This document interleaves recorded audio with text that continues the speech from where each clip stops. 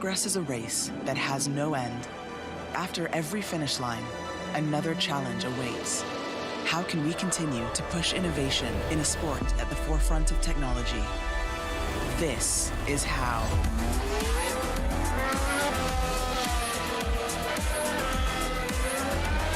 Discover how Aramco and the Aston Martin Formula One team aim to meet Formula One's sustainable fuel targets. Aramco, powered by How.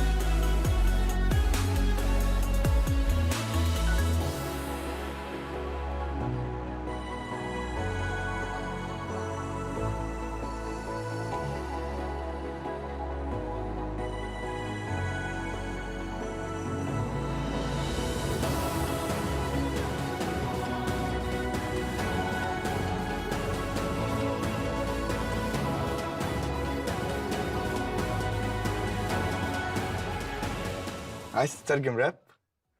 تعالى لي. ملوك الصين دي انا ملخصها في سطور، بس مين يقرا؟ فاهم؟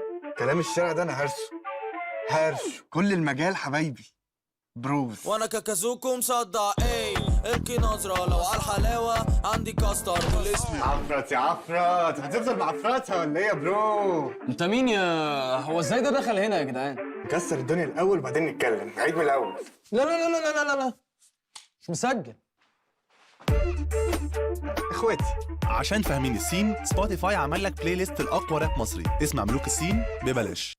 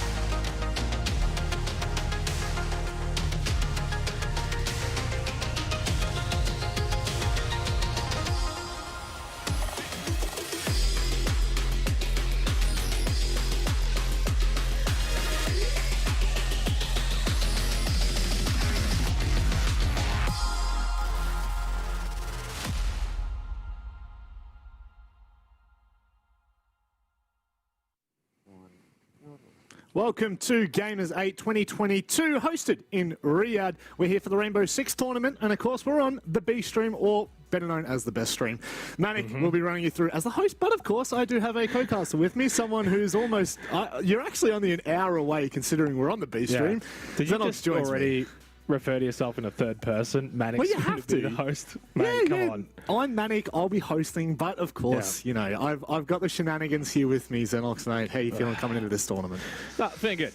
For those maybe sort of unaware, or obviously the APAC guys, we do a lot of the APAC South broadcasting stuff, so very excited for this particular tournament. It's not often we get to see, obviously, all of the North American, European teams, even LATAM as well. So excited for what is going to be an event that has so many stacked teams, stacked matchups, some first-time matchups as well, and maybe some revenge tours as well. Well, not only is it stacked teams, stacked players, but it's also a stacked calendar. Rocket League, Dota 2, Fortnite, PUBG Mobile, but more importantly, Rainbow.CEST. We're currently on the back end of this tournament into week 4. It's been pretty impressive so far, and for those of you that are unaware, this is a $15 million tournament across all 6 weeks. Wow. It's big money, Xenox. It's serious. What would you do for 15 mil? Yeah, a lot of things, but no, it's exciting because I think there's so many times that in regular tournaments, all these titles would be redacted, right? But we could talk about PUBG, we could talk about Fortnite, we could talk about Rocket League. So I find that very fascinating and cool. Obviously, I think that's PUBG Mobile that will be closing out. Correct. So it's awesome when you have essentially the best teams in the world all congregating, coming together and fighting it out. A lot of the times, especially in a lot of these titles, you have to wait maybe 1, maybe 2 times a year that you get to see it. So something a little bit extra. Another opportunity for these top teams to play on LAN as well is always a welcome one. It certainly is. There's actually a lot of players that have come to this LAN, and if you want to see a little bit more, kick back, relax, we've got a video to show you.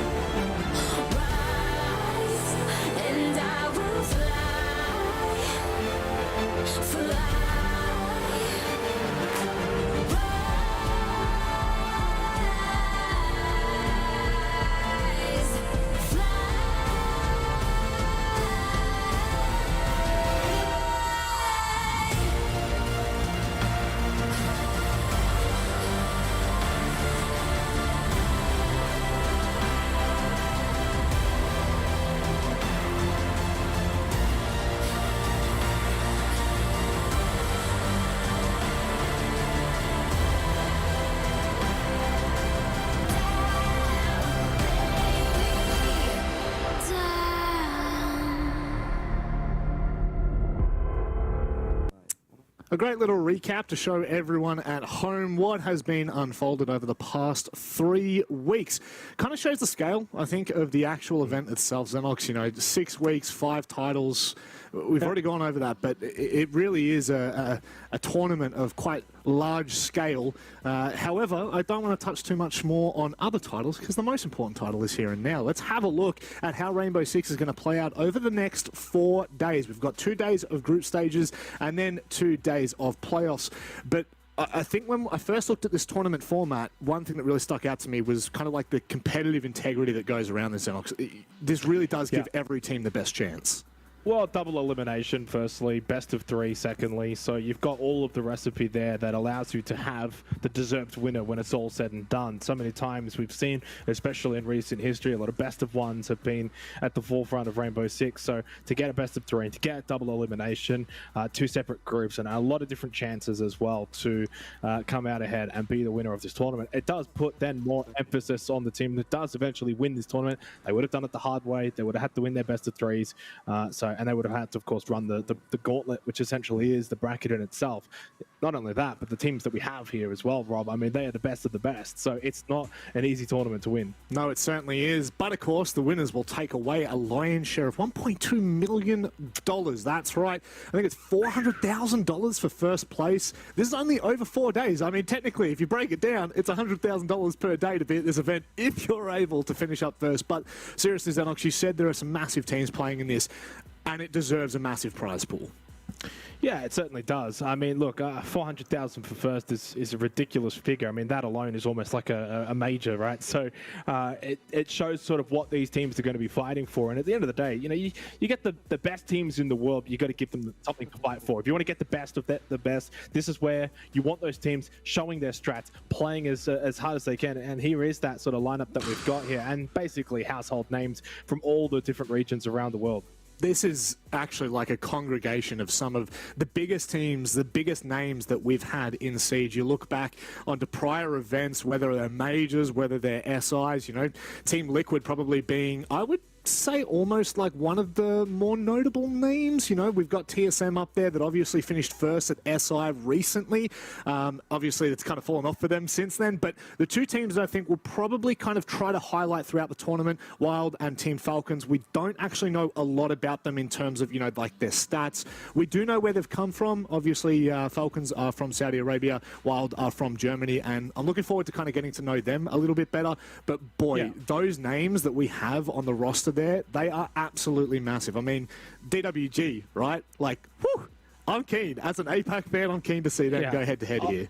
Obviously, we know what we're going to get from Damwon Gaming KIA being APAC representations ourselves. So I'm excited to obviously get another eye. It's been a little while since I've been able to cast some of these teams. I think it was maybe 6 Invitational in 2021. And obviously, you know, your BDSs, your Team Liquids, etc. It's obviously going to be a very intriguing tournament to see how it all plays out. As I said, there's some combination of teams here that haven't ever played each other, and then there's others that have had some history at majors, at SI. So I can't wait to see how it all stacks up. Well, this is how it stacks up, especially for Group A. Team Liquid will be taking on Wild up in the upper portion of the upper bracket, of course. DWG go against Space Station Gaming. Xenox, this will be a true testament for both of these teams who have had somewhat of a turbulent stage, I would say, so far in 2022. Yeah, obviously, Damwon's sort of topped their group once again. They've topped APAC North, whereas Space Station Gaming, it's been a bit of a downward spiral. So the other part of this as well, which is quite fun, but Xenox fun fact, both of these two teams were in the same group for the Sweden Major 2021 back in November. And Damwon Gaming actually won both of those maps, both on Clubhouse. So I can't wait to see sort of the rematch between those two teams. But yeah, Group B just as stacked. And honestly, the match I kind of have my eye on, and I'm so glad we're going to get to cast it, TSM versus MIBR. I can't believe that neither of these two have played each other ever at an elite level, at a major, at an SI, at least not in the last couple of years, not with this current MIBR roster. So that's one that I've got my eye on. North versus South, and then of course to close things out, we've got Team BDS taking on Team Falcons. The French versus the Germans, that's for sure. I'm keen to see how that one unfolds. I'm really keen to see, sorry, not the Germans, the Saudi Arabians. I'm keen to see how Saudi Arabia actually stack up here in this tournament, because right now, coming into this, Team Falcons have actually had a decent, I would say, kind of journey into this, especially considering we haven't seen a lot from Saudi Arabia.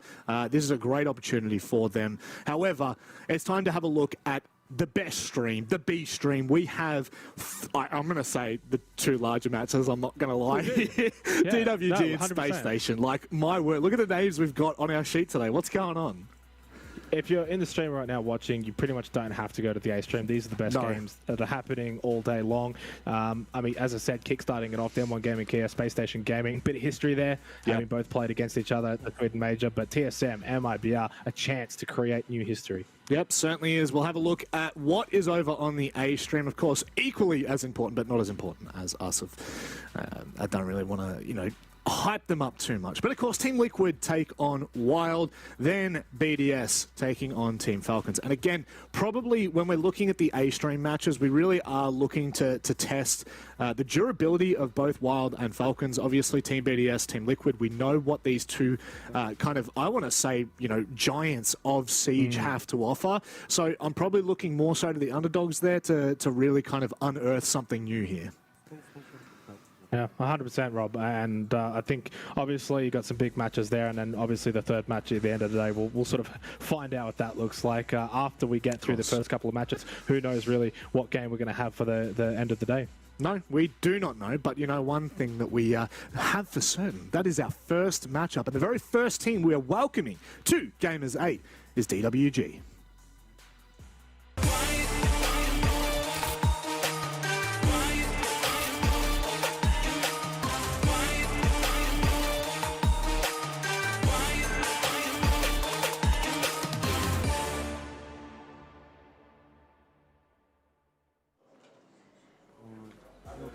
I baited you all. It's actually Space Station Gaming. My apologies.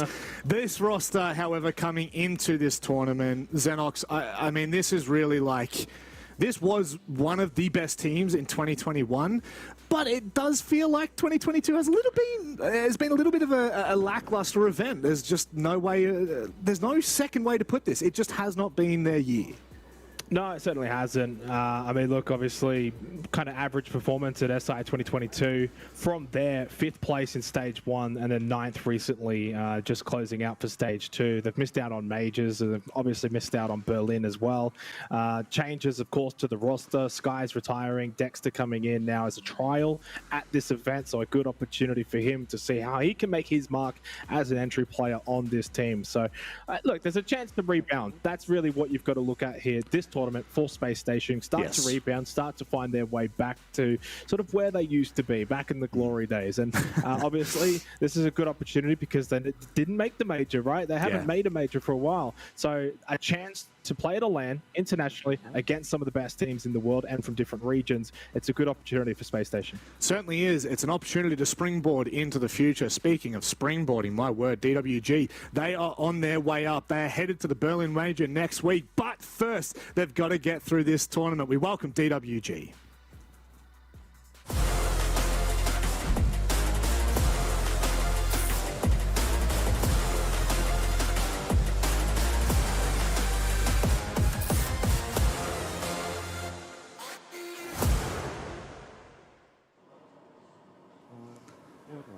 A team that has certainly made waves in the international scene. Unfortunately missing out on the Charlotte Major.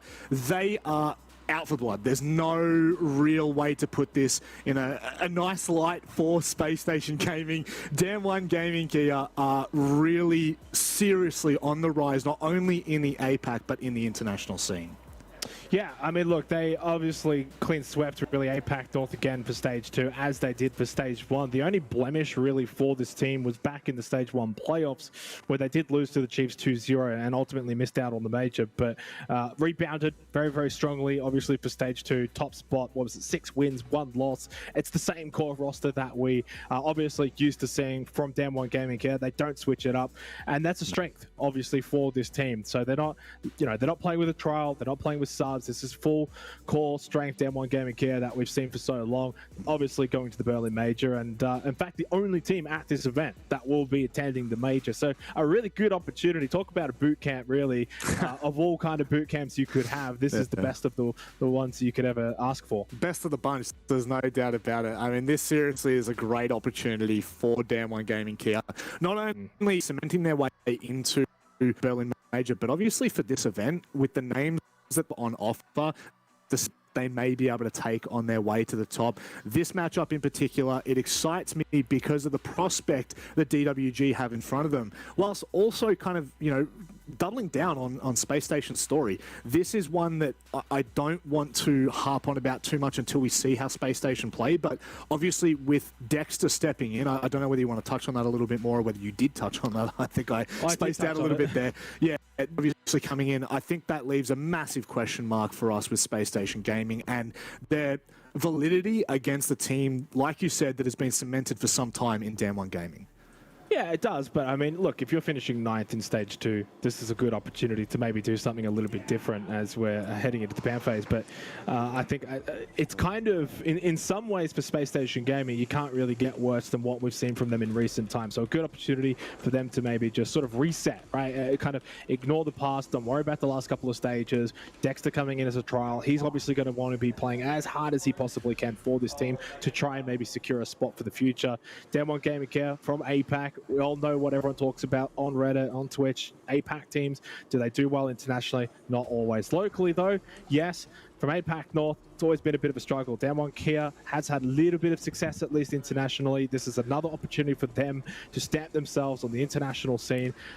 We are heading to Chalet as well, Rob, by the way, when we look at these bands who saw it in the top right corner.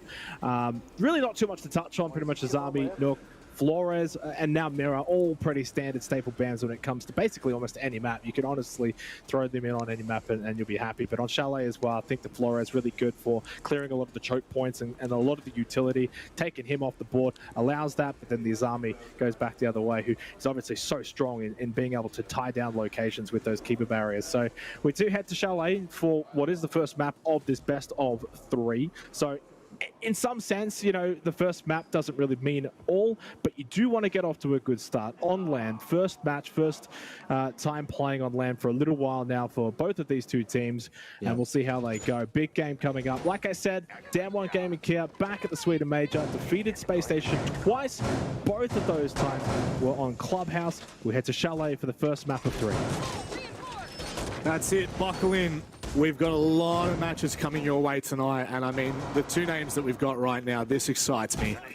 This really does send tingles down my spine when I think about the history, as you touched on. SSG obviously losing to, well, losing's a harsh way to put it, but they did. They straight out lost to DWG all those many moons ago now.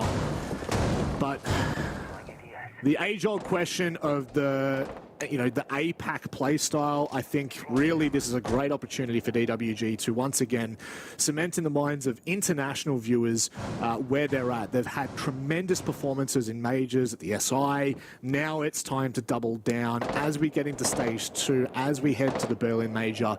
There is so much on the line for this roster, and already kickstarting its kitchen dining defense.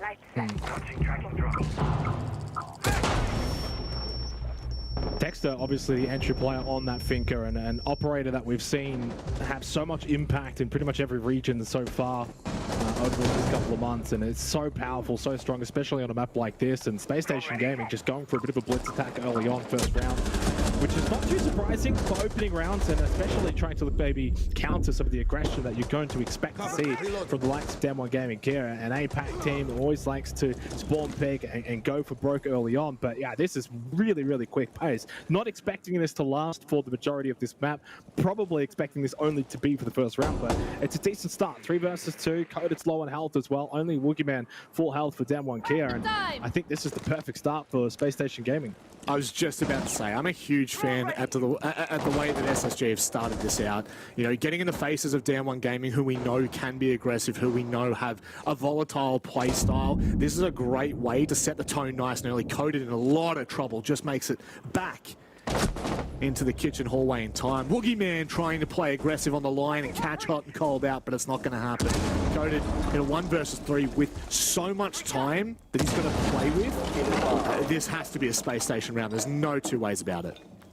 No, obviously Space Station's going to win this round, but can they do this every round? I don't think so. This is going to be a one play, and they went really deep into the blitz as well, beginning the line, the Finker, pretty much highlighting that blitz attack, and yeah, Hot finish it off. Good start though for Space Station Gaming. Anytime you go for a blitz attack like that, it's showing confidence. It's showing that they're here to play, that they want to dictate the tempo of this game, especially against a team like DWG Gaming KIA on a map like Chalet, where you probably need to be somewhat aggressive, can't just sit on site. Very good opening round. DWG Gaming KIA, they're not going to allow that to happen again though, surely not. So they go bar games, a bit more of a conventional defensive setup here, I think, for DWG, and I don't expect to see Space Station play that fast again. One and done, I think, get the opening round. Basically says they're here to play, but I think they'll slow it down a little bit. And you know, for me, the good sign to start out with for DWG, it was actually something really small. And I'm not going to go to touch on, you know, NAL, EUL playstyle, because I'm just not an expert on that region. But certainly in APAC, one thing that we have seen throughout the last 12 months is the use, I would say the sporadic use of Echo, bringing those yokais and playing aggressive. The push that was in toward Piano, I can't remember who it was. I'm pretty sure Woogieman was actually on the Echo itself. But just that support with the yokai in an advanced position, in an aggressive position, where for much of 2021 we looked at Echo as being kind of like an anchor site, you know, plant denial kind of operator. I feel like in APAC it's certainly changed up a little bit. Again, don't want to touch on EUL or NAL or anything like that, but certainly good signs for DWG Gaming. Even though SSG are in their face, they still have a response for it. Now it's about tidying things up here, and as you said, I don't think SSG are going to go for that aggressive play style anytime soon. No, I mean, look, you're going to run the Finker anyway, right? Like, that's got nothing to do with the blitz attack. The Ying is what I sort of look at as, I think, the foundations of... If you're bringing Lion, Ying, and Finker, you're probably going to go for some kind of quick take. But, yeah, Lion, Finker, this lineup that SSG's brought out for this particular round, it does not indicate that they're going to go quicker than obviously that opening round. Things will slow down. They'll look to clear out library, of course, try and get that top control, try and clear out top library stairs, the shield, for example, too, and then obviously look to sort of make their way through and clear out this defense of Down 1 Gaming KIA. So a more sophisticated, more methodical round coming up here in the second round, which you expect over the longevity of a best-of-3 series, more rounds will play out such as this than, say, that first opening round. Well, I mean, at this point in the last round, it was a 3 versus 1. Yeah, I think that's pretty much round over. Yeah, that's going to go to show the different pacing that we're going to have here. But I'm keen to see for DK how they hold down Rampy with a fantastic pick from double window there. And SSG instantly capitalize on the back of DWG losing a little bit of control. An opportunity here for them to close out and kickstart 2-0. This is massive. Yeah, a little bit surprising. I mean, on a Bar Games defense, to lose 2 players that early on is quite underwhelming, especially when you consider the top library stair shield is still up. The placement here for Woogieman with 3 gas babes available does kind of suggest that defensively they're still well equipped, but losing those 2 players now opens up library and opens up a different avenue for Space Station. Only a minute left, so obviously you don't want to waste too much more time, but they're so far ahead in this round, and Rampy finds the nade kill onto Woogieman. So that was top library stairs clearing the shield. That also got the smoke for free. Talk about 2 for 1 there with that nade, and Space Station making quick work of them. This might just be flawless. Not quite. Cat saying over towards Fireplace does get one onto hot and cold, but yeah, round's over. Well and truly. Well and truly. Cat saying, I mean, gives himself a bit of a breather there, finds a second, but from... Hang on a second. It's already come out. DWG, you don't want to mess with any of their individual players. Opportunities given, but squandered. Lovely shutdown from Rampy to close things out. Composure from SSG in the first 2 rounds. Yeah, 100% been the better team in the first 2 rounds. They are the team that's clearly come to play and dictating this match early on. It is Chalet though, Rob, right? It's attacker-sided for the most part, and it's going to be a map that rewards active attacking teams. If you're aggressive, if you're taking positions early, if you're getting those opening kills, that defense can really just start to fall apart. So not really too surprised with the way things are starting out here. Down 1 Gaming here as well, not a team that predominantly plays a lot of Chalet. It's something that they probably would be happy to play if necessary. Kind of look back to some of their recent games on it. They played Reject, won that 7-3 in APAC North locally as well in the Korean Open, 7-3 over Spear Gaming. So they have shown the ability to play on Chalet, but maybe not so much at the higher levels. You think back to the APAC playoffs in stage 1, and they got beaten pretty soundly by the Chiefs here. So that is one thing that is concerning. But at the same time, I mean, this is also not really a map that you see from Space Station, right? It's not in their repertoire either. So in some ways, to me, it's rather neutral. And since it's neutral, whichever team's going to be aggressive and set the pace early on, they're probably going to come out ahead. It's a pretty solid theory. Keen to see whether this concludes, you know, like for us, very much an attacking-sided map in APAC. Again, globally, not entirely sure whether it kind of follows suit. I know last year, it definitely didn't follow suit as much as it did in APAC. It was like 60% attacker-sided for all of us. Or down in the Australian realm, but at this point, I am convinced that SSG are very well prepared for this. I want to see what the response from Down 1 Gaming is, though. They have been a team in the past that have shown a hell of a lot of resilience. So I'm keen to see whether they're able to bounce back from this, whether this kind of hinders at least the first map. Of course, being a best of 3, there's long legs on this. So to start with, very impressed from SSG. And can they double down now is the big key factor. No one in DWG's face yet.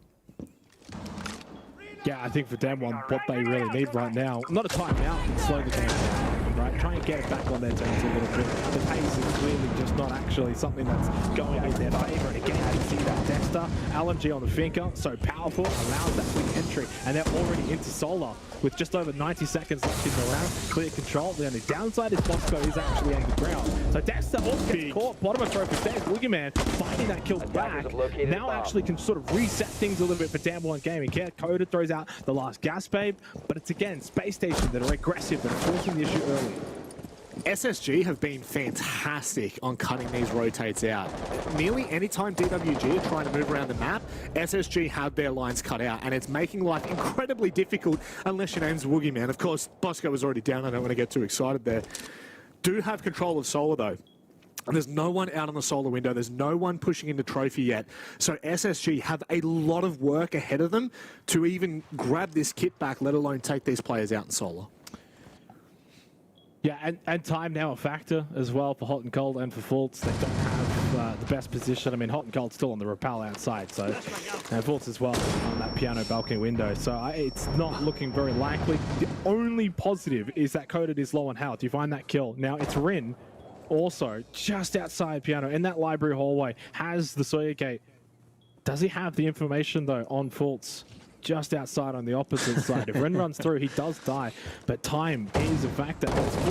He's the one that has to make the move. Instead, it's Rin. If that pushed forward, he swung. Oh, shot from Fultz. Coated down. It's only Woogieman who's already made a couple of big plays in this round in red time. No diffuser at hand. He takes the shot though onto Fultz. He's punished by Hot and Cold. Oh no! He just had to play for time, Rob. I don't want to be critical because that's not the kind of caster I am there, but Rin trying to make a move around piano and all the noise that is kind of going on with the gates there, Fultz takes full advantage of that. That is a round that SSG should never win. Kid is down in Solar. There is no pressure from Trophy. There's no pressure from Bathroom. You've got a player all the way deep in Closet. You've got one player watching the double window out on Bedroom. That shouldn't happen for DWG. This is a little bit concerning now. And this is around the point for me, Xenox, where I asked the question, when are we going to see that timeout? And how is that going to affect the flow of this game? Because I'll be completely honest, that is not a fantastic start from DWG. Yeah, full credit to Fultz though. I mean, just 100% impeccable solo play to essentially put Hot and Cold in a position to win that round for them. Do have to question Woogieman a little bit, but yeah, incredible solo play. And so far, Space Station Gaming have actually looked pretty incredible. I mean, Damwon Gaming KIA are no pushovers. 5 seconds left. They're the top team in APAC North for 2 stages running. They're going to the Berlin Major. They need to be playing well here. The money's on the line. The form that they also need to bring into the Major is another factor.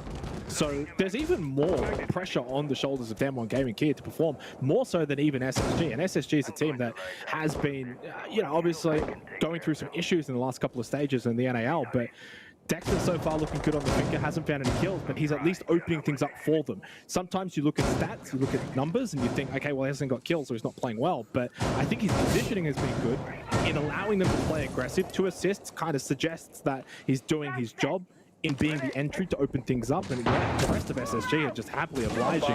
And now they go once again. Fultz now as well on the Amaru. Now does get caught by Woogieman, who has so far been the solace, the saving grace for Damwon Gaming KIA. But again, quick aggression from SSG has been the tempo that they have been setting in this match. It's been squandered though this time around. However, they're still finding their way back into this. I mean, the nades have been impeccable from SSG.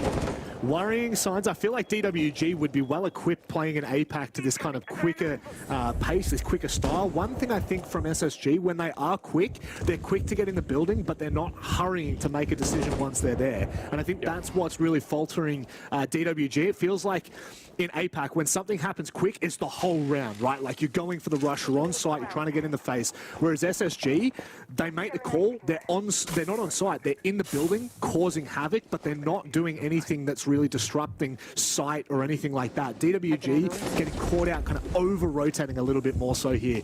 Big chance for SSG to go 4-0 on the trot.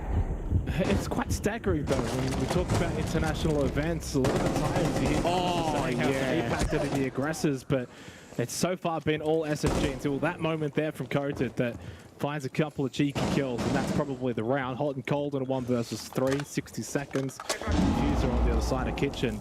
So really, besides that little blemish, it's just been all SSG.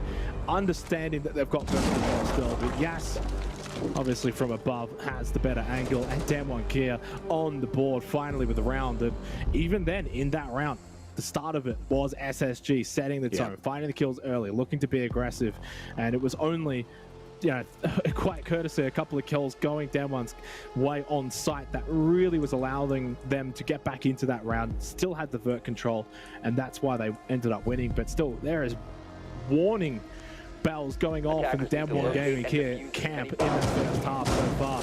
2 more rounds to go, and they probably need at least 1 more round. Otherwise, SSG looking like they may make this series quick. Yeah, the heroics there from Coded, that's absolutely massive. I didn't actually see where that was. I was actually looking at the vetoes, which I want to touch on really quickly. Chalet picked by DWG Gaming, so this is a really big map to kickstart. Chalet really should be dominated by DWG. I think pass mark here in the first half has to be 4-2. I don't think that they can afford to go 5-1 down. I do back their attacking when we swap halves. Regardless, as we move across to the second map, we're going to Theme Park.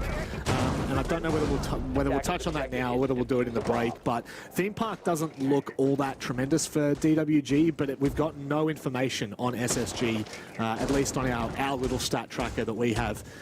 And rounding out the map, it finishes on Bank. So, you know, Chalet, Theme Park, Bank. If DWG cannot get a grip on this half, I am really concerned for this best of 3. Yeah, well, Bank and Theme Park, 2 maps that you see quite a bit of in the North American League, and Theme Park rather defensive side. I think about 58% defender win rate over in the NAL, so something to keep in mind.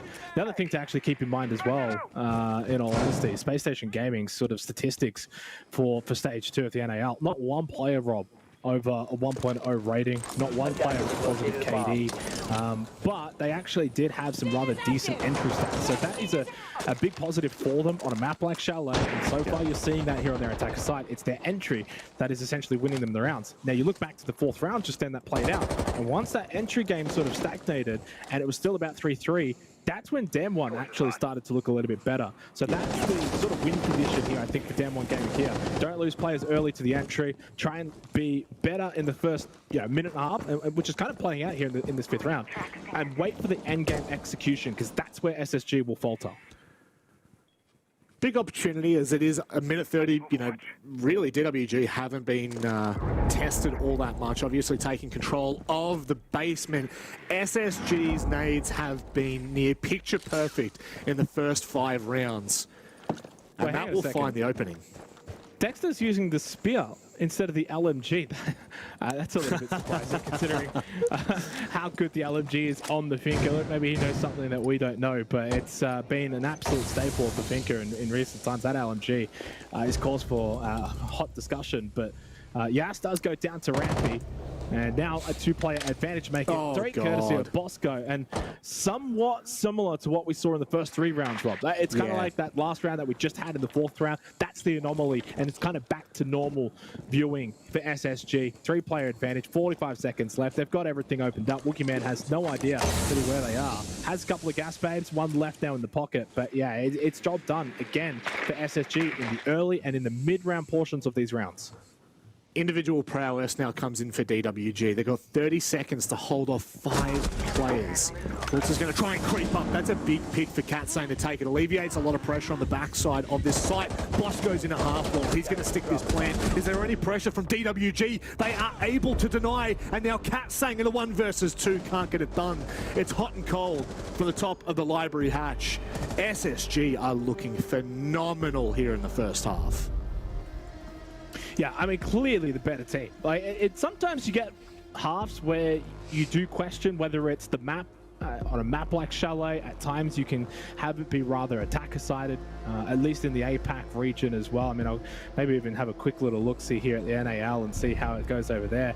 And yeah, 33% defensive win rate. So again, emphasizing how strong this map is. And I think you're seeing that right now with SSG. We think back home in APAC that we have the aggression, that teams would love to go to Chalet. SSG is like, no, this is really attacker-sided in North America, and we're very competent at it, clearly. And they've shown that this first half.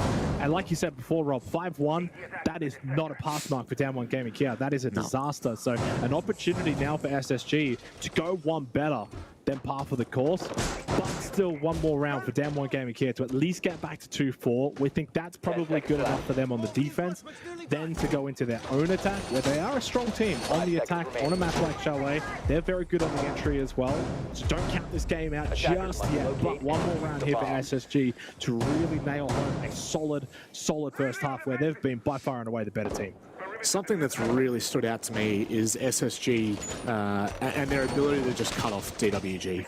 Every single time we see in the mid-round players rotating from DWG, it feels like SSG have cornered them and cut them off on rotates. And that seems to be a blaringly dangerous issue for DWG at this point on their defense. When we move to attack, that kind of it negates, you're not as much on the back foot there, but certainly really impressed with where SSG are at. Surely they're not going to go for a little cheeky push in here. Where are DWG players actually posed? There's one towards Solar. I just feel like DWG aren't prepared for much of this. Yeah, which is quite surprising in some ways. They've got to be obviously prepared. You've chosen this map. It's a map that is also very prevalent in the APAC region, so Very. It's a little bit surprising, I will say. Not from SSG's side. I think you probably expect them to then obviously come out, showcase that they've still got it. Dexter's, the trial, and they're going to want to be aggressive from the onset. It's clear that they've played into that, but I'm surprised by the defense of Damwon Gaming KIA. They have just not been able to stand up to SSG whatsoever. And again, it's another round. I think that's now 5 out of 6 rounds. An opening kill has gone the way of SSG. Not too surprising, attack side of Chalet, but still, it's just highlighting that they are so far in the better team. It's not even funny. So concerns here from Damwon Gaming KIA. Leaps and bounds, they say. Xenox leaps and bounds. Bosco at the moment, he's got control of an incredibly important position. Hot and Cold has gone down. Katsang swings, and that's an unreal pick. Fultz does trade back. With a minute left, things are starting to heat up a little bit more now, but I feel like SSG have actually taken a fair bit of control here away from DWG, and they've really got to be careful how they approach this side on the retake. Oh, walking in though, finds a big kill into Fultz. Now, Katsang almost lost his life there, pushing into bedroom. Dexter back onto the LMG. No kills just yet, but he's got Rampy, who's got 10. And honestly, at this point, you might be playing the Finker, you might be the entry player, but right now you're the support for Rampy. Get that adrenal surge going, get him a little bit of that armor. 35 seconds left, +1 advantage for Damwon Gaming KIA. Must win round. If they lose this round from this situation, I don't see them winning the map at all. And Yas finds the big kill onto Rampy. Kid's down in a really awkward position, so this is always going to be a tough ask. If Dexter can find this kill, you maybe start to believe a little bit, but Yas swings the second that pick goes down. 4-2 half here. DWG are not out, not by any means. No, they had to win that round. They had to win that round. It was a round they should have put a large emphasis on winning. 2-4 suddenly now kind of negates a lot of that power play that we saw from SSG in basically 4 out of 6 rounds.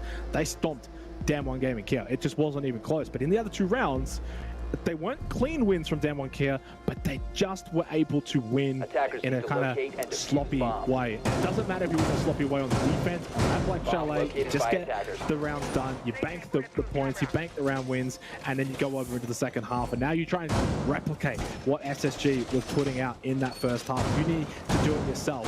And I think they've got what it takes to do that, especially considering APAC aggression always goes hand in hand with a map like Chalet, which for me almost feels like the home of APAC at times in the way that it sort of plays.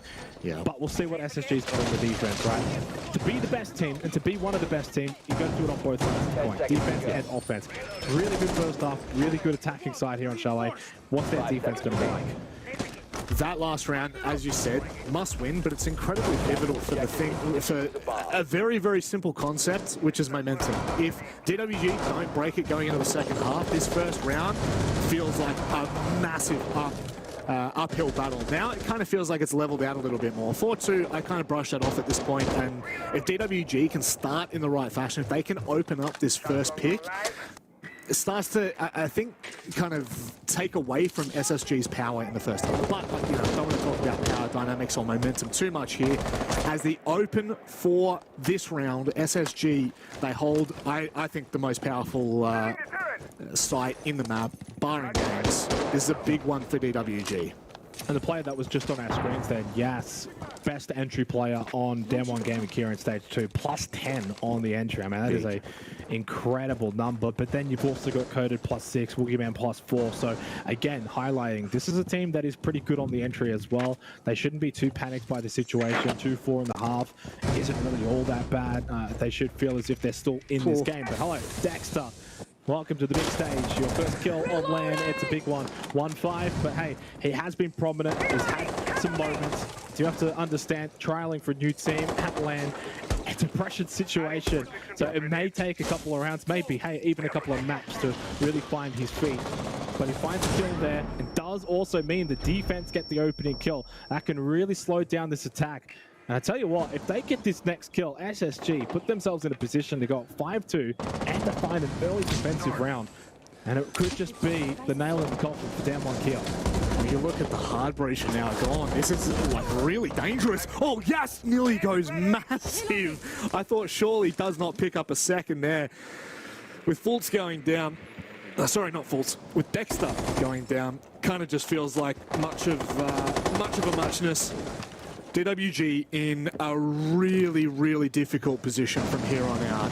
As long as SSG don't overextend, don't give too much into the hands of DWG, they're going to have an incredibly difficult time even getting into the building, let alone winning the rounds. Yeah, and they haven't even cleared out top library. You've still got full defensive setup here for SSG. I mean, Sawyer Gates is still in as well. Woogieman has no utility to clear that, but KIA.CEST goes in. They find the kill onto Fultz. That does give them vert control now, but only 33 seconds left. And KIA.CEST with that diffuser has to be the player that gets that plant down. Otherwise, it all comes undone. Bosco has the gas babe, SMG 11, but Rin makes their way into Mudroom. Other than that, though, DWG's still very split. KIA.CEST's going to go for the drop, and if anyone's watching that hatch, it should be an easy win for SSG. I feel like Rin could unravel this round if he can get into a good position. KIA.CEST still worried about a flank coming up the top stairs. Hot and cold just needs to stay alive here. 5 seconds left. KIA.CEST trying to get his way into the building. Woogieman trying to hold on, but he goes down. Rin too. And it doesn't matter what KIA.CEST does from here. SSG start out with a massive defensive round in the second half. What's DWG doing, though? I mean, there's no time left. You're still making your way down the mezzanine stairs with diffuser in hand, and there's like 5 seconds left on the clock. I mean, I understand Bosco, I mean, he's just sitting inside a bar stock for free, but I mean, hello, that's a win condition there. The SSG, that DWG has not dealt with, going down to the final 20 seconds on bar games. It's such a powerful position, and DWG KIA have just really fallen asleep at the wheel at the conclusion of that round. Full credit to SSG, still had good positioning. They didn't really have to do a whole lot. In fairness, you're just holding your angles and you're holding those last round defensive positions, but you do have to question DWG KIA. It's almost like they just didn't want to go forward. They were just stuck in mud. Well, one player was, for damn sure. I do feel like this is a really pivotal moment for DWG in this best of 3. They are down real bad. I don't mean to use, young kid sayings, but honestly, they're really in a tight position here. The decision to try and clear out library clearly did not work from DWG. They weren't even putting any emphasis whatsoever on the solo clear, which is fine. You don't have to clear from the north side of the map across, but certainly when you're struggling to get into library, when you're struggling to find a pick, you probably need to look at a different avenue. And for me right now, that's a big start. That right there, I know it seems so small, but to take out Rampy this early on in the round, it gives DWG some room to breathe. It gives them a moment to kind of reset here and go, okay, we're already in the round, now we just have to find our way into the building. Yeah, Rampy 10-5 prior to that death, and obviously having a very, very good game so far here on Chalet, especially in the Oryx as well. on the defense and just run around and be an absolute menace, but also just getting that opening kill for Damwon KIA.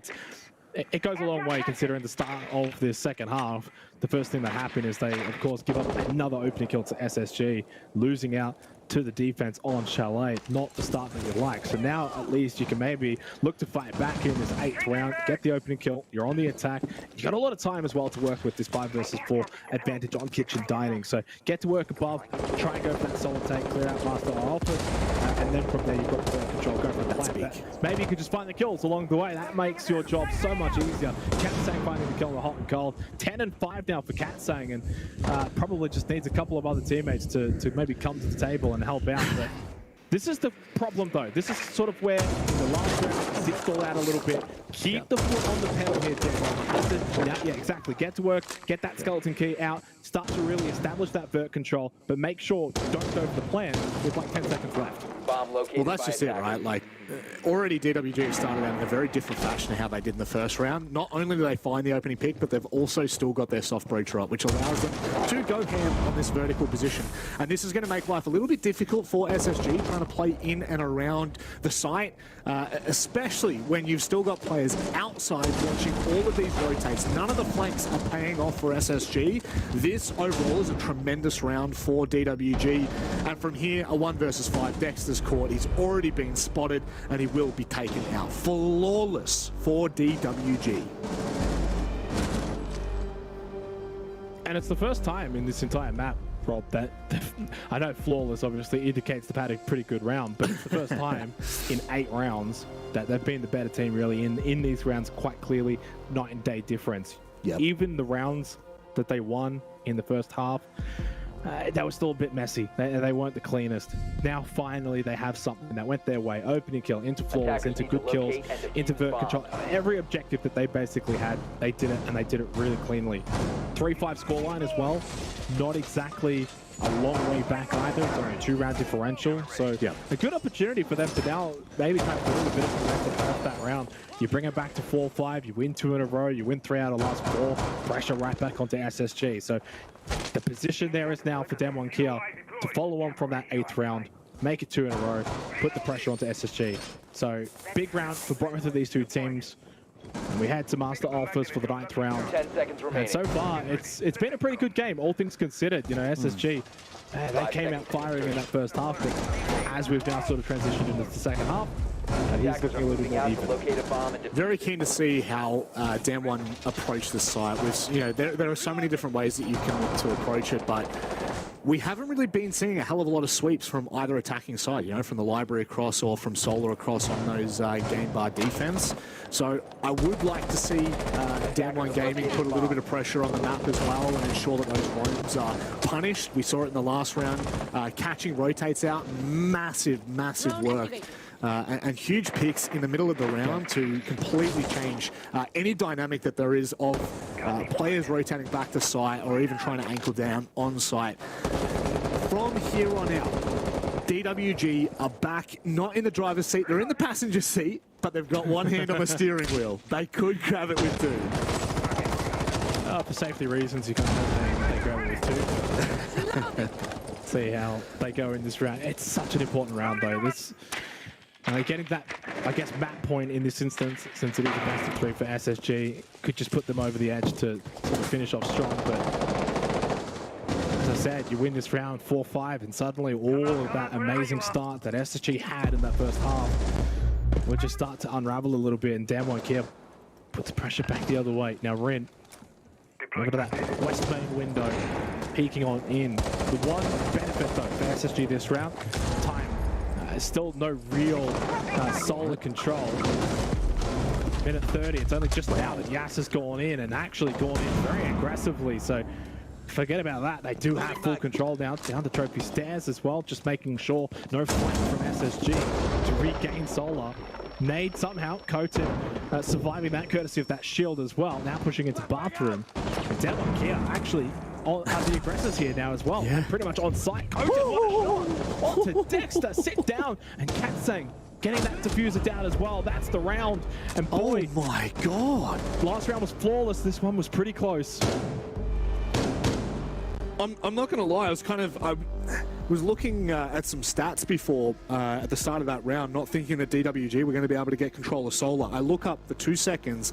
They've got a player in bathroom. They've got one pushing the main door of bedroom. This is tremendous work from DWG. From where they were to where they are now, this is why we always talk about the tale of two halves. This is why you don't count a team out until we get into that second half, until we see the validity of both sides of the coin. And we're seeing it on full display right now. This is a DWG timeout, though, which I find really curious. After, I want to say, almost dominating that round, obliterating SSG off the map, they're going to take the time, reset a little bit here, and talk about what's next.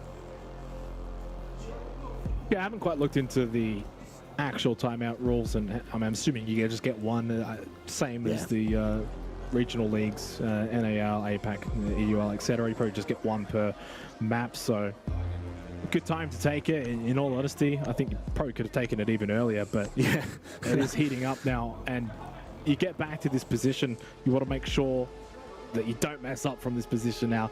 Pressure's on SSG, in all honesty, though. So you look at the last 4 rounds, 3 out of 4 to Damwon Gaming KIA. Now, that first one that they got to close in the second half, it wasn't very indicative of a team making a comeback, but it adds up. It's still a round that goes to the tally. These last 2 rounds basically flawless and starting to look like the better team. And what has obviously turned out to be a very, very attacker-sided Chalet. So far, 9 rounds played, well, only 3 defensive round wins, 6 to the attackers. That does not spell good news if you're an SSG fan going into the back half of this second half.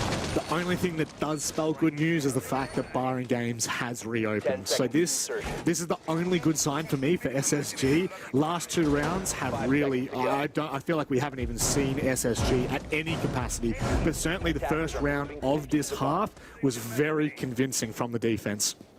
Whether it's going to remain that way, this is the big tale for me.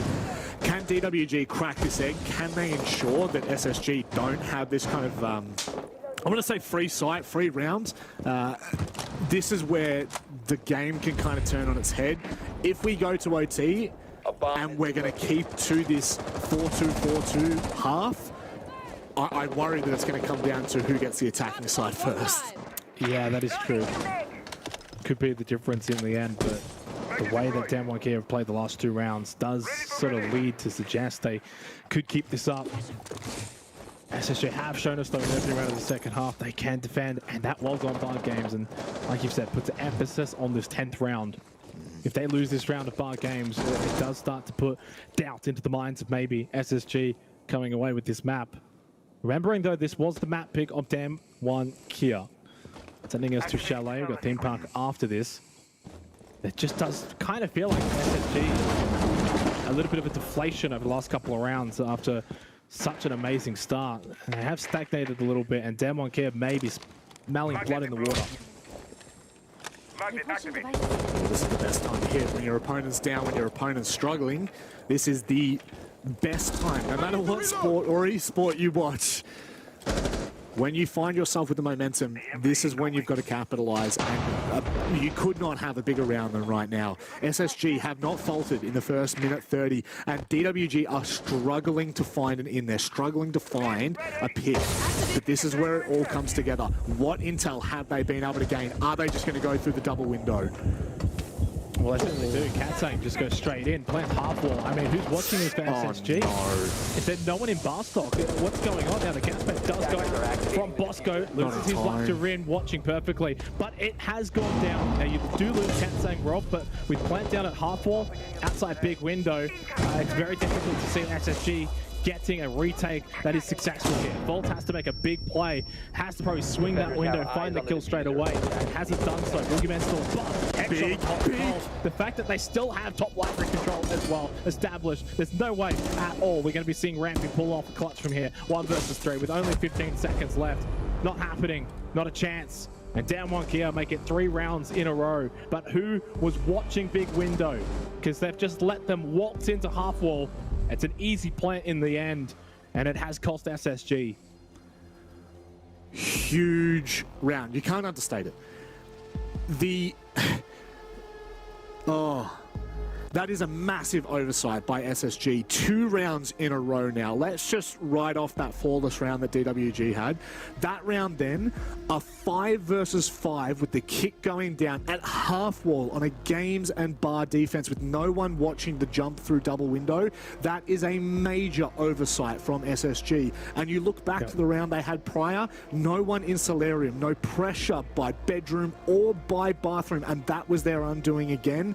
This is not looking good. DWG's intel game in the first minute 30 of these rounds have, I want to say, have set them up to knock this game out of the park. SSG is scrambling. They take their time out. This is their moment to breathe, and this is their moment to make a comeback. They were 4-1 up.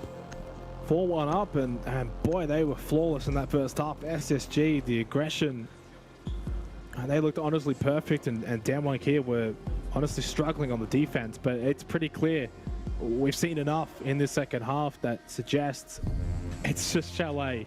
Yeah. Attacker-sided Chalet at its core. Both teams struggling on the defense, but looking so good on the attack. But now it's 5-5. 2 rounds to go in this half. Do we head to overtime? Or can DWG KIA honestly pull out the 7-5 victory? Because that seems like the 2 options for me. Well, I don't see a world in which SSG win 2 defensive rounds in a row. I don't see it happening. No. I think the fact that they haven't gone back to barring games tells me that they are not confident in whatever went wrong in that round. They're not confident that they can fix that. And you know, for a simple mind like me that says it's just the double window watch, you know, watching someone make their way into half water plant, it is never that simple, especially in a game at this level on land with these kind of teams.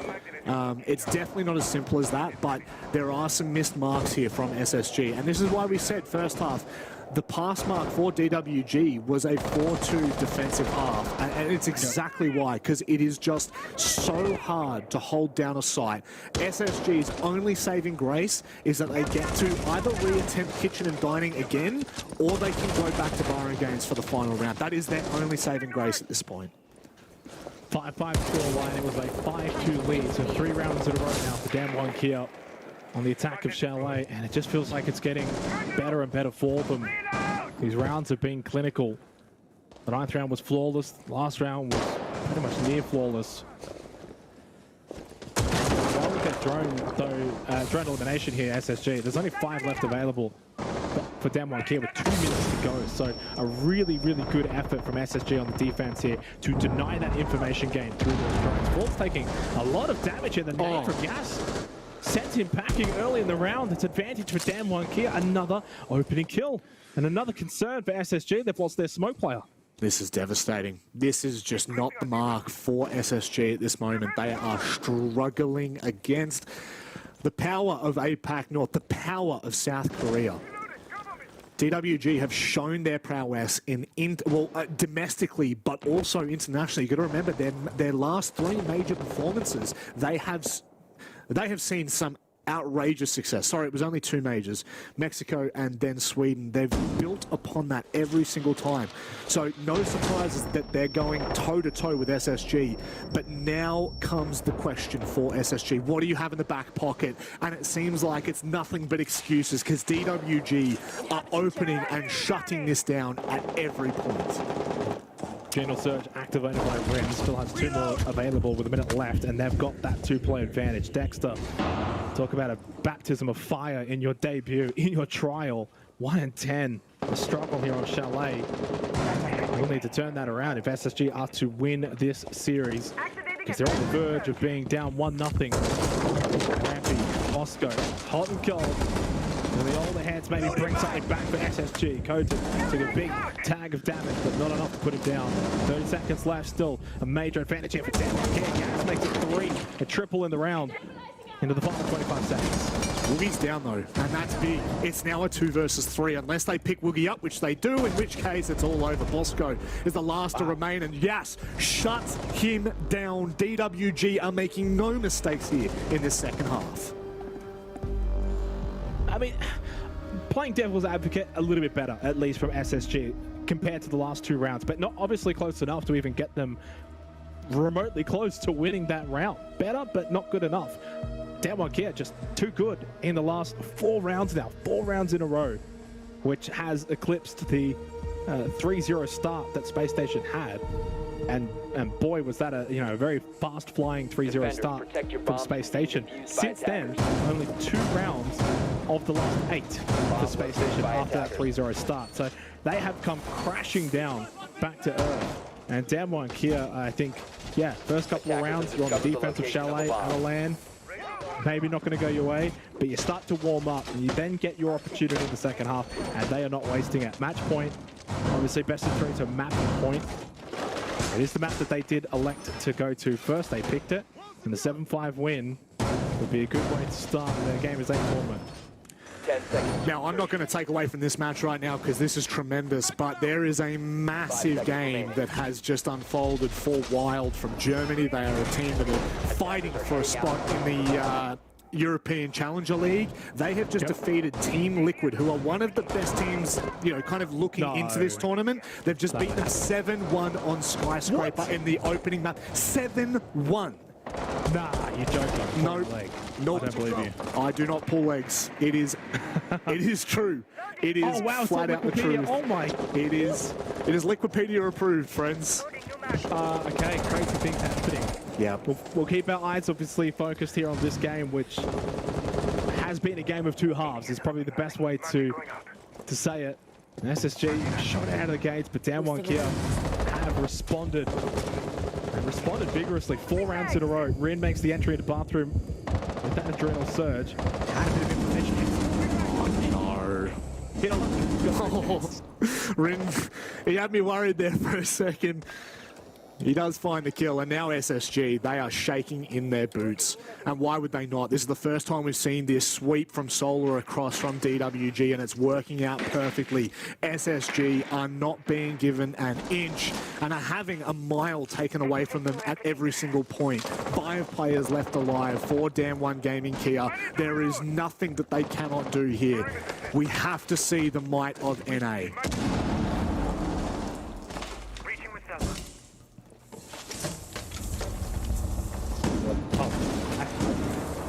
Oh, sorry. Minute and a half. Waiting. And yeah, look, it's not looking good. In a way that essentially the last couple of rounds in a nutshell, deja vu form. Again, opening kill for DWG KIA. Again, just sort of dwindling the defense. Oh, God. Dexter can't win that fight. Fultz does get one back onto Kota, but they are falling 1 by 1 here. Yas gets the kill onto Fultz. No surprise, they had the intel on him. And yeah, it's falling apart for SSG here on Chalet. If this ends up going in the way that it is the trend, it will only be 3 defensive rounds in 12 on Chalet to open up our match here on the B stream. And it looks like it's going to be SSG. They are scrambling to find a trade. They are trying their hardest to find an opening. But I'm telling you right now, DWG are locking in. 30 seconds left, 2 versus 4. What can you pull out of the Rabbit's hat? Maybe something. Rampy fighting that kill onto Woogieman, and with Bosco still inside a bar stock, I mean, it's a pretty good position to hold. You don't have any more gas babes, though. And time factor now as well. DWG KIA, Bosco, the SMG-11, right to the face of Ren. But Katsang takes out Rampy. They know where the last player is. It's the bar stock player. And it's a DWG KIA onslaught in the second half.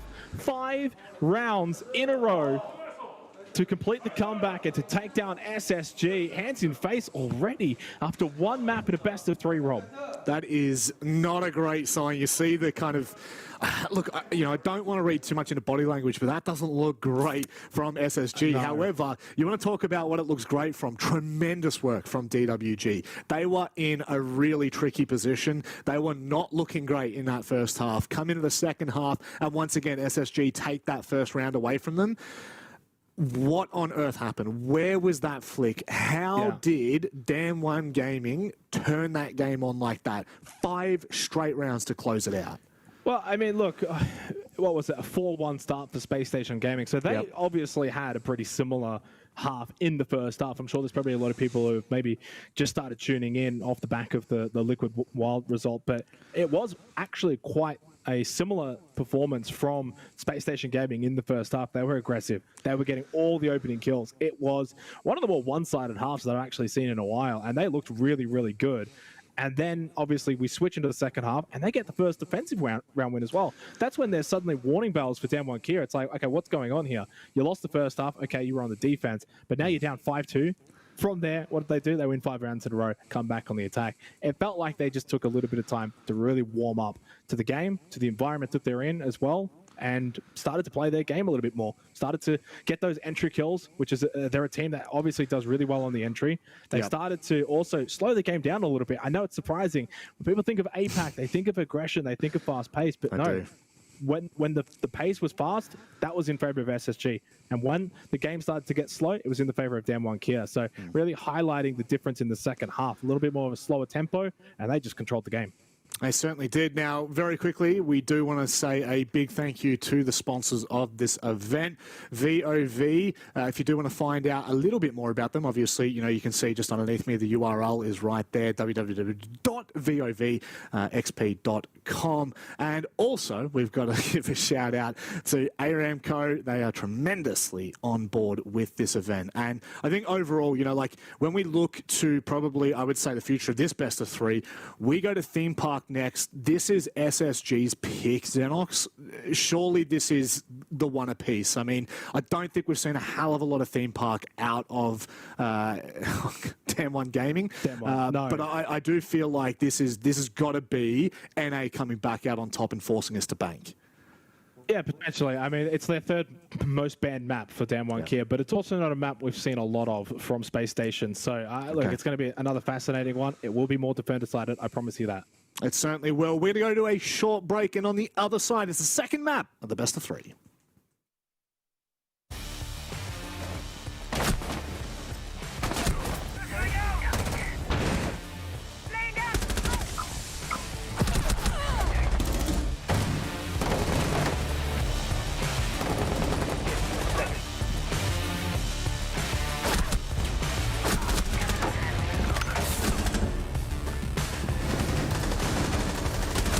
Bomb diffuser has been dropped.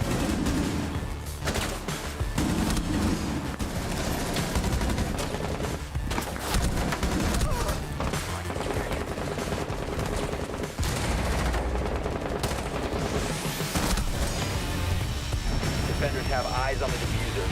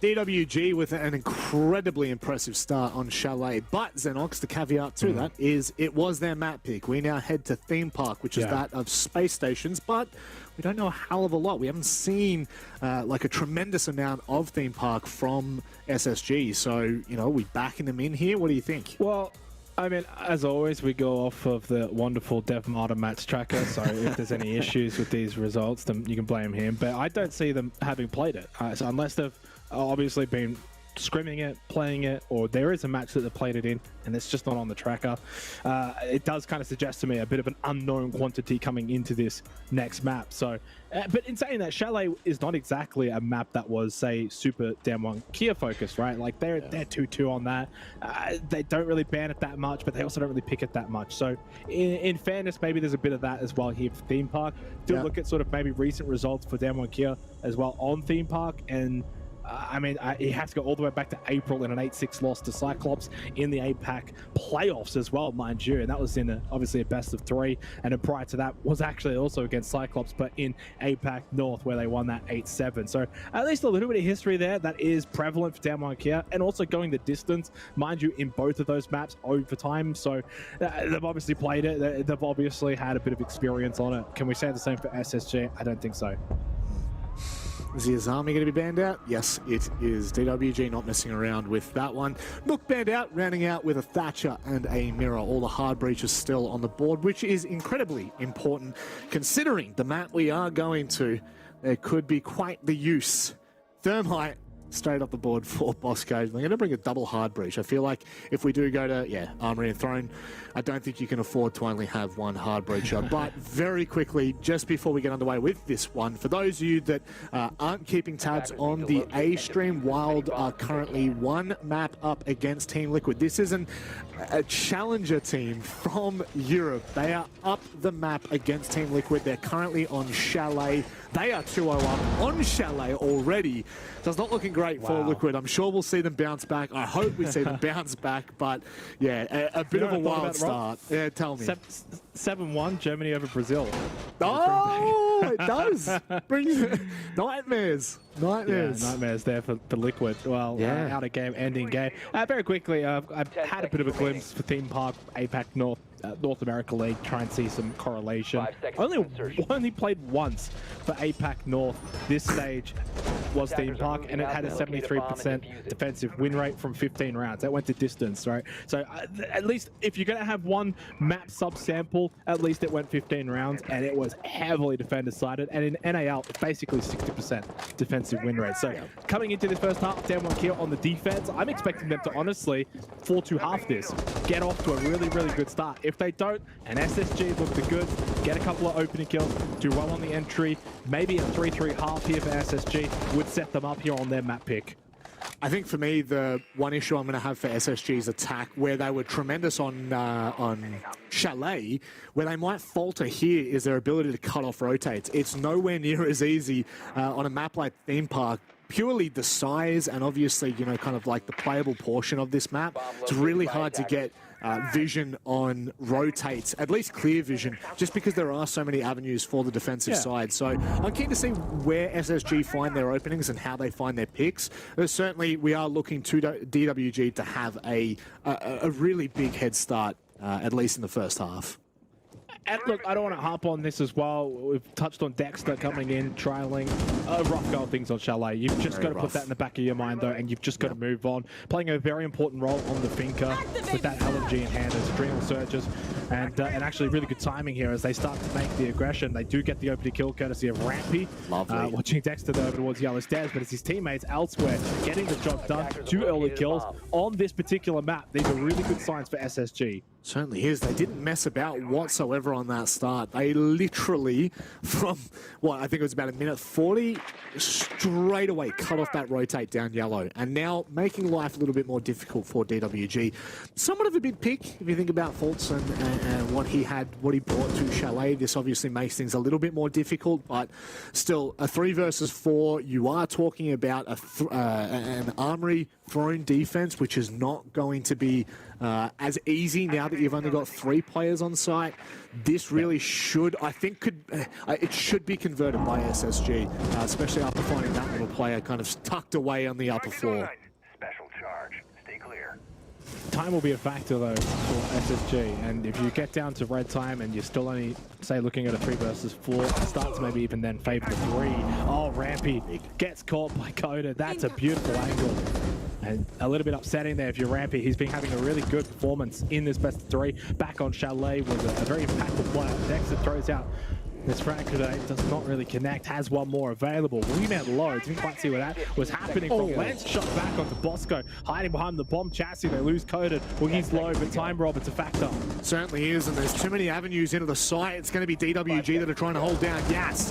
The last player left, he's on a retake. He might be able to line both players up. The kit's down. It is round over. Dexter cannot clutch up. DWG with a huge start here on Theme Park. Oh, that's rough. That's rough. SSG did basically everything perfect in the middle portion of that round, but as time started to dwindle towards the execution phase, just started losing some players. Full credits Coded on that hat shot from down below, getting rid of Rampy. I think if he doesn't find that kill, SSG go on and win the round. So, it's a rough one. It's a rough one, especially on a map like this where you're not going to get too many opportunities, Rob, to find an attacking round win. That one was there to grasp for SSG, and DWG KIA have somehow stolen victory from the jaws of defeat. It is a huge clutch. There's no two ways about it. Really, really nice start from Yas, but overall, I think DWG's composure, more so from Coded in the middle to late portion of that round, finding 2 picks was absolutely pivotal. That really threw a spanner in the works for SSG, and from there, holding down that site. Even though Woogieman dies, really does hold all of those players back from kind of forcing their way into Armory. Now we focus on the attack. I really do need to see something from SSG. We move away from Throne and Armory, which I feel like is, I want to say is the most contested site, just because it is the most played site in most regions. It's the most defender-sided as well. By a country mile. By a country mile, yeah. Yeah, and it's just the thing for Throw, there's just, it's too much to do. It's just too much to do. That's the thing. That's why it would have been the absolute dream start for SSG to come in and take an attacking round win on Throne Armory. Would have been such a kickstart for them, but no, they fell short at the final hurdle. And we'll see if they can respond though in the second round. It's all about making sure you're being a team that's contesting in these rounds. They can't be flawless. They can't be clean sweeps. You cannot allow DWG KIA to be getting opening kills, forcing you on the back foot early. Kind of like the start of that opening round, Rob. Get those opening kills, put the pressure onto DWG KIA. The rounds will come. The Flora is being left in favor of the Thatcher for the ban phase. It'll be the first time we see it in this series, so it will have a lot of use on this map. It doesn't really look like DWG are going to double down with, you know, things like deployable shields. At least they've got one, so make life a little bit easier there. The other utility I feel like isn't going to have much use for the Floras, but regardless, it's always good to bring. And now Hot and Cold needs to be careful. Into initiation, he's got 2 players he's going to have to deal with, and Rin gets on a bit of a heater, could end up popping off, but this is a really solid start. I am favoring SSG's attack, so I'm quite happy with the way that they've started out here. Very convincing for such a defender-sided map. It's funny you say that. Ren had a bit of a poor performance on Chalet, but it's a player that obviously does very, very well with DWG KIA. Plus 18 KD, only Gas and Woogieman have higher KDs in stage 2 of APAC North for DWG KIA. Really felt like the Katsang show actually on Chalet. But a minute left and it's still 5 versus 5, so not really playing into much of an advantage for SSG. Fultz taking a little bit of damage as well, still has 3 Roteros, but where's this entry coming from? Where are they getting this opening kill? And they don't find it. It's Coated that gets rid of Dexter, who is just not having the best of starts here. Trialing out for SSG, but a nice kill for Hot Colt into initiation. Can he find a second? Not quite, but he hasn't lost his life just yet. Big thing here is he can cut off Coded, and I think there's a player all the way back by Volt. No, he doesn't stick back into initiation. I suppose when you look at the HP department, it's probably a good idea. Katsang with a kill on the Rampy, and things are heating up here. It's not looking all that fantastic, but for that second pick from Hot and Cold, going massive here. Fultz cutting off a rotate yet again. Boogeyman does find a kill with the smoke babe. 2v2 with 20 seconds left. SSG have to find their in. They've been able to do so. Yas finds faults in the quick response. And now a 1v1. Bosco is going to try and bait out with that plant. But Yas is playing this perfectly. Oh, he's still baiting it. Yas, he's sitting back and waiting for Bosco to push out the door. Hook, line, and sinker. DWG are winning these ones. I mean, he's just completely played him there, right? He makes the sound cue and the run through, expecting him to then swing the door instead of go for the plant, and he's played that perfectly. As you said, hook, line, and sinker. Should have stuck the plant, should have just stayed on it, and then whatever happened, happened. But, I mean, look, that is such an amazing individual play. Crunch time, red time, really well done. And it's 2 rounds in a row now, Rob, where DWG KIA have not won in a clean fashion on the defensive side of Theme Park, but they've still come out ahead anyway and got the rounds. 2 rounds where SSG could have got off to the dream start. 2 rounds where it's DWG KIA that come away with the chocolates. And look, it's at some point you also kind of expect M1 to start winning a couple of defensive rounds in a cleaner fashion, you know, finding opening kills and being getting up, say, 5 versus 3 and really hampering the attacking nature of SSG, which in all honesty in this series, if you look at it as a whole, has been a forefront strength of SSG. Their attacking power has actually looked very, very good, despite Dexter struggling on the entry and on a role like Finka. They're still doing well overall on the attacking side. We saw that in Chalet, which obviously favors attackers, and even on a map like Theme Park, where it favors defenders, they've still been in these rounds, probably greater than you would ever really see attackers. So they just haven't got the reward yet. No, but, you know, there's only one player standing in their way at the moment. That's Yas. Yas has gone 2 back-to-back 2v1s. So, granted, it's probably the time that's really playing the biggest factor for SSG. Yep. The fact that, yes, DWG Gaming are coming away with these rounds, but it's on the back of these 2 versus 1 situations. Yas has been absolutely massive. And now the opportunity to shut them down. I feel really bad for SSG, but like you said, there are a lot of positive takeaways here. This might be one. It's a full rush. They got the Ying, they've got the Amaru, Finka, and Lion, and it's DWG KIA that lose that opening player. This is a great opportunity for SSG. They got the early kill onto Rin. You've got the full rush strat as well, but it has kind of stalled out a little bit over towards that arcade entrance. Not really much more to have Yellow Stairs control, but all things considered, just 1 kill. And Hot and Cold actually not even close. He's still over like near spawn. So, I mean, I don't know that. I honestly thought that I look at that lineup, I hear the EU one down, I'm like, it's a full rush. No, it's almost like a baited rush, but they found the kill. See, this is what we saw in Chalet as well. There were 2 rounds on SSG attacks where it kind of seemed like it was going to be a full-blown rush, but all that utility is flushed out just to get in the building. And on both occasions for DWG, they overreacted. They tried to make a play, and SSG were waiting for that. And the same thing happens here with Rin going down now, opens the round up for SSG. Again, want to highlight how well they're playing on the attack, even regardless of this scoreline right now. Coda just taking a nade to the face there, takes a bit of damage, throws out some gas babes in response. But again, the middle sector of this round is not looking very good for SSG. It's slow, not really gaining a whole lot. It's still pretty much Yellow Stairs control. Okay, maybe you get to work in the cafe up above, but there's only 55 seconds left. This is something they should have been doing 30 seconds ago. Yeah, this is where time once again is going to come down to the wire, and it well and truly will be the 6th defender. It's going to be an issue for them if they do not find their way in. But that yellow ping Bosco pulls off at the angle as Woogie almost gives up the free kill. But there we go, Dexter starting to hit a bit of a flow here. Hot and Cold shutting down. Cat saying, fantastic round from SSG. They've had 2 rounds leading in where they looked good. This time they looked phenomenal.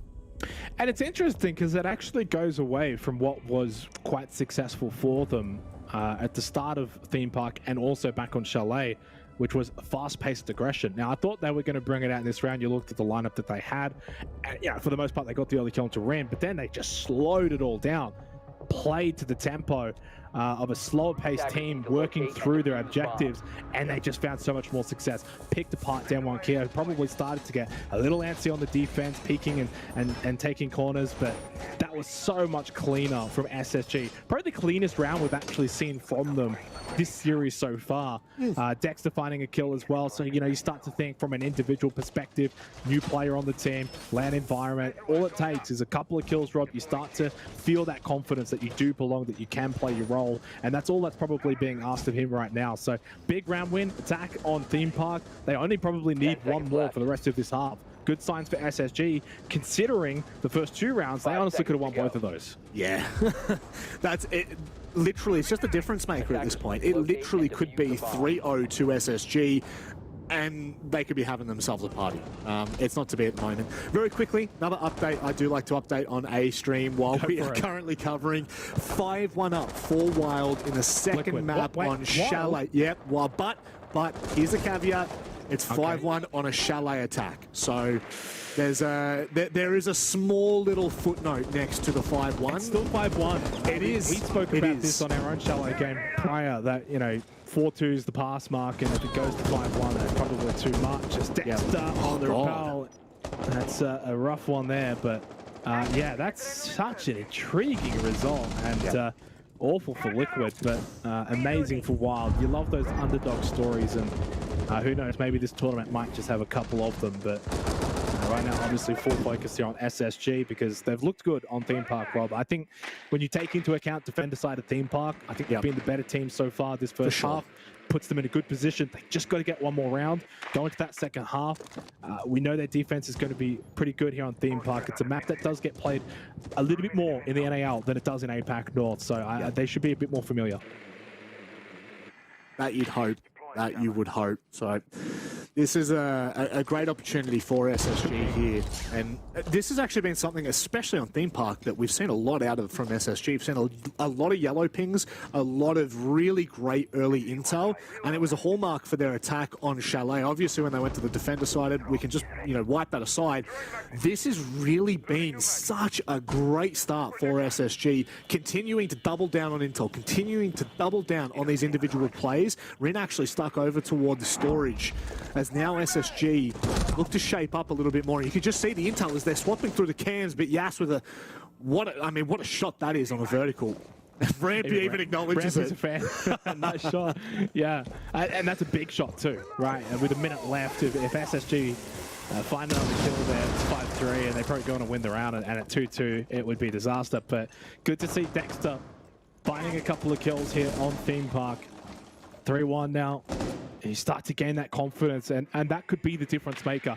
Yeah, it was obviously largely unimpactful on Chalet, but if he can find impact on that finger, on that entry roll here on Theme Park, it could be the difference. It's why they're looking a little bit better here on the attack here on Theme Park. 30 seconds left, 4 versus 4, but now the hard part, the tricky part, getting onto site.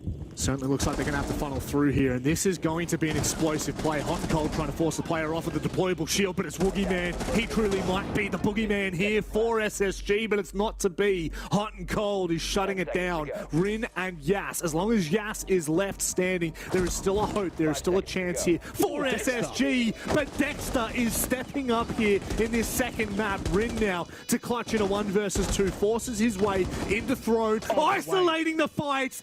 Takes another scalp from SSG. With 30 seconds left here, he has so much time to play with. He calms down for half a second, forcing that player around the pillar to move. But it's Dexter with a 4K in a pivotal round here on Theme Park. Oh, and he looked cool, calm, and collected, didn't he, in that moment? He was not moving a muscle. He knew what he had to do, didn't panic, and what a play. And obviously, a lot of people would have looked at that Chalet game, and it's easy to sit back and bag him out, but you got to remember, a LAN trialing for a team like SSG, there's going to be some jitters, there's going to be some nerves in that first map. That's out of the way, and you're seeing what this kid can do here on Theme Park. 6-1, big quad saving round win as well, and that could have been yet another round, Rob, where it goes the way of Damwon after all the work being done by SSG. But not this time, not this time. And now it's 2-2 on a defender-sided map, on the map that SSG chose. Again, like Chalet, first half, they've been the better team. They truly have. They truly have. And now it's about closing this out, right? All good and well to go 2-2 in the first 4 rounds, but if DWG pull away with a 4-2 half, even though we could probably argue that still might not be good enough on the defense, it does still cause some amount of concern. So SSG, they do not want to slow down here. Do not take your foot off the accelerator. You are looking tremendous in this map, in this match entirely, actually. Like you said, Chalet, outside of their defense, it really did look quite menacing. So if they can tidy up when they head to the defensive theme park, we head to Bank, and that for me, I am concerned for SSG. You look at DWG's history on Bank, and it doesn't look great for the North Americans. Look, they can back themselves in here, but the main focus is ensuring that they can finish this on a 3-3 half, because they have just been heads and shoulders better. We'll get, look, obviously there's a lot to talk about for Bank. If we get there right now, it's looking like we should be getting there from what we've seen from SSG. Not to say that DWG KIA, cannot replicate what we're seeing here. I mean, maybe we live in fantasy world. This ends up being an attacker-sided theme park. Who knows? But Bank is a map we'll obviously discuss later. Heavily sided for DWG, but right now for SSG, all they can focus on is this map of theme park. And so far, for a defender-sided map, their attack has been quite clean, and it's in a very contrast style to Chalet. They're playing the maps really well. Like, they played Chalet to the aggression like you would expect, and they're playing Theme Park to a bit more of that slow, methodical playstyle like you would expect. So really good signs from SSG, and they're looking like, to me, a competent outfit, and it's good to see Dexter is obviously starting to feel a little bit of confidence as well. Yeah, that's a massive sign for SSG. If Dexter can get confident, if he can start to feel comfortable with this roster, the rest of this tournament could be an absolute breeze for them if they're able to bring this together. Bosco finding Yas, one of the bigger players for DWG here on Theme Park. Massive pick to start off with. Also, quick little footnote, it is 6-1 back to Wild again against Team Liquid. This is not good. Wow. Back-to-back 7-1s could be on the cards there. That's not the way I would have predicted Liquid Storm starting. Hot though from Yellow Stairs. Quick double. Rounds over courtesy of Dexter, and 3 attacking round half now on Theme Park for SSG. I'm starting to think and sense that this map is going to be going their way, because you couldn't ask for a better first half on the attack for SSG. No. And quite honestly, a little bit disappointing on the defender side for DWG KIA. We are not anticipating this to be an attacker-sided theme park, so they are losing rounds that they should be winning based on the side that they've started on. It's a bit concerning, and in some ways kind of validates those opening 2 rounds, Rob, that even though they won those, they didn't win it clean, and in all honesty, SSG probably should have won those. So it has been an SSG half, to say the least. Yeah, literally, it could be 5-0 right now. We could be looking at a speed run for SSG. It's been concerning to say the least for DWG. The thing is, for me, no matter how deep this map does get, I feel like the signs are there for SSG. The fact that we have a double elimination bracket for each group, it gives every team enough time to get back into the comfort zone, no matter what happens. So from here on out, this is a really, really good start to the tournament. I know the SSG have lost their first and opening map. Again, DWG's match week on Chalet. We go to Theme Park. They are looking heads and shoulders better than DWG. Now, again, I ask you about the ability to close out here, especially when we head to the second half. But this could well be a 4-2 first half on the attacking side. 3-3's already well and truly past the pass mark for the attack. When you take into account, looking at some of the statistics as well for DWG KIA, only a 36% attacking win rate on Theme Park to a 57 defensive win rate. So if they're ever to win on Theme Park, it's their defense. And clearly, that hasn't shown up. And even if they do get 3-3 to close out the half, you're still favoring SSG from here. So it's been job done from SSG in the first half. They get one more round to really nail home the advantage that they've well and truly established for themselves. And they should be pretty happy with the way that they're playing here. And that's one thing that maybe they can take into Bank if we do head there. A bit of form, having won the prior map. Obviously, though, in terms of the history of the map, DWG KIA, they love Bank. But Rin goes down early here in the 6th round. It's further good news for SSG. They have dominated here in the first half in getting opening kills and putting DWG KIA on the back foot. On the defensive Theme Park, this has actually been rather one-sided in this first half. It really has. The scoreline is actually not telling the full story. And I think that, you know, this goes deeper than the opening kills and things like that. The information gained from SSG on the attack, you cannot fault it. You absolutely cannot fault it. Within the first minute of the round, they've taken storage and lab, which is a major part of this map. If they want to take barrels, if they want to push in from split, and it looks like that's exactly what they're going to do. They've taken so much control. They've got a minute 15 left on the board. DWG yet to respond. Hatches are open, which means that they've got to be careful of a flank, got to be careful of that vertical play. But for now, provided SSG don't trip over their own feet, they're in a really good position. Round's over. There's no tripping over feet happening here in the 6th round. It's going to be a 4-2 attacking half for SSG. And I think that the biggest thing for them as well is Dexter's performance, because it's easy to sort of rely on the older heads, Hot and Cold 7-3, obviously been playing well, and Rampy had a magnificent Chalet playing well again. Yeah, look at the rush. Oh, I mean, who's watching that? You still got 3 players that should be watching side entry points, and it's just an easy run-through headshot. Oh. I mean, this should not be happening on Throne Armory of Theme Park, Rob. This is a disaster defensively from DWG KIA. And honestly should be a little bit criticized for this defensive effort here against SSG. Full credit to SSG, not taking anything away from them. They've been absolutely flawless in that first half. But questions asked of DWG KIA's defense. They've got a lot of work. And for teams maybe watching, you know, if you can get this map at the Berlin Major, take them there, because that was quite appalling from DWG KIA. Could almost be a freebie, an absolute freebie. I just want to make a very quick statement.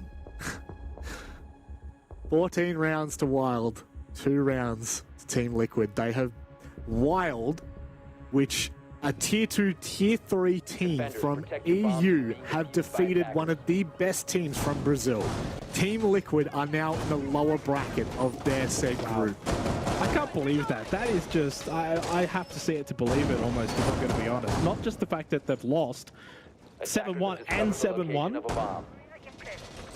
Yeah, I mean, I'm a little bit perplexed. Well, obviously, we'll be able to sort of dissect that once we're done with this game, but a lot of siege still to be played here between these two teams, because it's looking very likely that we will be heading to bank, Rob. A magnificent first half from SSG on the attack of Theme Park, a defender-sided map. But who knows? Maybe there could be something still to be said in this second half. Maybe DWG KIA are going to show us this is actually attacker-sided. Maybe they can pull something out of the hat. We'll have to wait and see, because they're going to have to play out of their skin here if they're going to close out this series 2-0. For those maybe just tuning in, first map, Chalet, did go the way of DWG KIA. It was a 7-5 victory. We head obviously to Theme Park now, which is the map pick of SSG. Bank is the decider, which is heavily in favor of DWG KIA. That is probably more of their map pick than even Chalet. Yeah. Yes. This is a really big turning point for SSG's storyline in this particular best of 3, but also in the tournament. Both attacking sides that we've seen from them, Chalet, Theme Park, they've been tremendous on. Now, can you double down? Can you find the defensive rounds?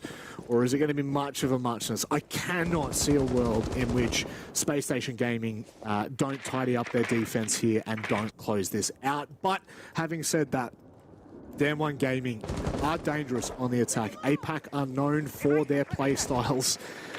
And this is definitely a point that could turn the tide, but I am well and truly on SSG's camp. Yeah, yes, we mentioned it obviously on Chalet, plus 10 entry this stage for APAC North, 14-4. I mean, impressive stats. You've also then got Coated and Woogieman, both very good on the... Oh, is that a double Claymore from Katsang? It's not every day you see that, Rob. Maybe one, but not 2 players with 1 Claymore. He does die for his effort, but that is one for the books. I don't know the last time I've seen that. No, I'd love to see what happened then. I would love to see what happened for SSG. And that already kind of goes to the storyline we were talking about. SSG's defense, where are they going to find these rounds from? They don't want to give too much away, and they are, but Hot and Cold, he has been the standout player alongside Dexter on Theme Park for SSG. Okay. With him going down, Do we start to ask the question, Xenox? If Rampy can close this out, we may be one step closer, though. Oh! Big shot from Rampy. Yeah, I know what you're alluding to, Rob, and we'll sort of touch on that after this round, but still time. 40 seconds of it as well. Coda does have actually the diffuser, but he also just has Rampy's head in his sights. Well, maybe, just maybe, Theme Park could actually be turning into a roller coaster here of an attacker-sided Theme Park, something we did not expect. The stats basically say this is largely defender-sided, Rob, in pretty much every major region. But so far, it's the attack that has found success. 3-4 is the scoreboard. It's a big round win for DWG KIA, absolutely massive, and sets the tone now going into the second half. Remembering as well of Chalet. Now, Chalet was an attacker-sided map, but it was the attack of SSG, Rob, where they found all their success. Their defense, they couldn't stop anything, right? It was just all DWG KIA. They won 5 attacking round wins in a row. So it was only 1 defensive round win for SSG. That was it. So, I mean, maybe there is a way back into it here for DWG. SSG's defense looking like Swiss cheese. Holes everywhere. Let's hope that it does not continue. Well, in fairness to that last round, 2 players dying to a Claymore. Obviously, they want to be somewhat aggressive on the defense. They don't want to just sit on site, so you can kind of see what was the mindset there for SSG. Now, maybe you reel it in a little bit. Okay, we don't need 2 players dying to a Claymore and 2 players swinging out and looking for spawn peaks. But I think if they're going to be somewhat aggressive and in the face of DWG KIA, that can still be successful for them. And it's not like every round they're going to be down 2 players from the get-go. So no, let's not get ahead of ourselves. Still a lot of Siege to be played here in the second half. But I'm very curious to see what DWG Gaming KIA can bring here. Can this really end up being attacker-sided Theme Park? I would almost love to see it. You would love. I mean, I would hate to see it for the fact that we would not be going to see Bank, but definitely it would be fun. It would be fun to see DWG kind of bring this map back.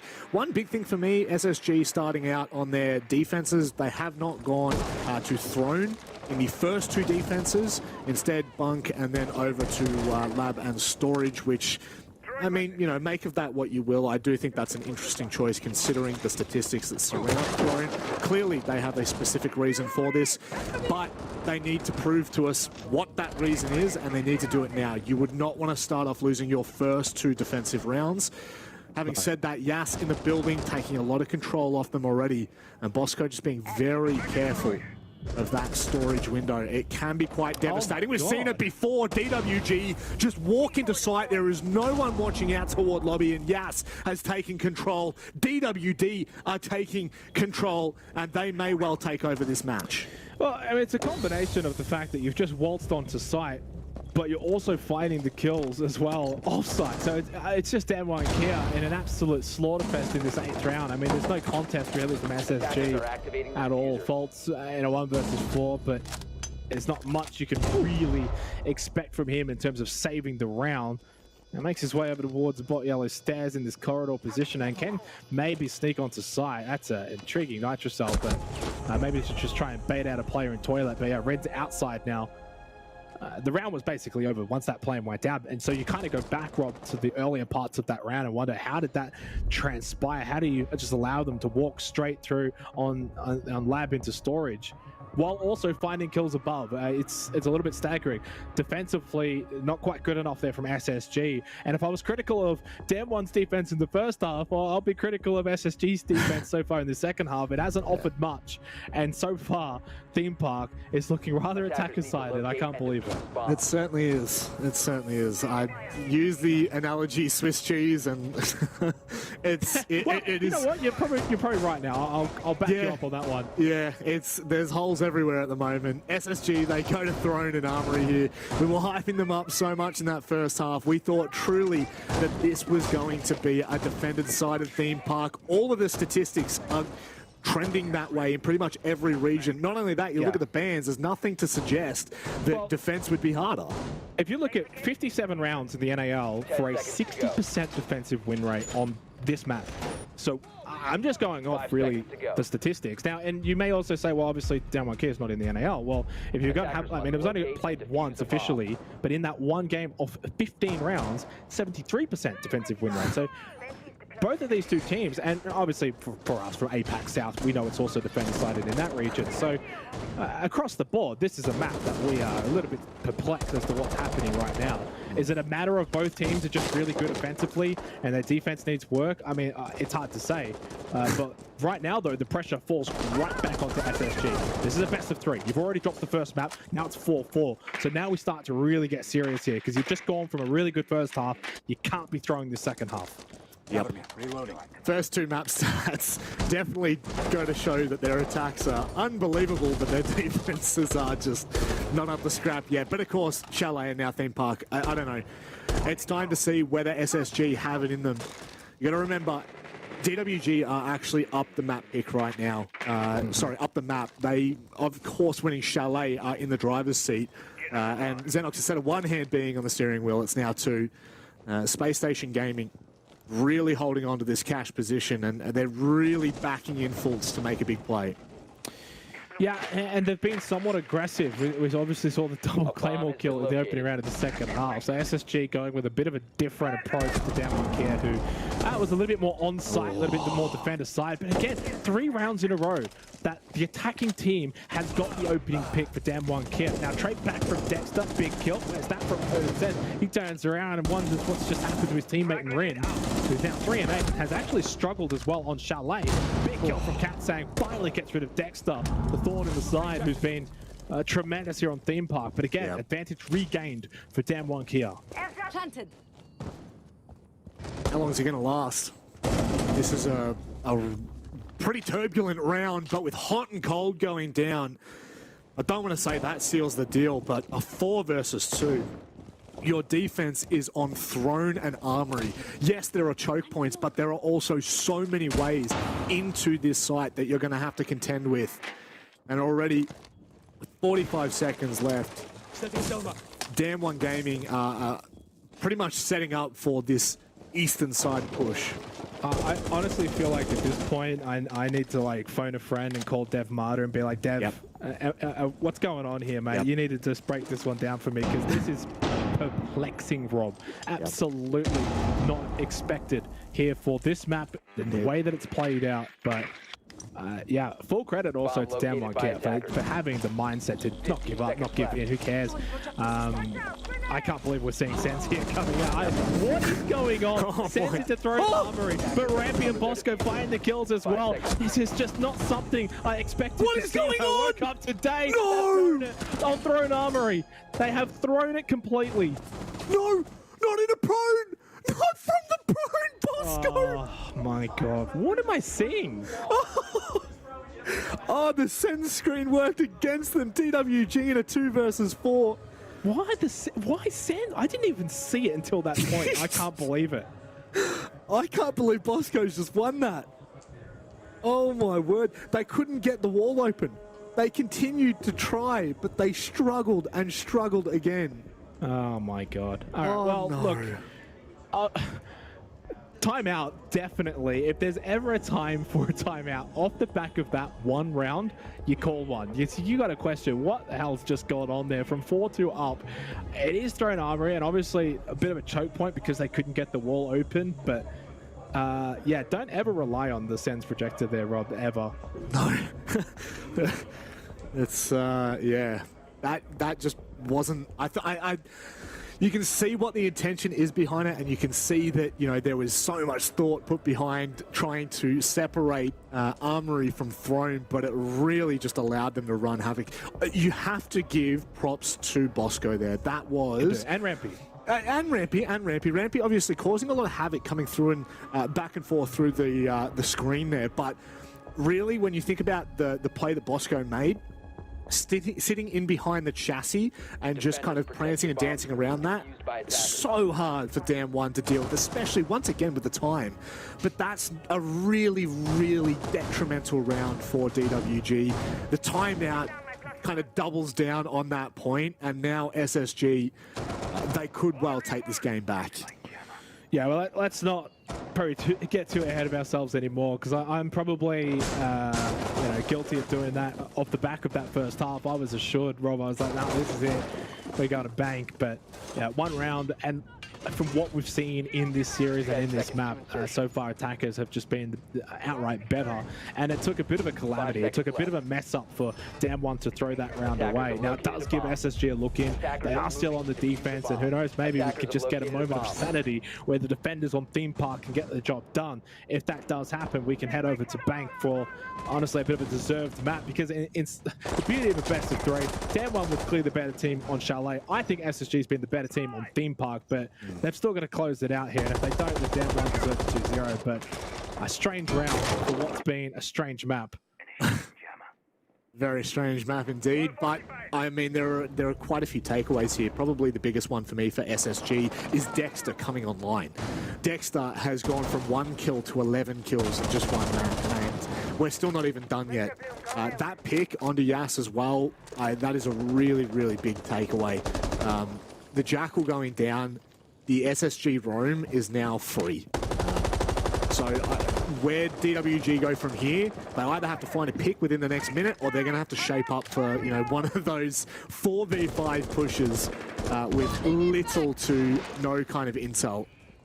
Well, and yeah, losing Gas is super key here for SSG as well. That's the Jackal gone, and obviously Gas is a solid player, but with that Inox scanner being able to sort of track down those roamers, it's now null and void, and puts SSG in a really good position to get map point, and Bolts finds a kill onto Woogie Man.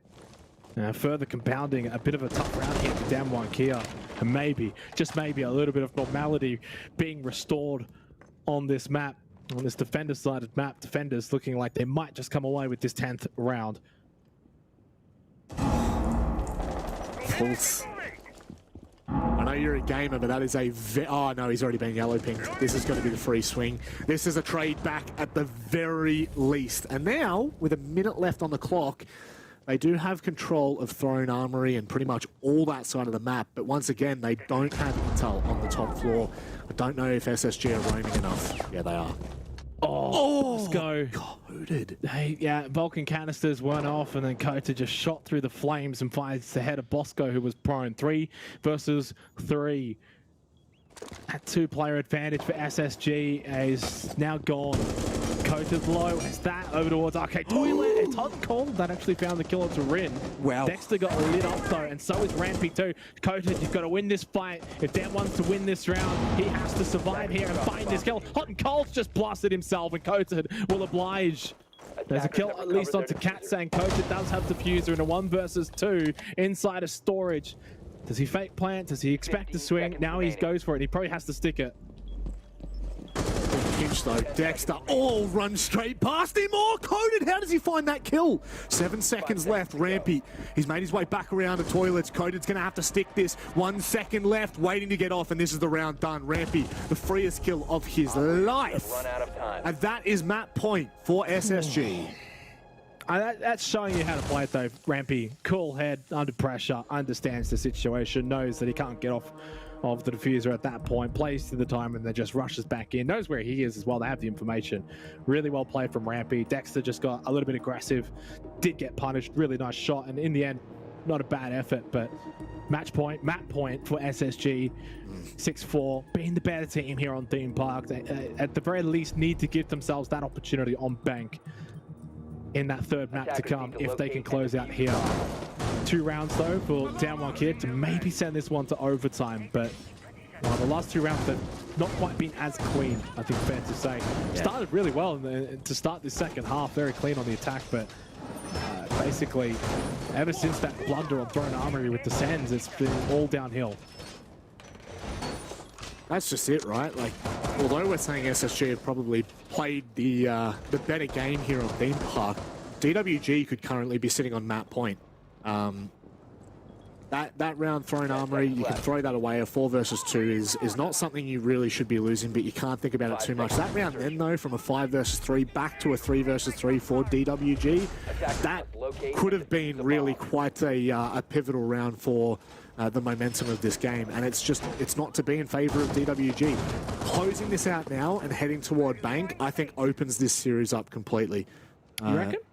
I think it does. I know DWG are really strong on bank, but I feel like if SSG can gain back the momentum that they lost, yes, their defenses they've not been great. There's just you can't be, we can't be rash about this. Their defenses have been horrible. I'll leave you with a teaser here, Rob. Obviously, Please. You've seen the stats: 7-1 for down 1 on bank. But guess what? That one is their last one on bank when they lost 4-7 to Spear Gaming. So maybe there is a prime opportunity for SSG to make that 2 losses in a row for down 1. So yeah, very much could be on the cards. And yeah, I agree. I think you get to bank, you take this map out here on Theme Park, you've got to back yourselves in and give yourself a chance. And I think that they'll be right in there with the fight. And look, they've been so good on the attack.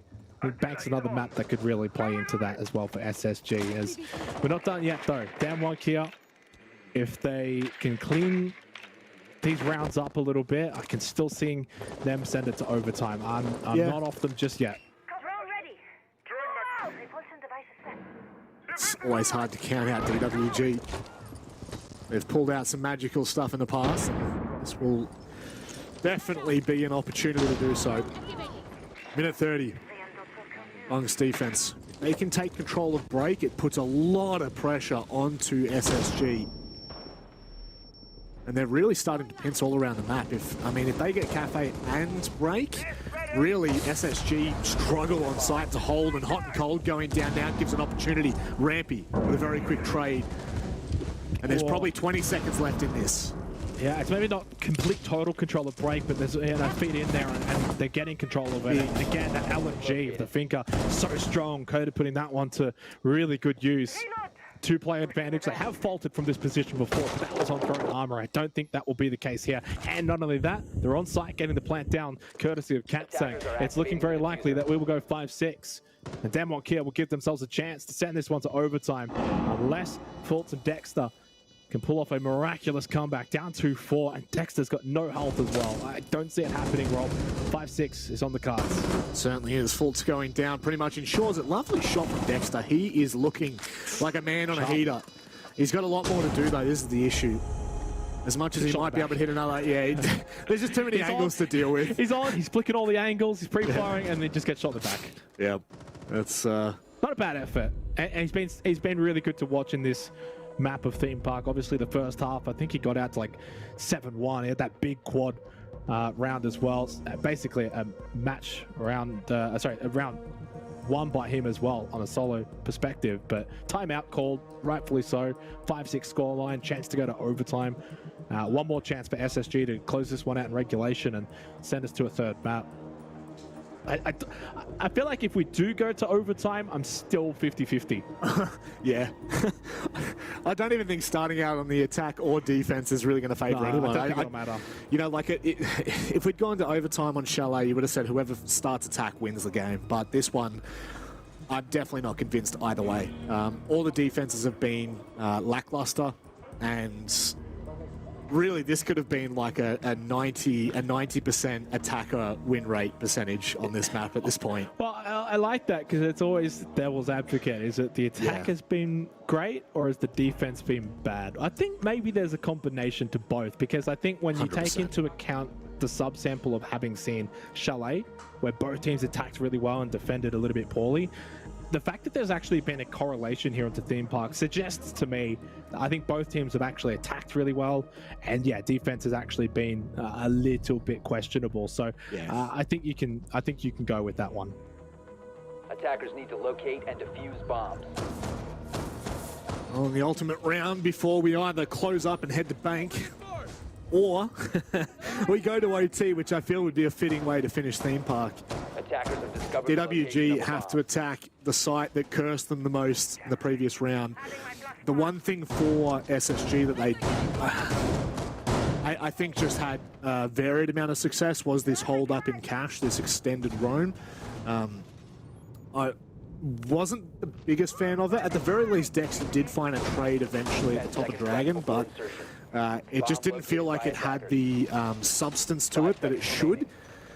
Granted, this time there could be a really good opportunity. If they can find an opening pick at the top of cash, if they can deny DWG early entrance into the top floor, really it makes their life quite complicated. So from here on out, we're probably looking to that to and fro game. I'm very excited to see what SSG have on this defense. Someone's already into the building. Well, history right now is actually Someone's already against SSG. Someone's already in. What are they doing? What's going on? They just walk straight past Rampy. What? Gold. It's almost like they've left auto run on and they've just got off their computers and ran away. What's going on? They've just walked straight past SSG. Who have not made a peep and then just shot them in the back. Easy two-player advantage start for SSG. Well, I was going to say history against SSG because DWG KIA has never played Theme Park and not gone to overtime. Every time they've played this map, it has gone to overtime. But now, well, I'm starting to think history doesn't mean squat. And SSG are just 3 player kills away from sending up to bank. I am really confused as to what I just saw. Yeah, it feels like they thought they had intel that was sound, and clearly it wasn't. But this is where things get dangerous. Coded finding hot and cold. They now lose control of barrels, and they still do have somewhat of a way in. But without the hard breach, I just don't see this happening, Xenox. No matter how much I get on the train of kills or space being taken away from SSG, I think SSG can just double down on site. Well, they have to at this point. I mean, time as well, a factor to probably do so. Minute 20, generally with about a minute left. At this point, you probably just sit on side anyway. The only concerning thing for me, if I'm SSG, is the fact that they've still got Coated alive on that Finca. Still want a drill surge as well, so he can get back to full health. But that LMG pushing into sight, he's just going and got diffuser. I mean, there is good win conditions here for DWG KIA now. 3 versus 4, minute left. You've got diffuser. The Finca's still alive with the LMG. I don't know if hard breach is going to be necessary. Of course, Katsang is gone, so no ace, no Selmas, but they should have plenty of avenues to deal with sight. Oh! Hello, From behind? What? From behind Dexter. and above! Oh It's my over. god! What? The silent assassin! The blitz attack at the end of the round started with Dexter, and the rest of SSG mop up DWG KIA. Well, Dexter was hands on face. His head was in his hands at the end of Chalet, but now he's pumped. He's happy with his performance there, as he should be, and as his team should be. We're heading to bank. What a way to start for both of these two teams. And to be completely honest, Rob, I'm not really surprised. Probably expected an even matchup, and that's what we've gotten here in this contest. Yeah, I am happy with the performance that we've seen so far from a number of players on SSG, like on Bank. You know, we're talking, sorry, on Theme Park we're talking about more. So the likes of Dexter, Fultz kind of coming into it as well. Hot and Cold had an unbelievable match. It was a team effort. It was a team effort in the end. Look, it is, and I also need to probably ask questions to DWG on that last attack. It felt like everything was kind of lining up until it wasn't, and it was what perplexes me the most is it was the Yana player that was sprinting into sight when, you know, you've got the ability of the Gemini to do that for you, to drone ahead, regardless of what happens in that final round. A very interesting theme park. That was probably nowhere near what we thought was going to happen. I mean, does that play into what happens next on Bank? I don't know. I mean, Chalet kind of played out the way you would expect, right? So you've got one map that played out to the attacker's favor and it went that way, and then one map that probably didn't play out the way we expected. So maybe you've got a little bit of A, a little bit of B. All I know is that you've got two teams that I think either team can beat each other. We've seen that, obviously. We go to Bank, and we'll touch on it, obviously, after the break. It does maybe favor DWG KIA, but SSG's got the momentum. Certainly do, and that could be dangerous. That well and truly could be the difference maker. We're going to go to a short break. When we come back, it is the final map of this best of 3. It's Bank. 5 seconds to go. A bomb has been located.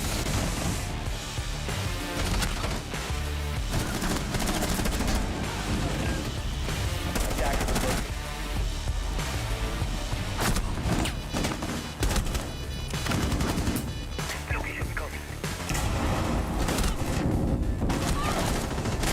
Attacker's bomb diffuser has been dropped.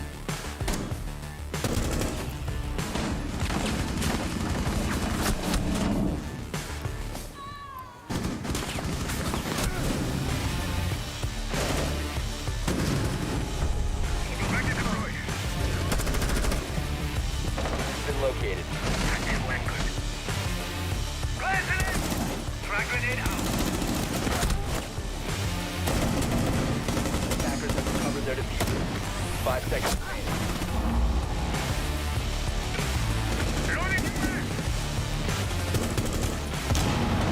Attackers will drop the bomb diffuser.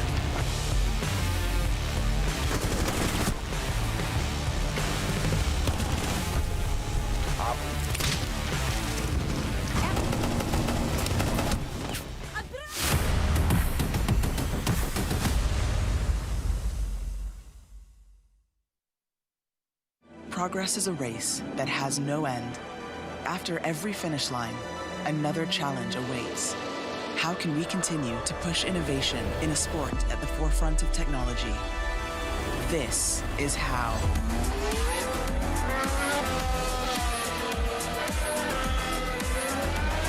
Discover how Aramco and the Aston Martin Formula One team aim to meet Formula One's sustainable fuel targets.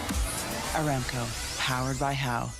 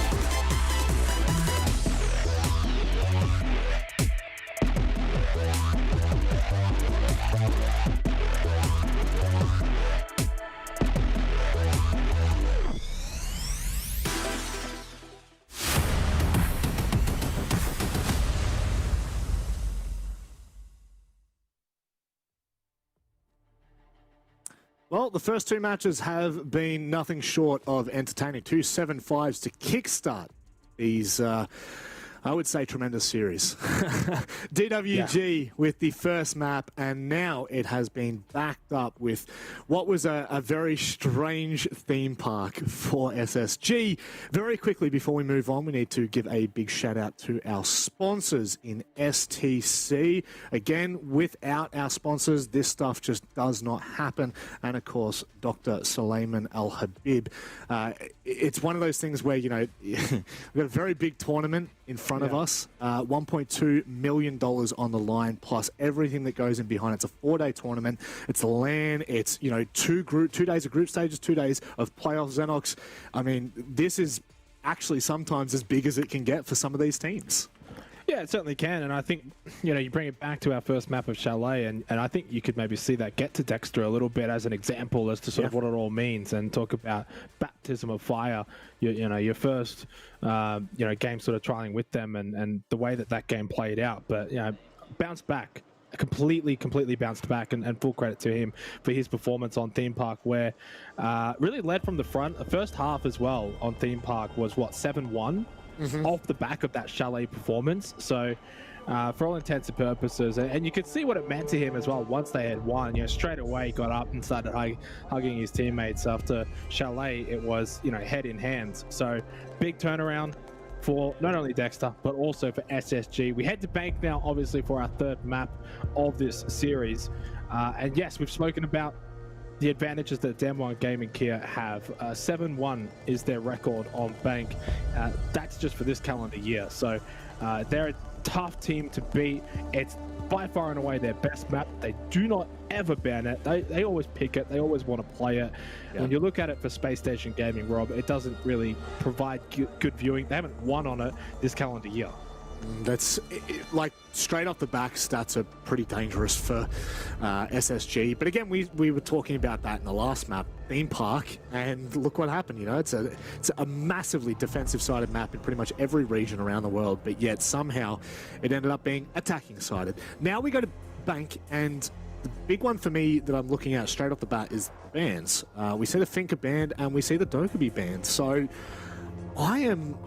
I mean, the Finka ban I can definitely warrant. Like, that has been for the last, what, 12 months, even 18 months it feels. The Finka has just been an absolute rampage for a lot of teams. But the Dokkaebi ban coming out from SSG, wonder maybe if it could be a targeted ban for DWG on this map. Again, knowing the information that we have going into it, we have so many VODs for DWG, whereas for SSG, not as much. Maybe SSG are coming into this with a game plan and have already pre-prepped something for Damwon Gaming KIA.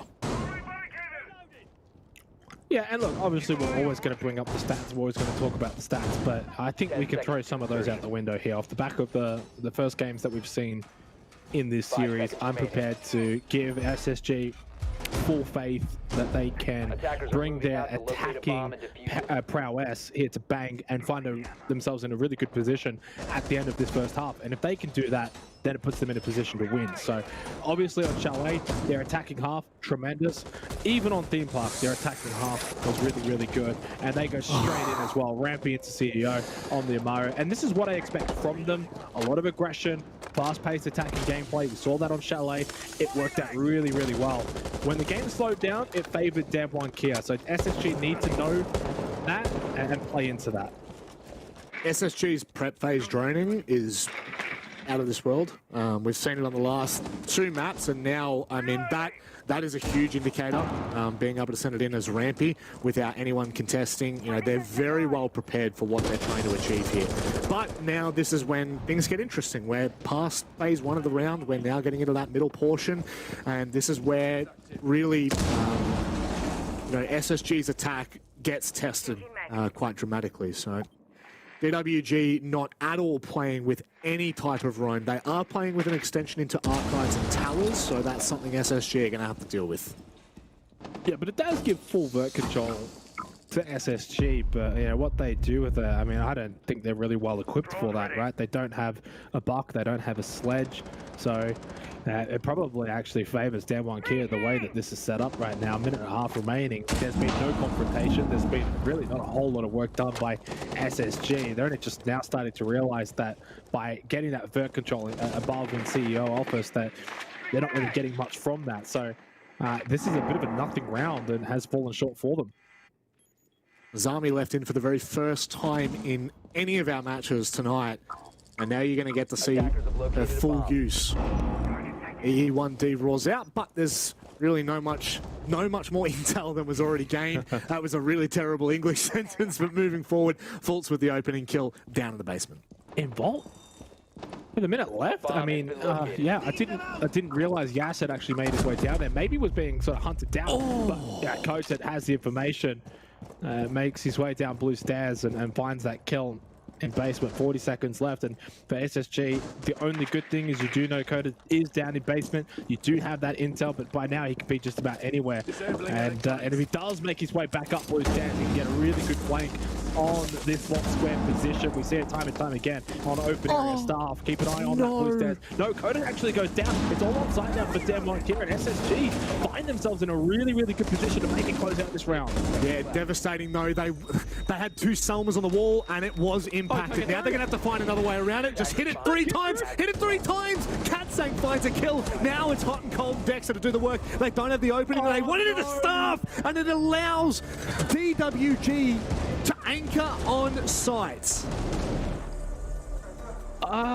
The Kiva barrier at Beepers completely blocking Dexter, and he tried to run past twice, realized he got blocked off, but yeah, as you said, got to give that a couple little slaps. But in fairness, I don't know if that really would have changed the round all that much. DWG still had really good site control, and it was a bit of a funnel on site as well last second by SSG.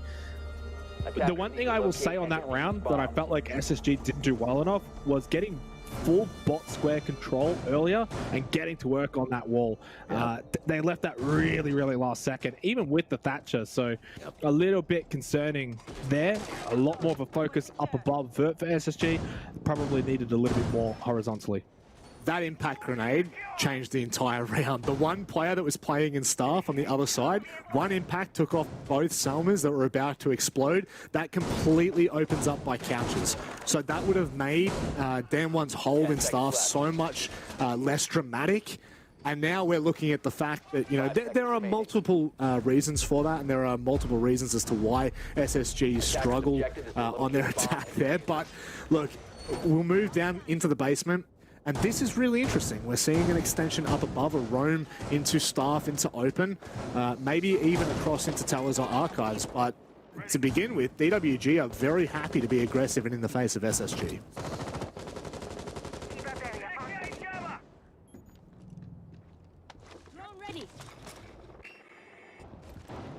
Yeah, and potentially they need to be as well, because SSG, their aggression on Chalet was not met the other way, right? DWG were pretty firm on-site defense and a lot of run game, and therefore I think they really got punished for it, even though they did end up winning the map through their own aggression on the attacking side. But the other things to also keep in mind, that's a defensive round win early here on Bank, so if DWG can continue to sort of rack those up, puts them in a really, really good position.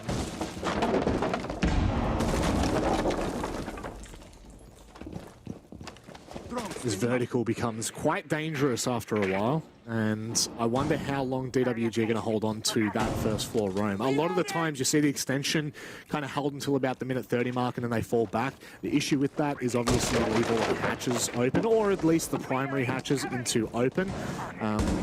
But SSG just aren't putting the pressure I thought that they were going to onto DWG. And once again, you're going to see that as Army.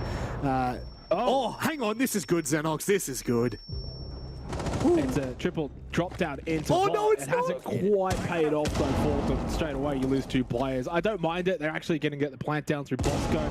Rampy, hot and cold, good positions to sort of provide that cover fire as they do get the plant down. And now actually puts a bit of time pressure onto DWG. Coated actually lost a big chunk of health as well. And a kill goes away of SSG. Make that 2, courtesy of Bosco. KIA.CEST and Yas now have a lot of work to do with not a lot of time. The rush. Rob, I thought maybe it wasn't going to pay dividends, but in the end, in the late round, it's KIA.CEST bot main stairs finds the double kill and has got intel on where hot and cold is. 20 seconds left. KIA.CEST he could get on site and he could stick this right now. It depends on where hot and cold is rotated to. He's right in red. This is perfect. Straight around Vault, and he will shut down KIA.CEST. A tremendous round from SSG. It looked worrisome in that mid-round, but what a call that was to drop straight into Vault.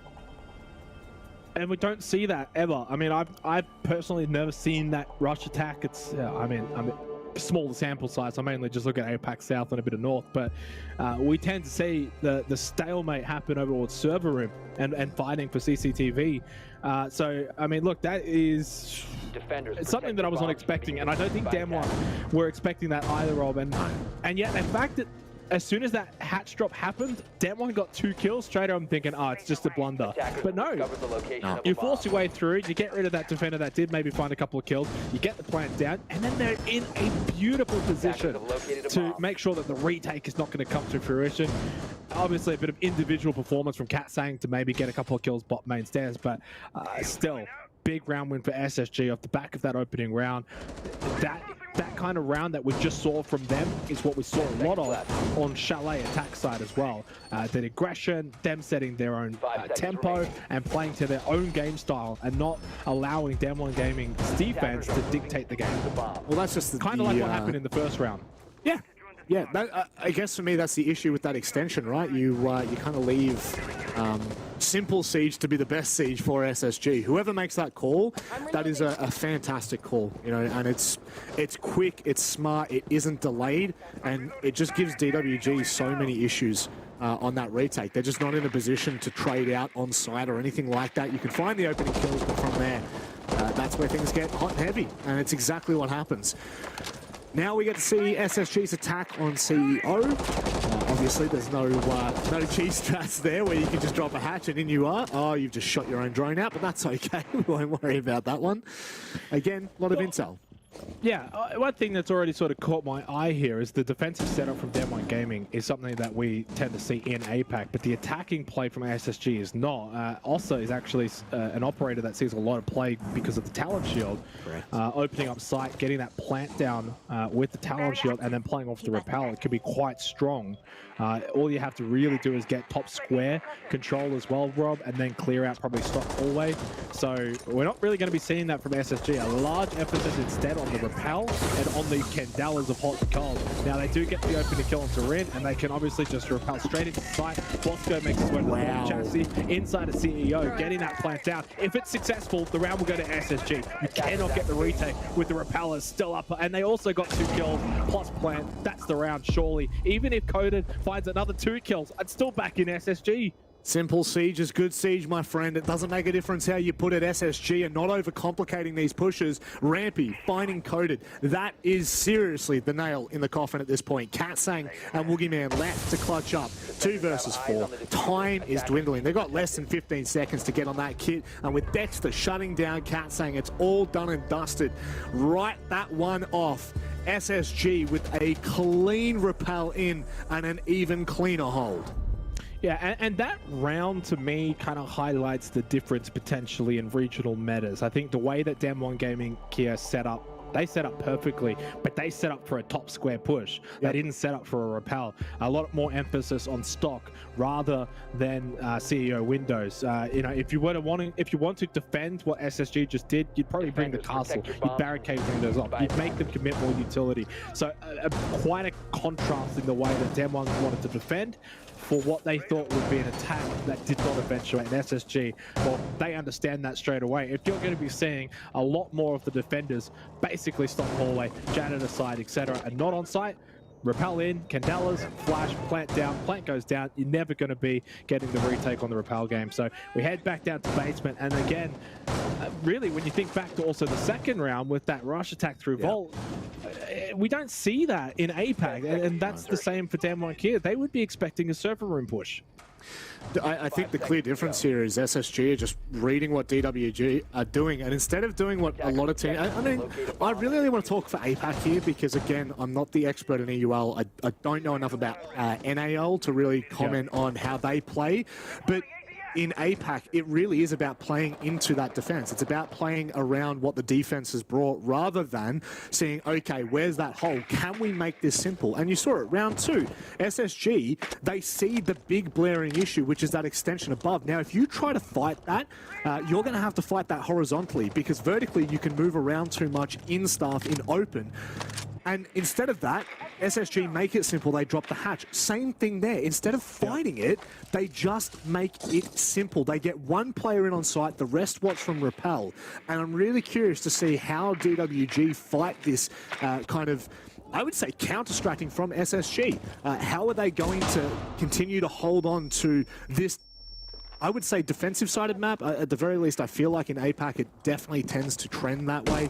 I'm really impressed, really impressed. Yeah. Well, obviously, you know, Chalet was attacker-sided. Theme Park is supposed to be defender-sided. Turned out to be quite 50-50. Well, Bank is very much 50-50. If you look at the NAL, 64 rounds, decent little subsample. It's quite literally 50% win rate, defender-attacker, right? And also for APAC North, 43%.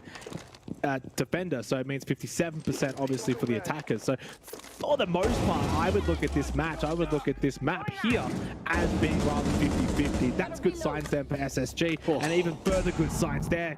Dexter on main stairs fights the kill onto Yas. He's 4-2. Bringing that form from Theme Park over to Bank.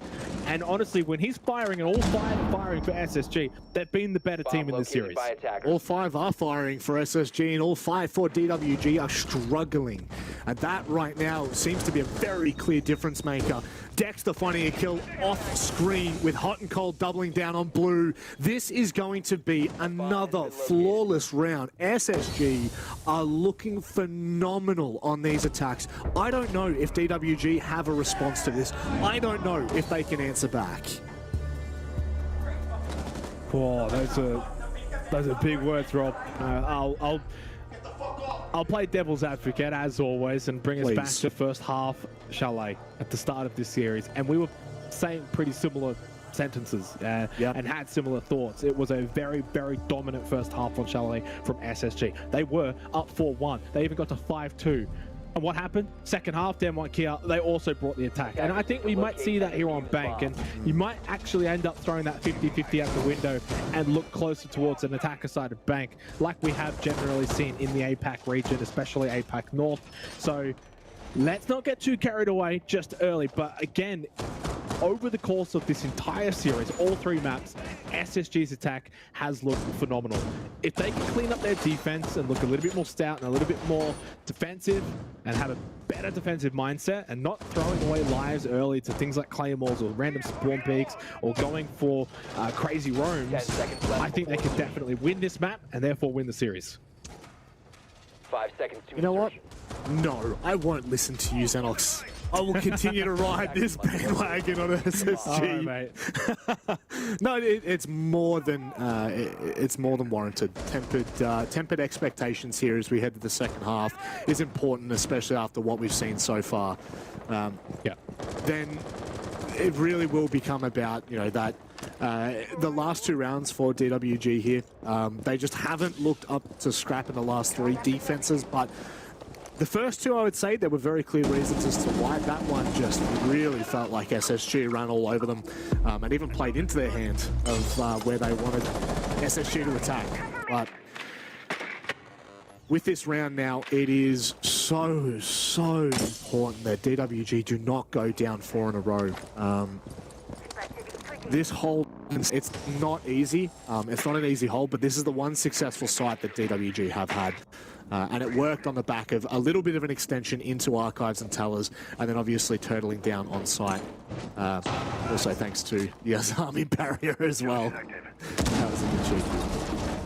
Well, you might actually look back to that and say that keeper barrier beepers in round 1 might be the difference as to why it's not 0-4. Could be. You know, very well could be. It was not a very clean defensive round win for DWG KIA. The only round win that they've had so far here on Bank. They are on the defense though. Yes. We need to see the full picture before we paint it. And obviously with a minute and a half to go, SSG a little bit quieter to start this 5th round, but they have shown us that they've got the capabilities to frag in the execution phase now. It was probably the one hallmark they were missing on Chalet. A lot of their work when they were successful was early and mid round. Late round was kind of where they were not as successful, but they showed us on Theme Park that they've improved in that area over the course of the last hour or so. And we'll see if that continues here. And a big reason for that is Dexter, 6-2 now. I don't know Dexter personally, but maybe plays off that confidence, Rob. First time, obviously, at this kind of level. So much pressure. The first map did not go the way he would have liked, but what a response. And clearly just playing so confident now. And this is exactly what we saw last time, and where things really faltered, and it's happening again. At the very least, there's a little bit more time left in the pocket for SSG to continue to open things up. But I think DWG have done an incredible job in playing the util game in the first 2 minutes 30 seconds. Now it comes about what SSG have. How sharp are they on these shots? I am worrying though. There's still a lot of players for DWG KIA on the defense, set up really well on site. There's no real entryway. It's going to be a funnel for SSG. If they can even get onto site, not happening at all. They have just come to a brick wall and they have stalled out. And it was not all due to that keeper barrier this time around. Struggling again with that wall bot square. It has now cost them twice, admittedly, Rob. That's been the difference maker. And that's a big reprieve for DWG KIA because they had lost 3 rounds in a row prior. And they get one back. And if they can get to 3-3 at the half, I honestly think that's par for the course here on this bank, the way that this series is going. I feel that really is their pitfall. For whatever reason, bottom square is just causing them a lot of trouble on that defense. But also, you know, like time becomes a huge factor in that push as well. Down to 30 seconds, they don't have the wall open, and they force themselves into choke points that are favoring DWG. And as you said, 3-3, I think, would probably end this. In this first half, in a very neutral, I mean, obviously it's a neutral state. It would be fair. It would be a fair result for both. I do think so. I do think so. But this is where we saw, you know, SSG once again just completely ignore that extension into stock and roundabout into janitor. I mean, there was no one actually in janitor watching that rappel in, which I think was a really big downfall for DWG. And they won't make that mistake again. I'm absolutely confident that no matter the mistakes that DWG have made in the past 3 rounds, they will not come back to show here. They are a team that is quite resilient and very quick to adapt. Yeah, very strong mental fortitude on this roster, on this team. They've been together a long time. They know what it takes. They've been in bad situations and got themselves out of it. On the flip side, you look at SSG. Yeah, obviously, well, the core of the roster has been together for a long time. You had Dexter, first time playing at this kind of level, so much pressure.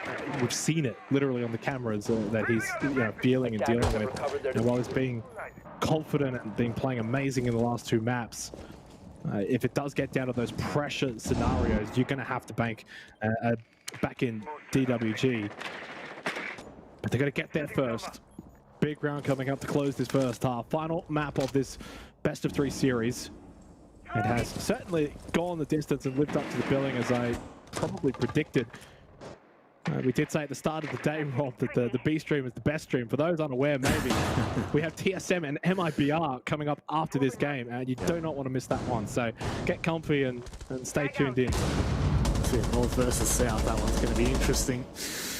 Almost as entertaining as this one. I don't know if you can really top this, though. 2 7-5s, and now we may well finish this half 3 apiece. If we do so, I do have some reservations for SSG on their defense. Those keeper barriers are causing Bosco and SSG a little bit of an issue. Like, you throw out the Salma to just get rid of it, and then it's just like, oh, another one pops back up anyway, right? So it doesn't really matter in the end. He's still got 2 more keeper barriers in his pocket. Yes. Minute 15. If he can block that off for a little bit longer, that's going to deny that repel position. And it's such an important position. Dexter loses his life to Coated. Boogeyman does die to Rampy, though. Minute left, 4 versus 4. And this might open things up a bit. What is Woogie doing? Woogie's gone to go for a jump out on the rappel. And that's where Rampy's caught him. And now this is a pretty pivotal fight. If Fultz gets up here in the face of DWG and cannot convert the first kill, there's 2 players that are playing side by side that will be able to trade out. Coded, he'll find the first, but it is SSG once again that are pulling through in these late round fights. And yes, that is so unfortunate. A huge turn of events. SSG take the first half 4-2. Yeah, and deservedly so. I mean, that was probably one of the rounds that SSG were not as clean as we've seen them in this entire series, but they still get the chocolates, and deserved as well. A little bit questionable, I think, from DWG Gaming, because they just didn't really fire a shot. I mean, they had player elevated, long desk, hallway, and none of them really did a whole lot. Credit to Rampy on the rappel as well, providing sort of cover. And even though Dexter did go down early, you know, SSG responded in perfect fashion. So a 4-2 half on the attack of Bank. Yeah, depending on the region that you're in, Rob, you might actually say 4-2 might be par for the course. I still think in this matchup it's 3-3, so advantage for SSG, but DWG do go on the attack. And as I said before, in APAC North, Bank is a little bit more attacker-sided, and both of these 2 teams have shown their prowess on the attack in all 3 maps that we've seen so far. So yeah, if you're an SSG fan, don't get too excited just yet. But they are 3 maps away from finding victory in this series. 3 rounds, I should say. Well, I think that's probably to the point. On this map in particular, 3-3 would have been par for the course, but definitely with the way that we've seen both of these teams play on Chalet and then on Theme Park, I do actually think that this is the best outcome that we could have had. I think if SSG finished 3 apiece on their attack, they're in a lot of trouble. They don't have that room to kind of move and make mistakes, whereas now they can be a little bit inventive on this defense. They can get in the faces, which you're actually seeing. This defense is all the way down in the basement, and we've got players that are hungry for kills up in stock. So there is absolutely no place for free access for Dam1 Gaming. And they're going to have to try and find their way in, either fighting through SSG, or SSG may well just fold and just waste the time, which can be even more beneficial. And for reference, since we're at this kind of point of the series, loser takes on Team Liquid. Winner takes on Wild in the upper bracket final. So I obviously do not want to discredit Wild. We didn't get to watch that game, but they 7-1 Liquid twice. But that is still a formidable opponent awaiting you in the lower bracket straight away. And that could set up a really big matchup. So if you're Dam1 KIA and you don't want to be taking on Team Liquid just yet, you've got to get yourself back into this game.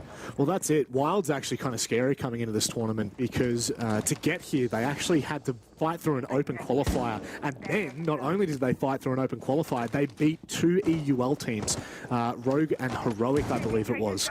So they're a team that really are hungry for this opportunity. They're not even in EUL, in the EUCL. They're not in Challenger League either. They're playing through open qualifiers to get there at the end of this year.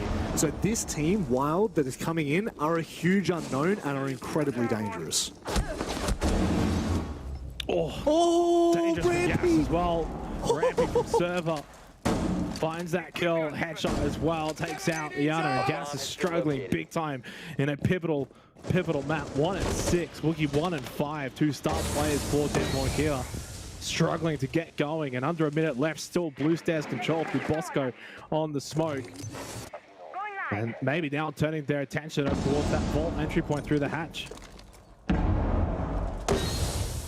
Man, I honestly think Rampy comes to the rescue of Bosco there. That could have been a massive pick. That would have been a smoke off the board. Time wasted as well. 30 seconds left. DWG have absolutely no control, but it is Coded who's actually made his way down main stairs. Rin finding a kill on a Rampy on the other side of the map. This could all come down to these ones that are being taken at the moment. Bosco, he slows things down, but Coded has no interest in making this a slow race. This is now a sprint for DWG. Bosco makes his way back around to the vault hatch. Takes his time as he gets a little bit tricky. But he's on the corner. This is a really hard position to play from in a 2 versus 1. Oh, he's prone though. It's a huge opportunity for Bosco to win out in a 1 versus 2. Does he have the knowledge? Coated was very low in health, so that's why he went down so quickly. Woogieman just under half health in 1 versus 1. Time a factor. Bosco full health can push up towards this window. He will confirm Coated with the SMG-11. Opens up a perfect sight line, but almost too perfect and too early as well. Here inside of Lockers, he has to make the play. He has to be the one to do something. Gets on Diffuser, gets off of it, spots him. Oh, no way! You get off of this, Bosco, you've won the round. But SSG, Woogieman, he is not getting up from the crowd to save the day. What a shot, what a play.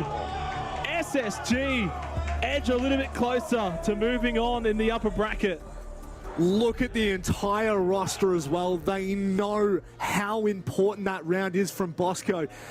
Again, I remind you, it was Rampy who saved Bosco's life over at Blue Stairs, only for Bosco to come back and clutch up. No less with the shotgun on a Thermite running back across to safety.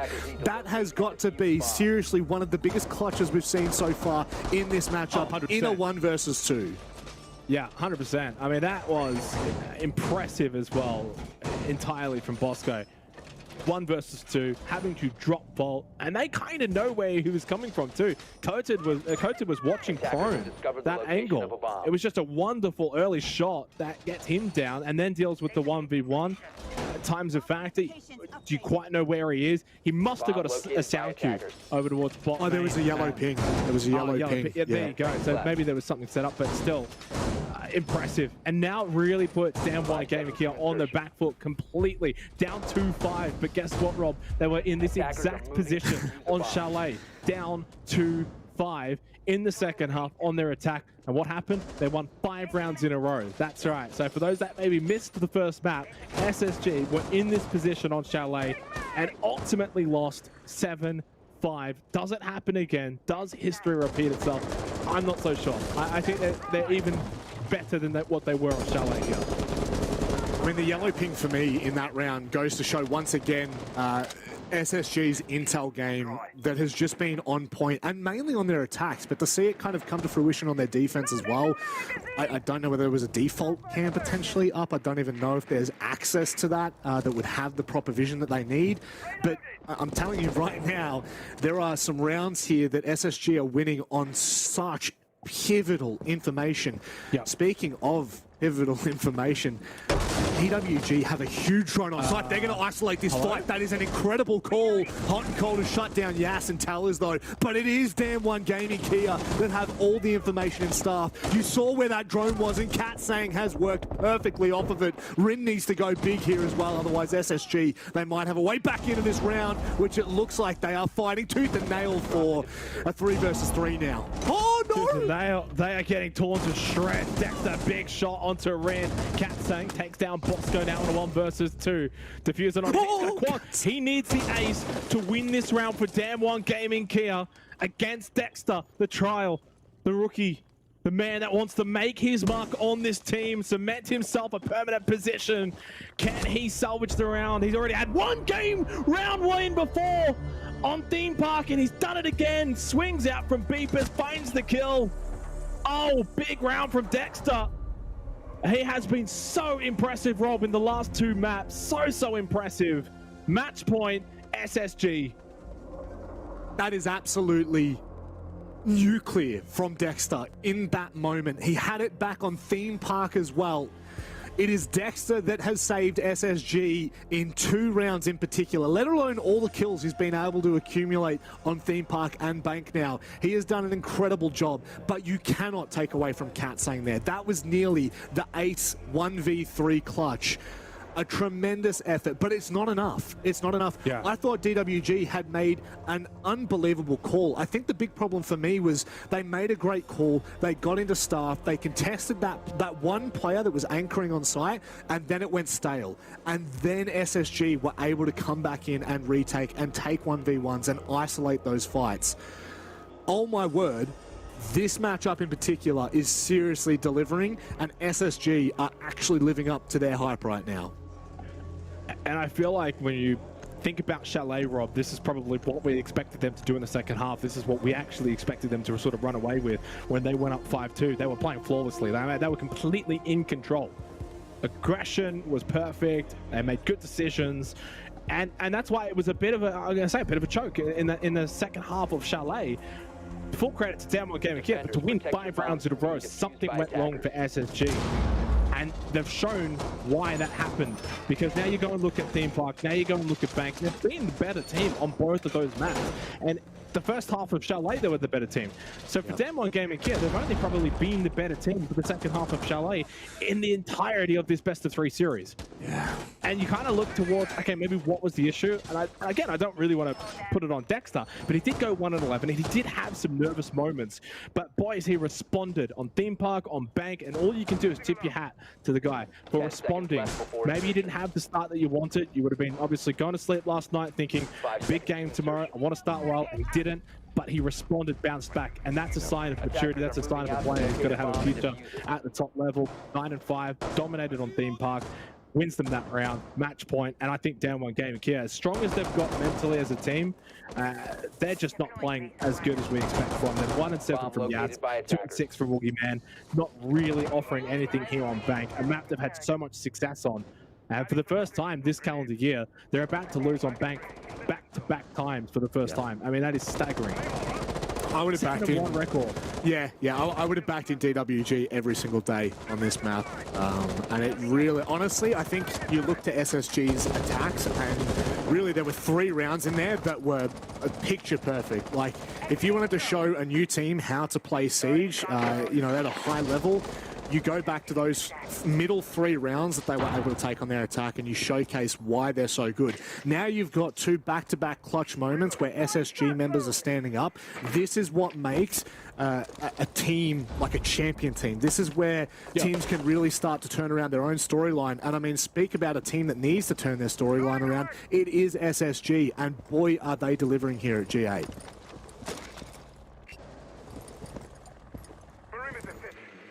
Still, we have seen teams before in Seed come back from 6-2, 6-1, and even 6-0. It's possible. But it's going to take the best of the best from DWG Gaming KIA if they're going to be winning the next 4 rounds to send this to overtime. Again, a date with Team Liquid in the lower bracket awaits them if they do lose out here. Woogieman opening kill onto Rampy. Yas half health, and Rin finds the kill onto Dexter. So, lo and behold, they find themselves in a somewhat decent position. Mid-round here, but Faults gets one back onto Katsang, and Yas half health. So, suddenly, the door may be ajar still for SSG to close out and win this one 7-2. Top banana stairs now, but goes down by Bosco. Sit down. Rindo inside of stock, keep a barrier, providing at least some kind of cover as well, but just under a minute left, 3 versus 3. Faults' fight right now will make or break this round. Boogeyman is sticking this kid. Faults knows that there's a player in there who's trying to pre-fire around the angles. Does he win? It is Rin that forces this one into a 1 versus 3. Bosco, little late there on the evil eye, unfortunately. It's not going to come to fruition.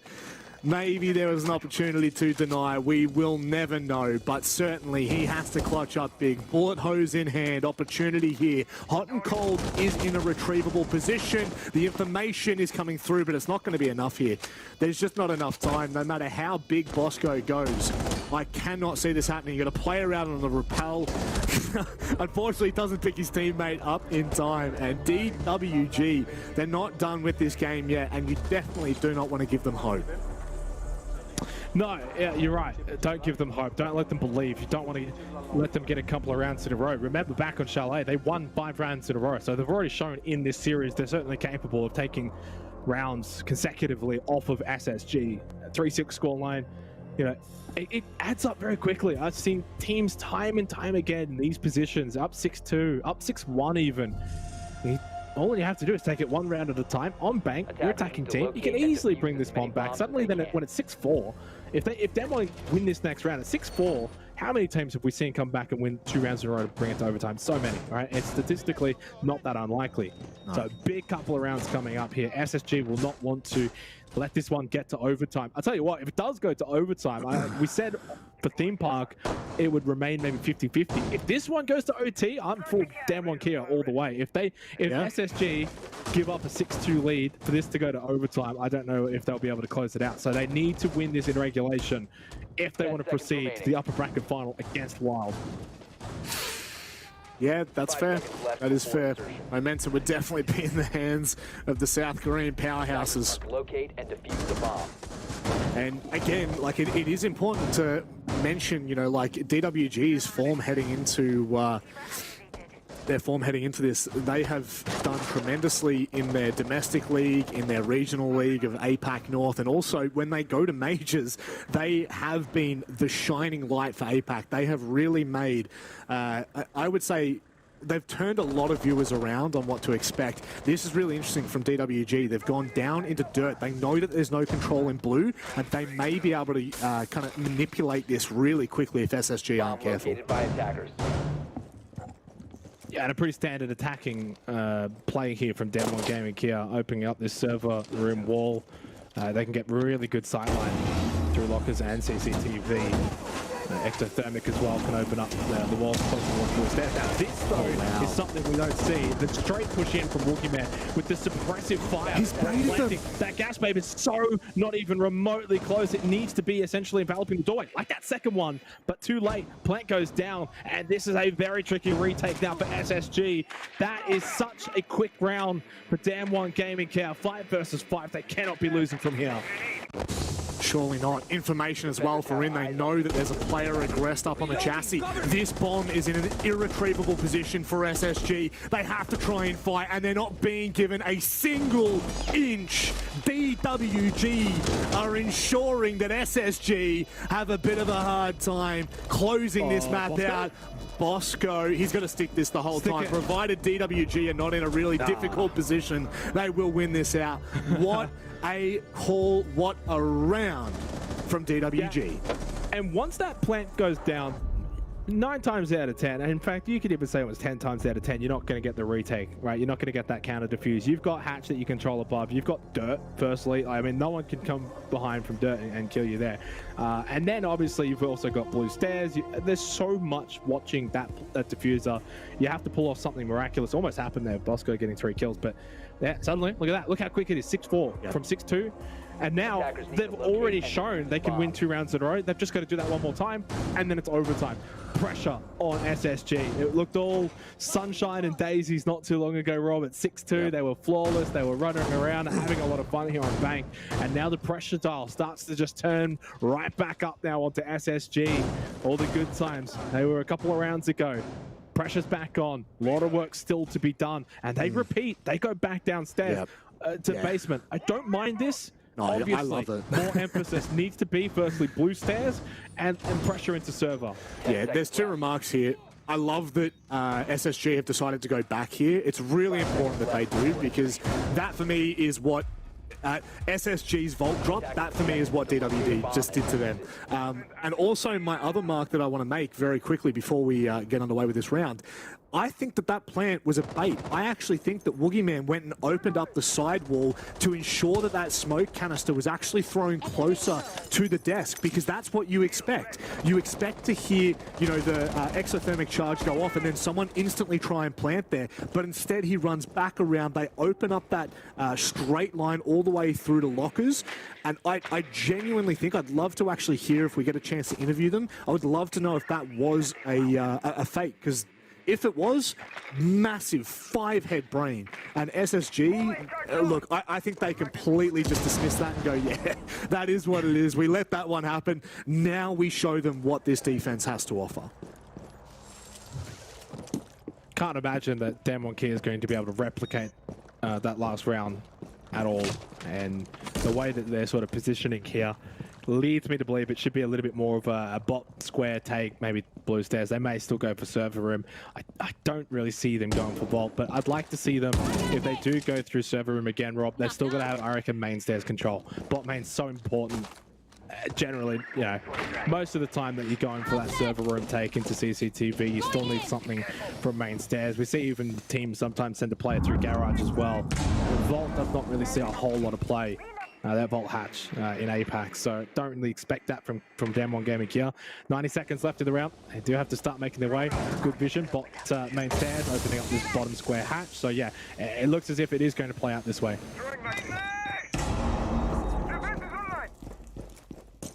This is most definitely the calm before the storm.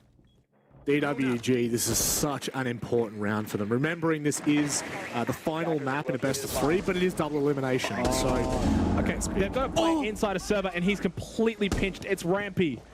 I don't hate this. I've seen teams employ a defender in server, but he is trapped. He's pinched. They need to deal with him. They also get rid of Bosco. Was that the player on blue stairs? If so, suddenly yes, sight is going to be opened up significantly. It was. They do lose Rin to faults, and yeah, SSG, they need to make something happen quick. Oh, they're down. That's Woogie down. That's Diffuser down as well. Suddenly, DWG KIA is the one that has completely dropped the bundle here. 30 seconds left, but they're inside a server. That is absolutely nuclear from Fultz. A huge pick as they drop the hatch. And now with 20 seconds left, they're going to make a call. They're just going to open it up enough to get that plant down. I think he can. And now from here, it's got to be a big play from SSG. I mean, if you can, boy, it's a tight squeeze. Dexter finds the kill onto Kothid. KIA is in, getting that plant down. There is, though, the Echo in play. Yas has to live this, though, and get a couple of kills the other way. Denial, that was the final. Echo, KIA needs to stick this. Dexter, now he's already clutched a couple of big rounds. Headshot onto KIA. Plant down, though, in a 1 versus 2. Yas, back up blue stairs. It has sight, though. Does he? I don't think he can see diffuser from here. So he has to be absolutely perfect. One Rotero, but it is a Rioed wall. I like this. Gets the intel. There's a player already in there. They've got to be careful. He had no clue. Dexter holds as they stick the kit.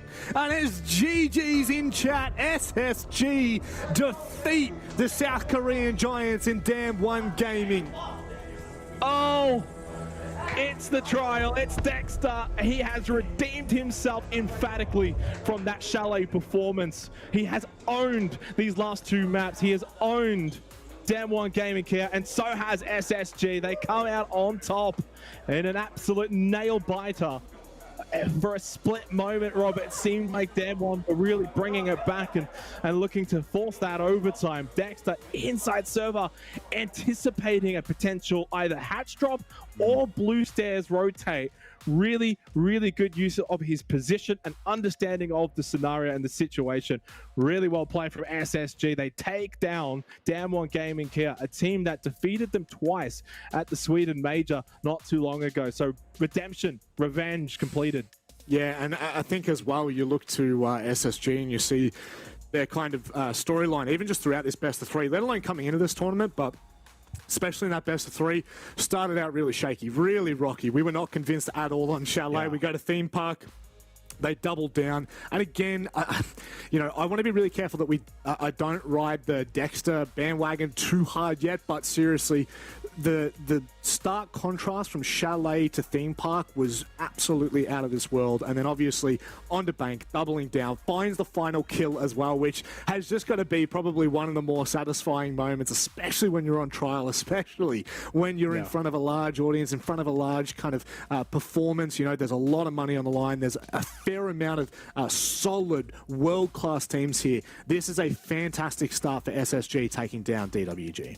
Yeah, and full credit, I think, when we look at the series as well, as you said, yeah, it's not all about Dexter. Obviously, a talking point, pretty large one at that. But I thought Bosco, Rampy, also both really standing up and saying, listen, hey, let's play some really good Siege. And over the course of the entire series, a big factor. And as we look at some of the highlights here of obviously the last map that did play out here on Bank, obviously, Texas probably not going to want to watch that one back, Rob, but nevertheless, still a very impressive performance from SSG.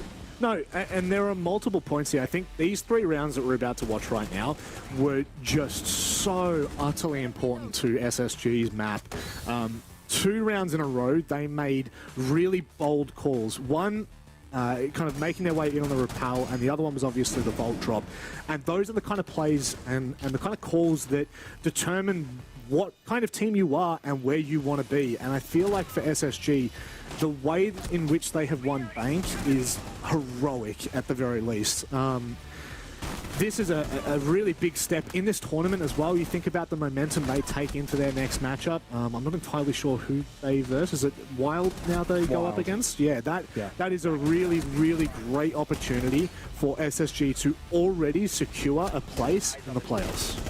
Well, I mean, yeah, obviously we didn't get to watch Wild versus Team Liquid, so we got no idea whether or not that was just Liquid having an absolute awful performance or Wild really bringing it, and could end up being a very tough competitor for SSG. But yeah, Damn One can talk about a matchup for them to come as well in the Wild bracket this early point already.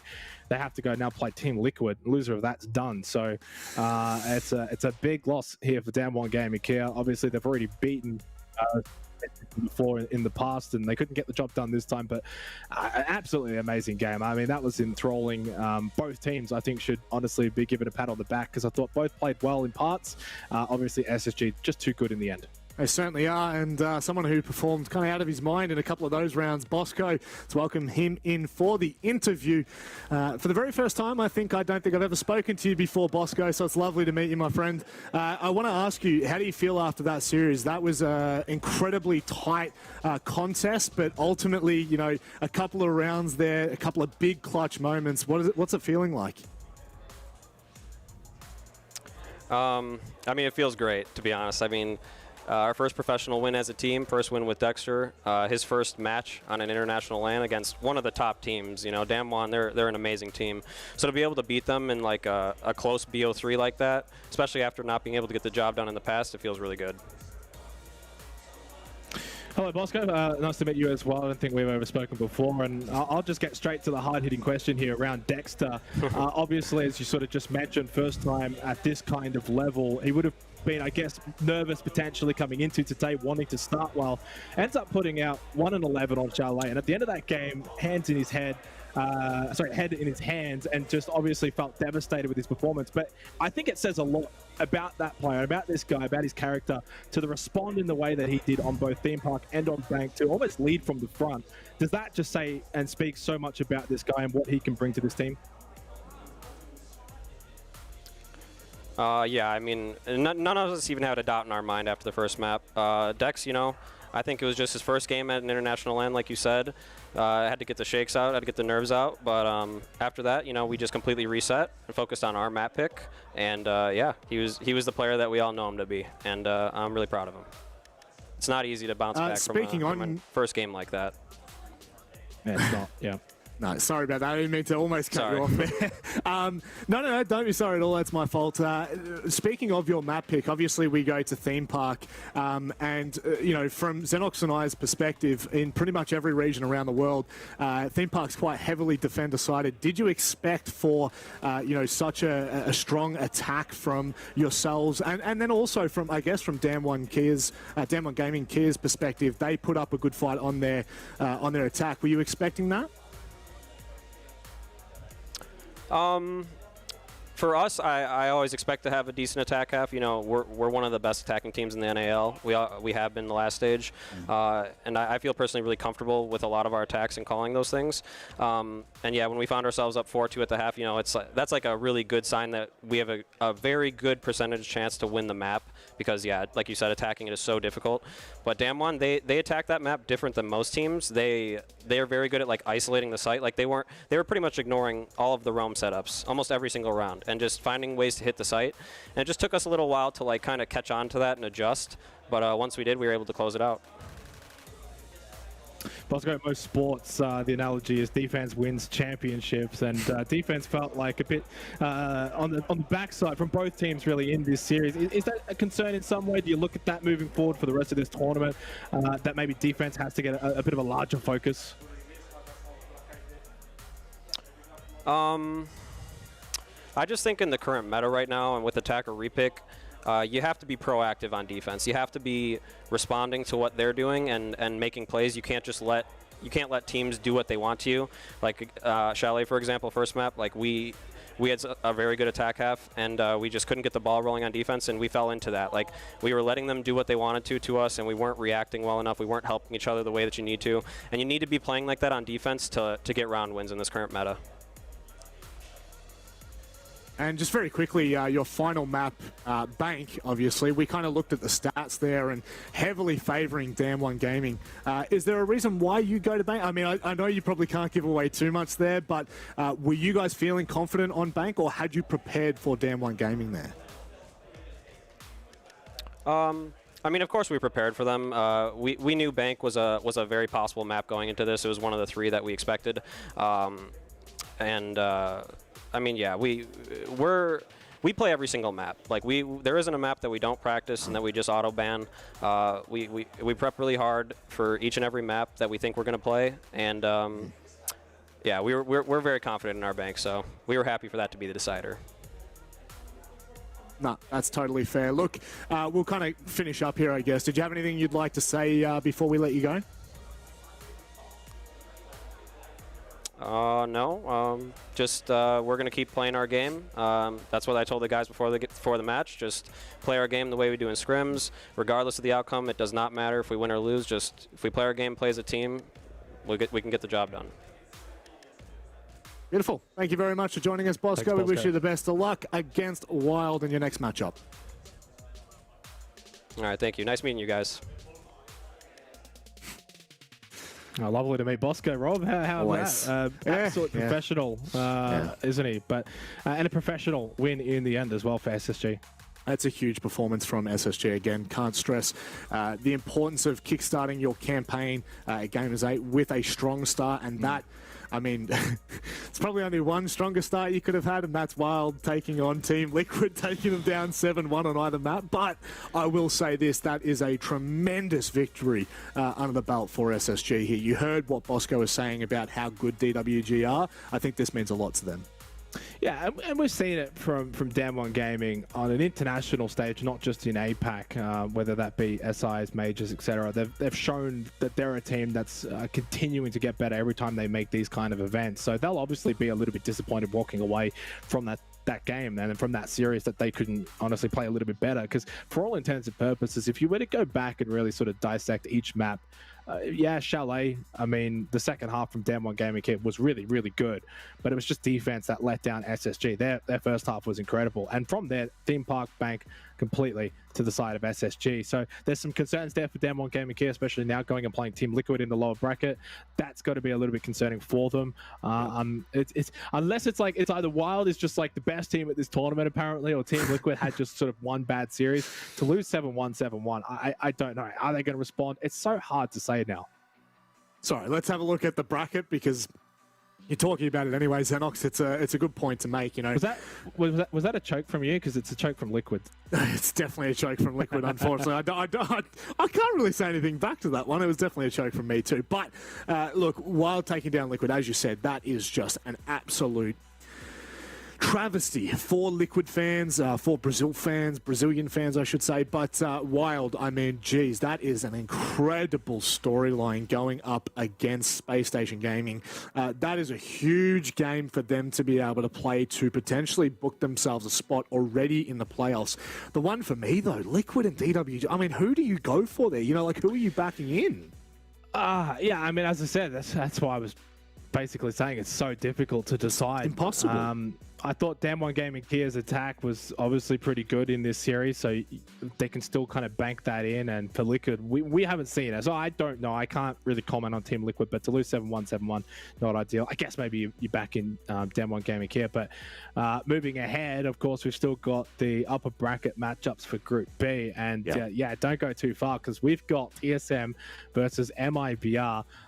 The last time they met was 6 Invitational 2021 in a best of 1, so they still have like this current iteration of MIBR. It's not play TSM in a best of 3, and that will happen later today. Of course, we've got stream A, Rob.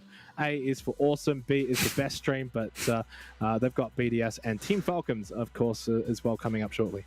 I thought we agreed A was for average, but there's certainly no average matches over there. Yeah, you can. Team B, Stream B, God, now you've got me going all over the shop. As you alluded to, the next matchup we have is TSM and MIBR, powerhouses of both of their respected regions. Yeah, I mean, if it doesn't go 3 maps, I'm probably going to be really disappointed.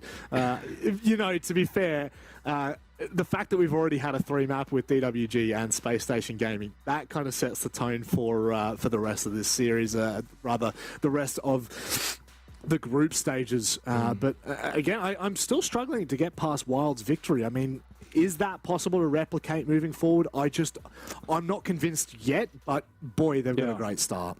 Yeah, again, me and you, we can't probably comment on it too much. We haven't obviously gotten to watch the footage and watch the game. I have no idea sort of in the manner in which Wild won. Were they just utterly convincing? Was it Liquid fell apart? Me and you don't know. But if you're winning 7-1, if I'm just looking at that from the numbers perspective, Rob, it says they've done something really, really well, and Liquid's probably done something really, really bad. So maybe it's a combination of both, but you get a result like that, you do have to give them some credit, and you've got to back them in against SSG. I think that'll be a good map, a good match as well to play later. Yeah, it certainly will be. But for us here on the B stream, that's going to do it for our first match up. It is Space Station who go through in the upper bracket. It is unfortunately DWG who will be taking on Liquid. But more importantly, up after the break, it is TSM taking on MIBR. Don't go anywhere.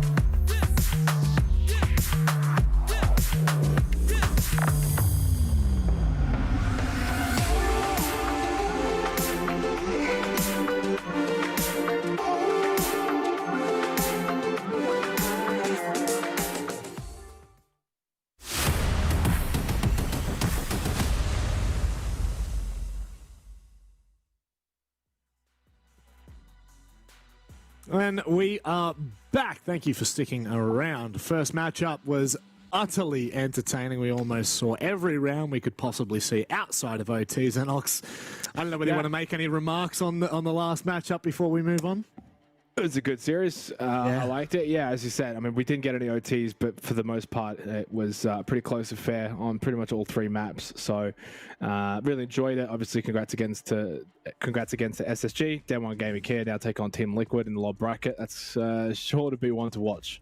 It certainly is. I think that one's going to be a bit of a barn burner, as we like to say in the old Oceanic region. Yeah, the barns will be on fire, and it's for damn sure the heat will be felt from a mile away. But the next matchup is one that I really am excited for. You know, we are talking about 2 powerhouses from either region, TSM and MIBR, go head-to-head, and really the storylines coming into Gamers8, at least for us here, really, really intriguing. You know, so many teams had a bit of a fall-off, I want to say, as we came into 2021, some performing better than others. Obviously, TSM have quite an incredible storyline at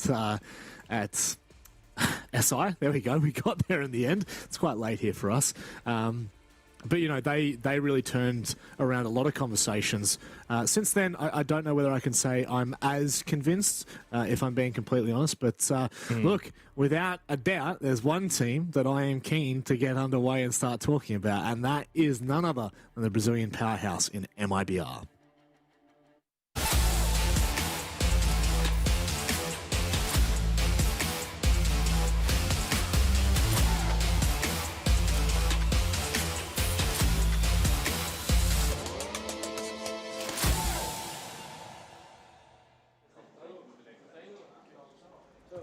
Since finishing up 4th at SI 2022, they have not been back on an international stage.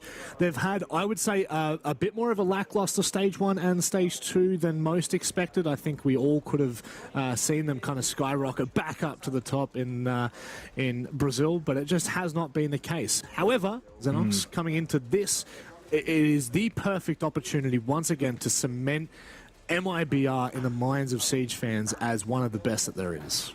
Yeah, no Charlotte Major, and obviously not attending the Berlin Major. I think 8th in Stage 2, 7th in Stage 1. So lackluster, I guess, say it at least, after what was actually a very impressive 6 Invitational. So there's a bit to work on, and this is the kind of event where I think they can bounce back and find a bit of that form again. These kind of games don't come around too often on an international stage. For the most part in the history of Siege, it's, you know, you're looking at mainly just majors. So a good opportunity going up against the powerhouse in TSM, who they themselves obviously have had some recent issues. So I feel like whoever wins this game maybe can see light at the end of the tunnel. Whoever loses this game, it's further compounded maybe on what's been a rough couple of months. A rough couple of months, mate. I don't think I could have said it any better myself. It does feel like, you know, MIBR, after their SI performance, I think we all expected them to kind of build into it a little bit more and get back on the road to victory, but their campaign hasn't been all that successful. But TSM, after finishing first at SI, have had a little bit of a fall off, but we introduced the powerhouses of NA. Can they return back to their former glory? It's TSM.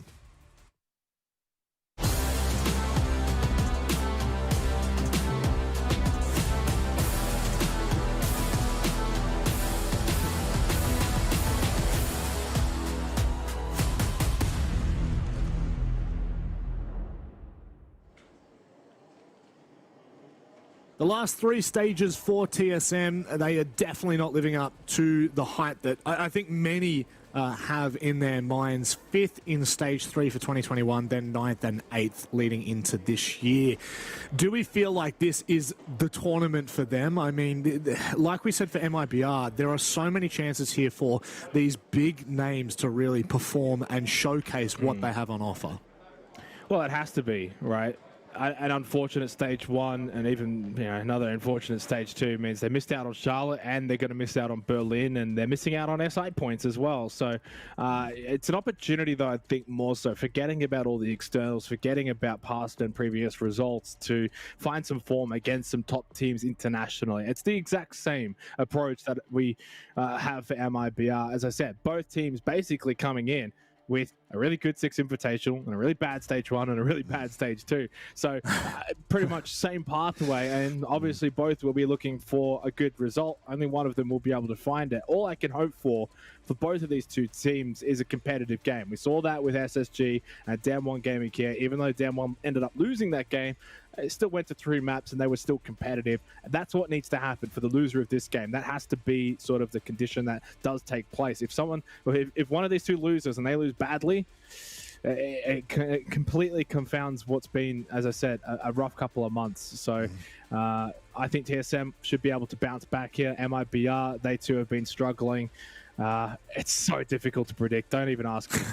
Well, there's one thing that we don't have to predict because we've got them ready. It's the map vetoes. Let's have a look at how this pick and ban phase has worked out. Remembering, 9 map veto.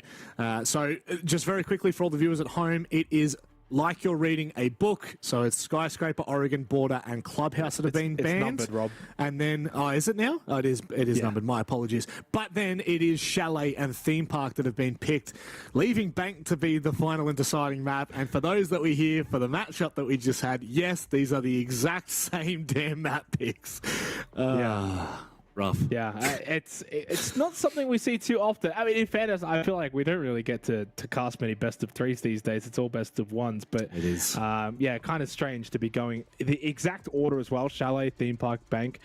Chalet was chosen by TSM, Theme Park chosen by MIBR. So just to confirm that, and Bank obviously the decider. So I'm very keen to see, though. One of the beautiful things for us as well is that we got to obviously cast the previous match that had these exact same maps, so we get to have some kind of correlation as to how they do get played out. Chalet was incredibly attacker-sided, and even though we know Theme Park is defender-sided statistically, it didn't play out that way. So you do wonder, is that going to be a theme that takes place in this matchup as well?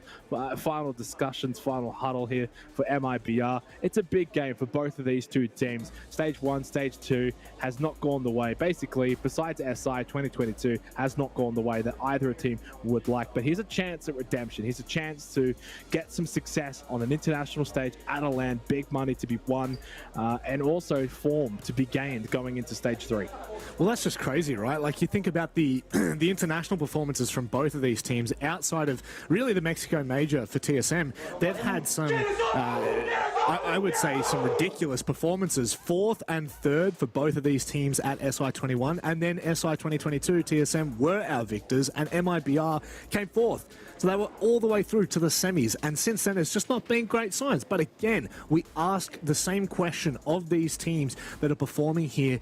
What have you got to showcase? Because for some of them, this is their only international appearance for this year. In fact, it's most of the teams that have struggled to get into any of the majors, and it is a big storyline for TSM. It is a big storyline for MIBR. With only 1 stage left for both teams, this may well be, I know this sounds crazy, but outside of SI, this may be their only international appearance of the year. Yeah, and that's staggering to think about for both teams and the history of these teams and of these players. So as we've already alluded to for a large portion of this pre-match discussion, the importance on a game like this and the fact that there can only be one winner. Someone has to walk away as the loser and go down to that lower bracket. And for reference of that, having a look at the bracket, of course, Team BDS, Falcons, Esports are in this group here for Group B. So we could probably predict Team BDS to win out in that matchup. But I mean, who knows after Wild versus Team Liquid? Anything can happen. So it's probably not doom and gloom if the loser of this does go down, take on Falcons Esports, which I do believe we actually might be covering that match. Don't hold me to it, but I do believe we may be doing that one. But obviously, massive game. And then really, whoever wins this then, Rob, if we do get our prediction right of BDS pushing through Falcons Esports, what a match. Whether it's TSM versus Team BDS or MIBR versus Team BDS. Again, and BDS too, kind of like these two teams, in the same kind of position at the midway point of 2022, where it's been rather lackluster. Obviously, the only difference being for BDS, they didn't have a very good SI, and they did obviously attend the Charlotte Major. 6th place in Stage 2, not attending the Berlin Major, not a place that Team BDS usually finds themselves. So this whole Group B is all about redemption. That is for damn sure. But I don't think anyone's going to disagree on that point. And I think all of these teams that are here, you know, like, I don't think there's a single team here that isn't looking for redemption, no matter who you're looking to. Probably DAM1. I mean, they go into the Berlin Major. They had a really good Stage 1, Stage 2, so very true. DAM1's fine. Very true. It's only their playoffs of Stage 1, and even then, you know, a little bit of controversy surrounding that, which we won't bring up the P word, that's for sure. It's one that I think has haunted a lot of the Korean fans, but you know, coming into this, they've still got Berlin Major. They've finished first in both their respective stages. I don't think you actually have another team globally that has performed as well as them in their domestic league. I'd actually have to go back and, you know, have a look at all the global leagues. But you look at, like, I don't mean to talk about another team, but, you know, DAM1 have finished in the last 4 stages 2nd, 3rd, 1st, and 1st. So that is a pretty crazy history, you know, I guess you could say, road to success that they've had. Whereas for many of these teams, as we've already alluded to, and I don't want to keep bringing it up and harping on it, but it just hasn't been domestically great for them, and that's fine. You know, I think that you can still perform well internationally if you're not domestically, but obviously not at the majors. That's just as simple as it is. It is also how you apply. Bringing it back to MIBR here, they obviously were the winners actually of the Gamers Without Borders South America portion, where they took down FaZe Clan twice actually, in a best of 3 and in a best of 5. And there was a lot on the line there, obviously, and it was basically how they got here in the end. So, you know, for all intents and purposes, though, after they won that, after they took down FaZe Clan, they then finished 8th in Stage 2. So you also have to carry on that form. Whoever ends up, you know, winning Gamers8, and obviously we've kind of listed all those teams that have maybe struggled in Stage 1, Stage 2, back in their regional leagues. You've got to still then bring that to Stage 3 in what's going to be such an important stage for pretty much the majority of these teams.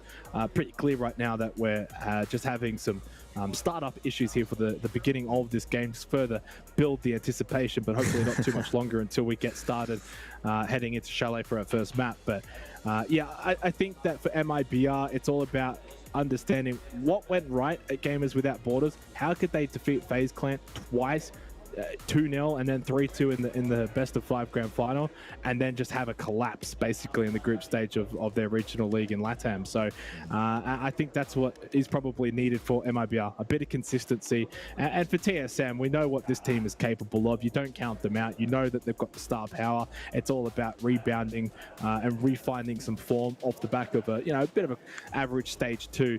Can they do that here at this event and then bring that into Stage 3? Because if you don't bring it into Stage 3, winning this event on its own, I mean, that's great. You get some money, but you've got to perform in Stage 3. You've got to make the next major as well. So a big opportunity to build some form on the international stage. And, you know, we can probably turn our attention to the conversation more so map specific at this point, because so it's all good and well for us to sit back and have a look at how things are, you know, playing out outside of the server in terms of where we are right now, and, you know, talk about their domestic leagues.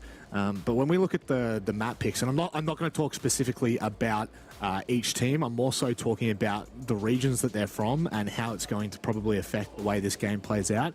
NAL is insanely attacker-sided. Like, Game and Bar 33% defender sided, Kitchen 44. Overall, it is a 33% defender sided map on Chalet. That is, I think that might be one of the highest attacker sided maps that I may well have ever seen. I mean, maybe I could just be talking out my rear there, but one thing that sticks out to me is the Wine Cellar snowmobile site is actually the most successful site they have and the second most played site. So whereas we didn't see a single snowmobile hold in the first DWG and SSG matchup, we are 100% going to be seeing it on the defense for TSM. And when you then go and swap the conversation around, you look at the Brazil League and 48% defender-sided. So everything that we know about Chalet and we talk about for EUL, NAL, APAC North, APAC South is completely out the window. It is the largest map pool it's the largestly played map, 10 times played, and the next closest is Villa on 7. But it's 48% defender-sided. So the sample size we have for that information is absolutely massive. That leads me to think that what we know and what we talk about with an attacker-sided map, like unless NAL are really like the biggest gamers you've ever met in your life and TSM can come out and completely obliterate on the attack, I do feel like this is actually going to be a much more 50-50 sided map. Yeah, I mean, looking at some of the specifics, right, and having a quick look at the recency for TSM on Chalet, they lost to Dark Zero Esports back in NAL Stage 2, 7-3, so rather convincingly. And then also prior to that, they actually had a 5-7 loss to Sonics as well. That was back in Stage 1. So the last time they actually found a win on Chalet, you have to go all the way back to April against Parabellum, 7-4. Wow. And that was Stage 1 NAL. So, I mean, it's a long time to go without winning on a specific map, let alone the map that you've just then chosen. And then when you kind of look at those games that did play out, 40% defensive win rate, 50% attacker win rate. So you're not quite getting enough on the attack, and you're not really getting anything from the defense either. It's a little bit concerning, and they don't ban it. It's literally their tied least most ban, like they just don't ban the map. So they're always happy to play it, but they can't find success on it. This is going to be another opportunity for TSM to try and find success on Chalet. On the flip side for MIBR, you don't even have to look that far, Rob. Their last 2 maps that they have played were on Chalet and won both of those, 00 Nation and then against FaZe Clan as well, back in Stage 2 of the Brazil League, 8-7, but still a win. So history and statistically, everything's pointing to MIBR, yet TSM chose this map. And then obviously you look at Theme Park, and guess what? Neither of these 2 teams have won on Theme Park this calendar year. So, I mean, it's so difficult to dissect. It's so difficult to understand who's the favorites, really. If TSM's picking this map, I'll back them in. I'll give them the benefit of the doubt. I do that with any team. When they choose the map, clearly they've done it for a reason. So, but MIBR, they're not going to be pushovers on Chalet. No, a team that is well and truly prepared. Again, domestically, it's played so much in Brazil, so I'm not even remotely concerned about the Chalet match for MIBR. It really does come down to Theme Park for me.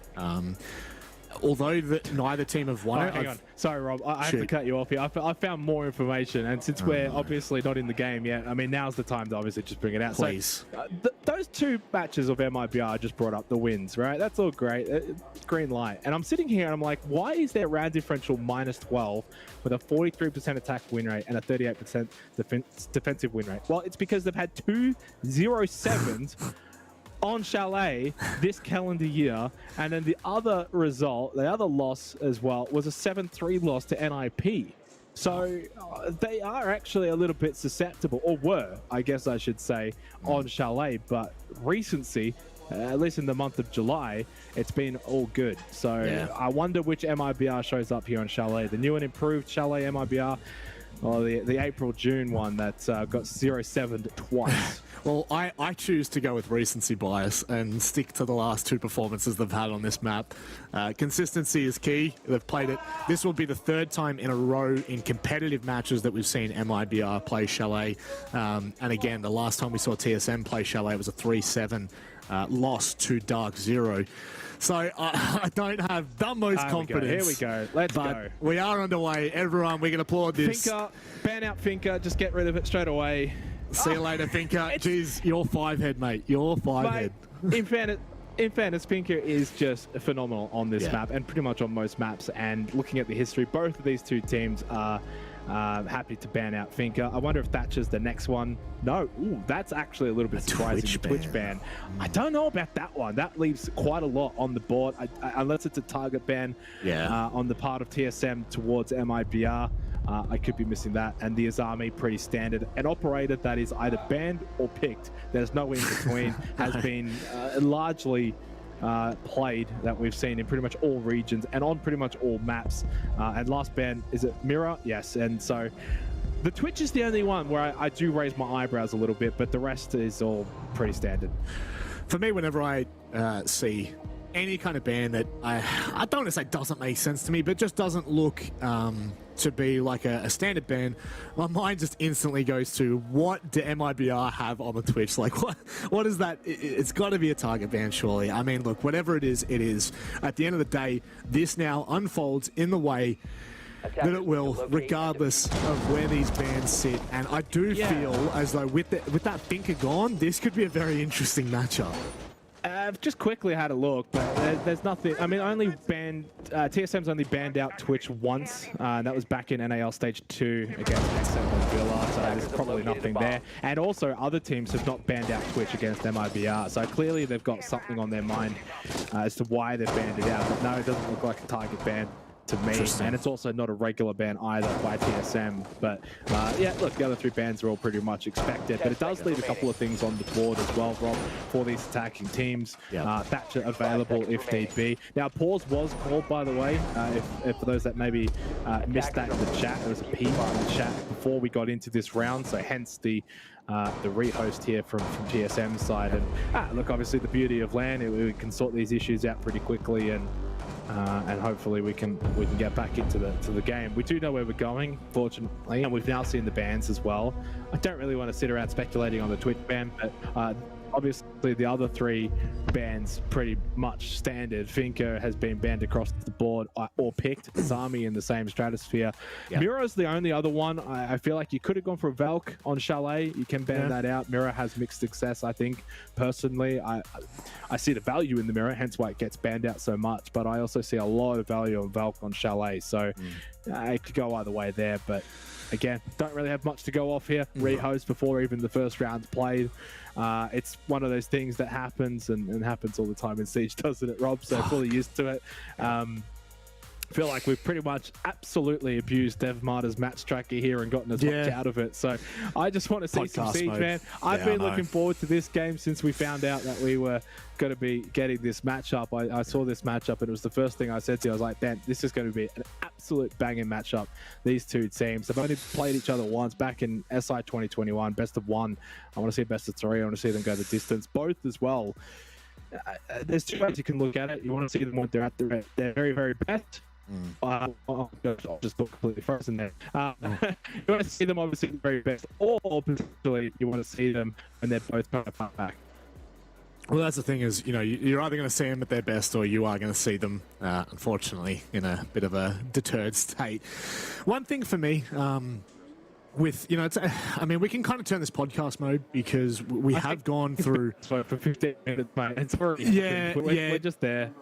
Yeah, it's definitely that point where we kind of go podcast mode. I have seen a couple of people ask if I'm doing okay, because apparently I look like I didn't want to be here. It's currently 12:30 in the morning for us here in Australia, so we are feeling a little bit of the tide. But I don't think it was that bad.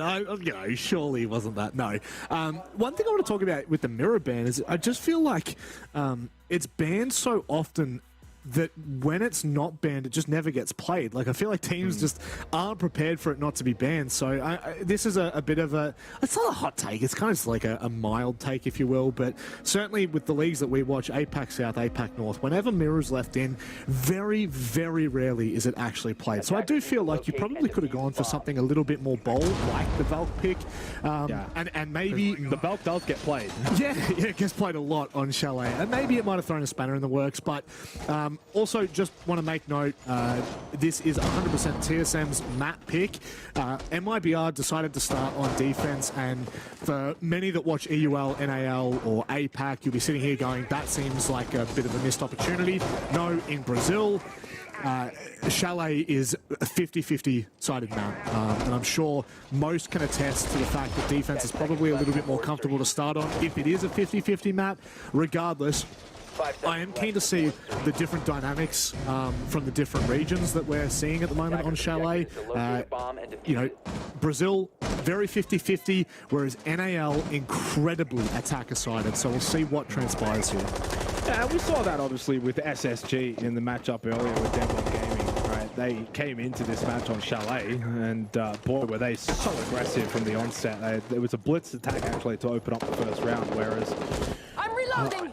not to say that TSM's not going to be aggressive, but I mean, you're already looking at that lineup. It does seem like it's going to be that slower, methodical play style, which I'm very much more in agreement with, actually, rather than the super aggressive nature that we actually saw from SSG. Bolo gets the opening kill into Reduct, and what a way to sort of find that early kill, get that advantage. It's going to mean a lot here on Chalet. Getting entry kills is going to be so impactful on Chalet. We saw that not too long ago in the first map of Dam1 versus SSG.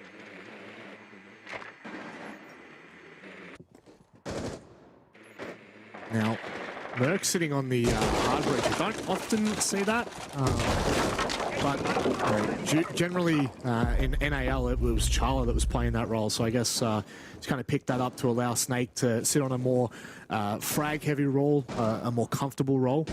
So we'll wait and see whether Merc ends up being the kind of animal that we've known him to be for TSM, or whether he does sit back on a more supportive role. This is a fair amount of control already. They've dealt with all those roams that could have been on that side of the map. And for me, Vert is so important. Merc, man, you can't be doing that. You cannot be doing that. No, not a chance. Not a chance. Oh, you take it though, you take it. You can't take the fragger out of the player though, can you? And I was just trying to get the wall open, bam, headshot, easy kill, and it's not looking good early for MIBR. A couple of really seamless kills from TSM. They've got vert control still with a minute, and now 5 seconds remaining. So, I mean, like, this is pretty easy so far. There hasn't really been a shot back from MIBR at all. Credit to TSM, vert control, but they do need to start making their way over Solar and then down stairs as well, and start making their way over towards kitchen dining. Hello there. Oh, we're trying to take first point of contact, but it's Snake that ends up finding the quick trade. It's all falling to pieces here. MIBR have taken a fair amount of control back, but with that kill from Merc, once again, it pretty much seals the deal achieved to shut out Falls. And TSM with just a tremendous attack on the first round. Yeah, intriguing though. It's almost like they expected MIBR to start pushing back up Solar for a bit of a vert retake, and if they expected that, like, full credit. I mean, because that's exactly what MIBR tried to do to try and salvage the round. And I guess in theory, we do see that a lot when teams lose vert on kitchen dining defense. They'll send it up back over towards Solar and see if they can find a couple of kills and disrupt that vert. But full credit to TSM. They were just too clinical in that round. Good opening round. Obviously, we don't get ahead of ourselves at all in this first half, though. Unless they go 5-1, I think 5-1 is generally going to be that sort of target. Or if you can reach that or better that, then you've had a really, really good first half. But otherwise, I'm probably on the 4-2 half bandwagon for Chalet. Off the back of what we also have seen so far tonight, Attack also has just been the absolute meta right now in Siege. Attackers are just having a field day. Yeah, we spoke to Bosco before, and you know, he sort of brought up that point as well with the Attacker repeat. So, and on maps that are already rather attacker-sided for the most part, it just sort of further compounds that. Good stuff though for TSM. I like the measured approach. They don't have to go gung-ho aggression like we saw from SSG, playing their style, playing their brand, and a good start. Luca nearly did give them a way back in there for MIBR. Those quick 2 kills up Solar could have been something else, but as they weren't, it does feel like TSM are very happy to get the early control. I mean, already in mud, and considering where the site is, that one intrigues me a lot. No attention put in there whatsoever. And so that will pretty much, I don't want to say slice down the avenues for MIBR to rotate, but if Bolo can get into a more aggressive position after he's done dealing with the Roteros, this could be quite dangerous. Yeah, it says a lot really on how they feel like they're going to be able to win this particular half, though, is getting control of these positions, and I totally agree. You can't really sit around for too long. The only thing is I don't want to see Merc go in big window too early, 2 minutes. Unless you can clear the player in fast stock, it's not worth it. Keep the pressure on site, though. That's exactly what he's gone and done. Headshot onto Falls, and again, now advantage, and by getting that kill, pushes into the half wall, going for the default plant, and Geo's sitting in the window. So that's an easy plant. That is confirmed by Merc, finding another kill. You posed the question before, Rob, is he going to keep fragging? The answer is yes. Plant goes down, half wall. You've got big window. You've also still got the balcony above as well outside library. So I don't see MIBR bringing this back. No, Luca would have to go absolutely ridiculous. just don't see this happening. No matter the individual prowess, you got 3 players to find, and the kid's in such an awkward position. Unless you can find a quick pick like that, it might turn around with Achieved on the ground. The 2v2 could well and true come through, but it's not to be. Luke has gone down, and I mean, look, why not? You may as well try. You've got to throw something at TSM. It doesn't pay off. I'm really impressed with TSM's early round so far. Yeah, clearly the better team in the first 2 rounds. MIBR's defense just picked apart, and for a bar games site as well, TSM actually played that very well, considering they didn't really put a lot of pressure over towards, say, the library stairs position. They didn't go for a mezzanine take. They weren't pushing through piano, which we tend to see. All of their focus was primarily inside of library and then on site and from big window, looking for that half-wall plant. Understanding you back Merc in to hit those shots, to land those kills and then push in, and that's exactly what happened. So I know it's only early days, it's only 2 rounds, but it's clinical, it's clean, it's precise, and MIBR, they haven't even really looked like being able to even have a say in these rounds. No. I find it really interesting as well, the difference between, obviously we've seen, we're seeing one of the NAL teams compete on Chalet, but we obviously saw SSG just before as well. And 2 very different approaches on the attack. SSG were really good at cutting off rotates and suffocating roams, whereas TSM are in the map within the first 30 seconds. You saw it there with Bolo and Mud, and you saw it in the earlier round, in round 1, when they were straight into library, took mezzanine control instantly. I really enjoy this pace of siege when you're on the attack, not messing about, getting inside the building and putting the pressure on the defenders. It's worked so far, but the big question does remain for MIBR. What is the response, and how do you kind of, I would just say, stem the bleeding at this point? It's definitely, you don't need to stop it, but definitely you need to slow this down. A very intriguing lineup though for Snow Wine, a site where defenders will generally roam above a lot of on-site presence. You kind of look at their lineup though, the Echo, the Mute, the Thunderbird, the Smoke, it's all kind of like on-site defenders, except for Reduct, of course, from the Oryx. But yeah, I mean, Reduct though does actually find that kill onto Bolo, traded immediately by Achieved, and that's your Roma gone on a Snow White site. So MIBR really putting a lot of emphasis here, I think, on an on-site defense for all of Snow Wine, and that's not going to pay dividends. If TSM play this well, get vert control, clear out, make sure there's no one roaming, they should be able to take this site. I would have been really curious to see what Bolo was working with down towards Snowmobile. Instantly threw both smokes and also went for the Dockerby call. Then just died without a trace. So I'm curious to see whether he was trying to poke and probe and see whether one of the defenders might try and overstep, which apparently they did, because they do find that pick. From here on out, though, a 4 versus 3 MIBR on site, I don't back in the defense here. They don't even have gas babes. Raps has already used them. I'm assuming on that snow wall, which has obviously been opened up, and was opened up really early in the round through Merc with the exothermic. And generally, you do want to get that opened up as soon as possible. We've seen teams bring the Oster and place Talon shields out the front and keep pressure on site, but TSM more focused on map control, as evident in the first 2 rounds, and again here in this 3rd round. So there's a minute left, Rob, and they have full map control, forcing MIBR on side of Snow Wine, where you do not really want to be. I'm assuming they all must be like huddled in wine or something, maybe boiler, but I mean, we haven't really seen much from MIBR. We're mainly just getting TSM observer view at the moment, but 45 seconds left, player advantage, no gas babes. Surely TSM win this round. Unless MIBR have something, kind of tucked away for themselves, I just can't see this. TSM have literally flushed out all of the key anchor positions, and unless they can find themselves back into those positions and TSM can't continue to apply those vertical pressure, it is going to come down to ones at this point, because the time is really starting to dwindle.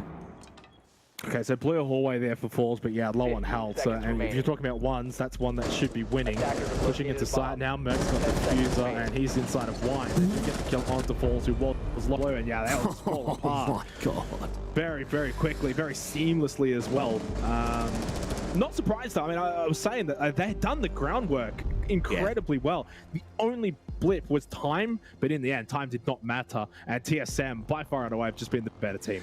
100%. And, you know, I think it does come down, that vert control is really important because essentially what you're doing is you're flushing all the anchors out. You're flushing all of those positions that are just, you know, kind of near on impossible to take fights on as an attack.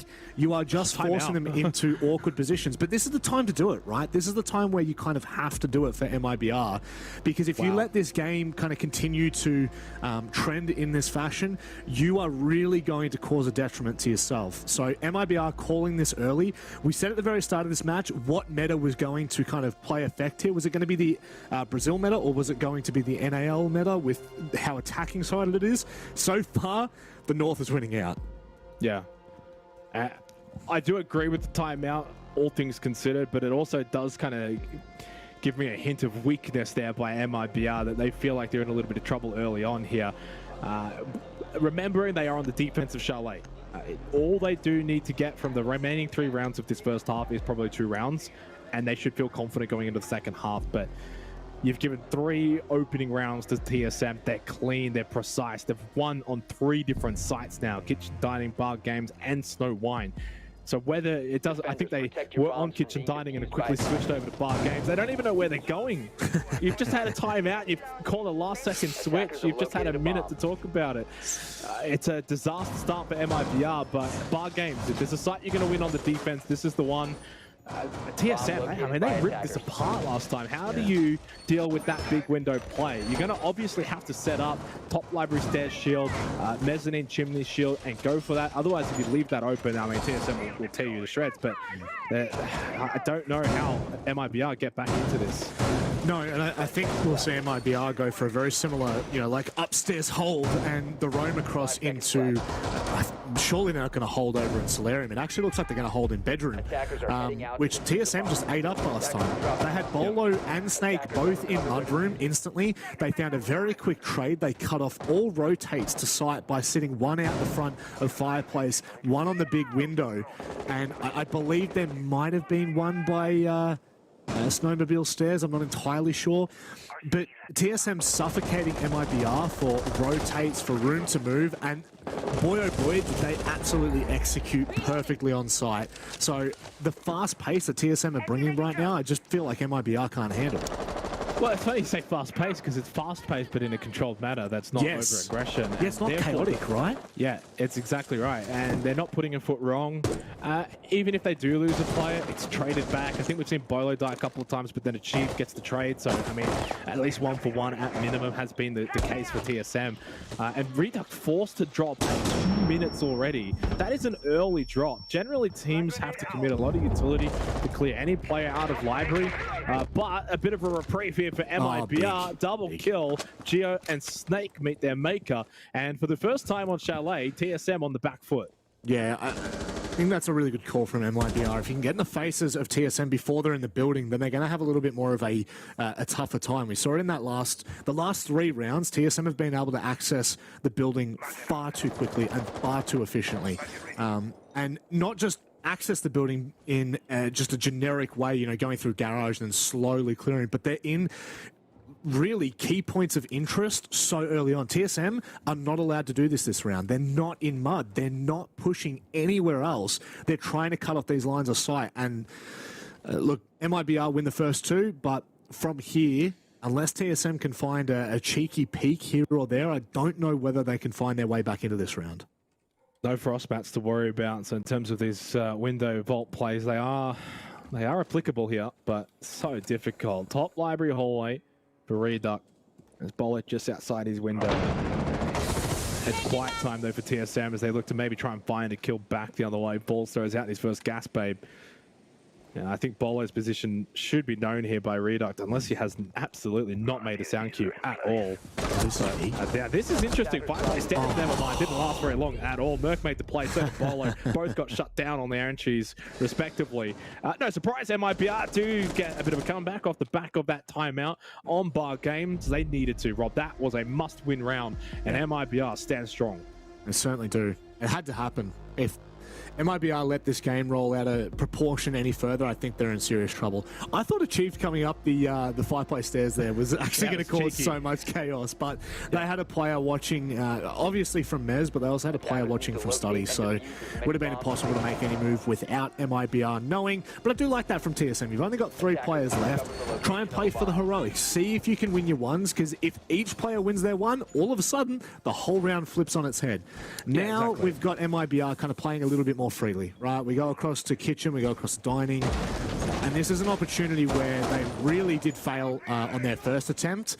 TSM had so much library, mez, and study control before MIBR was even close to contesting them. So I'd like to see MIBR playing a little bit more aggressive on this side of the map. Oh wow, they are investing a lot of util up there. Well, I mean, you kind of have to, right? I think what we saw from TSM as well, a lot of emphasis was taking this from library side across, and I think most teams generally will as well. And you see some teams go for a bit more of like a lobby entrance and put pressure on into dining, but for the most part, you're going to be wanting to get as much map control as possible here, clear them out from above, try and get solar, and then push down trophy stairs. But TSM, okay, you lose that one round, but straight back into it, straight back to getting that map control, straight into library. They've got games, and using these drones perfectly to get information, to get this intel. Where can they push? Where's the next step that someone can push up to? Okay, top library stairs, and then it's now getting to work. Obviously, master office and clear out these players above. If you can find a couple of kills, like Merc did in the opening round, that's a bonus, but it's mainly just about clearing out this position. I'm going to say this right now. The intel game from NAL teams, from SSG and TSM, fantastic in the early portions of these games. The drone economy is probably the healthiest I've seen from any team so far. You know, 9 drones left with still 1:50 on the board, and they've got so much control of this southern side of the map. This is a really great start for TSM. Now, obviously, it gets a little bit tricky because none of the MIBR members have kind of given up a life freely, and TSM now have to try and find these picks and force the play. Big nade from Bolo. 2 Nitro cells available as well for MIBR, and I really want to see them get those out in this round. They need to show some counter-aggression. It's been too much sitting back and allowing TSM to push them off these positions. You've got Nitro cells in hand, whether you're using those from down below in kitchen dining or just throwing them into these locations. Look how much information Bolo's getting there with the Gemini as well. So information, map control, that has been the win condition so far for TSM. MIBR needs to realize that and try and take some of it away. Oh, the contest from Bolo really cost him his life, trying to shoot through the unreinforced wall. Merc as well might be able to cut this player off if they decide to try and rotate back down Solarium. I could not imagine it. MIBR with 45 seconds left still have control of the top floor, and they've found the first 2 picks as well. This is much more like it. It is game on. I am telling you, it doesn't slow down from here. Talk about a counterpunch, though, from MIBR. I mean, I said I was looking at those Nitro cells. They don't even need them. Guns will do. Philippox gets the kill onto Geo. And Achieved, I think he went for a bit of a push to try and get some control down in Trophy, but ultimately, as he goes back outside, by the time he even gets back in, his whole team is gone. So a big, big round from MIBR. That's the first time we've really seen them looking at their absolute best, clean as you like. Yes, they gave TSM full library. They gave them the mezzanine. But once they got towards piano, once they got towards master office, the defense stood tall. They didn't give them a whole lot. They made sure they didn't give them solar. They kept the sight lines, and they did not allow TSM to get some easy picks like they did back in round 1. So 2 massive defensive rounds from MIBR off the back of a timeout, off the back of a 3-0 clean flawless start from TSM. They're right back in this. You've now got 2 defensive round wins, 1 round to go in this half. You go 3-3, and I mean, I don't know if I want to say that's par for the course or if that's a win for MIBR. I think that's it's one or the other, and that's but the fact that it's one or the other is a win in itself. So big round coming up. TSM, they need to get the 6th round.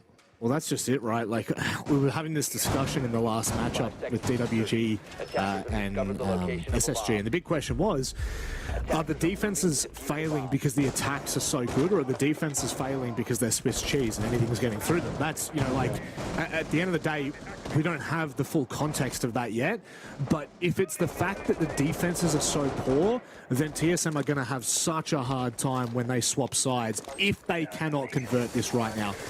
A lot of early control, as we've seen in the past. I don't think they'll follow up on this unless maybe they're gamers. No, I mean, it's pretty standard to just get that snow wall opened up. You're not really going to go for the rush. They're not equipped for it either, I don't think, personally.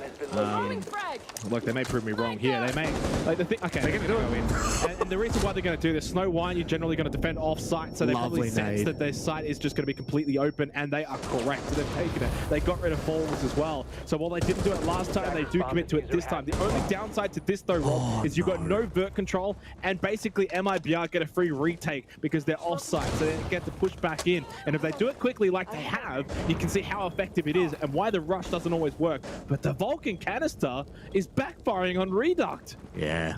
Two pieces of util, it's actually backfired for MIBR. It was the deployable shield, and then it was the canister. Unfortunately, it hasn't really netted them anything just yet. Reduct has to force off the angle. But Luca's got the diffuser right in his feet, so he's got a great position.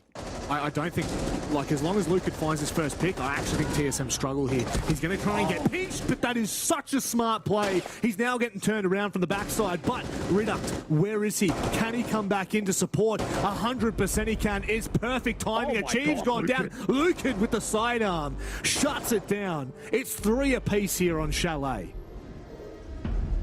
What a conclusion to that round, Luca, but what a start to the round as well. I don't hate the rush, but I'm not a big fan of it either. When you saw why, and you can see how it can be somewhat successful, because you think initially, oh, they're on site. They've got the one player that's maybe on site as well. You get that kill, 5 versus 4, plant going down.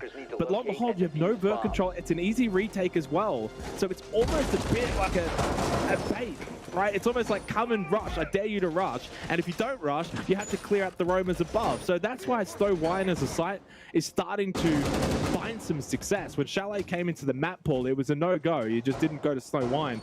But now you're starting to see teams really strategize a lot better for it. And full credit to MIBR. They were quick, and you have to be. If that plank goes down and TSM have enough time to get in good positions, they probably do win that round. But MIBR were very quick on the retake, and they were able to stop that rush in time. That's just the thing. I think Merc had the kit and was trying to get behind the deployable shield to plant, which wasn't ideal. They just didn't, like, they had no crossfire covering Merc as he was going down. Also, I mean, you know, I would love to see Merc kind of taking charge on the frag department there. Obviously, he's dropped back onto the support. Whether it's just for this tournament or whether it's going to be moving forward, I feel like it's a missed opportunity. You know what I would have liked to have actually seen is the Ossa, because the, I mean, like, well, Snow is completely open, right? So they could have just walked in, put the talent shield down, played behind the talent shield, and then have another talent shield outside Snow Wall.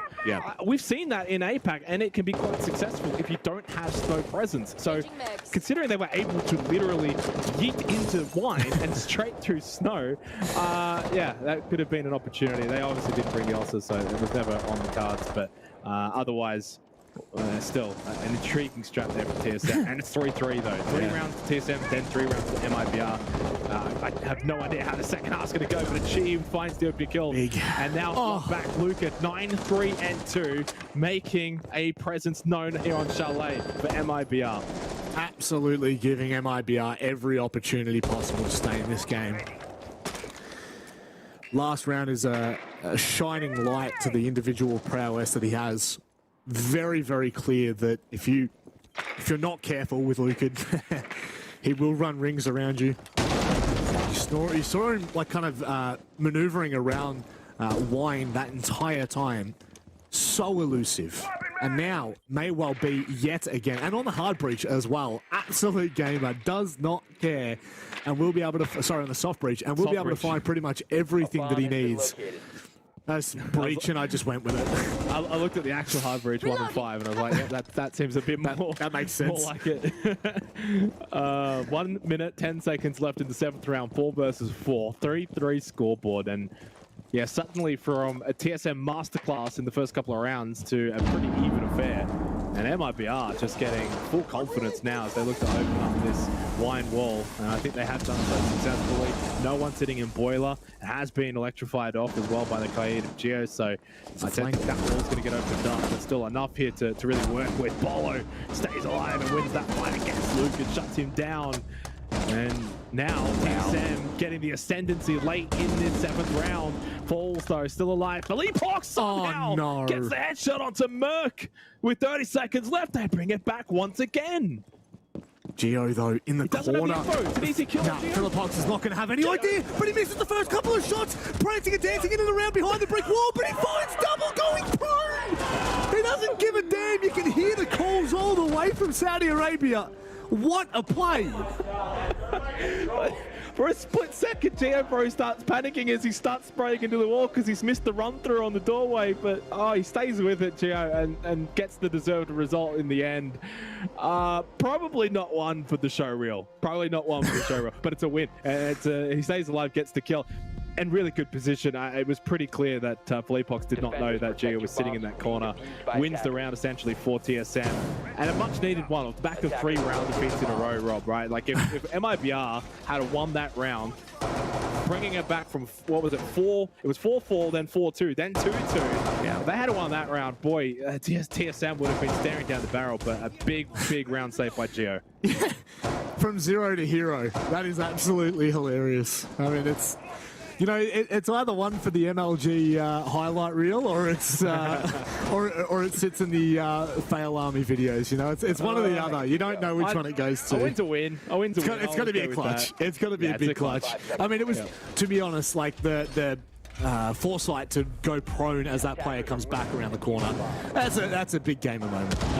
But like you said, though, there's still concerns. There's still concerns here for TSM because MIBR are back, and that last round was probably the first round that we've had where it actually was a bit 50-50. All the other rounds were quite one-sided to their respective teams. So I do wonder now, is the precedent set that from here on out, these rounds are going to be close as well as the scoreboard has been close?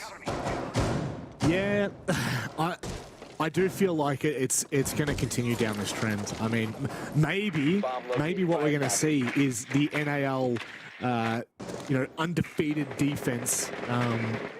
Maybe it truly is that all of NAL just have really strong gamers when it comes to the attack, at least on Chalet. But I do feel like this is definitely going to be... North American Attacker League, is that what it actually stands for? I like that. Forget about APAC. It's not APAC's not the aggressive league anymore. It's the NAL. But no, like what I will say though is FSG had a pretty similar start to their defense on Chalet. They won the opening 1 and then lost the preceding 5.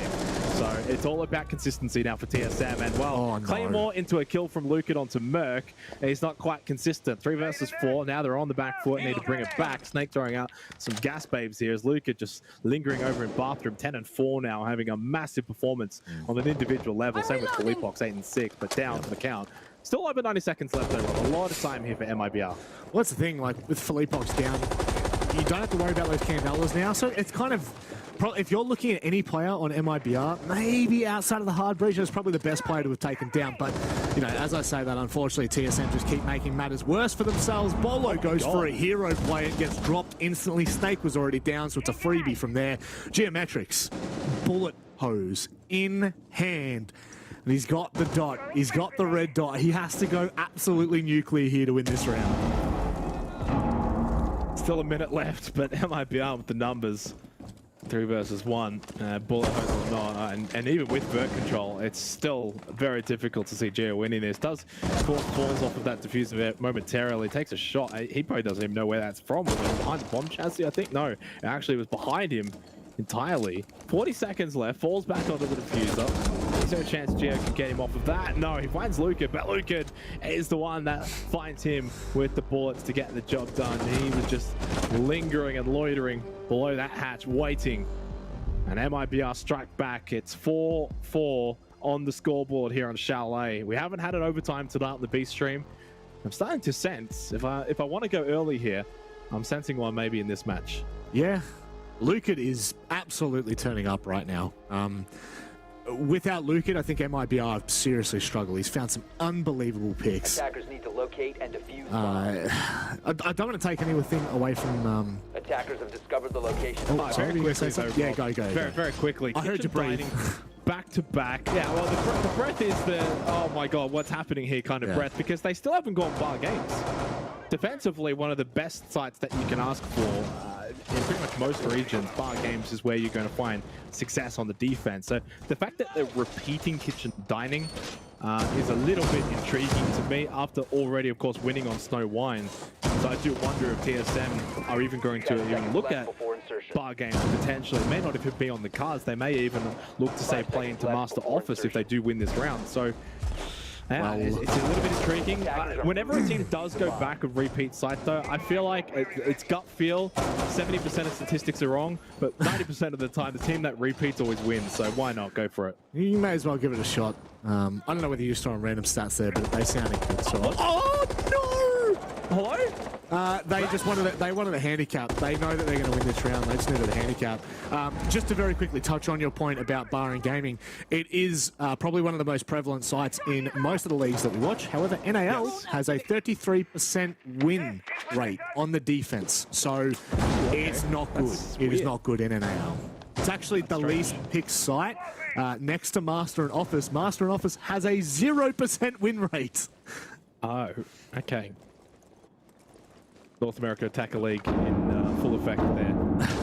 Philippe box into West Main. Oh, they need to bring this one back. They need an early kill after the team kill onto Riyadh. Which, boy, I guess he just ran right to Raps as Raps started to try and shoot that window. Snake with a quick double, though.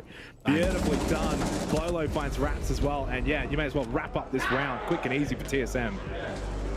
You'd be pretty frustrated if you were MIBR right now. Raps definitely handicapping. What I say, Rob, 90% of the time if you repeat, you get the win. Very true, very true. 60% of the time, you're right every time. That's what it's. Exactly. That's the truth of it. Now we go to Wine Cellar once more. I feel as though this is like I really am just not sure what to say about Chalet anymore, especially when it comes to this matchup. We've been so certain in our attacker sided for the last, God, it feels like 6 months. I'm off the train. It is now 5 of the last 6 rounds to the defenders. Yeah, it's definitely we can't talk about an attacker-sided map in this matchup in particular. Mate, it's gone out the window. I look at the stats and I'm like, all right, doing my homework. These maps, okay, NAL, Brazil, and then they come out and it's just like, nah, screw you guys. We're just gonna play however we want. Which, I like that though, because otherwise it would be just boring. If we could look at the stats and obviously know how things are going to play out, it would be boring. So it's been a very, very fun match to watch. 5-4 TSM, obviously leading the way, Rob. But speaking of leading the way, we're going to lead ourselves back onto your screens here just due to a rehost. So I don't know if maybe that's got something to do with Reduct. Maybe. I don't know. Sometimes if a player has an issue, the other teammates do like to have a quick little pot shot, but it did seem like he literally just ran in the way of Raps, so I don't know. Yeah, it was just a really nice one-tap. No, so unfortunately rehost, but it is what it is. At this point, TSM up 5-4, I believe it was. I actually didn't check the scoreline just before we left it. But this is a really important point for TSM. This is their map pick. They really can't afford to allow MIBR into this. I've seen a lot of comments around the online sphere saying that TSM's theme park is not that great. So are you seeing this? Twitch chat. I saw it in the veto, so I'm kind of half and half. I'm like 50% do I take it, 50% do I not. But you know, don't say that. They're going to take our job. They'll just replace a picture of us and they'll just put Twitch chat in there, and there you go. There's your analytical comments. But no, look, well, we'll see if they're right, I guess, because Twitch chat usually is right. But I think so far it's been a very fascinating game, considering TSM shot out of the blocks like 3-0, and it was actually. In the end, very replicative of what we saw from SSG, right? If you remember back, they actually shot out of the blocks as well, 3-0 against M1. So I guess it really is the North America Attacker League shining on through. The only difference being MIBR then just completely responded with 3 of their own rounds.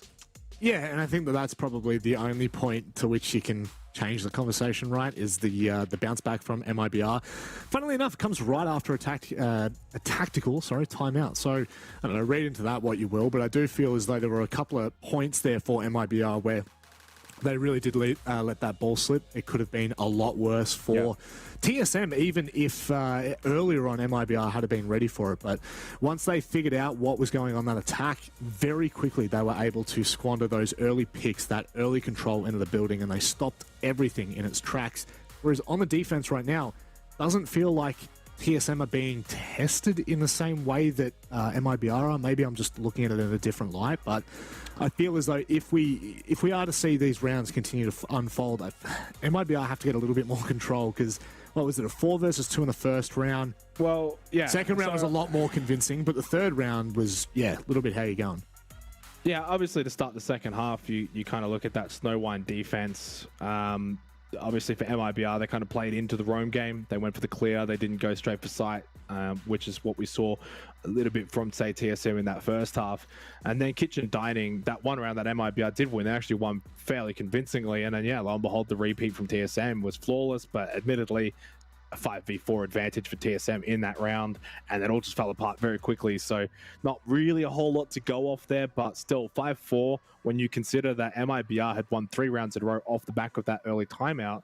They looked like they were bringing it right back, and we were obviously considering this to be rather attacker-sided in large part. For MIBR to then go and win 3 defensive round wins had us kind of questioning things at halftime. But then, of course, TSM themselves come out and defend pretty well. They're now up 5-4, 2 rounds away from taking this map, of course, the map that they elected to obviously pick. So there's a bit of pressure there on TSM to close out their map pick. MIBR probably feel like they're still in this match, clearly, having won that Kitchen Dining side in the 8th round.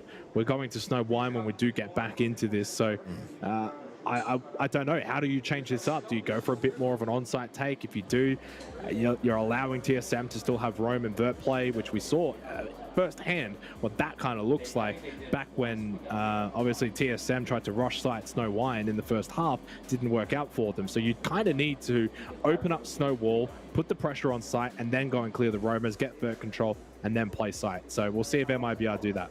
I feel like the only issue that TSM had when they went for that rush in Snowmobile is they just tried to play it in a really awkward position. Like if the rest of the team had actually sent it in, and I think it was Merc who had the kit. If Merc just tries to go for a plant behind Snowmobile, I don't know whether they can deny that. So, maybe there's a whole different conversation to be had about just where that plant was going down. In Wine, because I believe it was Falls that was in Wine. It died to a nade, and so by rushing Wine, you kill that player. If you don't rush Wine, and if you just send one into Snow, I guess technically you could have sent the rest of the team into Wine, but Merc stays at the Snowmobile. Well, that's what I'm saying. I think there's 4 players left. There's 3 players left with Merc there, and I think there was 1 lurking somewhere. I do think if you send the players forward, I mean, look, I'm not a coach, I'm not like an expert by any means, but it is what it is. I would like to see something a little bit faster paced from MIBR, see if we can catch something out, try and catch one of the players from TSM, either still trying to reset, rotate to site, maybe rotate to a roam. You never know. You never know what you're going to catch out. But at this point, I think the main takeaway that I'm looking at from this matchup is MIBR are well and truly going to be competitive in this matchup. And then it just goes to, where is this best of 3 headed? Like, are we actually going to head to Theme Park with TSM up a mat? In which case, you probably just, theoretically, I hate looking too far ahead, but you are probably just going to say, yeah, MIBR, it's their map pick. They're going to feel more confident on Theme Park. That should be their map. And then we go to Bank, where I just throw it up in the air.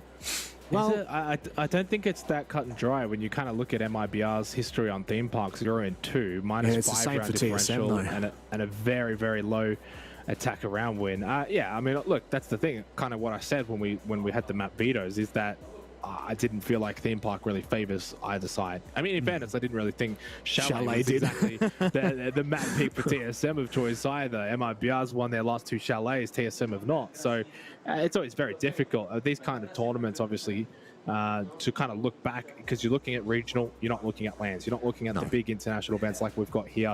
And things are going to be a little bit different on land. Obviously, as well, when regions clash, things are going to play a little bit differently. You're going to get a little bit, say, attacker side. We've seen that obviously firsthand with SSG and TSM now today. both teams coming out really well on the attack. Defense, though, has been a little bit questionable. So if I'm MIBR, I'm looking to my defense in this series to win enough rounds on the defense and try and stop that attacking onslaught, and then they should be able to win pretty comfortably on their own attack. So that's probably the win condition for MIBR going into Theme Park on a map that is generally defender-sided. And for those of you that are watching right now, I generally like to do this when we've got any downtime, but of course there is another stream going on, the A stream. I believe that it's all it is twitch.tv/Gamers8GG. Currently it is Team BDS taking on Falcons, who are the Saudi Arabian representatives, fought their way through the open qualifier there. They've actually had some pretty good performances in Saudi Arabia, but obviously this is a very different competition. This is a league above where they would even, I think where they can reach. I don't know whether they're able to get to majors at that point. I think they've got to fight through a lot of different barriers to get there. So this is a huge opportunity for them. Unfortunately, they are down a map, but currently on border, they're up 3 rounds, so you never know. You never know. There could be a fairy tale finish. They're up like 3-0 or up 3 rounds? Up 3 rounds. Up 3 rounds. They're 3-0 up, if that makes sense. Yeah. Okay. So, yeah. They're actually holding their own. Yeah. They're holding their own. Are they border defense? No, border attack, actually. Ooh, okay. Interesting. So, yeah, definitely make sure that you keep an eye on both games. And for those of you that weren't kind of checking in earlier with either stream, obviously DWG have been forced down in the lower bracket by SSG, a banging best of 3. If you can, I do recommend you go back and at the very least watch the highlights of that match. It was incredibly entertaining, but the one that shocked all of us the most is actually MIBR's half brothers, if you will, from Brazil. It's their loss, 7-1, 7-1, to what is probably next to Falcons, the biggest underdog in this tournament. In Wild, sorry, I don't know why I went to say Wade then. In Wild, a team from Germany who currently, I mean, if you were to consider it, they're kind of like tier 3 in Europe. It's actually insane. Yeah, I mean, no one really saw that one coming. Apparently, they were very aggressive and very strong in their gameplay as well. So, not good news there for Team Liquid, who will be taking on Dem1 Gaming. Obviously, for those hanging around, we are just having some technical difficulties, which I do apologize, and I will apologize because I did say in off air when we were on break, Rob, that our first series was pretty good. No rehosts, no issues, and yeah, lo and behold, first map of the next series, and there's been a couple of little issues here or there, but I mean that's to be with any LAN, isn't it? It's just a part and parcel that we have come accustomed to, and I think in some ways it doesn't actually benefit either team. I'm going to be completely honest. I think sometimes you can have these breaks in momentum. TSM and MIBR right now in the last 2-3 rounds, it's been back and forth, right? So I don't think either team's sitting back thinking, all right, good, we're having a break, that they're going to cool off a bit. No, I think a good chance maybe for TSM to understand, okay, you're up 5-4, 2 more rounds, what do we need to do? What site should we be playing? How do we want to be playing it? Maybe they gain a little bit more, but it would be so minor. It's just... It does just neutral out the game completely, and then you just look to who's ahead in the actual matchup itself. And right now, TSM, they are well and truly at least 1 round up, which is, that's kind of important. I think if we were to look at the stats though from both teams, this is where things get a little bit more interesting. The defender-sided win percentage for TSM is only sitting at 40%, whereas for MIBR, their attack is sitting at 54%. So a difference of around about 14%. And if you are a stats man, you'll kind of look at that and go, well, theoretically, if we were to do the numbers, we are likely to see this go to OT. Obviously being 5-4, it's incredibly close right now. However, in the server, it's very different. On LAN, it's very different to what it is when you're playing at home, when you're playing in a very different environment. More so for Brazil than the NAL, of course. Well, yeah, obviously. And that's always a factor as well. When you consider the, I don't want to say advantage, but, you look at the NAL playing on LAN, is that something that can translate? And I think that MIBR is a team that has obviously played enough international events, Rob, where it probably doesn't have that effect against them. No. Now, talk about maybe, say, a team like Wild, and you would think that would be the case, but lo and behold, it didn't matter at all. So I'm not a big believer. I don't think it matters too much. I think there is LAN experience and playing at these kind of big events, but you know, you saw what Wild did to Team Liquid, and they just don't have that kind of experience whatsoever. No. We've seen plenty of teams go over to majors and even Six Invitational for the first time and do well. So sometimes it's a bit of a cop-out, to be completely blunt. So we head back into the game, though. Fortunately, no more dilly-dallying, and we can hopefully finish off what has been so far a very, very good match between TSM and MIBR. If you're just joining us, it was a 3-0 clean sweep from TSM to start with. They were honestly unstoppable. They forced an MIBR timeout, and they responded 3 of the next rounds. And obviously, since that point, it's now been back and forth into the 10th round now. 5-4. TSM on the defense, heading back to Snow Wine, where they won out successfully to open up this second half. 10 seconds to insertion. Now, if we're looking at players in particular, you know, you're probably looking to achieve on TSM that had a pretty explosive first half, and the same for Lucid. Has actually kept MIBR in some of these rounds due to multi-frags, so definitely look to the scoreboard for their names. Of course, they're not alone, but Philippox and I believe it was Bolo that had a couple of just earlier round plays. Seemed like toward the end he was struggling in the later rounds, but certainly early round he was looking a little bit more so menacing. But MIBR on the attack now. We do see that snowmobile site, which means TSM, they're well and truly on the roam for, I would expect, the first minute, bare minimum. I'd probably expect, honestly, until maybe the last 30 seconds, all things considered. You need on Snow Wine, and you need ways to retake as well, but also there's just not a lot of opportunities to get onto site cleanly and get plants down without then allowing the defenders to basically get what they want. And Chief gets the kill onto Reduct. Luca, obviously you're on the Jackal, you want him to clear this road, but they're not even allowing him inside of the building. And this is such an amazing defense from TSM. It's one thing to play roam, it's one thing to be aggressive. Oh, no. It's another to just deny a team outright from getting into the building. Now Luca had a chance there on the swing, on the cross. Achieved survives. He'll drop trophy stairs and get away. And at this point, you've already got the 2 kills, so you don't have to be as aggressive from this point onwards. Just over 90 seconds left in the round. And finally, Luca is into bathroom. And with that Inox scanner, can look to track down TSM, but they're on the run. They're heading back to site. That they are, like fugitives. With a minute 30 left, it's the perfect time to call back that roam. And a lot of the times, this is exactly the moment that you see teams retreat back and turtle on site, or at the very least, come back to more of an aggressive site position, you know, try and ensure that choke points are completely cut off. And with the 2-man advantage, this is a really dangerous position for MIBR to find themselves in. They don't have enough, but when you find a pick like that, you've got to take it. Really well traded back by Snake. I'm impressed thoroughly with how TSM have quickly turned this round around. Yeah, and those aggressive positions, one of those is Library Stairs, allows you to make those sort of pushes, and Snake reads the play really well, goes back up Library Stairs and pushes in through Bar, gets that trade, 4 versus 2. One last scan available for Lucid, and it does find Achieves there, but I mean, what do you really do?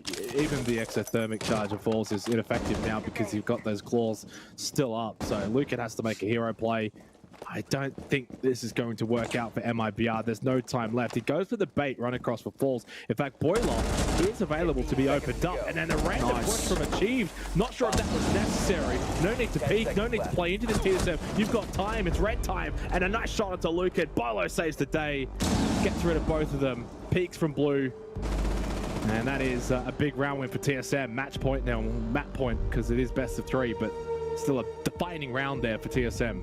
That it is, and I think the definition in it is more so about the micro play to begin with, like just ensuring that MIBR have such a tough time getting into the site, or rather just getting into the map, let alone the site. And then from there, it's just, you know, like, think about how well they played it after that. They fell back at the minute 30 mark, they retreat, they give the information to MIBR, but they're still aggressive. Snake finds a very quick trade on Merc, who's coming back up Garage Stairs, or Snowmobile Stairs, and MIBR are really struggling to find anything from there.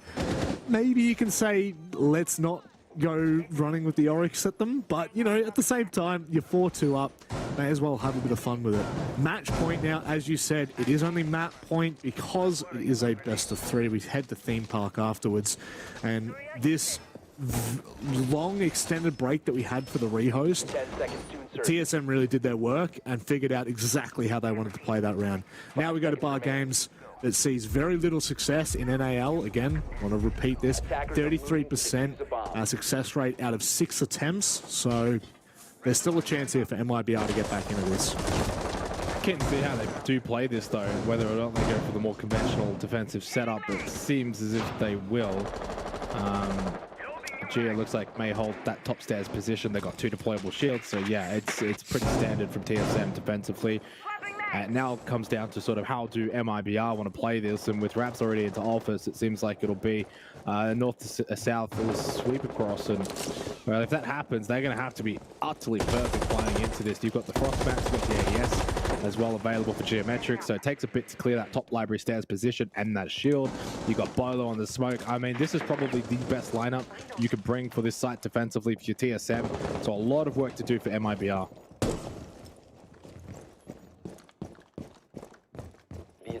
And the thing is, if you want someone leading that charge, it's definitely Luca. The problem is, if he goes down here, you're going to have a really hard time if you decide to take that library control. So, bare minimum, you've got to find the trade on him, but it does look like they're going to go for a very quick solar clear. Really just master clear. They're not worried about solar as much, but they can now put pressure on this library and mezzanine position. But this is where we see that to and fro fight. You've got to be impeccable on the attack to make this work, otherwise you can get punished so hard. Straight away, just gets shot out that Rotero. Yeah, it's not that easy, Reduct, unfortunately. Otherwise, yeah, if that Rotero does make its way top library, it clears the ADSs, it clears the shields, it would be so impactful. But now he did get one to explode. I heard that in the background, and he did get one off. Raps, though, not sure what just happened, but it's Merc at Fireplace Stairs that just finds an easy kill. Obviously, in a very aggressive position. Getting that diffuser though for Luca, but it's round over. TSM just tearing apart MIBR. The Bar Games defense, they get on the front foot. Luca with a great angle from above those mezzanine. Killed back onto Merc, successful, but lower health for it, and still down 2 versus 3. Yeah, I don't see their way back into this one. I mean, at the very least, you've got your 2 heavy fraggers left. Philippox has been quite strong in this matchup. And alongside the heavy fragger in Luca, this is doable. TSM just have to be careful not to kind of overextend and give any free picks away. Make them work for every last dime here. And Geometric still being on a bit of a roam there makes things interesting. MIBR on site. I think there was a player TSM bot library stairs. They'll make their way up. Obviously on site, full control here for MIBR, but it's only the duo. Where do they plant? Do they not want to go for half wall, play big window? No. TSM now to push through bar. They've got top library, and I think there's a player coming from library stairs as well. So they've got this surrounded. They've got the numbers. What MIBR need to do though, if they're going to win this round, is 4-1. They do that there. They go on to achieve. But Snake, good shot back onto Philippox. Lucas has 3 of the round now. Can he get a quad to win it in 1 versus 1? Low on health. Geometric pistol out. The pistol is strong as well. It's good from Geo. It's too good, and TSM will take the round and the map 7-4 here on Chalet. They take their map pick, and they take a 1-0 advantage in this best of 3. I'm not sure if Geo just is respecting the pistol play there or whether it was out of bullets in the main, but regardless.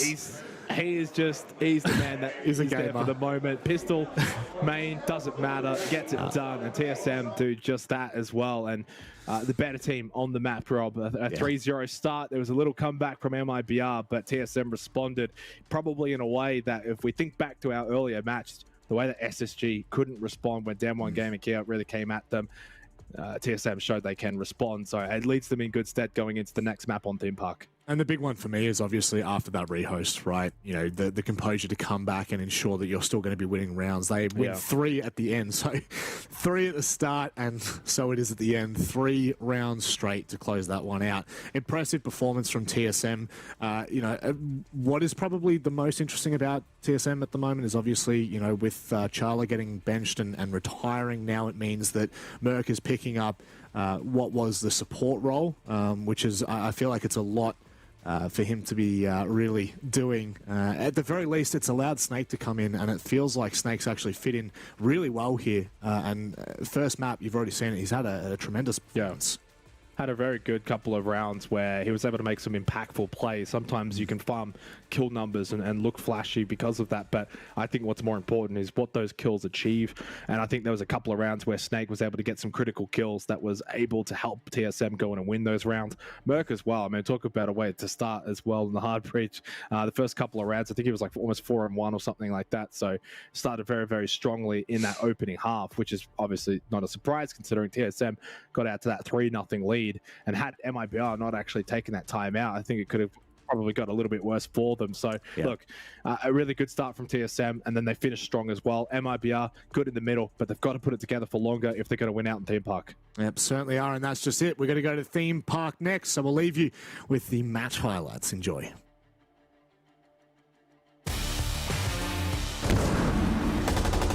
Attackers are activated. Defenders have eyes.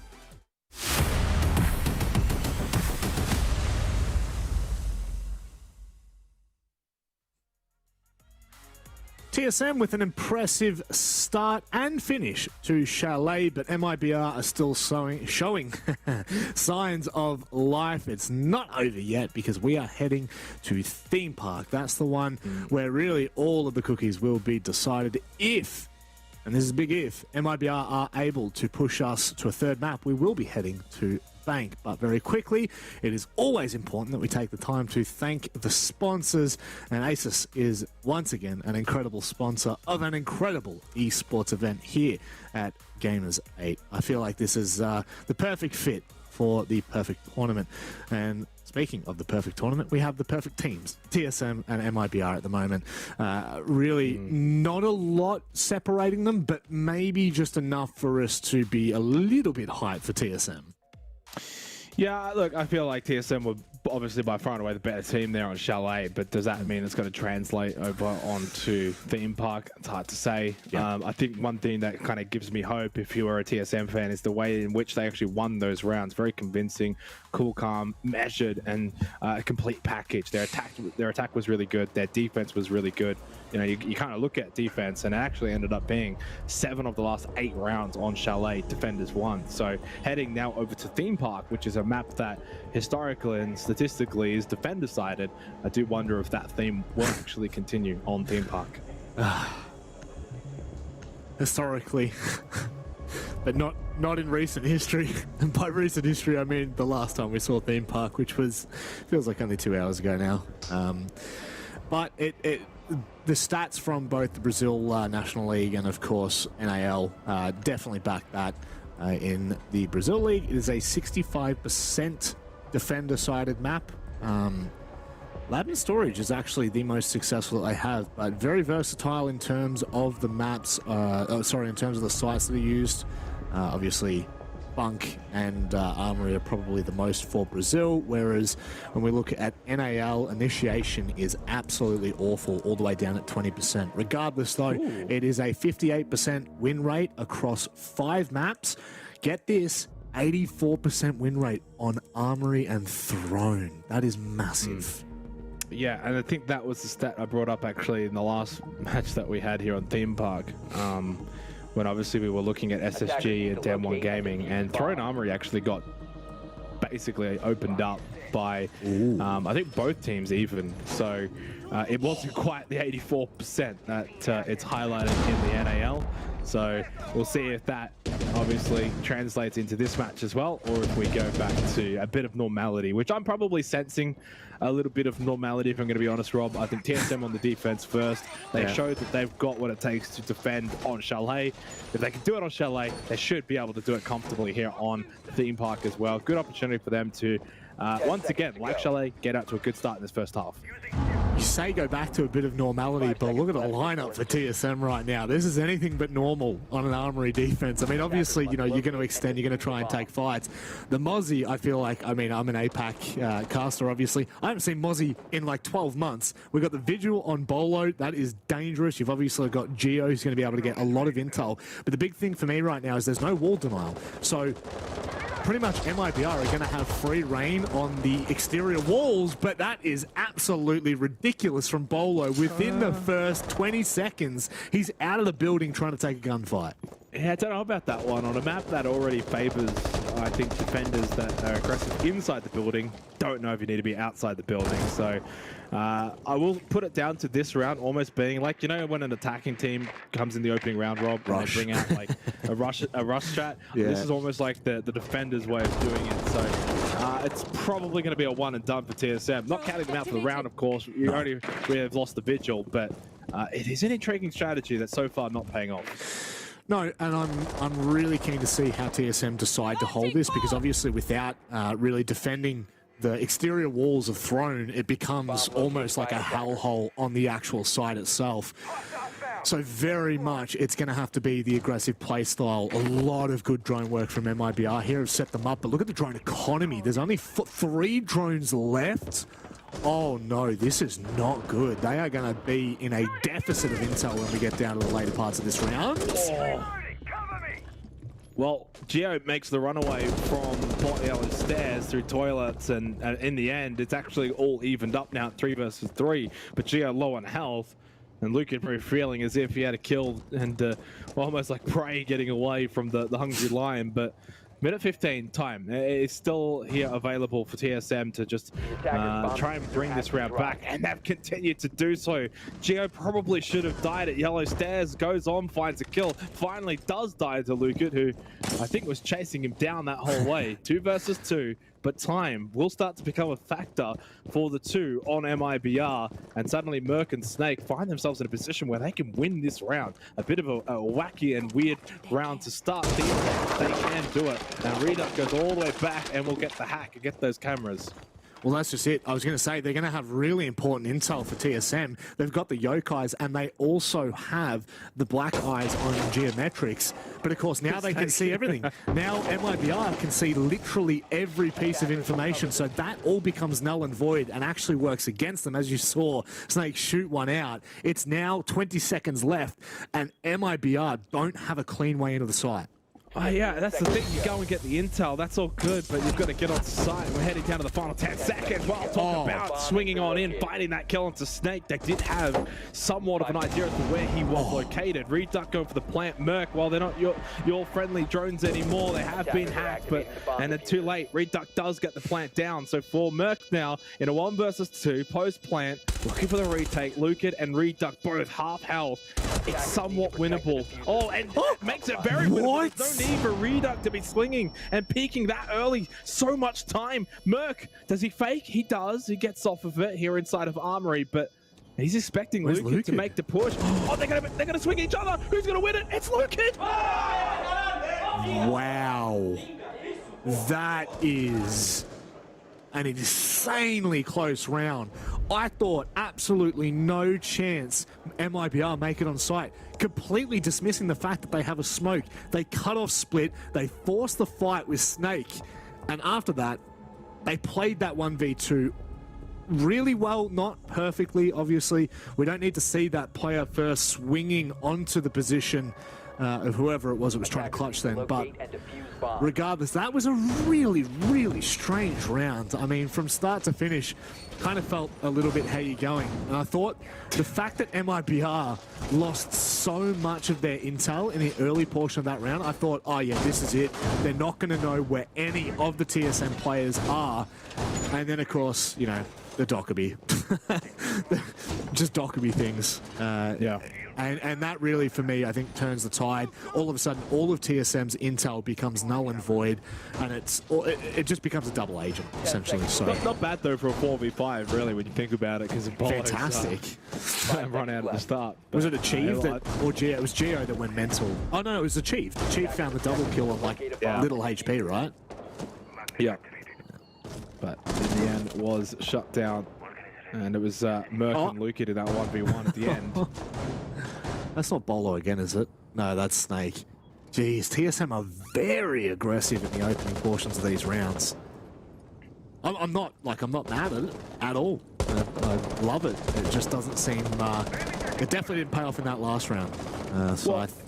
There's aggression that's maybe chaotic, and then there's aggression that's controlled. I think they've got to probably just reel it in a little bit. That last round was obviously a bit chaotic to start with, and then they kind of reeled it in and obviously saw the results of that. So controlled aggression, that's fine. Make it difficult for MIBR to get into the building. Make it difficult. That's exactly what defenders generally do on this site, and that's why they find success generally on this map, I should say. So you don't really want to be giving MIBR another round from here on out. On a rather defender-sided map, you can't afford them to get that second round too early on. Maybe if it's at the end of the half, that's fine, whatever. But very important now for TSM to dig deep, to not throw lives away, and have a solid defense. And Merc just gets a little antsy on the smoke. Has thrown out one gas babe and almost lost his life. Throws out a second there, but I mean, that's a mini win there for MIBR. You take the mini wins as well. You take the micros. On a map like Theme Park, you kind of need to. It can be really, really chaotic to attack. Incredibly hard to control as well. With Merc going so low, this is a fight that needs to go the way of TSM. They don't know Lucan's top, never mind. Snake, actually they trade each other. Oh, what? 1-for-1 double headshot. So 4 versus 4. I mean, look, I actually kind of feel like that's maybe a win for TSM because Lucan on the Nook, and he's 3-1, and he's been probably the best player for MIBR in this series so far. So at least you don't have to deal with the Nook running around. Oh, they do lose Bolo to Felipox, jumping into control, finding that kill. And 50 seconds left in the round, and MIBR up a player in the opening 2 rounds. If they go 2-0 up, I mean, it's the perfect dream start here on this map. And it's the smoke that goes out, and the gas babe as well from Merc after Achieve found the kill. 3 versus 3, 40 seconds. There's one on site. Geo needs to be super cautious not to give Felipox a free kill hit. He's hunting around an initiation, trying to find something, but it is Achieved from the side. So sneaky.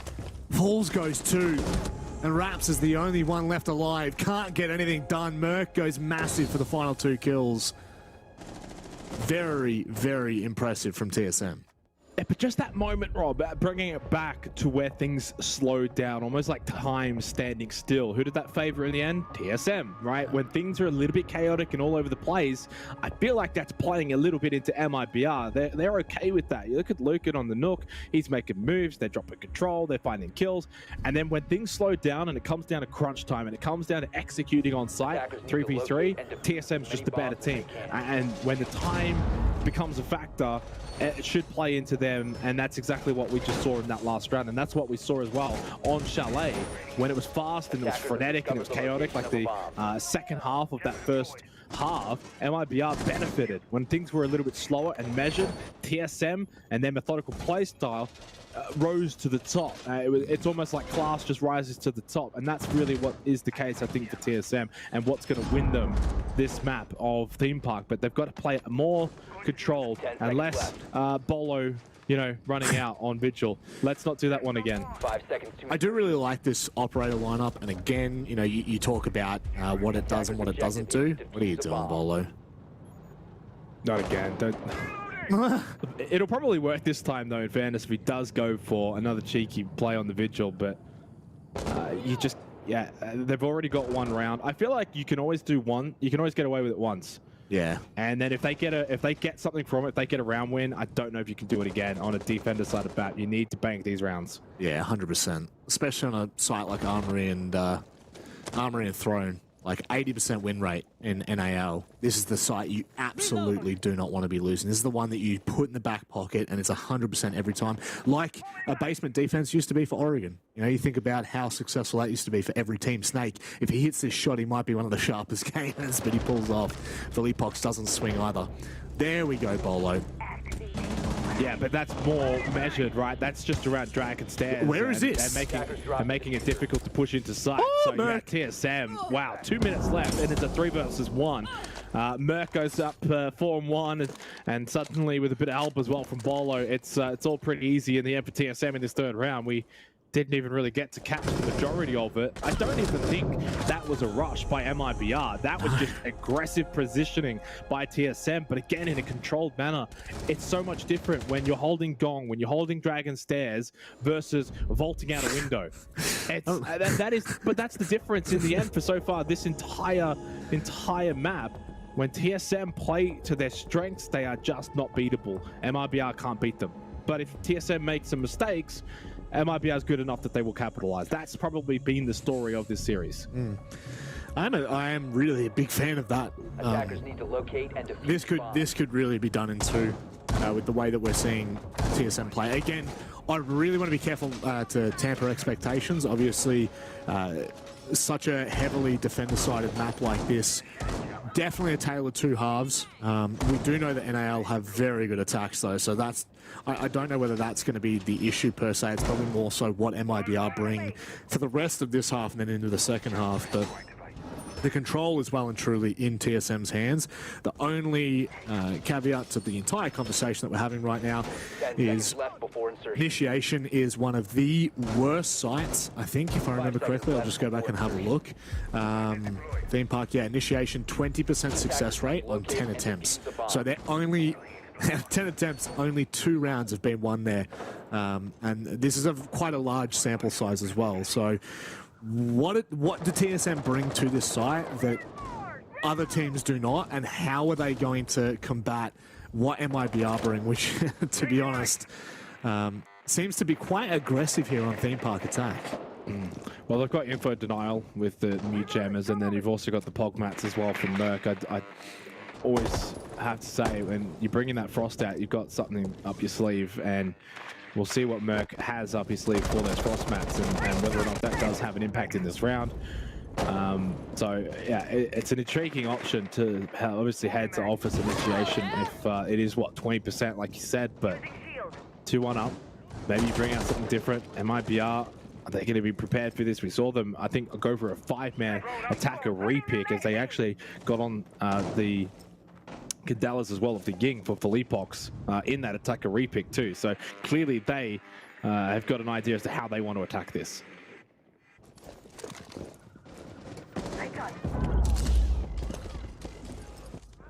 And it's probably the execution that we need to really see come full out. Falls needs to be careful not to lose his life here. The hard breach up. If he goes down, I mean, it's not do or die, but it does cut down a lot of the avenues into the side. It does make life a little more difficult. How much longer are TSM going to stay this extended for? Obviously, in bunk, that's a massive pick from Merc, and Geometrics decides, you know what, I'm sick of this. Play it down. TSM are up, 2-man advantage. Yeah, and again, it's just clean and precise, and MIBR can't even just find a way into the building. You saw there with Felipox, even just dropping down. It was like dropping down into a pit, into a void.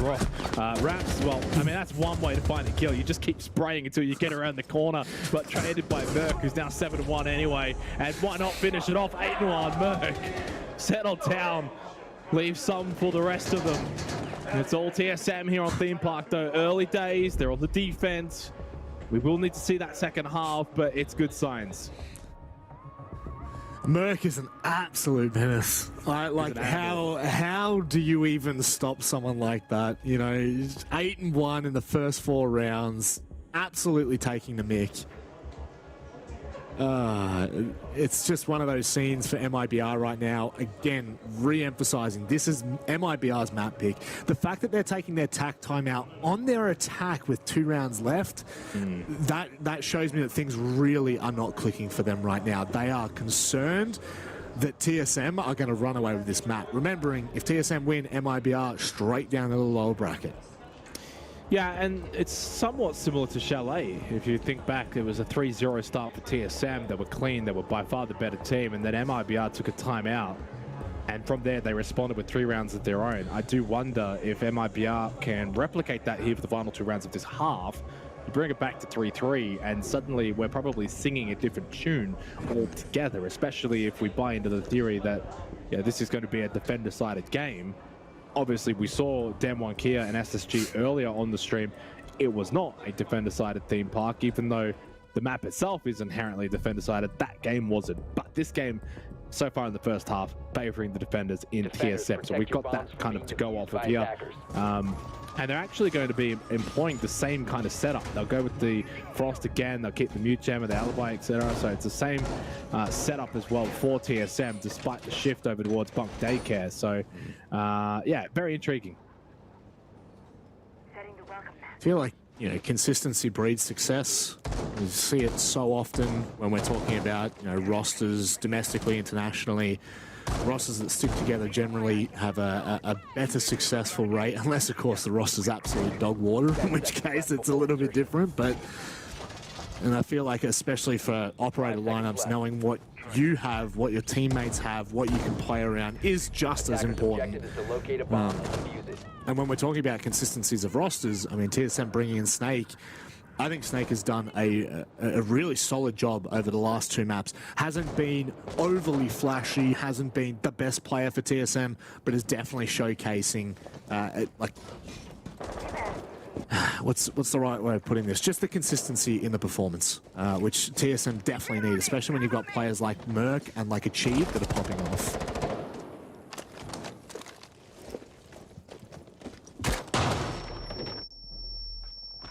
7 of the last 9 rounds in favor of TSM over the back of the 2 maps, the end of Chalet and the start here on Theme Park.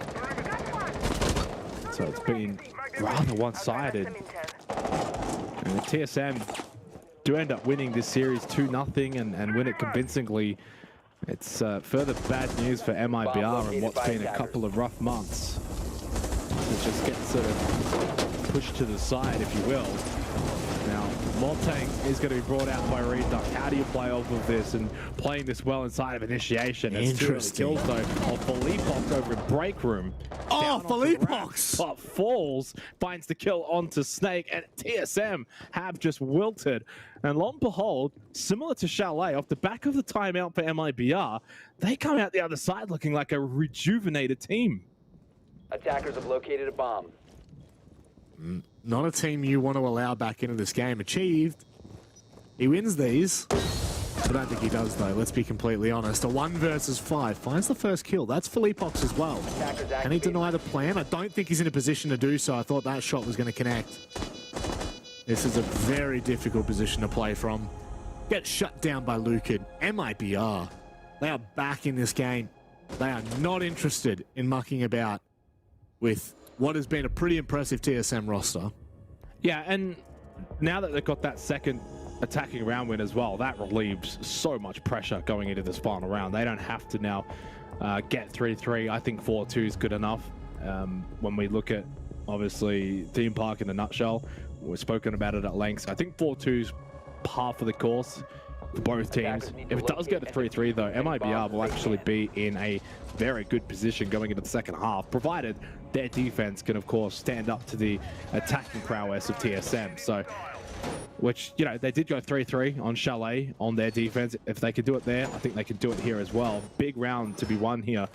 It kind of feels like the winner of this round might end up actually being the winner of the entire match. I know that's a little bit silly to say, Rob, but TSM got up to 4-2. Put a very early break into that MIBR momentum off the back of the timeout, go into the second half, good on the attack, or 3-3 half for MIBR, and suddenly the pressure's on TSM. 5 seconds left before insertion. Can come down to moments like that, my friend. Truly can. Yeah. Attackers are heading out to defuse You know, when you talk about the lead in the first half and the second half, it is so vitally important when you have the opportunity to close these games out. And right now, anything but a 4-2 half for TSM would be unsuccessful. Snake! Oh my god! All I heard was the one tap. Dead. Man advantage, and that's a Yana off the board for MIBR. Yeah, and probably what TSM needed as well off the back of that 5th round where it was essentially almost flawless by MIBR. So a good way for them to start, get that early kill, and deals with the Yana as well. No Gemini play from Raps, and okay round as well in that 5th round. It feels like though MIBR, Rob, a lot of it is falling on the shoulders of Lucid. As Bolo finds a kill onto Reduct. So yeah, and Philippox as well on the swing in as well. Okay, they're all just my dead. god! 2 minutes to go, and TSM are just ready to move on into the second half. Ball in Cafe droned out. Can't even win that fight against Snake, who's just too solid for a flawless round. And it's a 4-2 half in the end for TSM here on Theme Park. Indicative of how they have been performing, and you know, you don't want to put the performance of a team on one player, but definitely Lucid has been stepping up for MIBR, and I think you take Lucid out of this scenario, I think TSM win Chalet a lot easier. I think that Theme Park, there's nowhere near as much I would say contention. So, and again, I am really cautious when I do talk about one player in particular, because Philippox has been fantastic over the past 2 maps as well, but Lucid has just come up pretty big in some of the more important rounds. Then you look to the side of TSM, you know, if Merc goes down, you've got Achieved. If Achieved goes down, you've got Bolo. Bolo goes down, you've got Snake. And if Snake goes down, Geo just cleans up. So that's obviously nowhere near how it works. But it does feel like all the cylinders for a TSM are literally just gun-ho working together in this. It seems a little bit more broken for MIBR. Maybe we're just reading into that, but certainly this is a really solid start for TSM, with the fact that this is MIBR's map pick. Yeah, I will say though, again, devil's advocate here, 4-2 half. Yeah, probably part of the course for both teams. MIBR did get their 2 attacking rounds. If this does play out to be as defender-sided as we generally expect Theme Park to be, then this one could actually have overtime written all over it. But what I will say is if TSM get this opening round, and if they do it very cleanly, I think at that point 5-2, you can't look past them. So big round. Snake sneaking on through on the Norg, straight into arcade entrance. Now Chief actually has died. Well, going for that he 1D. He's dead. And this is a little bit all too late now from Geo as well on the rappel in. Snake did find a kill on the wraps, but a good start here for MIBR on the defense. TSM's attack has just been taken apart. There is a player holding yellow stairs. Geo, though, walks on play. And Bolo, he's just gone for the plan on site here into left storage. I don't think they're going to be able to deny it as well. Snake shuts down Philippox, and down goes the kit. This is really dangerous territory for MIBR. They cannot afford to lose this round, and it's exactly what they're doing. They're falling in numbers. They are falling with time, and it is just a matter of time before TSM shut this out. Reduct, Lukid, all on their shoulders right now. Lukid has gone massive in a couple of rounds, but it's going to need to do one better. He can't do it. The long arm of the law sticks out for Reduct. Are they going to be able to deny this? Oh my word. But Snake was swinging. I thought Snake was on the stairs. I did not know he was in lab. I apologize to everyone at home for getting too excited for that, but TSM close out. They had it covered the whole time. No worries in the end. There was just that brief moment. I heard the shots go out, and I was like, hang on a second, he's not dying. Have they got this one? But no, 5-2. TSM, it wasn't clean. I mean, MIBR, they got the first 2 kills of that round, if I'm correct. I know there was a trade back, so it was like 2 for 1. But MIBR were up 4-3, and then Bolo just walks into sight. Talk about game awareness for Bolo to understand sort of what's happening, that MIBR, the players on site are not really there, and that they're actually holding off of site. So yeah, site's just free. I don't know if he got drone intel or not, but really, really well played. Get that player down out the window, and from that point, you're just not really going to be allowing MIBR to get the retake. So up 5-2, straight away an attacking round win for what has been defender-sided, courtesy of TSM in that first half, up 4-2. And they get an attacking round to start the second half. It's good signs for them. 2 rounds away from closing out this series. 5 seconds left. And that's it. At the bare minimum, 1 round before they can lock in attackers are heading out to OT. And then when we go back and we have a look at what side TSM get to start, if we do go to OT, and it looks like they start attack, so it's not... okay, I thought they were starting on defense. I thought that would be ridiculous. It's not fantastic, but it's also not awful. So really, MIBR are in all sorts of trouble here. Driver's seat, both hands on the wheel for TSM. And they are gun-ho. I think they close this out. I don't know whether MIBR can bring this one back.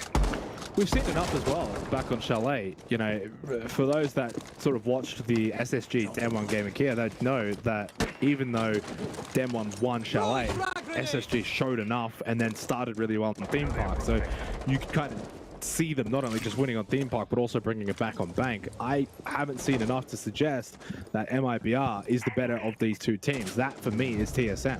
And when they're up 5-2, and when Polo not only is running in sight in the last round and now finding the kill onto Lukid, who has been the star player for MIBR, it's falling apart for them. Kill by kill, they fall. Raps has not been able to have that much of an impressive performance. Reduct doing as much as he can. Did get that kill onto Bolo, who's just running around like it's a T-hunt here on Theme Park. Legit. Minute 40, 4 versus 3. TSM with the player advantage. Yellow's dash control. Merc now in daycare on the drone. Good intel. They've still got 7 drones available. A lot of intel, a lot of time. It's all looking good for TSM. I feel like as we left Bolo's point of view then, he was, you know, Bilbo Baggins going on an adventure-style scene. He's just running off into the distance. Unfortunately, doesn't find much more, but it certainly gives TSM just such a strong foothold in this map. And so, I mean, really just in this round. And there we go, the very first time we're seeing the mirror in 8 rounds. And it's had, I don't want to say it's had no impact, but it doesn't seem to have really played into the defense of MIBR whatsoever. 3 players left. Reduct obviously finds Bolo a little bit earlier, so it gives them something, but I just... TSM are snowballing, and MIBR are hoping for a rock to break that momentum. Yeah, and sometimes I'd look at this moment and think, has it stalled, has it slowed down? But I think this benefits TSM. The crunch time, this is where they execute perfectly. And Merc inside of barrels here finds the easy kill to Riyadh. Obviously hiding out, looking for a late round flank. And now you got a 2-player advantage, 30 seconds left. You've got Vert, you've got Sight basically locked up as well. Merc now cracks double digits. Philippox wants to obviously try and make one last play. Did get the kill onto Achieved and wants to maybe ruin some KDs for some of the members of TSM, but that's probably all he may be able to do. I don't think he's going to be able to salvage this one for MIBR, so it will then be match point, series point for TSM on the other side of this round. Philippox finds the first fight. Yeah, Merc. A little bit aggressive there, and Philippox is now in split. He can do some serious damage as a player in barrel, so he can isolate this 1v1. If he wins that, it's on. But TSM are on. They're on match point and series point. Yeah, and they've been the better team. There's just no contest.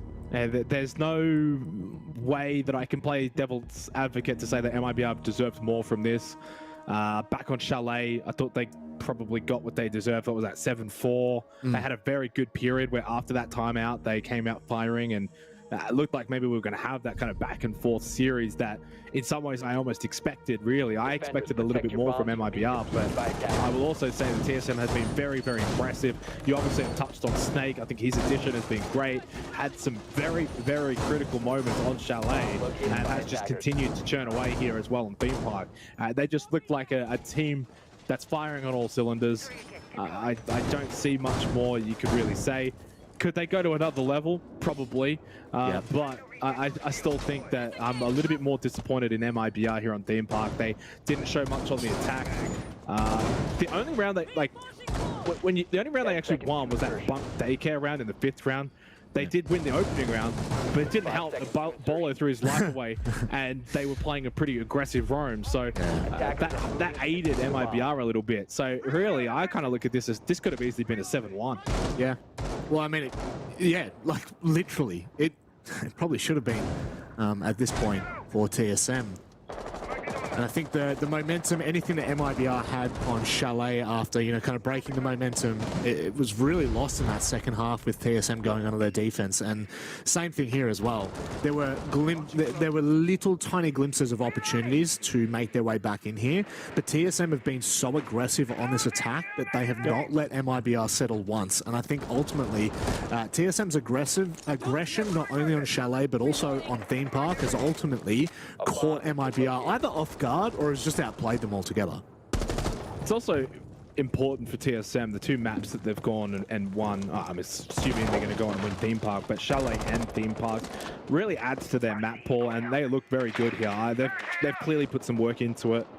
They have not won it in the NAL Stage 1, Stage 2, so they've clearly gone away and put some work in because they've looked very impressive here. They would probably beat a fair amount of NAL teams on this map if they were to bring it out. So, minute 45, and what could be potentially the final round, although obviously for MIBR they will fight tooth and nail to bring this one back. Luca gets that kill, gives them the advantage, but maybe only for the time being. Merc has been supreme in this series, probably the best player in the series, but doesn't find the kill there.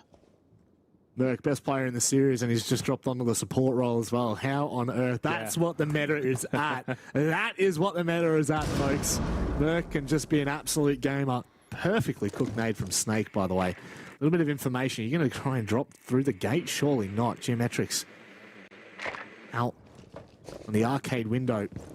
And with a minute left, this is looking a lot more likely for MIBR, but once again, there's no one on site for MIBR. No one's watching the choke points, fortunately. Falls finds a big one, and now it is brought back into a 2 versus 3, but site control is under TSM.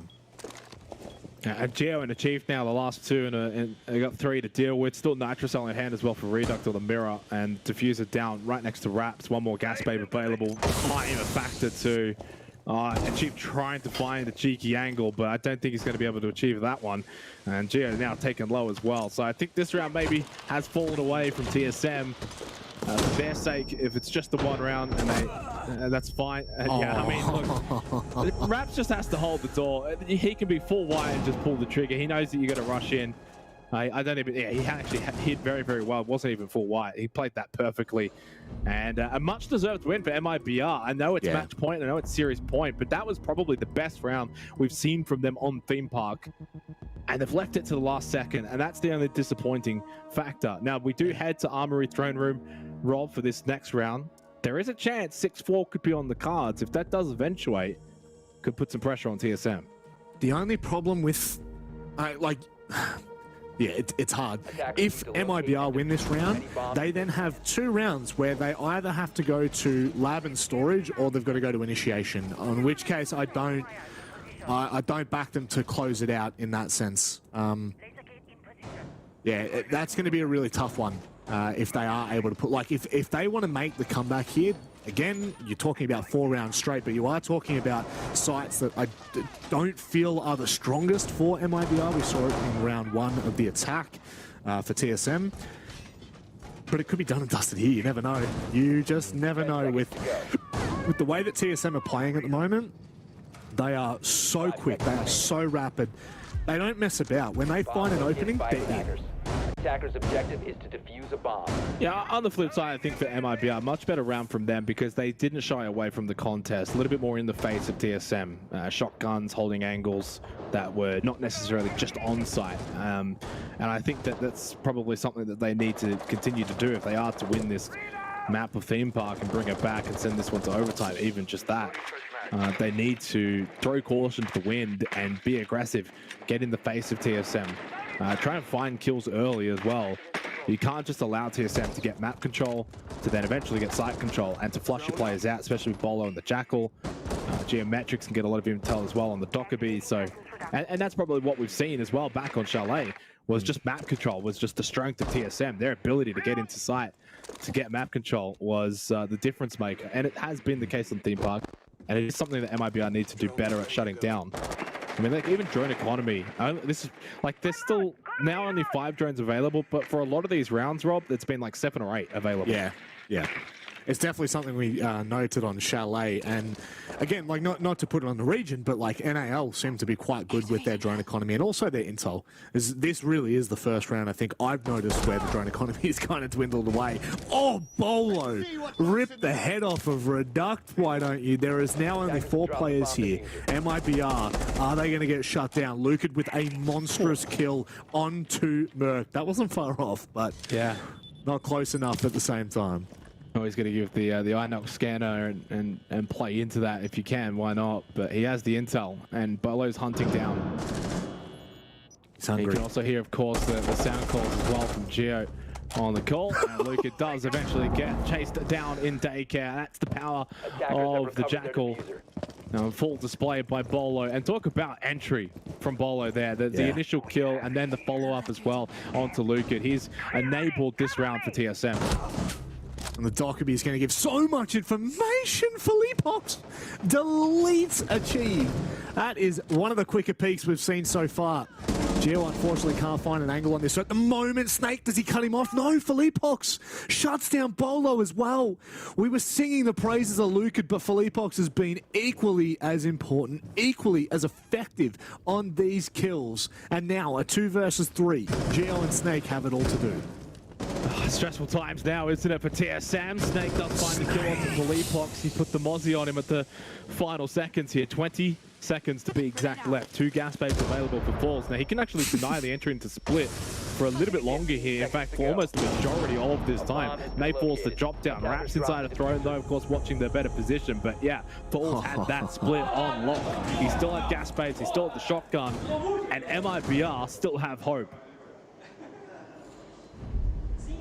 It's a glimmer, but that's all it takes. A tiny sparkle of hope for MIBR here. It's a flame that is flickering, but a flame nonetheless. And if TSM are not careful, MIBR could well and truly force this to OT. And a really perfectly timed timeout. You can't let this go any further. You've got to shut it down here and now. Only initiation and lab or storage is up at the moment. Oh, that's rough. Yeah. It's a great timeout, obviously, to be taken here. There are some concerns, though, on my end, Rob. 2 rounds in a row now for MIBR. It's the first time they've actually done that since the end of the first half of Chalet. So it's been a long time coming for them, and they've looked a lot better in those rounds as well. Really good hold from Falls at the end. So they'll feel the confidence here, and they'll know that TSM on the other side of them on this stage are probably sweating a little bit here, forcing that timeout, forcing them to have to keep playing and to not, feel as if that they're through from this series. Send this one to OT, put the pressure on TSM, force them to close that out, and that's all you can ask of any opponent, right? If you're MIBR here, you've just got to make sure that TSM's not walking over you, that they have to fight to win to beat you, and that's at least some kind of comfort there if you're an MIBR fan. If they do fall short, at least they didn't get done 7-2. Attackers need to locate and defuse the bomb. Unlike Falcons on Oregon against BDS in the first map. By the way, it's a nice little segue for us. BDS 2-0'd Falcons, so that does mean that BDS are through to the upper bracket and will face the winner of this matchup, meaning Falcons will play the loser. So at this point, if you were to just go on the trend, TSM will verse BDS, MIBR will be versing Falcons. Just as a simple way to explain that. Alas, at this point, again, I am a big fan of when and where they've taken their time out. They didn't falter earlier in the first half when maybe they could have. They've taken it at the right time, and MIBR, they've had to sit and mold over the fact that they are one round away and they are not given any of the primary sites. Yeah, I'm very curious to see now, because TSM is the team that need to make something happen, even though they've got match point, 2 of them as well, still banked. MIBR playing though with confidence in the last 2 rounds. They've been a lot better in just their general play. I don't necessarily think TSM's done a lot wrong either. It's not like they've suddenly started to get a little bit too overzealous and maybe putting a foot wrong. I think MIBR's just sort of come to the table and meeting them a little bit at the skill level department. And you kind of look at their lineup defensively, the Frost, the Echo, so they're all kind of trapped up and ready to go to cause a bit of havoc in this round. And that's just not what TSM needs. TSM have done well to get onto site, but if you get on site and go for that plant and then that Yokai drone denies you, that could be a disaster. So curious to see how it plays out. I believe it's lab storage, it is. And it's achieved though with a nade onto Raps. There goes the Frost, and there's the opening pick straight in. They check for the map, and it's going to be Merc getting this plant down. They're even utilizing that shield as if it's their own. Well, that's surely the map. That's surely the series. Terrible defense from MIBR off the back of that timeout from TSM. They've just come out and said, no close one this time around. We're not letting it go the distance. We're going to shut up shop. Job done. TSM take out MIBR 2-0 in this series, and rather uneventfully as well. They were by far and away the better team. Well, you would have seen just before we kind of swapped off Achieve's point of view, he did see the player on cam. They had a drone directly on that position, and then Achieve ran around and naded for himself. So Intel gaining for himself the free kill, and then instantly there's no one else in lab that can contest that line. It's just devastating for MIBR that the series ends that way. But I guess for TSM, a lot of huge takeaways from this matchup. We were asking questions of them before we got into this match. They haven't finished all that great domestically, but this is a big win. This kind of shuts down a lot of what most people were thinking. Best of 3 format, they thrive. I don't get to watch NAL, Rob. It's on at like 5 in the morning, 6 in the morning, and I'm a gamer, so I'm basically going to bed. You're going to bed at that time. Yeah. So all I can say is that the TSM I just watched, I can't believe they finished, 8th in stage 2. I mean, it's staggering. I know obviously Snake's just come in and obviously had a very, very good performance there in that series, but I think as a team, as a whole, as a collective unit, that does not scream 8th to me. So if they're 8th, I don't know. I don't even want to know what the other 7 look like from NAL. It's going to be a tough region to stop at the Berlin Major. But no, look, obviously they have some issues that they need to iron out from stage 2, from stage 1. And I think this is just sort of that growing process for them. This is just this opportunity for them to play at a LAN international event against really good opponents like MIBR. Yes, they've been struggling a little bit lately too, but you still got to push past them. And that's exactly what the TSM did. And now sets up a really big prospect match with BDS. Well, that's just it, right? They go through to the upper bracket, and now we get to really test the fortitude of TSM. Yeah. BDS have just come off of a good performance against a team that really have so many question marks around them. Falcons, very much an unknown entity from the international audience, really anyone outside of Saudi Arabia. It would have been nice to kind of get a little bit more intel on them heading into this one, but this was really just such a big performance from TSM. Now we see what they're like up against a really strong team in BDS, but looking at how this game unfolded, like we said, they were firing on all cylinders. Have a look at that. Like, not a single player outside of 3 kills from each other. That is a team that is looking dangerous. That is a team that is feeling comfortable. Yeah, I feel like this is overall a fantastic start to TSM's campaign here in Gamers8.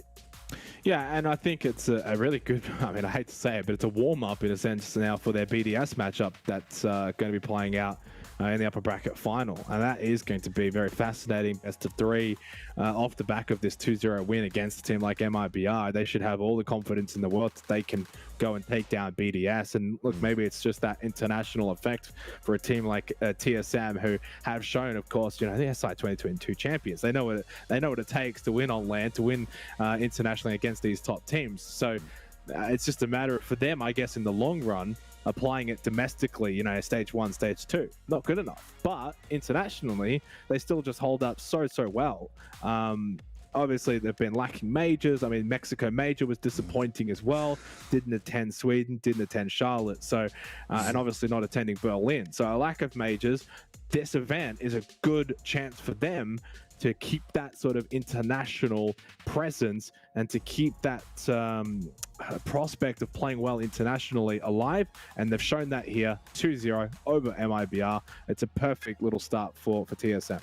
Certainly is. I guess we probably, you know, we can talk about the ramifications for MIBR a little bit later, but we do have an interview with the TSM member. So let's welcome in for the very first time. It's Bolo, and I think that this will be the first time that we've spoken with Bolo. So let's bring him in, have a bit of a chat. Bolo, congratulations on your victory there, a convincing one against MIBR.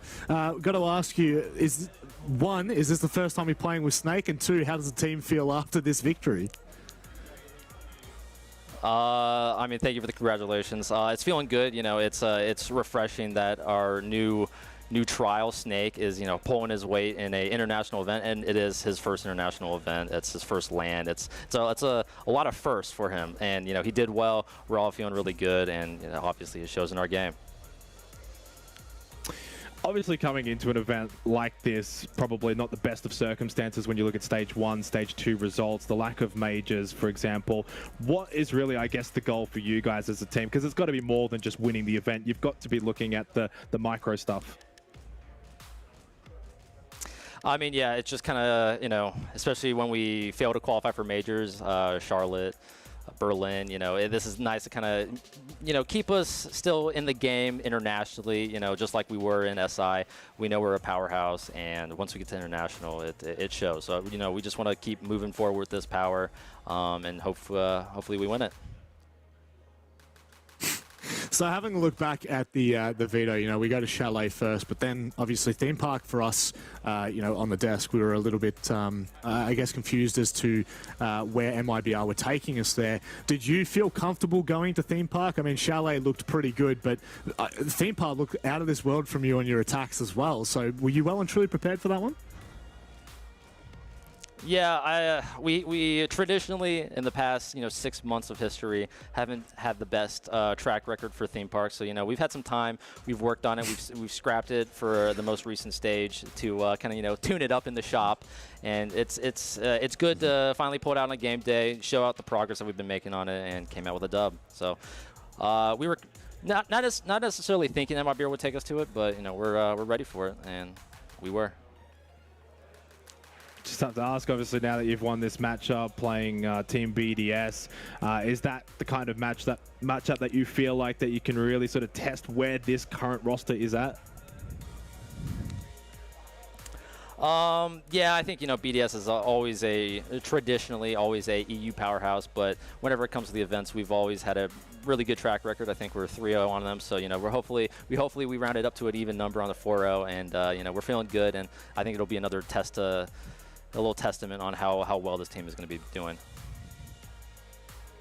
Bolo, we generally like to give the floor to any interviewee that we have here. So is there anything you'd like to say to anyone watching at the moment, maybe fans that are, kind of hoping for a strong performance here? I just mean, thank you for watching. Thank you for the supports, especially through the very highs of SI and the very lows of the stages of NAL. So shout out to Snake for, putting up good numbers for his very first event. And, let's win it for you guys. Beautiful. Thank you very much for that, Bolo. Congratulations on your win, and we look forward to that match against BDS. Thank you. Happy days in the TSM camp. Yeah, it literally is, my friend. It's all smiles. They seem pretty damn. I mean, he seems giddy, and for good reason. And obviously a large emphasis from Bolo on Snake as well, right? Like to sort of pump him up, and he had a very, very good performance both on Chalet and theme parks. So consistency is key when you're coming in and you're wanting to obviously do your best. You either going to have the really big moments, say Dexter, obviously from earlier, or the consistency of someone like Snake. So maybe a little bit of both that we've seen from some of the newer faces playing in their, these sort of LAN environments on their respective teams. But look, honestly, they were by far and away so much better than MIBR. It is kind of somewhat hard to gauge, was that purely just TSM running rampant, or was MIBR just a little bit below their best? I feel like we'll get a little bit more of an understanding as to where TSM is at against BDS, and I think that's a tough one to call, because BDS, I mean, has obviously not got the record against TSM, like Bolo said, but also 6th for EUL in Stage 2. They're missing out on Berlin. They're not exactly running hot right now either. So a good opportunity, I think, for TSM to knock them off once again. Yeah, there is a huge part of me that thinks that, I came into this event, I think, I wouldn't say writing off TSM by any means, but I definitely thought, like your Team Liquids were looking somewhat okay. Obviously, the performance they've had definitely leaves a lot to be desired. Obviously, looking to BDS to be one of the shining lights. DWG even, I expected to probably put up a really strong performance. So I think a lot of it has kind of been blown out of the water now, and this is a fantastic opportunity for TSM to come back on top at an international event and kind of show outside of their domestic fail. Oh God, that sounds terrible. Their domestic failures. I will get flamed for that one, but it certainly hasn't been up to the standard of TSM. I think that this is a perfect opportunity for them to kind of progress and show once again the international power that they have. But let's have a look at how things have played out so far. Of course, that is more important than me waffling. See where this bracket does end up. Now I believe we'll be looking at Group A? Group B, damn it. I went for a 50-50 roll. It's not to be. So, TSM, they go on to face Team BDS, and we've put a lot of conversation around that already, Xenox, but it's probably the match down below. I mean, this might actually be a good opportunity for Falcons to take a win. Oh, jeez. Is that how bad MIBR is running at the moment? It's been rough for them. 8th in Stage 2, not a really good performance in Stage 1 either. They're missing out on majors. They had a really great SI, but it's all gone horribly wrong for MIBR since then. And yeah, another result where they just couldn't compete with TSM in that match. I think they'll be too good for Falcons, though, admittedly. And I believe we should be, I think, having this game on the stream later. I could be wrong, so don't hold me to that one. But I think MIBR should be too strong there. In the end, obviously, Team BDS, I think they actually did get pushed a little bit on Oregon. It was, on Bordeaux, it was 7-5, but on Oregon, 7-2. So they did get past the Falcons, but, I mean, it wasn't a complete pushover. No, it wasn't whatsoever. What was a complete pushover was Team Liquid. Shockingly wild. Went 7-1, 7-1. For those of you that weren't watching that one, I definitely recommend you go back and check out the highlights from that matchup. And then speaking of the highlights, I mean, the DWG Spacestation Gaming game, that literally could be an MLG highlight compilation in itself, Xenox. That was a bit of a barn burner.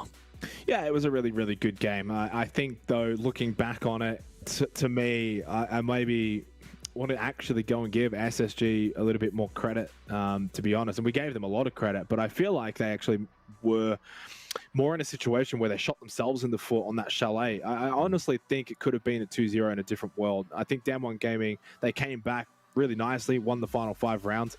But you remember SSG were up, 5-2 at one point, right? So they probably should have actually done that one in 2-0.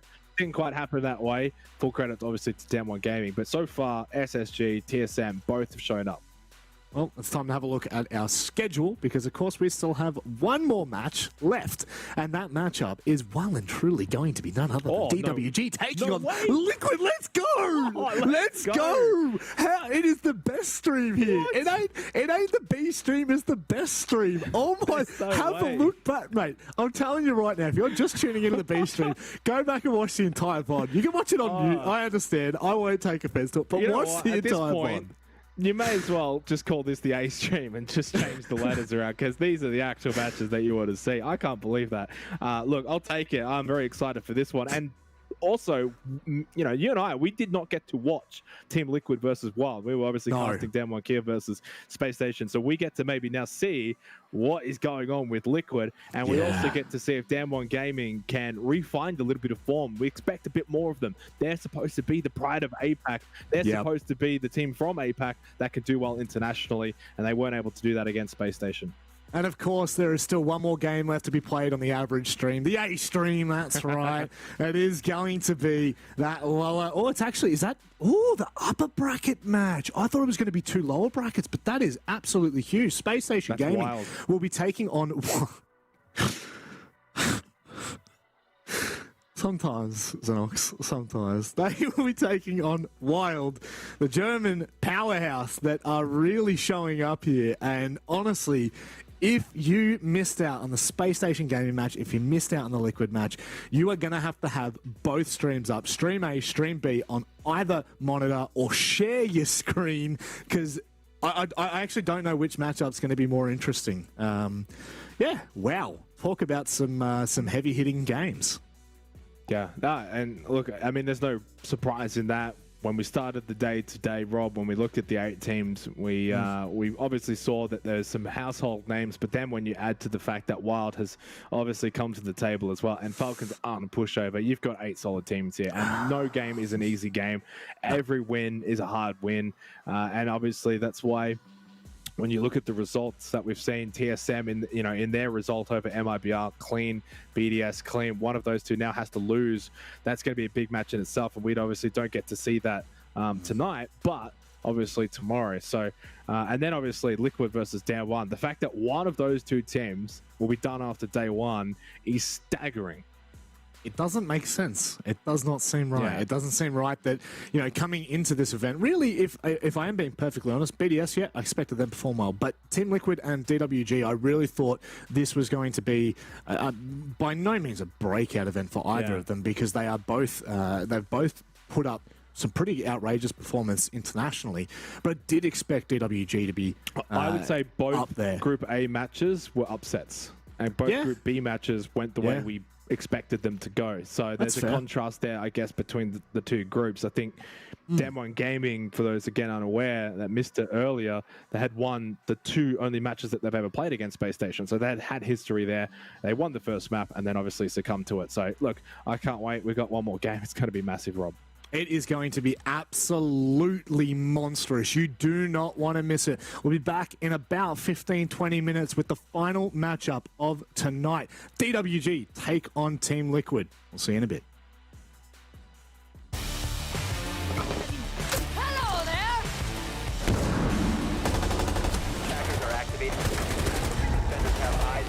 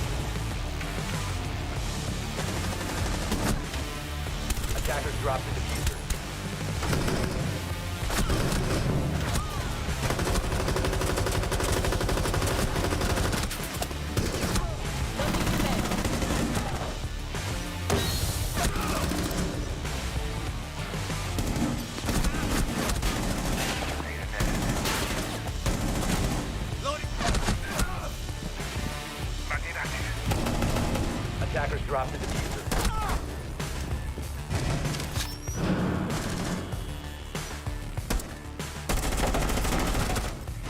Reloading! Cover me! Diffuser.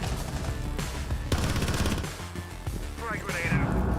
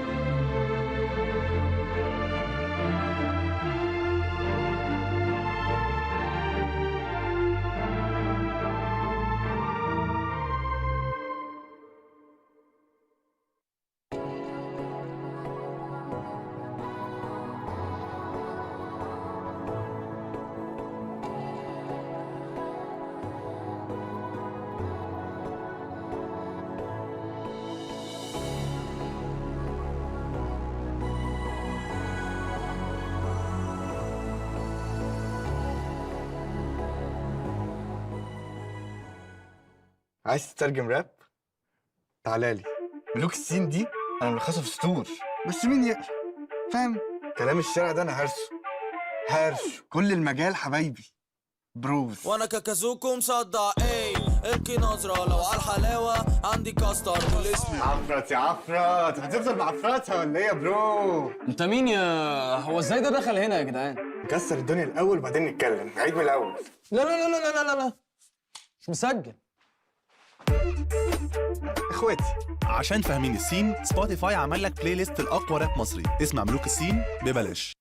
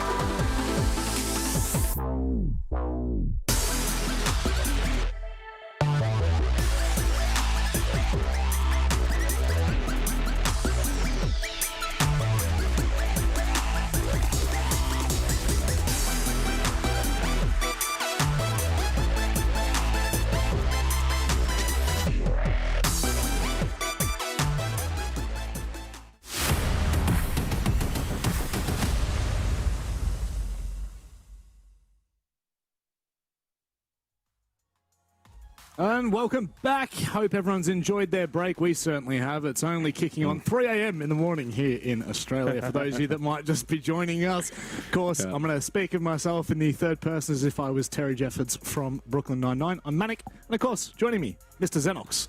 Yeah, I definitely didn't do that. I was going for something different there. But Xenox, welcome back, mate. It's a pleasure to be back for this third and final matchup of the night. Certainly is. I mean, B-Stream has turned out to be, well, what can I say, the best stream, lo and behold. We also get one of the best matchups to close out the night. DWG Gaming KIA, Team Liquid coming very, very shortly, which is a little surprising. We kind of said before when we were going over the bracket that maybe the A-Stream was had a couple of upsets, and lo and behold, these two teams in the lower bracket. Yeah, certainly are. Of course, very quickly before we move on, big shout out to our sponsors, Spotify, big name there, but also STC Play. If you'd like to learn a little bit more about them, stcplay.gg in the URL. You can find out all the information that you need to. Speaking of all the information that we need to know, Xenox, two teams at the moment vying for that opportunity to continue down in the lower bracket. I can't believe I'm even going to say these names, DWG and Team Liquid. I don't know what I make of this, I'll be completely honest. But welcoming to the B stream, of course, they've been on the A stream, but welcoming to the B stream for the first time, it's Team Liquid.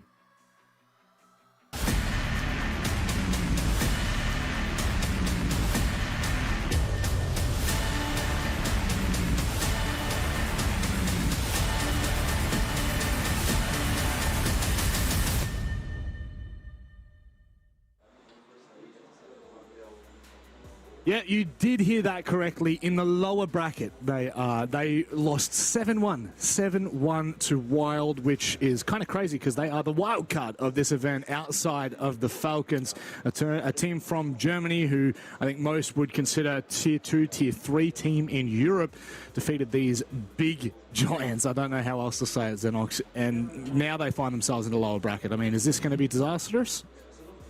It's hard to say. It really is. I thought DWG Gaming weren't completely awful against Space Station. They probably weren't at their absolute best, but I mean, we still haven't really been able to go and see what actually happened against Wild. And no, you weren't just emphasizing the 7-1. You were saying it correctly. They lost 7-1 twice, which is just mind-boggling. Skyscraper Chalet, which we've seen the map Vito. Skyscraper, I think the decider for this particular best of 3. So if it does go the distance, they may have to return there. But we expect more from Team Liquid than what they put out. So they have to respond, simply must come out with the win against DWG Gaming KIA, and that's not going to be an easy task.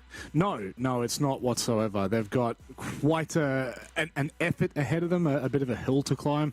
But I feel like if there's any team in this tournament that could bring back after an abysmal start, I don't mean to tilt any Liquid fans there, but definitely not the start that they would have wanted. It is Team Liquid. This is a team that we've known for such a long time and has been an incredible powerhouse in the international scene.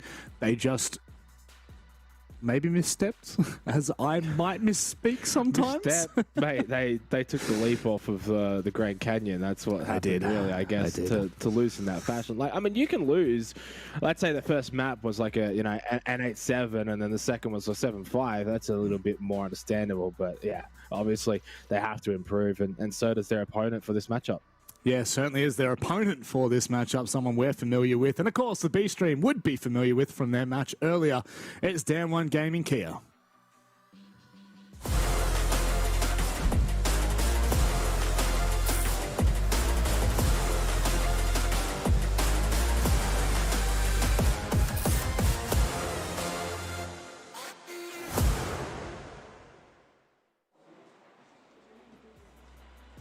A close match that ended, unfortunately, abruptly for DWG Gaming KIA.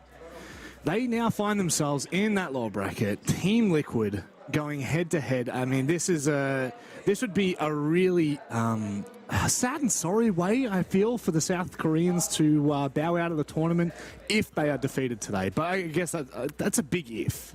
Yeah, the only one saving grace, and they're the only team at this tournament, is they've got another tournament that they'll have their eyes on shortly, which is the Berlin Major. They're the only team at this event that is going to be playing at the Berlin Major. So Look, there's a lot of money on the line here at Gamers8, though. In fact, more money. So if it comes down to just purely the dollars, then you've got to perform here. You've got to play better.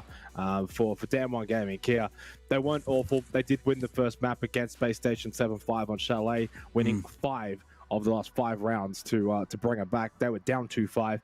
Theme Park wasn't too bad. I think it was like 7-5, and then Bank was pretty much Space Station's map. And Space Station were by far and away the better team over the course of the entire series. So a lot of work to do. Rin as well was someone that really struggled in that series. I'd be looking to them and to see whether or not they can respond in this series against Team Liquid. But yeah, like Liquid, they have to respond. And that's the stark reality of it, is one of these two teams is going to be bowing out, walking away from this tournament utterly disappointed.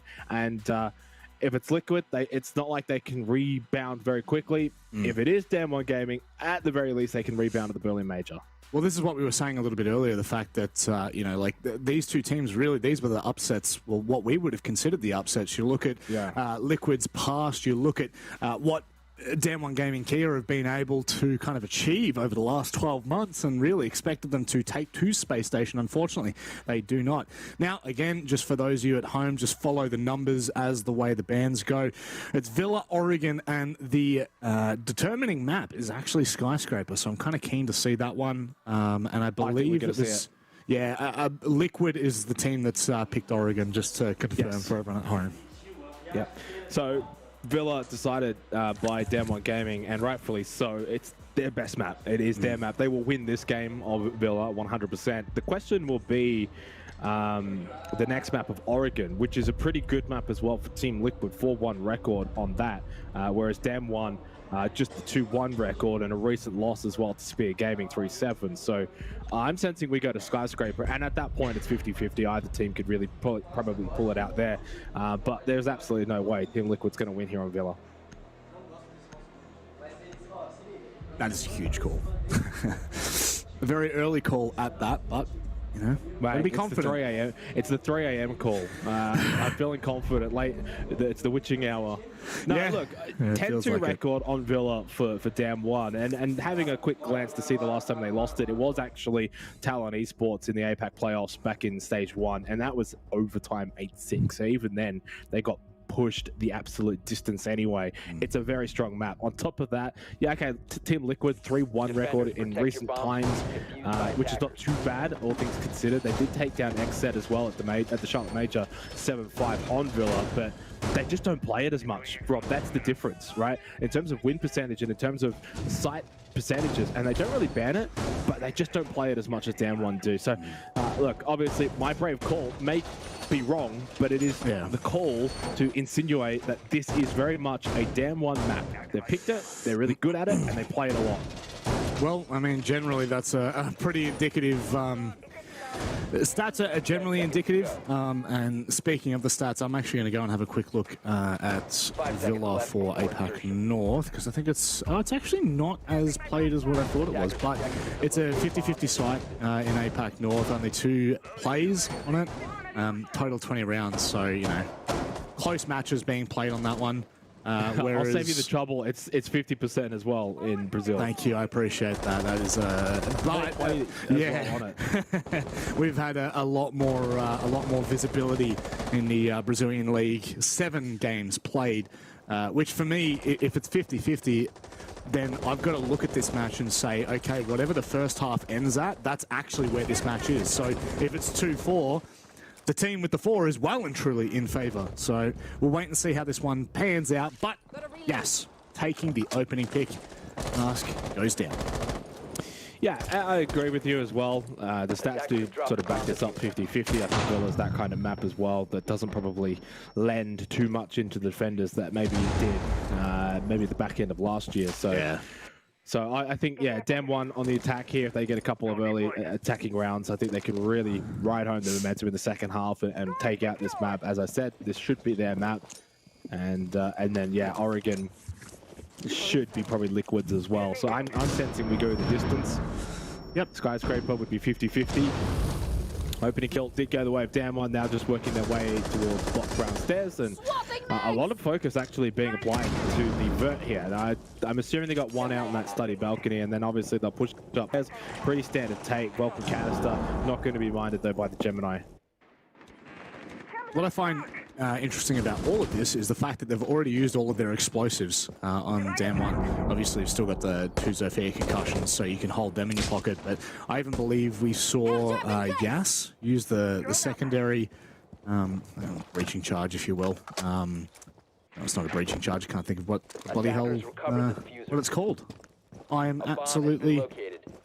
I wasn't actually listening, to be honest, so I can't. That's all right. Just explosives being used, basically. That's all you need to know. So, you know, with a minute left and still a lot to do for DWG, they're going to have a fair bit on the cards. That's a very interesting call to try and flush that player out of red. It works perfectly. And now, it pinches Team Liquid a little bit further onto site. Yeah, time is a factor though. So for all the good work from Dan, One, Gaming KIA, they've got landing control, but have they got site control? The answer is no. Top ground still not even really in their possession either. So a little concerning. I kind of like Liquid here defensively in the late round. I think Nat's getting that kill as well to coach it really sort of solidified the fact that they are in a good position on site defensively. Now a couple of trades on site, and this is the big moment here. Who can come out ahead in the next 14 seconds? KATSEY's going to plant, so momentarily 3v2 while KATSEY is planting. Oh, they've got to stop someone from denying that. How has that happened? They're going to go deep. PSK hits the C4, but now it is a 1v1. Palu sits and waits in Vault. Team Liquid walk away with the round. Big question for me, how did someone deny that plant? Was that not behind Vault door? Yeah, we didn't get to see it, obviously, and KATSEY did go in. It has to be Vault door, right? It's default plant on ABG.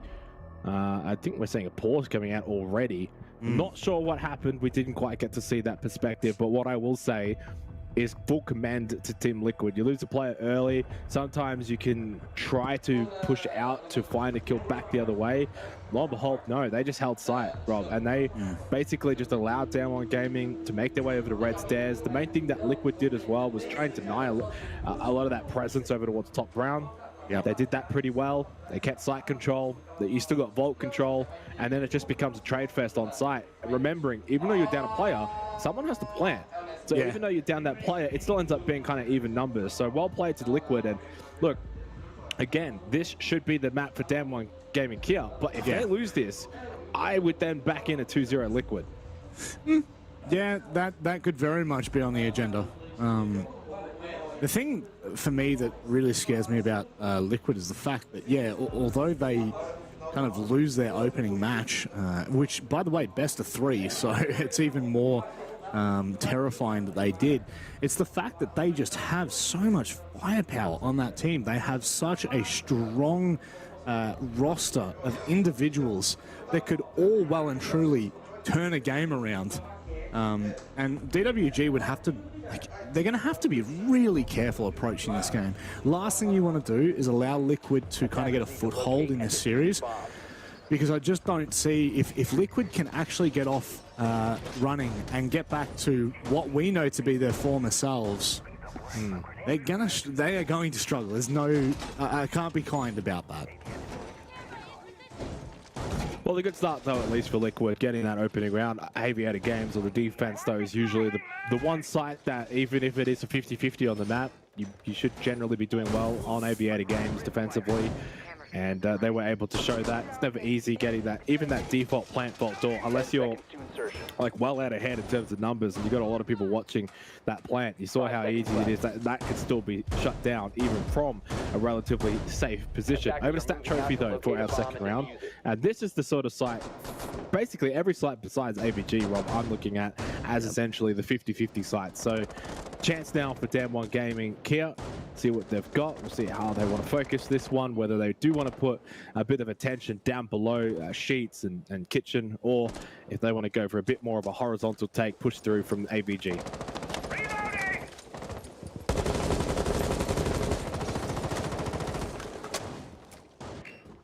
Now, a lot of attention being put outside of Master, but generally you just kind of poke and probe to begin with, and then you start to shape up after you get that early intel. to which I'm sure DWG actually have a fair bit. Drone economy is very healthy, only losing 1 in the first minute, plus you've got the Yana, so they've got so much in front of them to use. That's a really good early cam gone for the side of Team Liquid. Obviously, those black eyes on Nesk going to be pretty impactful, especially on a map like Villa. A lot of important rotates and point of interests that you have to contest if you're the attacking team. But as it stands, a little bit of contact into Closet. I think that they want Astro. Yeah, I think they're going to get it as well. I don't know whether they're going to be able to contest. And you bring the Nomad as well, very, very powerful. Putting those air jabs on Astro stairs as well. Do get control of Astro. And you can obviously sort of solidify that position really, really strongly. On top of that, a lot of times you get that kill on the player defending position. That gives you the 5-on-4 push onto the side. So it's shaping up to be the avenue here. Then Coded now inside the bathroom, playing that Finker role. That's a big ask here actually on Ask, playing top back stairs or Astro stairs. Throws out the first gas bait, has 2 more minutes left, but yeah, honestly, I like that position though, not sitting behind the desk in Astro. A lot of players hold that position, they get caught, they get pinched. I like that from Ask. He gets aggressive, finds that kill. I think playing with Astro stairs behind you as an escape route, gives you a really, really solid position. Genuinely thought he was just stuck between a rock and a hard place. That is also such a strong player in Coded going down.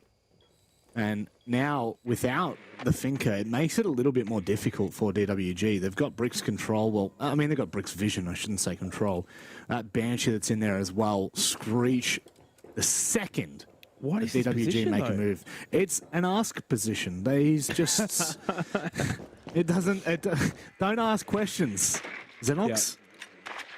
You don't... Prone Astro doorway into bathroom. Has been droned out, has been pinged as well. Yas finds the kill into PSK. Is this where it falls apart though for Liquid? Wookie goes straight into Trophy and he can actually find a way to maybe try and get this plant down from Katsang. Now that they've got site control, Palu does get the kill to Rin. Time has to stick it. Yeah, close indeed from Katsang. Talk about leaving it to the last second and Palu. A big poker ball straight to the face, denies that plant.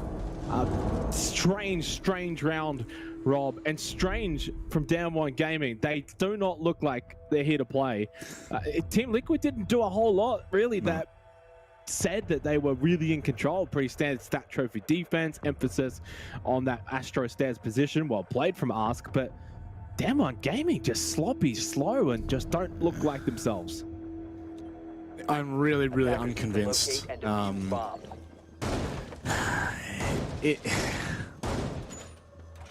not really sure what to say for DWG because they did get a lot of early control, you know, sticking Yas in toward the bathroom position. They gained a lot of control, and then of course whoever it was that Coded, I think it was on the Finker, took over control of bathroom. Really strong play. Obviously falls to Ask, but then when they go to try to plant, I think it's by Bricks, but the entire team is on the other side of the map, it felt like. There's a player in Trophy, there's one who's aggressed towards Split, but they're just not watching the choke points as to where Team Liquid are going to be coming from. So I really feel like there's a couple of moments of miscommunication.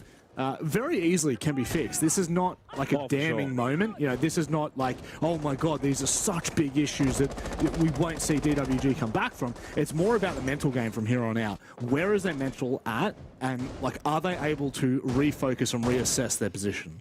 It's just such a stark contrast, though, fresh off of that TSM MIBR game that we had earlier, and the cleanliness role of TSM, and even at times MIBR, and then you, well, I guess not really left wondering why this is the lower bracket matchup between these two teams, to be quite frank. It's yeah, it's a sloppy start, but a start nonetheless, and obviously things can change, especially in a best of 3. Yeah, it's a long time, a lot of rounds to be played. It's only 2 rounds gone. Down One Gaming, good enough that they can turn things around, but yeah, this is their map. For all intents and purposes, you've got to be winning it.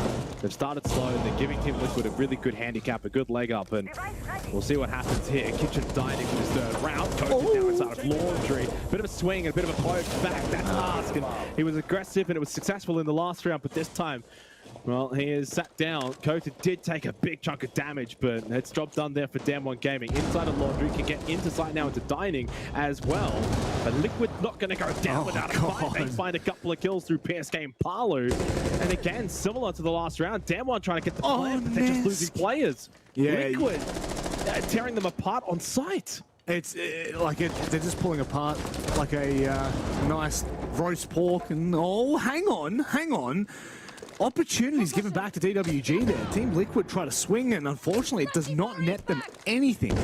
Resets and PSK now to try and play from it. There is currently one in kitchen. They could actually go massive right now. Can they deny? I think behind Tetris they're safe. C4 goes over the top, but nothing happens. Can they find the position? Down. PSK finds the shot over the top. I believe he was on top of the like the little kitchen island. That's ridiculous. Yeah. That was a tough, tight angle, and talk about a crunch time play there from Team Liquid. 3 rounds to start on Villa.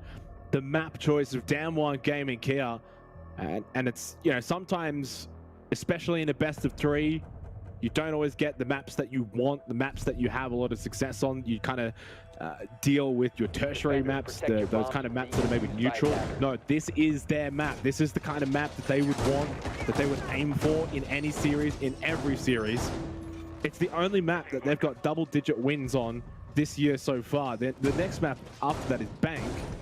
And we did see, though, what happened on Bank. They did lose the Space Station, and, you know, this is one thing that those of us in APAC don't always want to talk about, Rob, but you can perform in APAC on these maps, and then you go and try and play internationally, and it's like, no, it just doesn't hold up. Yeah. And we're seeing that right now here on Team Liquid. But in fairness, the way that Damwon Gaming are playing right now is just not good enough. Like, they're not offering any sort of imagination in their attacking style, which is surprising, because it was the one good thing about them in the first series that we had earlier, was that they were attacking well, but not defending well. So this is staggering.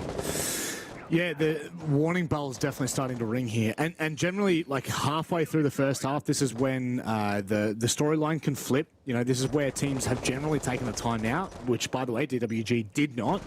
And this is where teams start to feel a little bit more comfortable. So the fact that they haven't taken the attack, I think for me kind of says, okay, they're feeling like they understand what's gone wrong, and they're trying to correct it mid-round, or, you know, like in the prep phase, which they could well do. Don't get me wrong, you still get 45 seconds for the prep to kind of organize yourselves. At a certain point, you know, that really you do become a little bit alarmed as to what's happening. And I feel like this is the tipping point for me. This is like the doomsday scenario if they lose this round. Oh, 100%. I mean, it almost feels like doomsday scenario anyway, because Liquid's already up to 3 rounds, and we were speculating 50% win rate. Well, there's your 50% from Liquid, and they've still got 3 more rounds. So I'm of the opinion anything from here is a bonus if you're Team Liquid, and you have 3 rounds in bonus territory. Now, Aviator Games as well is also a very, very good site for defenders already. I would actually put the thought process that they actually win this, go 4-0, and then it's the last 2 rounds that there's going to be that question mark, can Damwon Gaming get at least something? Now, they do get the down on Ask, but in all fairness, Ask has really not done a whole lot in this first half, except for that 1 round at Astro Stairs. Yes, with the Gemini. They went for the revive, and I think this may cost Palu his life. Never mind, got the shotgun kill onto Rem, but did lose out to Koten. That nade did finish off Ask, but then finds the kill onto PSK. So 3 quick deaths for Team Liquid in a short space of time. Opens things up now for Damwon Gaming KIA. Only Resets and Nesk left to defend for Liquid on a site that you thought they would be able to win. Now there's a big issue for me with Liquid, and Ask has gone down in the past 2 rounds, including this one, with all 3 smokes left on the hip. That's not good. As the smoke player, you're trying to stay alive to deny entrance to choke out those choke points. And now, granted, this one was a nade, but previously he was swinging by Laundry with 2 players watching him. So probably need to try and rein that in if you're Team Liquid to try and calm this down. Speaking of calming down, Resets is not going to do anything to Sword. What? He found, oh no, it's Nesk. I thought he found a triple. Never mind. Woogie Man, in the blink of an eye, has lost every teammate and almost all hope in this last round. They are throwing, Rob. I don't know what else to say. Up 4-2, and what do? You give them 1s. Why are you giving them 1s? You've got numbers. You literally can just overwhelm sight. but there's no overwhelming Team Liquid right now. That is a Nesk. travesty from Damwon Gaming. That's a dirty angle as well, Nesk. That's so dirty that it's clean. But look, a perfect start from Team Liquid, 4-0. And at the first kind of hurdle that they had to deal with as well, Rob, where it felt like Damwon Gaming finally got a bit of flow, got a bit of a lead in the round, and they've just completely thrown it. Resets with a great double kill. We didn't quite get to see it, but there was enough space there that I felt like it looked like 2-1s had happened rather than a quick double. So many questions to be asked here of Damwon Gaming, and I almost feel for Coated, who had such an impactful play at top round stairs, and it's all for nothing. Yeah. And the rounds are just slipping away. The fact that DWG haven't called the timeout just to relax things here, really concerning. Look, although Villa statistically isn't a massively defender-sided map, you know, it's 50-50 in both regions, in both APAC North and Brazil, it is still, like, it's still possible to go 5-1 on a defensive half, or rather on your attacking half, be down 5-1 and then bring it back when you go to your defense. But the way that DWG are playing, I'm just not convinced that that's going to happen. Well, and you're also probably thinking of, I don't want to say old Villa, because there's nothing really changed, but the way that Villa played out for much of 2021. Yeah. So I do understand that sentiment, but as you kind of also said at the end of that, because they're not playing well enough that there's any belief that they're going to be able to do that in the second half. I don't think so. Team Liquid haven't actually looked bad, but they also haven't been an outstanding, clean 4-0 like we saw, say, from TSM earlier. And I mean, not to be surprised, this is a team that lost to 7-1, 7-1 to Wild earlier this evening. So they're clearly going through some issues at the moment. But yeah, sometimes just basic defense siege will win you rounds when the offense is lackluster. And right now, Damwon Gaming have been lackluster. So it doesn't take much from Liquid to win these rounds. And they haven't even really had the smoke play. Ask is 1-4. We haven't seen a lot of the gas bay play here. So, in fact, this was the only site where Ask actually had a pretty big, impactful moment over in Astro. And it wasn't the canisters either. It was the SMG-11 where he played big. So he hasn't even been called upon. Now we're going to start to see the use of it. And instantly, Yas is not even interested in trying to stick around to see what's going to happen after this smoke canister. DWG, with not enough information, will now go back to square one. But square one kind of feels a little bit too late at this point. You know, a minute 20 left on the board. Unless they have serious information on, you know, AVG's side of the map, I think this is a really big misstep. Yeah, there is time though. Especially if you get in through 90 and then quickly make your way across it, it's not too much of a trek. But straight through study and then making the big run now through the corridor towards 90. Yas has gone a long distance here, long way, but done it pretty quickly. They actually left that default camera up because no one was watching, so might just allow him to sort of sneak on in towards sight into trophy. 50 seconds left, and at least for Damwon, they've finally got some different avenue. Top red control now as well with landing. They can see in towards stat. They've got 90 as well, so there's a little bit more here. That if you're a Damwon Gaming fan, and they've surely got the ping. Coated was looking, he was waiting for the response. No, they don't know Nesk is there, and he will surprise both of them. Easy double kill. That's the round. That's the fuser down. They tried to bait him out to push away from the statue. He had none of it. He held ground, held firm. And it is Team Liquid 5-0 here on Villa. This is devastating for DWG. Like, I can't stress enough how detrimental this is for this team. Gamers8, you know, even if you just to look outside of Gamers8, think about the repercussions this means for, you know, like coming into the Berlin Major. They've just lost, you know, 2 best-of-3s back-to-back to teams where you think that they, at the very least, they have a good opportunity to win the game. But it's more so the approach to this matchup that I think is the issue. If there's any takeaway right now, DWG still haven't called their tactical timeout, unless they were the team that had to call a tactical timeout earlier to make it work, but it was paused by the admin. So yeah, like there are so many things right now that really are worrying me for DWG. If they get 6-0'd on their defensive half, oh boy, I think I'll be speechless. Well, I'm already essentially speechless, right? Like, this is not what we expected at all. This is supposed to be their map, and Damwon Gaming is supposed to be the pride of APAC. Whether it's North, whether it's South, that's sort of what's coined for this team. And quite frankly, they lose that title if they go out like this here for Gamers8. If they're the first team eliminated, they should not have and hold that title going into the Berlin Major. That should rightfully go to Elevate. So this is disappointing. And obviously for them at the Berlin Major, it's going to be that is the only saving grace. It's not even a saving grace, but the only redemption for Damwon is they can actually redeem themselves at Berlin. But how can you sit back with a face and say that they're going to do well at Berlin when they've just been dismantled here by Team Liquid, lost down to Spacestation Gaming? They're clearly not on the level of these teams from LATAM and North America and probably EU. Well, I guess it's one of those cases where we're just going to have to, keep our eye on how this series goes. If they can bring back, even if they can keep this close with Liquid, you're not as concerned. But just the way that things are unfolding in front of our eyes, it's the danger zone, and it's not a good highway to be on, if I'm being completely honest. So the last round of the half, and with a minute, roughly minute 30 left, they've got a fair bit that they need to do. But they do have a lot of intel. That's probably the one key factor here. They've got Sheets info, they've got info on the backside of Tetris, so... But what are they going to do with it? Well, I mean, you wait and see. You tell me. I'll be waiting. I mean, I've been waiting this entire half, and I've been left waiting. It's 5-0, and I haven't seen anything that's looked like a fruitful attack. And I will give them some kind of credit in the last round that when they realized the bedroom push was not working, that they did change it up. They went red stairs, they got landing control, but I mean, that was about it. And then they couldn't convert. Cat saying nice kill from PSK, expecting to push the top pantry stairs, but and I think you're just going to almost send it off to sight. Yas probably doesn't even know where he just died from in all fairness. Palu, cheeky spot, and an Ask as well.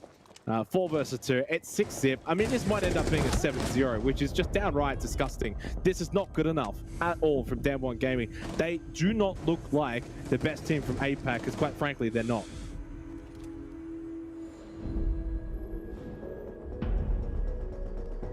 I'm going to start talking about Team Liquid now, because I can't hop on with DWG anymore. Liquid are running amok. It looks like they're actually having fun whilst playing. Not very often do you find a kill like you did with PSK there at the top of Pantry, and then swing Pantry after finding that kill, considering it was such a long time after finding the kill. So very much Team Liquid are kind of hitting that flow state at the moment where things just feel really comfortable. Everything seems to be working. Everything seems to be hitting. You look at Resets. Resets has been a little bit of an animal. Only dying once, and you think about the 3K that he pulled off to bring back that, was it a 4 versus 2, something like that? Like, some of these rounds are also coming down to some pretty decent Team Liquid play, but the attack now is where we get to see them shine. I think Liquid's actually gotten better as the game has gone on. The first couple of rounds were a little bit sloppy and probably... a handful of column A and column B, and in column A was Damwon not very good, and Liquid just kind of basic siege. But as the half went on, I felt Liquid was like smelling blood in the water and being like, these guys aren't that good. They're struggling. We can keep punishing them. And really, every round just got worse and worse and worse for Damwon Gaming. So that's concerning for Damwon Gaming here, because you've just basically played Team Liquid into form, and everyone else in this tournament's going to be like, oh, here we go. Now they've just got a 7-0. They're feeling themselves. They're confident, and they've been played into form by Damwon, who are just, I don't know, not mentally here, which is concerning because they weren't actually all that bad. The Space Station Gaming match was really, really good. So they definitely had eyes on that match and on that matchup, but they've just not turned up here at all. And I'll be surprised if this is not 7-0. Liquid probably just playing completely in confidence. Nesk ready to just send it in as well with the Amaru grapple. But yeah, it's all Team Liquid. As a famous godfather of Siege once said, it's 95% mental. And I'm sure after Liquid's game against Wild, their mental would have been chalked. But showing this, like you said, playing them into form, I mean, this is just the perfect opportunity for Liquid to take this and run away with it. And we go to Oregon next, which I don't trust M1 on, more so because I trust Liquid more. Yeah. You know, and by the way, there's absolutely zero saving strats for an event of this nature. That is the biggest cop out that I could hear. It is seriously twice the prize pool of the Berlin Major. They've got SI points in the bank because of stage 1, because of stage 2. Like, I wouldn't be worrying about that. This is just atrocious gameplay. And we've seen Damn One, me and you, Rob. We've done obviously a lot of APAC for a long time. This is probably one of the worst matches I've ever seen from them. Now, they can bounce back on Oregon. I generally believe they can, but it's a cop-out. This is atrocious. Yeah. Not often I agree with you, Xenox. No, it doesn't happen often. No. And look, full credit to Liquid. To be fair, now it's already, right, this round, it's been slow. Yeah. Damn One Gaming playing pretty stock standard Villa defense. Good hold, top brown stairs, hasn't been cleared, shield's still up. So it's just a rush onto site. Who's watching this though? They've just walked into Aviator. Like, okay, Woogie finally gets the kill, but that's from Stat, Rob, from Stat. Yeah, I don't know where this is. Well, Woogie's absolutely gone massive there to just allow KIA into this.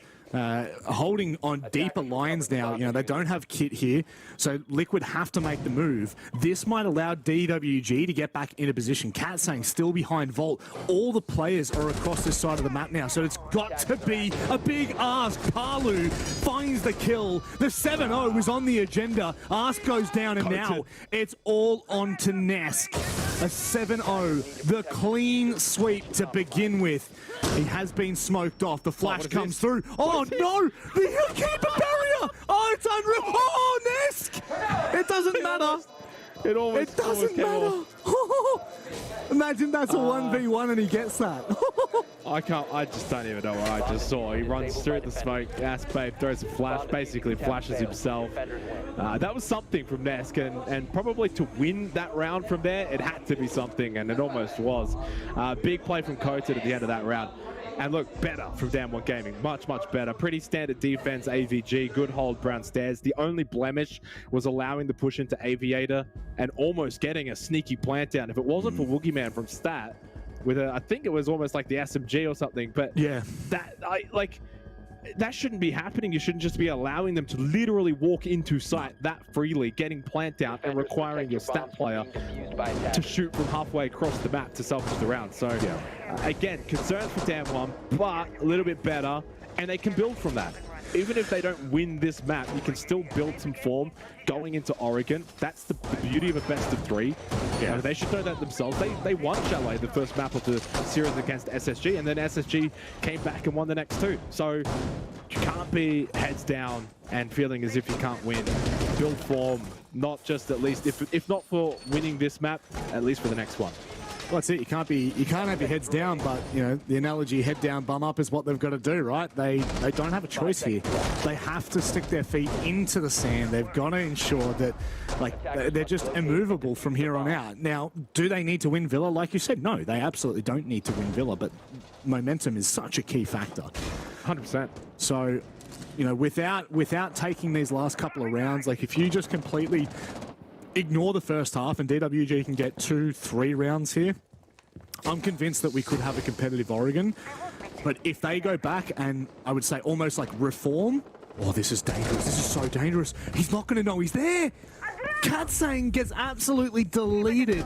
His keeper barrier is basically a hiding zone for Liquid there.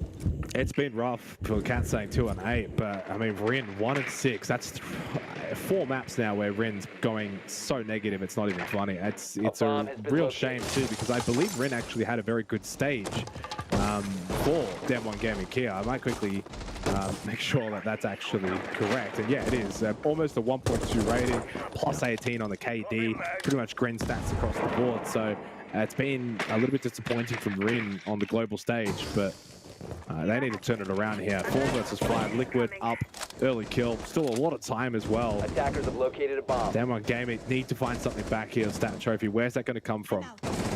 They can't rely on Coated. He has to just hold this Astro stairs position. It's down. There we go. The good thing for DWG at the moment is Liquid have to push into them. Palu does manage to find one back. Woogieman is certainly giving DWG a little bit of a space to create something magical, but it may well come to an abrupt end. Palu shuts down Coded. Yas has to go absolutely nuclear from here on out. He knows that there's a player over toward Astro, but it won't make a difference. The player from Stat closes things out. 7-1 for Liquid. Oh, it's fitting.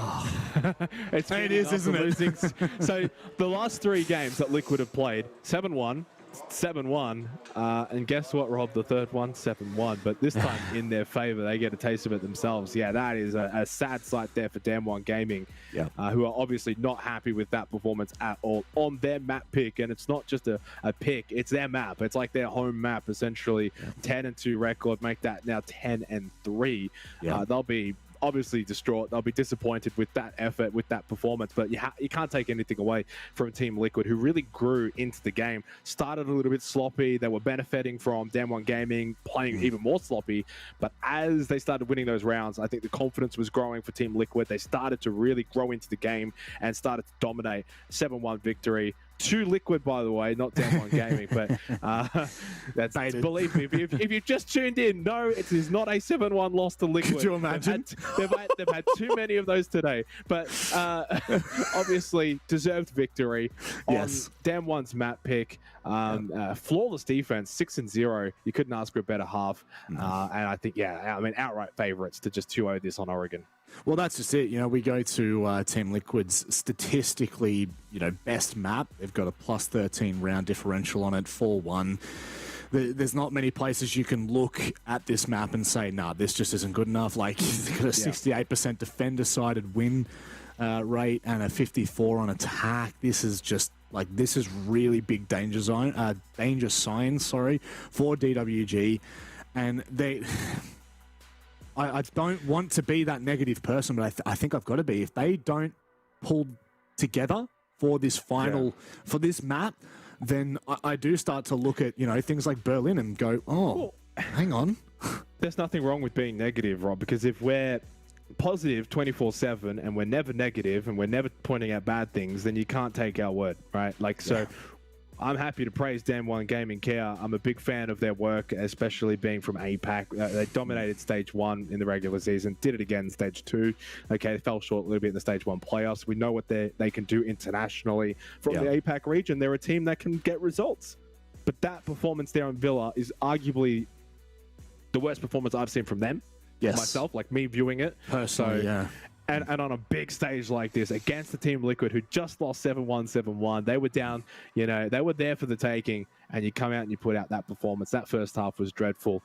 They're better than that. And that's the good news for them, is they are better than that. That's not the Damwon Gaming we expect. That's not the Damwon Gaming you will see again. So hopefully for their sake, they can come back strong on Oregon. If not there, obviously they'll have the Berlin Major to redeem themselves. Well, they're going to have to pull themselves up by their socks, that's for damn sure. Dust the saddle off, get back on the horse, because we are headed to Oregon after this short break.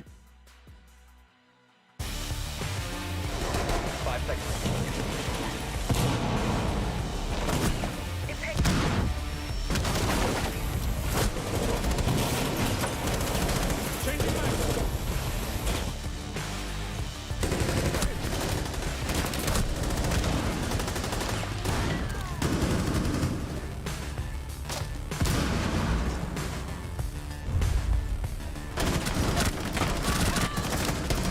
Drop the bomb.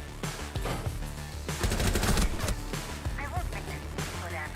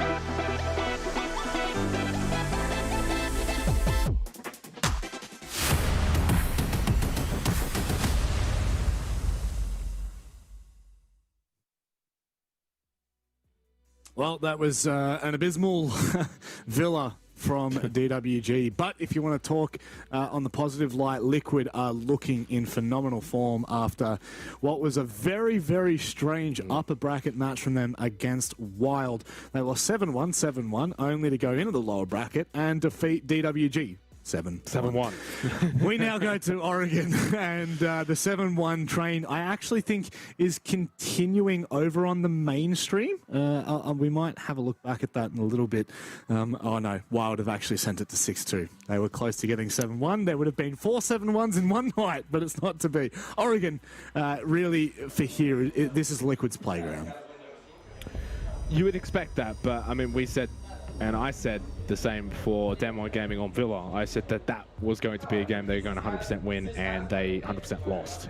Never even showed up, never even looked like it. So who knows at this point? I mean, this tournament has already shown us that on an international stage, especially for these teams that have a lot to fight for, and the regional differences, the cross-regional play, it does not play to the statistics, whether that be home map advantage, whether that be attacker defender sided maps, none of it matters.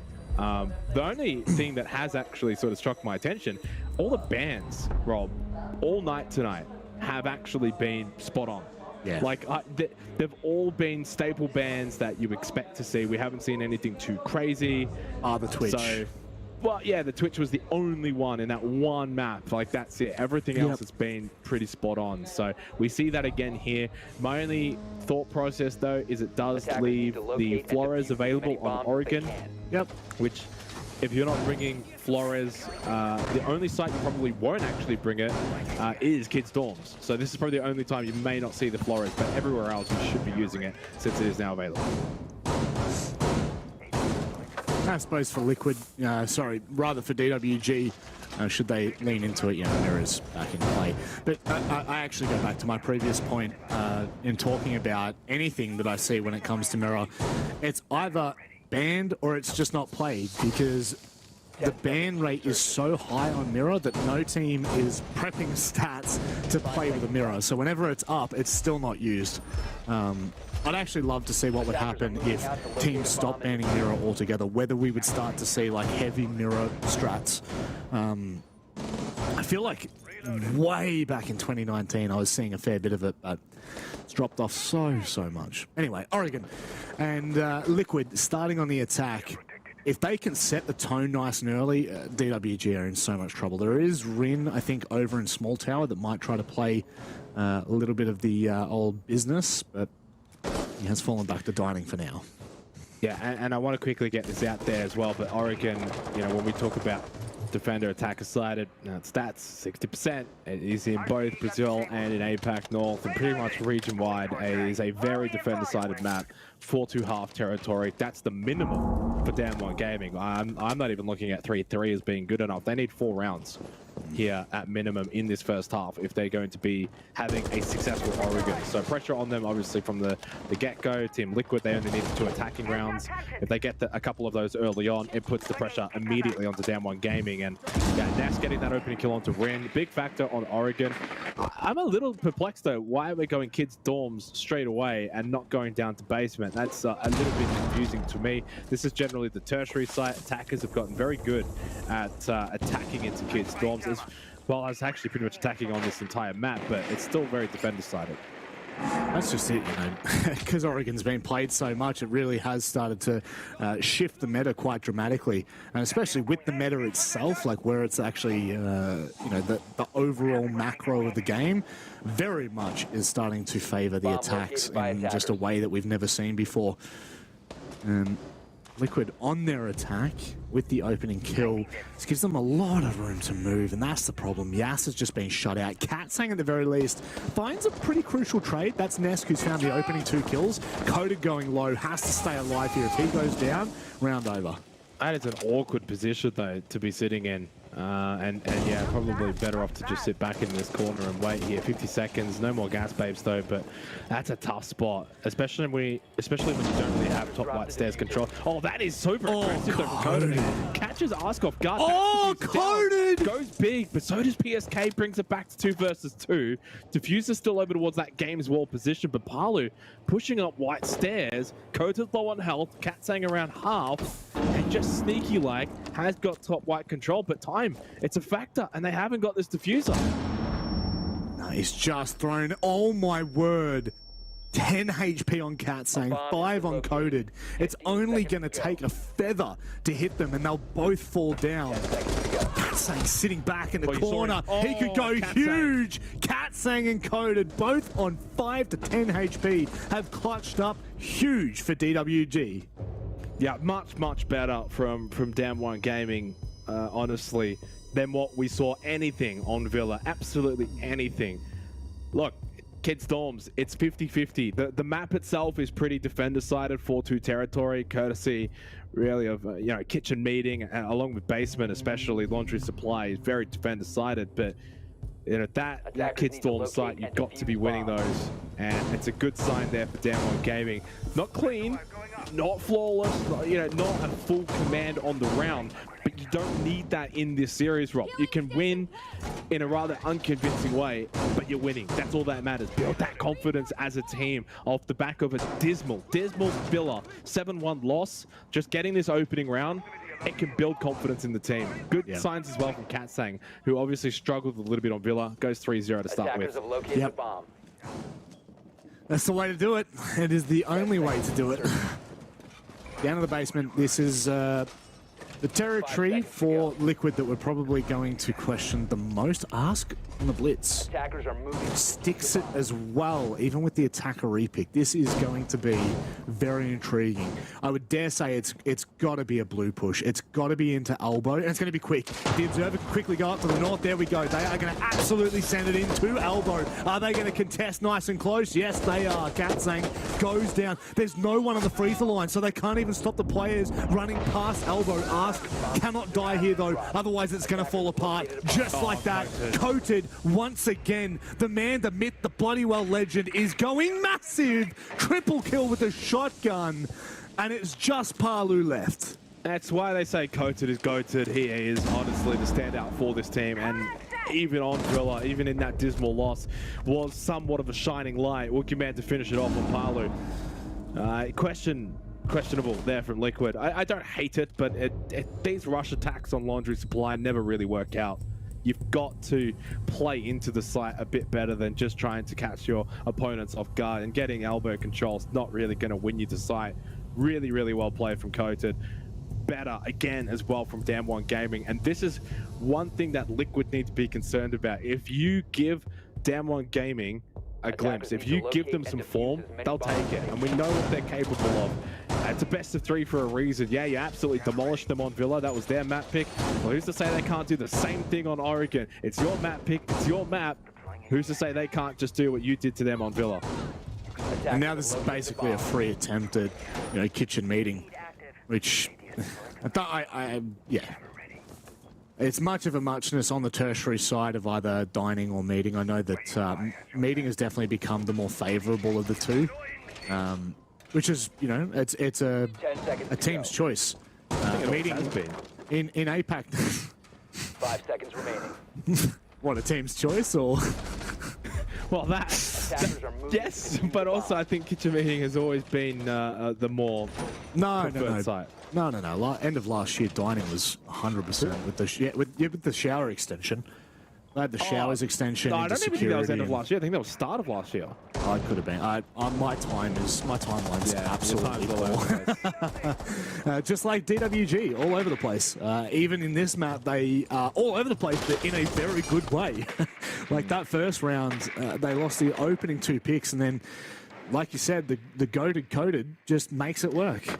I will say though, again, remembering what I said at the start of this, is that Liquid only needed 2 rounds. Defender side at Oregon, so the emphasis has always been on Damwon Gaming to start well here on Oregon, and yes, they have, which is good because they definitely did not do well on Villa. They've already doubled the round tally from Villa here in 2 rounds. So, look, when you're on the defense of Oregon, all you can do is just win your rounds, take it 1 round at a time. For Liquid, they get still 4 more rounds to find 2. That's not bad, 50% strike rate, and a good opportunity here as well, kitchen meeting, where if they really do slow things down, play into the map, open up this wall, get addict control, do the standard Oregon checklist, I think that they can then bring it back and get around. But this is where now Damwon Gaming, you look at Cat saying on that smoke, shotgun, 3 gas babes, probably the most important role holding that meeting wall. Gonna find the early intel on the player who was trying to flank up into Trophy. Hello, undetected. This is so dangerous, but yes, bests him in the 1v1. Not even any damage done to Palu, and we saw just before he flicked off the point of view, literally looking in the same direction. And now, really, this is where you back in DWG. With the smoke, 3 canisters left, there's only a minute for Liquid to make something work. They don't have enough control, they don't have vert control. This is not looking good. Yeah, vert control, or the lack thereof, is what concerns me the most. They have got the wall open though, meeting. That is at least something. Trying to get a little bit of information with that Rotera drone. Nest over towards main stairs, but I don't see any addict control there for the Team Liquid. 38 seconds, resets though.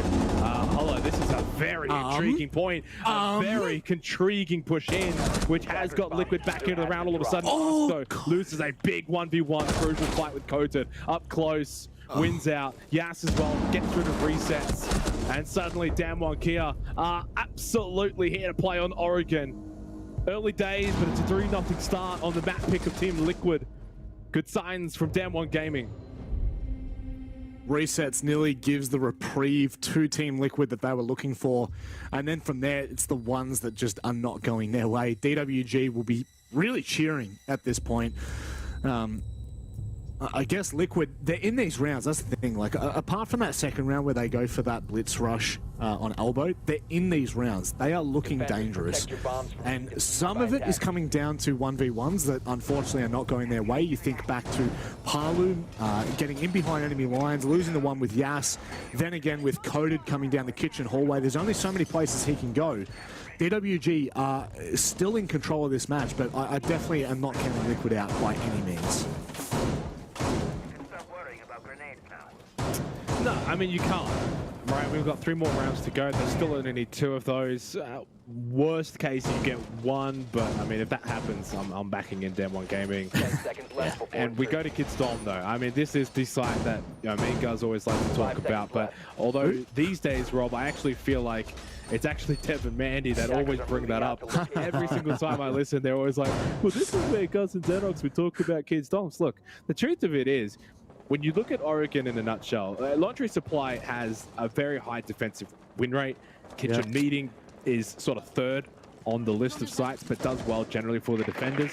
So Kidstorms, which is, I personally think, a really, really well-designed site. You've got so many options for attackers, but also so many positions for defenders. There's so many different ways that you can play it. Games Wall, Attic, big window, the push through as well. You know, from Armory Hallway, you've got Bedroom. There's so many different ways that you can push onto this site and play it. I mean, heck, you've even got a small tower defender this particular round from Yas. I'm not a big fan of this one, but I mean, hey, again, it's something else. So it's a really, really good site that's quite versatile. This is dangerous though, because I mean, if it's anyone but the Sledge out there, you're probably wasting an additional 20 seconds, but the Sledge just makes light work of this. This is going to be an unbelievable nade. Oh, if that makes its way through, I think Yas is dead for sure. Regardless, now they've either got to flush him out completely or just disregard what's going on over in Small Tower, because that's not where the objective is. That's not where the issue is at the moment. Where was Cat saying then? Nice. Nice name. Kona stations, I'm assuming, still in effect, obviously, from Rin, but down.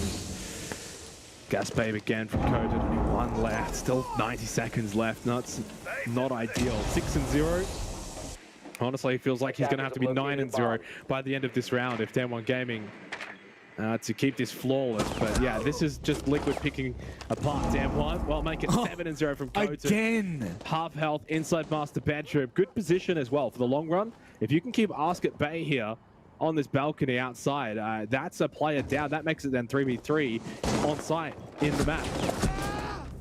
Never mind. That's a wonderful angle from Nesk. That was dirty. If Cody gets back on side, or even if he stays in master there and holds off another player, honestly, I'm calling Coded for MVP of this series. He has been unbelievable, giving every opportunity to DWG that they could ask for. And Liquid are setting themselves up perfectly, but Woogieman with the SMG-11 does not falter, and nor does KIA.CEST. Speaking of players that are goated, KIA.CEST is going nuclear, and Liquid once again, the ball has been dropped, and I don't know whether it's retrievable. Woogieman is now in a 1v1 with Nesk. Well, retrieves the diffuser and runs straight over towards Kids, and we'll get that plant down. Woogieman, do you have the info? No, not quite. Bit of a random nitro cell up top right. Nesk, though, do you know where he's coming from? The answer looks like it's a big resounding yes. Top right stairs is the call. That's the angle being held. Woogieman, the pre-fire shot, but he hasn't got the full information either. Nesk doesn't have to move, doesn't have to give away his position. Don't give him a sound cue. In a 1 versus 1, half health for Woogieman, or just about. Nesk getting a little bit antsy in the middle of the room, gets punished. There's no reason to be standing in the middle of Kids. Woogieman gets given an absolute freebie. It's 4-0 to Damwon Gaming. Bomb defusing attempt failed. Defenders win. What is going on? in the politest possible way, what is going on? From a 2 versus 4 down to the 1v1, and then the 1v1 finishing the way it does. Liquid are seriously dropping the ball here. Like, they should well and truly be in control of this game. Right now, DWG, they take Villa. Liquid take Oregon, and both teams are messing up their map pick. Something horrid. The opportunity for Liquid, as we said, it's still here. We're not discrediting that. It's only 4-0. A 4-2 is still pass mark. But boy, if you let it go 5-1, just book it for a DWG win. Yeah, I'm definitely feeling that. I still feel like that last round though, Liquid had to find victory to just relieve some of that pressure valve, and yeah, clearly now feeling it, having this timeout and getting some words from the coach and how maybe they can turn this around. As you said though, I mean, they're still in a position where if they win the next 2 rounds, it's actually a good half for them, right? Yeah. It's a weird one, isn't it? But there's every chance in the world that they turn this into a 6-0 Damwon Gaming. The only thing I will say, you know, you can kind of compare this to Villa. I felt on Villa that Liquid were in more control than what I'm seeing from Damwon Gaming. Some of these rounds have gone the distance, right? In the rounds themselves, they've been a little bit more back and forth. We're seeing Liquid still finding shots. I mean, obviously, Nesk is a big factor for that with 6 kills. Resets had a couple of good moments as well. Back on Villa, it just felt like it was an onslaught, an avalanche. It was just Team Liquid the whole way through, and it never even looked like having a close round where a result in those rounds was going to be any different. But yeah, Damwon Gaming, though, just edging some of these kind of 50-50 rounds. And then the other 50% of the rounds have been very, very clean. So a much, much improved performance from Damwon Gaming. If we're going to give them, you know, a big criticism for Villa, well, you got to give them a big pat on the back here for Oregon, considering this is the map pick of Liquid. They've had so much success on this map. Not exactly the map of choice either for Damwon Gaming, and they've turned it around off the back of a dismal performance. It reminds me a little bit of Dexter, actually, from SSG, who was disastrous on Chalet, and they just turned it on for the rest of the series and was impeccable. Well, maybe Damwon Gaming can do the same thing, but on a team level. Quite big to see. And it's important for them to do so as well. It is just...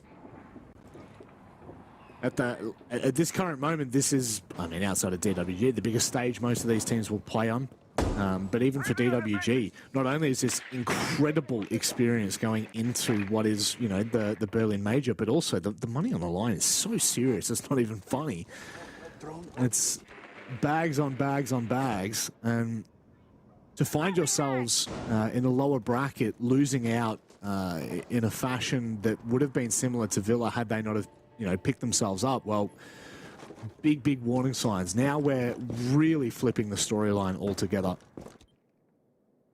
And as Liquid make their way into the actual map, DWG are playing really calculated and just calm at the moment, which I'm not going to lie, it surprises me, Xenox.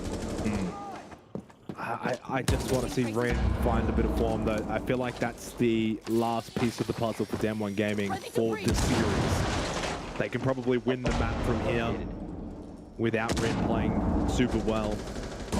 A lot of people will look at Ren's performance on an international stage and start to piece together that it's not the best, but domestically very, very sound for Damwon Gaming, and a big part of why they are so good domestically. Had a pretty abysmal Villa, but I mean, in fairness, so did the rest of his team. A minute left in this round, though, which has gone by. There's no real major event happening, and still 5v5. No real impact. As resets now, are they looking to make this push? Nesk actually finding a kill onto Coded. If there's a play to get rid of, that is the one. Smoke down, Coded down. Gemini's gone dark. Fizzing magnet. Reload. Now the heroics are all but shut. Concussion ready. And that late round denial is all but gone. You've got a couple of C4s there, but there we go. You said it, Xenox. You asked the question. Was Ren going to appear? Cat saying, oh my, what on God's green earth has happened here? Ask, the last to remain, finds himself a quick double. Nearly the triple as Yash tries to swing into him there. But it's 5 on the trot for DWG. I mean, this might actually be the quickest 3-map series we've ever seen. I tell you what, 7-1 into a 5-0. Yeah.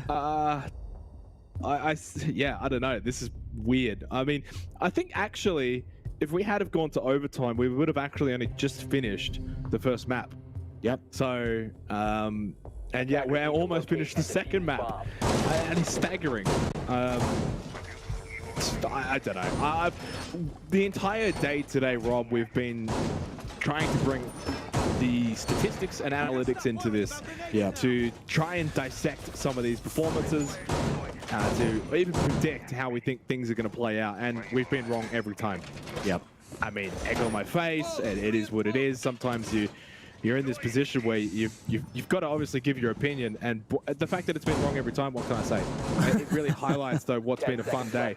Yeah. If we were right every time, it would be boring. It would be easy to predict, and no one would care. And that's what makes it exciting, when teams show up where you don't expect it. They got trounced 7-1 on their map.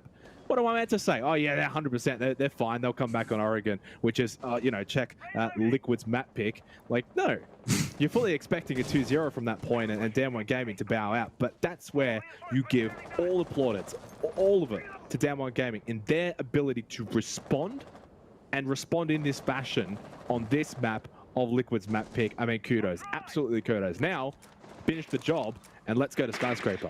That's it. We're pretty much there. We've got 1 foot in the door of Skyscraper. But is there yet another twist? A Liquid able to find their way back here? Big resounding no so far. Does not mean that it can't happen. You're probably looking to Nesk to really find anything in these rounds, because the rest of Liquid have just been absent altogether. Nesk has been the one opening rounds, has been the one trying to find those big clutch moments. Time and time again, it's just not enough. And DWG have 2 players above for Liquid to deal with, and last time Liquid didn't deal with them and tried to approach site in which they were shut down quite quickly. And it's quite prominent. You look at Gas, Katsang, Coated. I mean, big names for Damwon Gaming, especially Katsang and Coated. It's no surprise. They're leading the way, and Damwon are finding success from it. And Yas's EDDs there getting caught out by Team Liquid. That's fine. He'll have the Nitrocell anyway for the late round. Minute 20 remaining. Palu over towards Small Tower, making his way in towards Dining. can get close to kitchen, get close to site control, and yeah, it's almost like, hey, where is everyone? Like what's going on? He's just walking his way in, bot white, gets a bit of info. Obviously, I think still need to clear above, but I mean, that's a lot of information from Palu. That it is. So the kit's over at the back of rear stage, so, you know, I don't think that there's going to be a hell of a lot of time, even if they wanted to rotate. So they're going to have to make that play in meeting, which means that where all of DWG's utility is exactly where Liquid are going to have to try and fight through.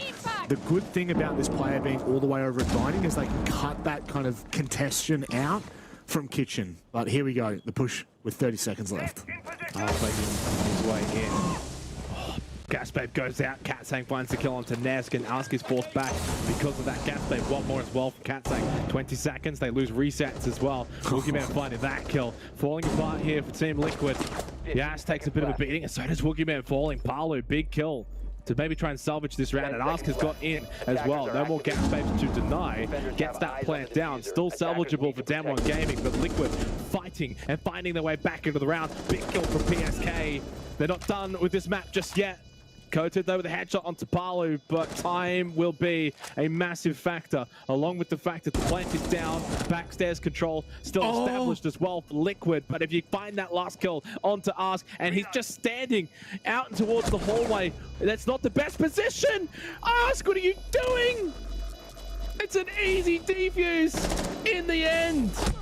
But Damwon Gaming, it's 6-0. How did they win that?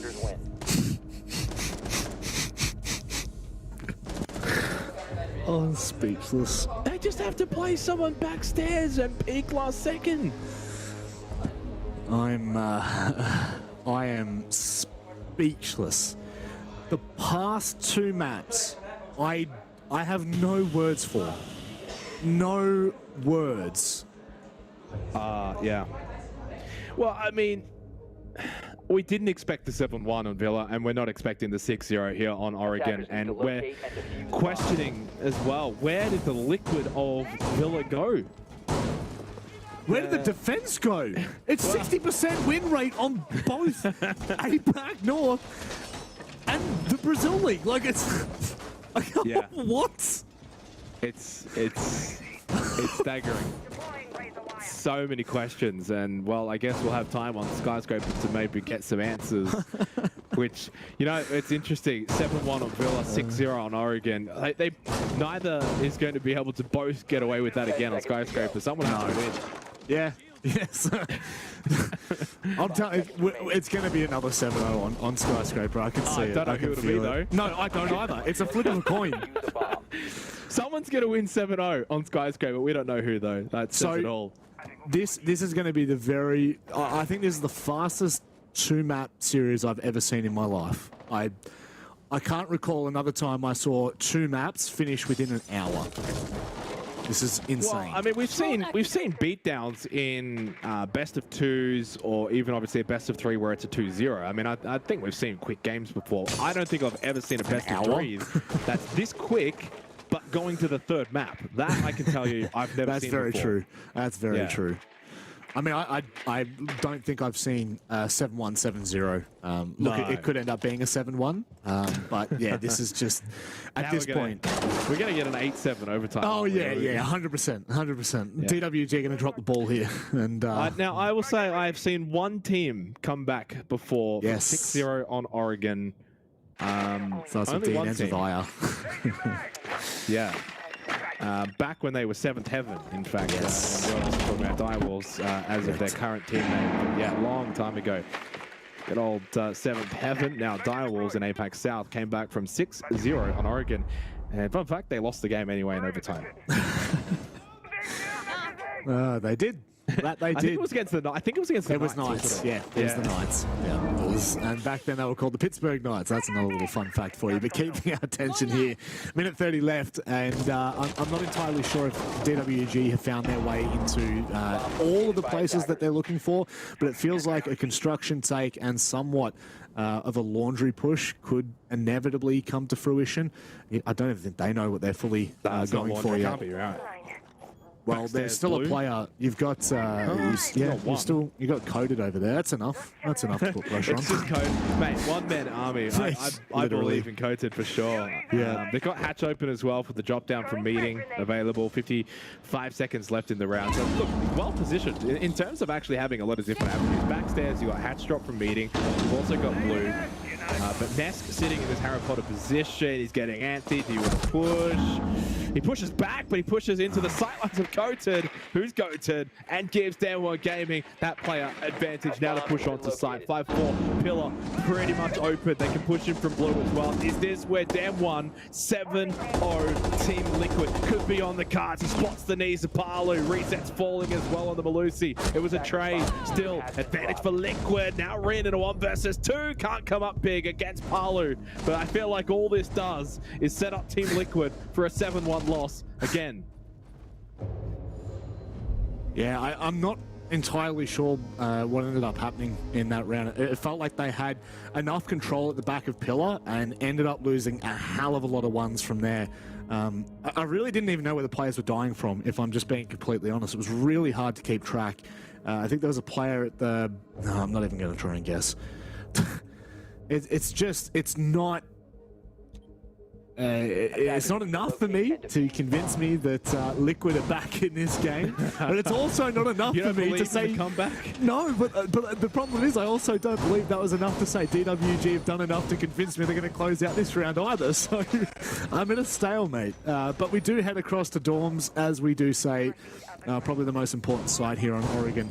Now, one thing that we didn't see as much from in Damwon's camp was the extension. We saw a couple of roams, but we didn't see all that much vertical play from them, which in APAC is actually quite common. We did see them, I think more often than not, DWG were actually falling to the roams around here, but Coated went big on 2 individual rounds through Closet. I don't think that DWG will allow Liquid to do any of the sort here. You can see vertical play, Ask and Resets, both ready and prepared to fight anything that comes on that first floor. Well, it's kind of all set up for another 7-1. Liquid, of course, has already been spoken about many times. 7-1, 7-1 lost to Wild. But then the fact that the first game of this series was a 7-1 as well. This could actually be 4 maps from 4 maps where the result for Team Liquid is a 7-1 win or a 7-1 loss. Like, that is bizarre. Yeah. I don't think you'll see it again. The I don't think I've ever seen that. The numerology of that is something that's probably never happened in Siege ever before. Yeah. 7-1, 7-1, 7-1, 7-1. Like, Dev's going to look at his match tracker one day when he's looking at Team Liquid, and he's going to be perplexed as to 4 7-1s in a row. Yeah, yeah. Even 3. The likelihood of 3 happening in a row is so abysmally small, it's not even funny. But DWG, they do have the opportunity to make it 4. Definitely want to see Liquid kind of build a little bit of momentum in this second half. As much as I'd love to see the 7-1, I would love to see this go the distance. I either want a 7-1 or a 6-6, and let's go to overtime. Nothing in between. Coated though with the nade will get rid of PSK, but like the last round, they get the opening kill. It's Liquid that will be able to respond after that, and they responded very, very well in that last round. Big window control for Woogieman, and that's a dangerous position on a Ying. With those Candelas, throw those in, jump in, get Dorm's control. Next, I don't even know how you're alive there. This game's well positioned. Absolutely pinched down, can't push out. So low on health, 1 bullet will do the job. And they lost Ask as well. Katsang will just push in. You can just spray your way at that point. It's going to be 7-1 for the 4th game in a row for Team Liquid, unless Palu and Resets have something to say about it, and they very well might.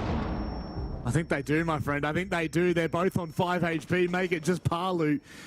But I feel it. I feel it in my bones. He's going to get a double right now. Look at this. Bang! No, it is Yax that closes it out. 7-1, 7-1, 7-1, 7-1. Liquid cannot break this curse at the moment, but we are headed to Skyscraper in the most random turn of events I have ever seen. How in the hell has this happened? 4 7-1s in a row. I'm absolutely puzzled. You'll never see anything like that again, unless maybe we go to Skyscraper and see another 7-1. I love it. That's so awesome. That's just like a little piece of history. But yeah, I'm sure there'll be probably someone out there that'll be scouring through all the thousands and thousands of games of Siege and being like, hang on, back in 2020, you know. But look, it's perplexing as to how this has transpired in the way that it has. Because if you had have said to me, Rob, oh, Dam1 wins 7-1 on Villa, and then Liquid wins 7-1 on Oregon, I would have said, well, firstly, that's a bit weird, but yeah, I can kind of see it. The fact that it's actually happened in reverse on the other's map pick, on the other's dominant map, it's a little bit crazy. I mean, I look at Dam1's Oregon, like halfway through that, I'm like, is it actually that good? Like, it's their third most banned map, right? The only maps that are banned more are Theme Park and Cafe. They do have a 2-1 record, but the last time they played it, they lost 7-3, and their stats and their rate and their numbers are not good on it at all. They're only +3, so they're not really like dominant on it. Whereas Team Liquid, as you said at the start of this, it's their best map in terms of round differential, +13, 4-1 record. Everything points. They had a 70% defensive win rate.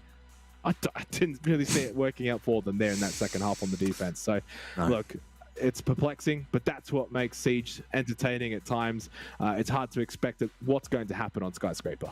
Well, that's just it, right? We're going to have to sit back, relax, and enjoy the ride, because I'm sure it's going to be OT to decide which team is knocked out first here in Gamers8. Don't go anywhere. Skyscraper's up after this.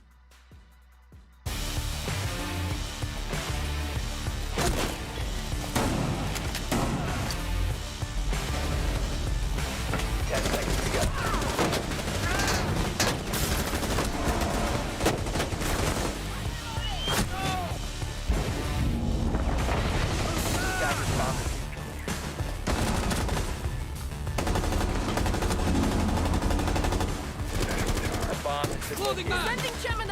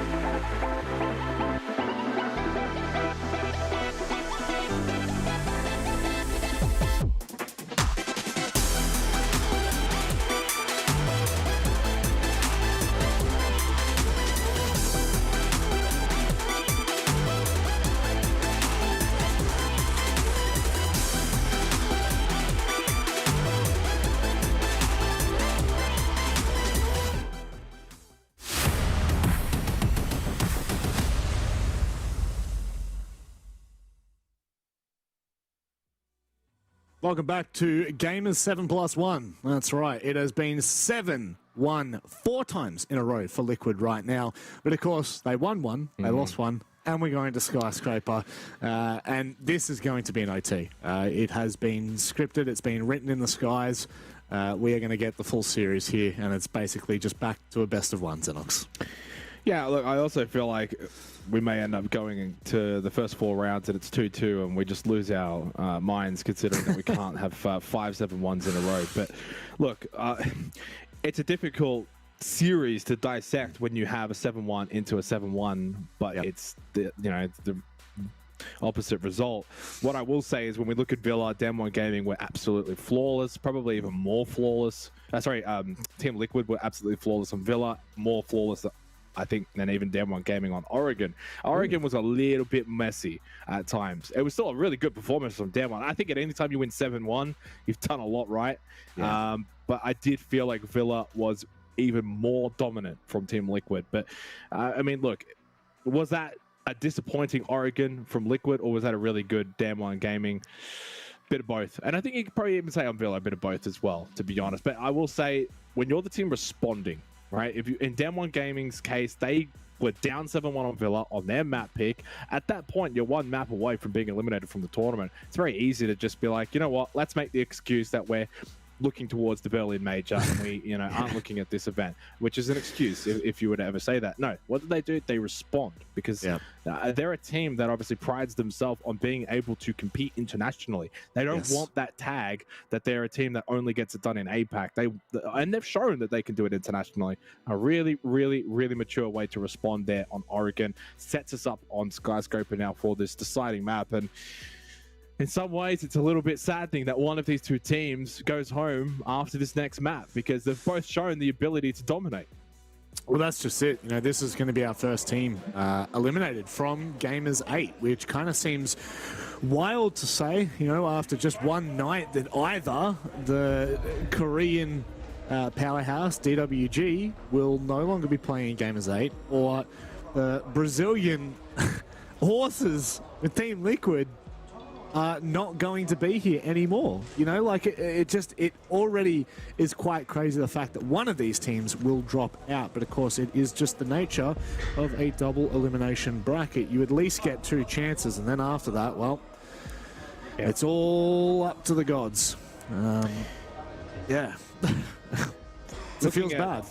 Looking at Skyscraper though now, and one thing that's very interesting that stands out. So for Damwon Gaming, they actually are the only team that played at this stage of APAC North. They won 7-2 against Cyclops, and a lot of that was actually done on the attack, which the reason why I say that's surprising is that it's a very, very defender-sided map in most regions, and that's backed up as well in Brazil, 63% defensive win rate, which is even higher than Oregon, surprisingly enough. So for APAC North, and well, for Damwon Gaming, I guess, to win out so easily on the attack against Reject is quite surprising. Against Cyclops is quite surprising. So we'll see how they play out. I wonder if this is just going to be now a sort of combination of Villa and Oregon. 7-1 beats 7-1, we go to 8-7.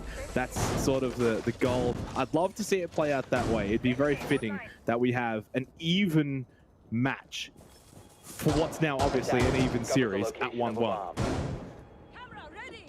It'd be nice, but we can't all live in the luxurious world of many round siege.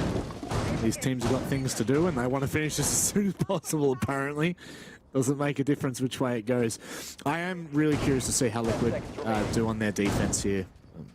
Last map, obviously, 5 seconds left. A little bit of the questionable finish, but at the very least we saw some moments that could definitely be taken into Skyscraper, and sometimes that last round is just enough motivation to, 1, break the momentum of the team that are obviously out on top by a country mile, and then 2, it gives you some hope leading into the next map that it wasn't a 7-0, which both teams were very, very close to dealing with.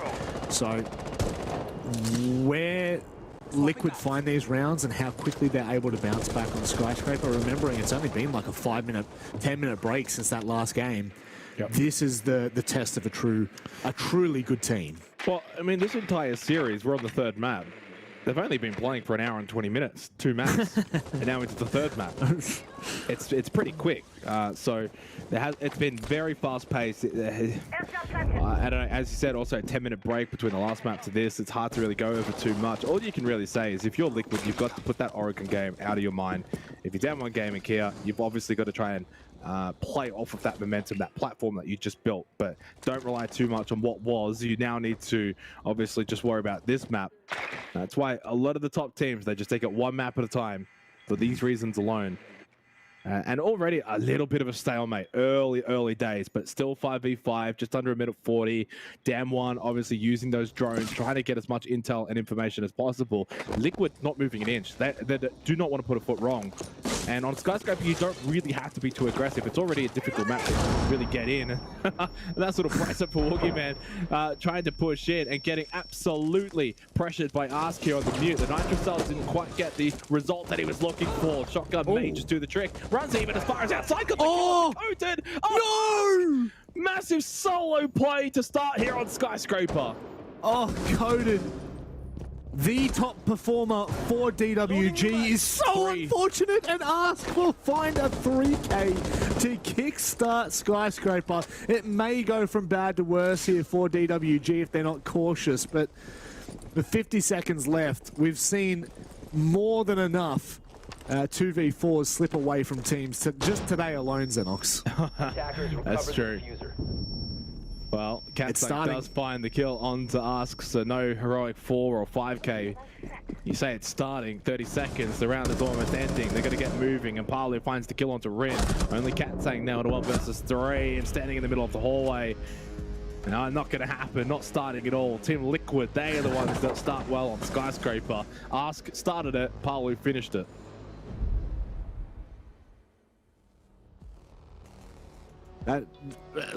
Yeah, I feel like the Monty is a bit of a mispick from DWG. I mean, everyone bar, I guess probably Rin, and that's maybe flaming Rin a little bit, but everyone outside of Rin has been performing quite well individually. So to bring the Monty, I feel like you're just hindering a player without a rifle.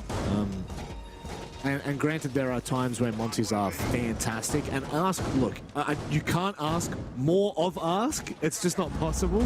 He finds a kill behind the Monty shield and then kills Monty. There's a lot in that round that goes wrong for DWG. But they need to completely, as we've seen already, instead of series to series, they're going to have to round to round. Just completely dismiss what's happened there and focus on what's up next. Well, all I'm going to say is whoever's won the first round of the map of a series has gone on to win the entire map. And not only that, but obviously on Villa, first half, Rob, was a 6-0 to Team Liquid. First half on Oregon, 6-0 to Damwon, and then to start Skyscraper, 1-0 Liquid. You do the math, you add it all up, we'll see what happens. It's actually a bit of an important second round here, because if Damwon Gaming do win this round, it does kind of break this defensive curse. Well, not curse, but blessing, depending on which of your allegiances lie. But remembering, Skyscraper is very defender-sided, so we probably are expecting Liquid a 4-2 half. Like I said, obviously for Oregon, it should apply here as well. It really should. So Liquid should be getting off to a good start, winning the first couple of rounds. There's no world in which that they lose this 7-1, right? Like, they're not losing 7 rounds in a row to an attack of Damwon Gaming on Skyscraper. So for those that maybe hang on to the 7-1 Liquid and want to, you know, bask in that gloriness, it's not going to happen. But Team Liquid still need to do a lot if they're going to win the map. That's just it. You know, we can only set we can only set expectations, and the 4-2 pass mark for defense is well and truly as firm as we can make it. But you know, we had that for excuse me.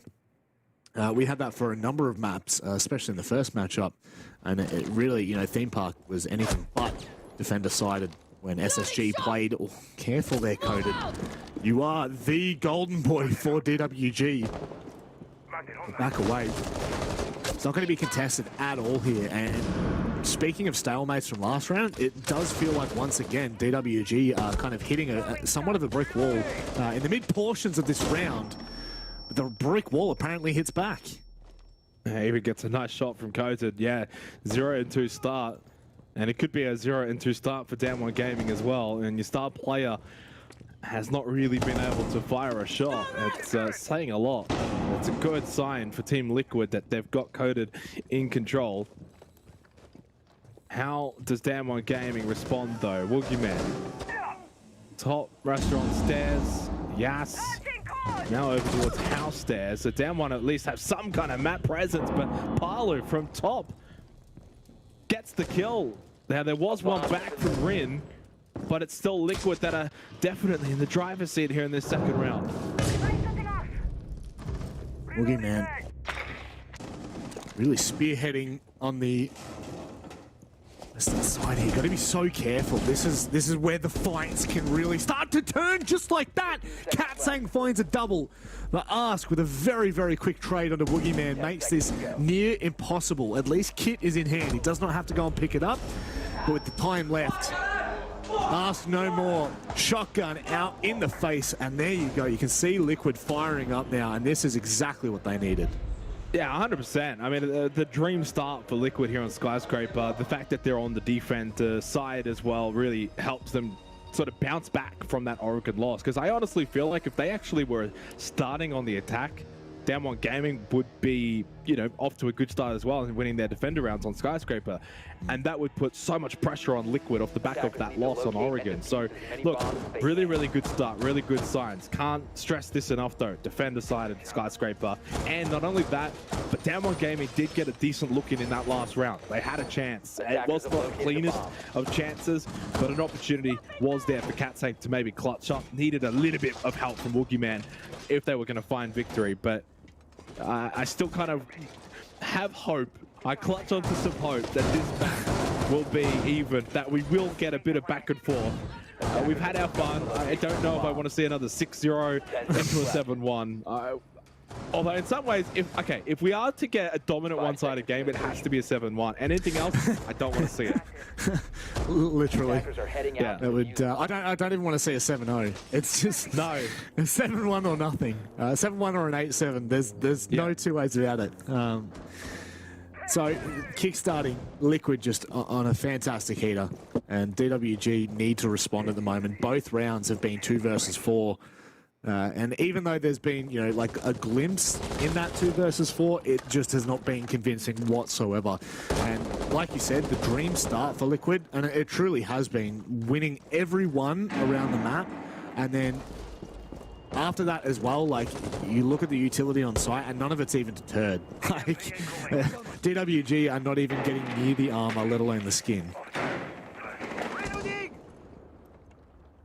little bit of contact though, and that would have been nice had someone have been maybe kind of droned ahead, because shotgun on the staircase, you are going to win that every day of the week on a long angle. Yeah. Well, here's the thing about Skyscraper, right? It's a map that has a lot of choke points and not a lot of entry points as well. And then you add on, you know, operators like Azami, which can really... Oh, no. The kind of operator that can pinpoint these areas. Nesk has just got big inside a pantry. But this is what I'm talking about. They're struggling to just enter the building, Rob, and then pushing through the choke points. Now, as I say that, they find 2 kills back immediately. But that's what Skyscraper can sort of highlight. And that's where Damwon Gaming is just sort of faltering right now. And Team Liquid, you know, to sort of praise them, are playing this really well, playing into these choke points, making it difficult for Damwon to just honestly move around the map, even on site here in Bathroom for Coated. Yeah, you're on site, you've got obviously this diffuser in hand, but they know exactly where you're at, and they've already tagged you up. Attackers activating diffuser. 2 versus 3 post-plan out, and I mean, they don't check Yas's position. He could really cut down this rotate. Resets goes really low, but it's from the vertical position again. Fantastically set up by Team Liquid. Hook, line, and sinker. And now Yas, oh my word, they both line up in half a second, but I just don't think he's in a position to clutch this up. Oh, I don't know. Can he get there? If he times this perfectly, could just stop reset. It's going to be so close. No, actually, it was not even that close at all. Can't shoot through the wall. As well. Yeah, never mind. Yeah, the walls are impenetrable. That was a very, very long run. I actually thought, I mean, because I anticipated that if you're going to go for that run, you kind of think that you can get back there in time. Yeah, but you're obviously pre-prepped. not. He was not even remotely close in the end, so I'll take that one back. And yeah, 3-0 for Liquid. Look, I mean, this is what I was saying, is that obviously Coda gets in sight, gets the plant down, ends up dying to the Ver that ended up shooting him in the foot in the first place prior to him even getting the plant down. They already knew he was there. So they knew he was on site, they had the Ver. It just all came down to finding the angle. You get that kill, 3v1, pretty easy retake. So I don't think Liquid were ever really too concerned at the end of that round, even though Damwon Gaming did get the plant down. And that's 3 rounds now, very quickly in our final map of this series, that Liquid's off to a great start. And Damwon Gaming struggling at the choke points, struggling at the entry points as well. They're just not getting these opening kills, which is so critical for an attacking team on Skyscraper to push through, enter the map, and enter the building and get through these choke points.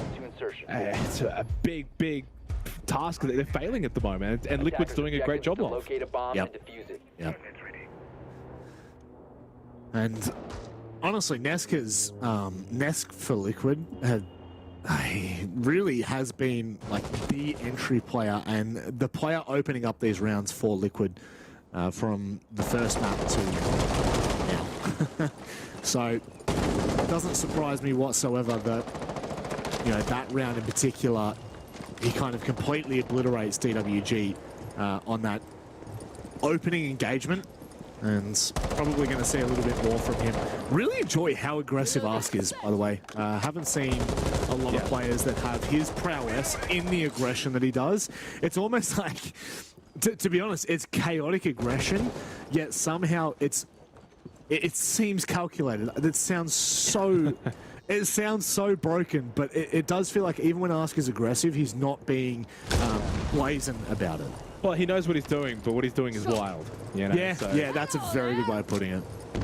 And so far, unfortunately, this map of this series has not been very wild. It's been very one-sided again.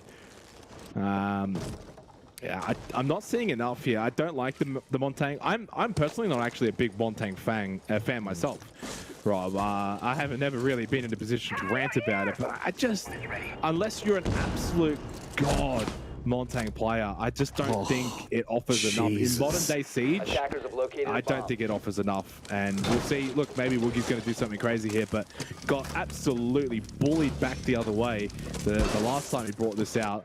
Can he be the bully this time around? Very well could be. Still can't believe Coded has gone down without a say in 3 rounds now. In comes the E1D, a lot of intel.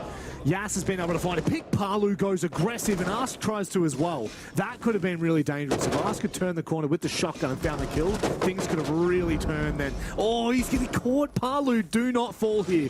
If you go down, the rest of the Liquid are forced with a pretty difficult hold, I'm not going to lie.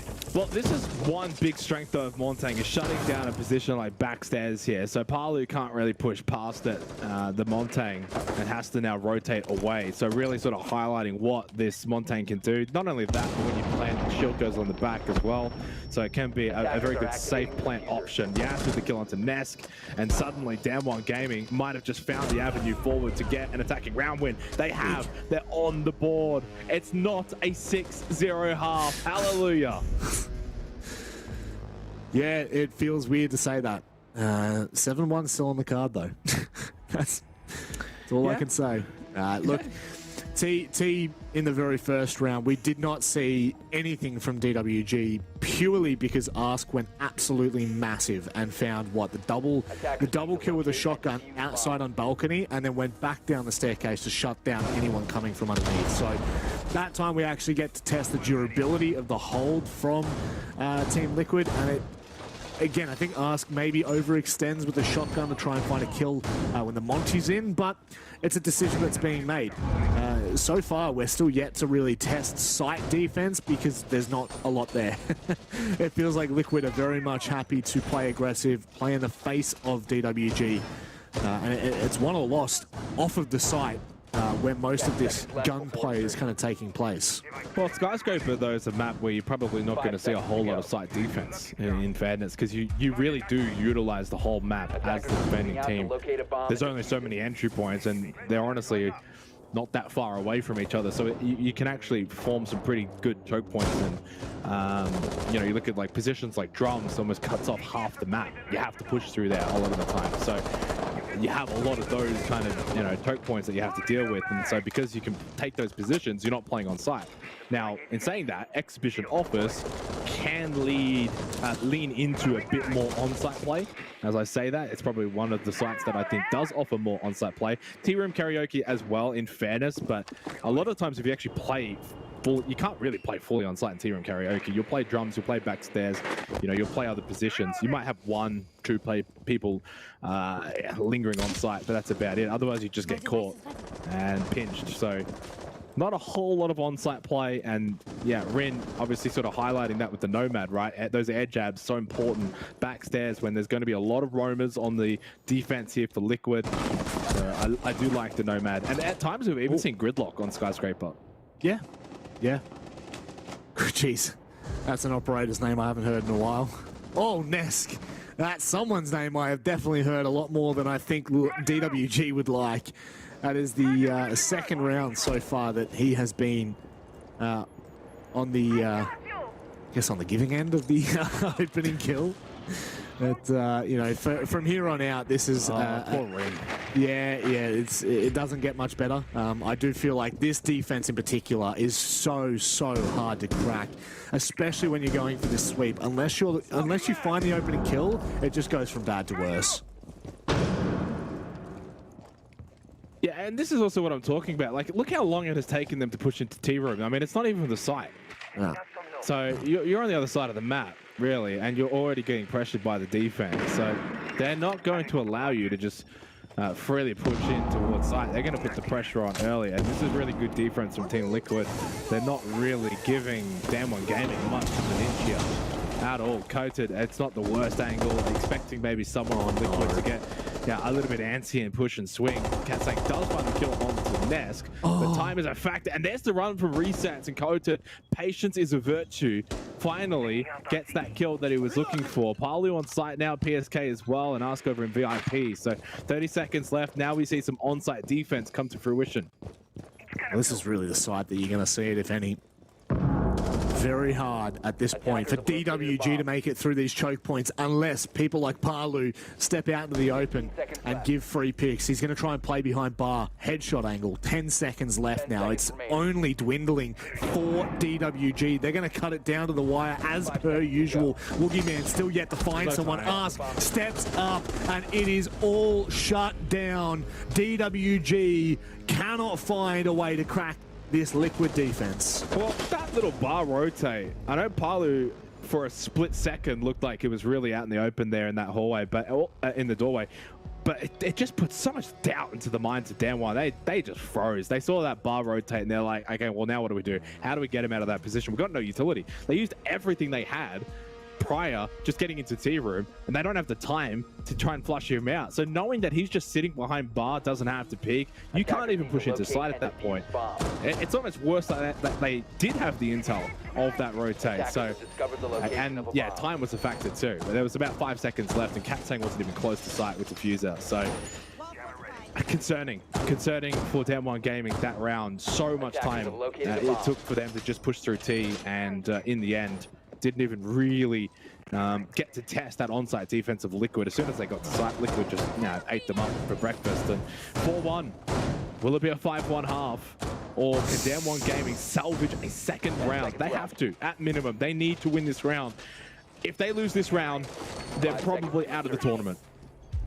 Look, I think Nesk's play from Pantry is probably the only shining light from Team Liquid's defense on this round that they had in particular. Kind of unraveled everything that DWG were trying to achieve. So in this position here, I'd love to see what would happen if DWG don't lose those early 2 picks. If they don't falter on the opening kill in this round, I feel like Liquid may well struggle a little bit more. I could be completely wrong, but this side's probably, you know, the least favorable in terms of everything we've seen so far.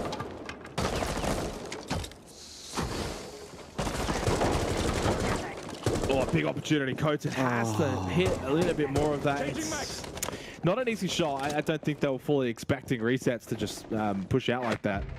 And KIA also still had a bit of barricade in front of him, so kind of blocked a bit of vision as Nesk gets a kill onto Yas.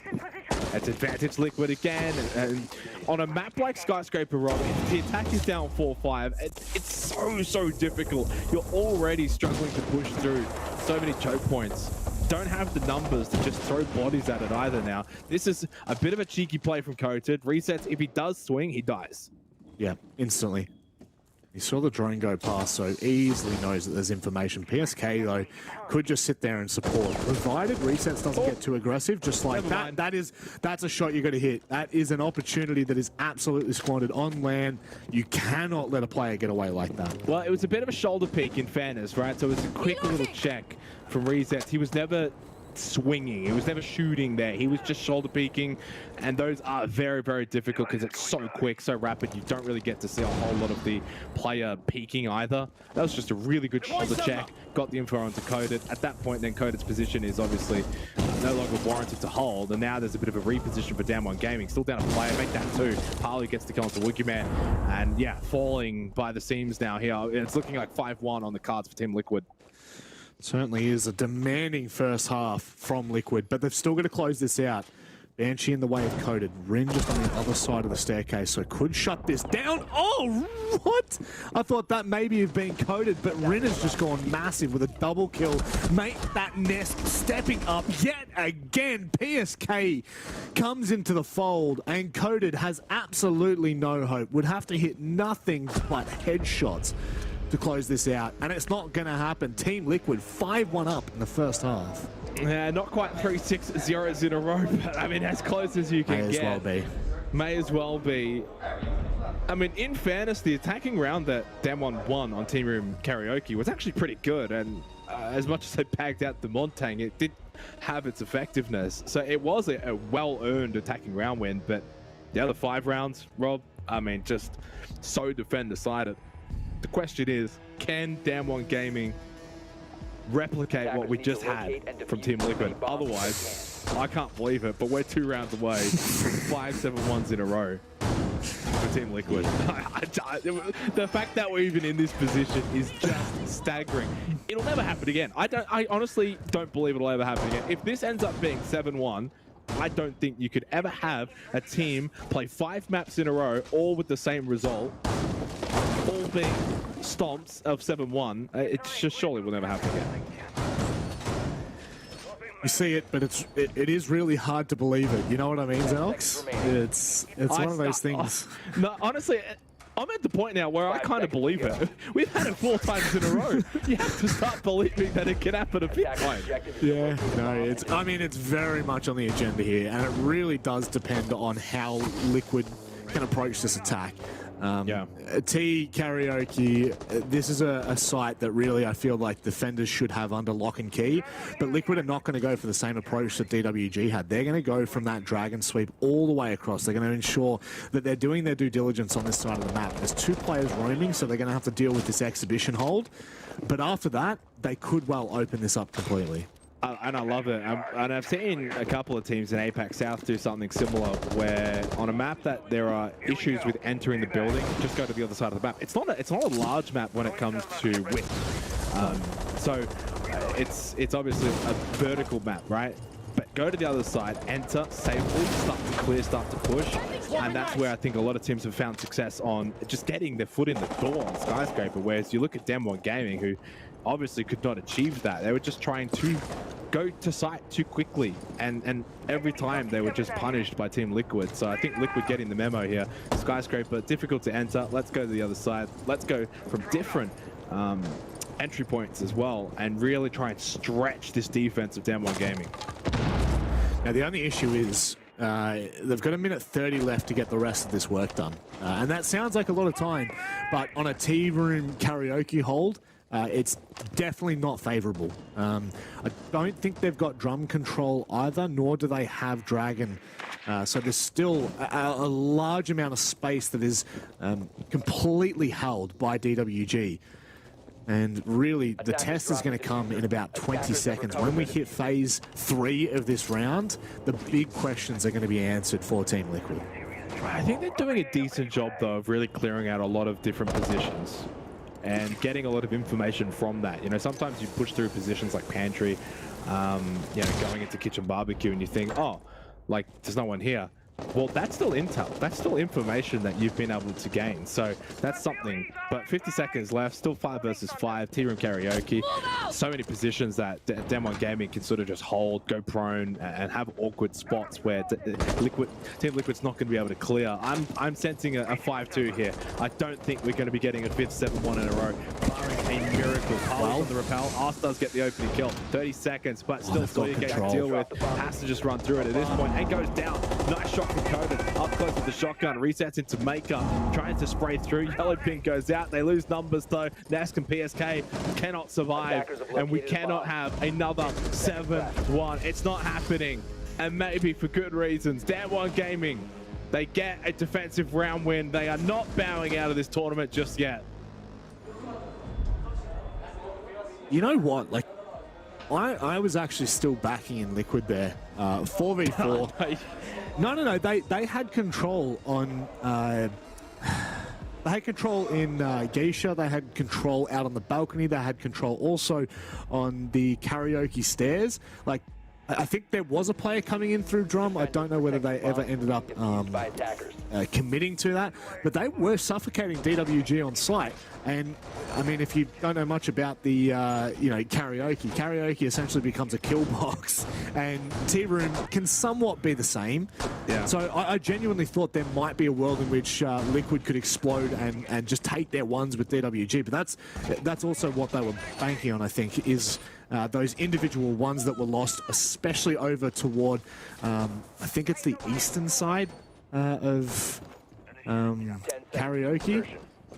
That may have turned around completely. So whatever you want to make of it, too bad, so sad. DWG have a convincing round on the board, and that's a really good start to this second half for any South Korean fans. Just a little update for those watching along in terms of the A stream. It was a pretty comfortable 7-2 victory for SSG on Clubhouse, and Wild win Oregon 7-4. They're one map away from winning the upper bracket final. No, what a fairy tale that may be happening there on the A stream there between SSG and Wild. Staggering.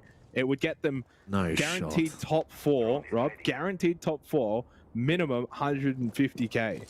Oh, oh, that's just a bag and a half. Tier 3 German team. I mean, that is ridiculous. They're not even in the Challenger League. No. Yeah, they're not even in European Challenger League. They are currently competing in the open qualifiers throughout 2022 to make it into the Challenger League for 2023, and they are currently beating some of the biggest names that we have in Siege. Holy moly. Well, keep an eye on that. And this is the interesting. We're 8 rounds into our 3rd map. They haven't even started their 3rd map yet either, and that one is also going to 3 maps. That's how quick it's been here. And not only that, but they had a 7-2, 7-4. So some of the fastest best of 3s that are going to the 3rd map I've ever seen, but still. A minute and a half remaining in this 8th round. Now, I will say, we will have to start getting serious again very shortly, because Damwon Gaming on the defensive skyscraper, if Liquid can't find an avenue to find successful attacking rounds, those defensive round wins will start to stack up for Damwon Gaming. And this has all of the hallmarks of going to an OT. Nask, though, with a big nade. Every moment from here for Team Liquid, every kill, every play, so vital. The sooner they can get to match point and close and finish off this series, the better for them. They cannot allow Damwon Gaming to go on a bit of a run here on the defense. Nask has found the opening kill in 50% of the rounds in this matchup. This guy is giving Liquid the biggest... hand up you could ever have. Literally just reaching down and pulling them up, giving them every little skerrick of an opportunity, and he finds the second as well. Nesk has been unbelievable for Team Liquid, and may well be able to find more, single-handedly putting all the nails around the coffin for DWG. It's now just about the hammer falling in the right position. It's pretty much done and dusted. We are going to map point for Team Liquid on the back of a 4K for Nesk. Yeah, a quad to send them to map, match, series point, and to potentially send Damwon Gaming packing the first team to potentially be eliminated at Gamers8. The only saving grace for Damwon KIA is they're not even going back home, Rob. They'll be going straight to Berlin. Yeah, very true. Very true. It is the only saving grace in this entire conversation about what DWG. They would not be happy. I said at the start of the day, it's almost like a boot camp, right? When you go to these majors, when you go to SI, teams go on boot camps, and they want to play teams in that region that they're boot camping in. I mean, this is the absolute best practice you could have before a major. I mean, it gives you more money than the major, for crying out loud. And have they really got the most out of it? I don't think so. I really don't. No. They'll be very, very disappointed with this. And you can kind of see it from them. They have so much expectations from APAC to be the APAC team that does well internationally, and they won't be happy with this result. No, and nor should they be. If you're content with what's happened here as DWG, then there are big questions, like bigger questions that we need to ask. So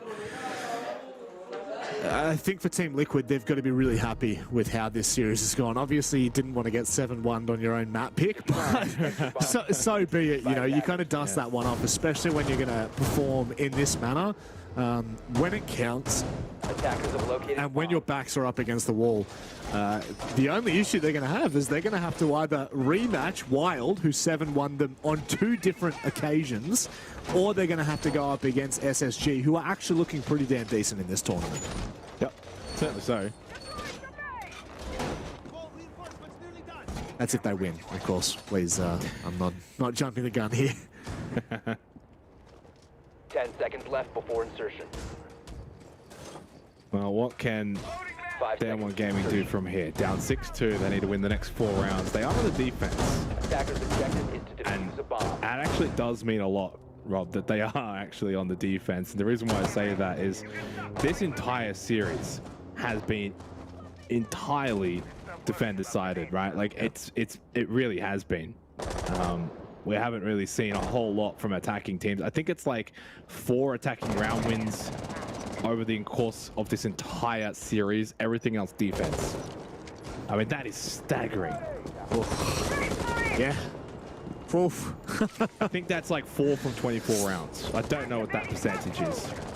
You don't want to know what that percentage is either, do you? You don't want to know. It's insane to think, you know, like, if you'd told me at the start of last year this is where the meta would be at, I think I probably would have told you to kindly hop on, you know? Well, it's interesting because I feel like in recent times, attackers have actually been more prevalent. I spoke to Bosco earlier, and obviously in that series, it was all about the attack.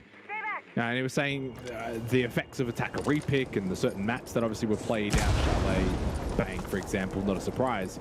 We've just had some pretty defender-sided maps in this particular series, and it's played out that way. So, not too surprised. But what that also does suggest is for Damwon Gaming, they cannot put their heads in their hands. They can't give up. Defense has been winning out the majority of these rounds. You are on the defense of Skyscraper. It's not impossible to say that you can't win the next 4 rounds. Yeah. Not by any means. And, you know, if any team's going to do it, you know it'll be DWG. So, Liquid do need to be cautious and not give up anything here. As I say that, Coded, who was definitely goated on Oregon, is nothing but bloated here in this map. That's saying down, Nesk once again finds the kill, and Ask has pretty much cut off the rotate downstairs. As you said, on site, 3 versus 3, the kit's going down. Oh, a couple of kills though going the way of DWG KIA, and that's forced ASK off for the diffuser as well. Kit was going down, but no more. Rin, massive kill onto resets and starting to find some form as well in the last couple of rounds. ASK in a 1 versus 2 to send DWG Gaming packing from Gamers8, but he has not got a lot of health. They know where he is, and they've got vert control. I mean, he kind of has to push upstairs here. 30 seconds though. He just doesn't have the time to do it all. He doesn't win these. This is going to go 6-3. Maybe. Maybe he doesn't. Maybe he does. If he can find this kill before 15 seconds and get back to side, he might be able to put pressure on. But with his HP being so low, it just does not seem doable. I think he thought he might be able to crouch up into the position, but it's not going to happen. And now it's just about dancing and prancing. Rin closing out that round. It looked all but too good to be true for Liquid, and that it was. Well, obviously, that's not on ASK to win from that position at all. You know, so there's no disappointment there from an individual perspective. And honestly, I didn't think it was all, you know, horrible from Liquid either. Just much better from DWG Gaming. And again, you know, they're on the defensive skyscraper, so you're expecting them to be able to bring this one back to win the next couple of rounds. It would be fitting that for a series that has had so much one-sidedness, for Liquid to go up and get a 6-2 lead and then succumb to a DWG Gaming comeback themselves, because it would sort of highlight again the one sort of first half and then the second half going DWG's way. So we'll see if that does play out. Still more siege to be played here. DWG Gaming have what it takes to send this one to overtime and still maybe win this, and that would be utterly demoralizing for Team Liquid if that does play out in that fashion. Yeah. 10 seconds left. It certainly would be. Jumping the gun 5 is seconds left before insertion. one of the hallmarks of a caster, that's for sure. Attackers must locate and defuse We have to lay out all the possibilities at this point. Either way that this map goes, whether Liquid win from here or DWG win from here, it's going to be disappointing for one of these. You know, like, it's not either DWG bring this back and Liquid have their head in their hands, or DWG lose here and they just think about, like, the opportunities that they have had in front of them against SSG and now against Liquid. It just doesn't seem like they've done enough here, which is harsh when you consider how close the games were with SSG. But I think I probably came in expecting DWG to be one of the favorites, and maybe that's just APAC bias, I'll be completely honest.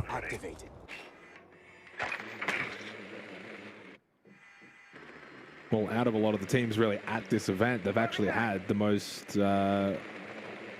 consistent regional form, while also still performing internationally. So yeah. I don't think it would be that outrageous.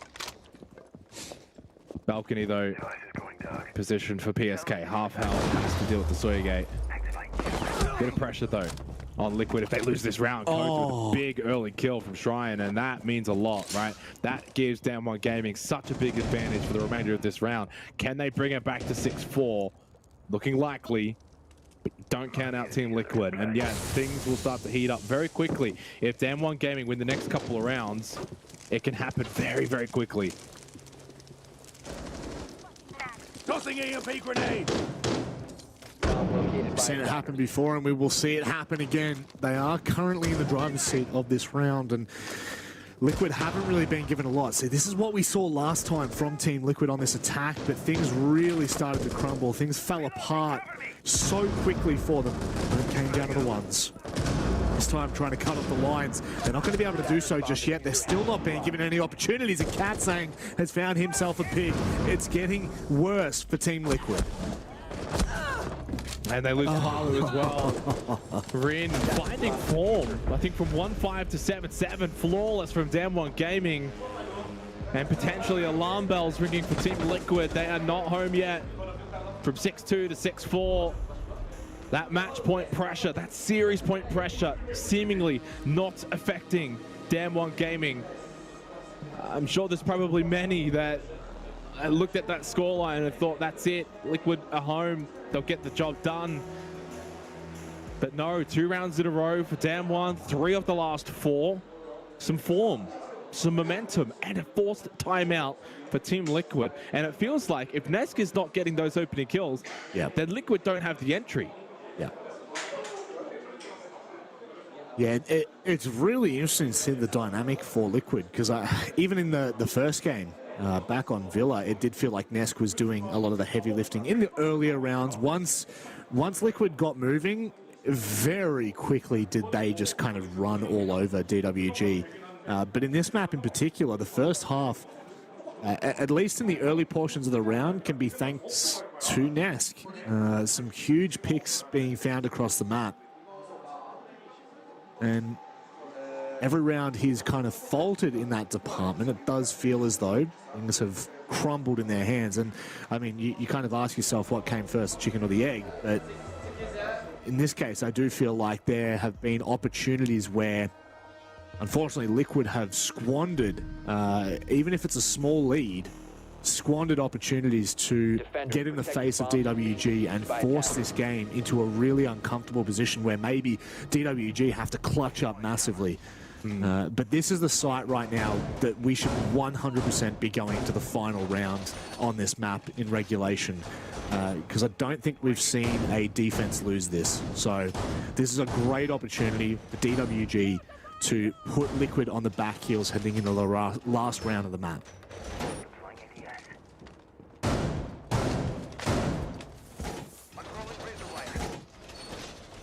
10 seconds to go.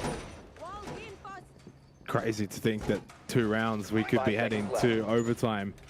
Exhibition Office on the cards here. Big opportunity. Attackers have dropped the bomb diffuser. Damwon Gaming to extend their lifeline here at Gamers8. Team Liquid would not want to be in the headlines for this kind of defeat. Up 6-2 for what has already been a rather dismal performance at this tournament. But you win this round, you win this map, and you give yourself another best of 3 to show what you've got on an international stage. And maybe they just look to go a little bit faster. Exothermic does get tricked. They'll have to go again. That EMP grenade will go out, and Husk should this time around be able to open up that wall.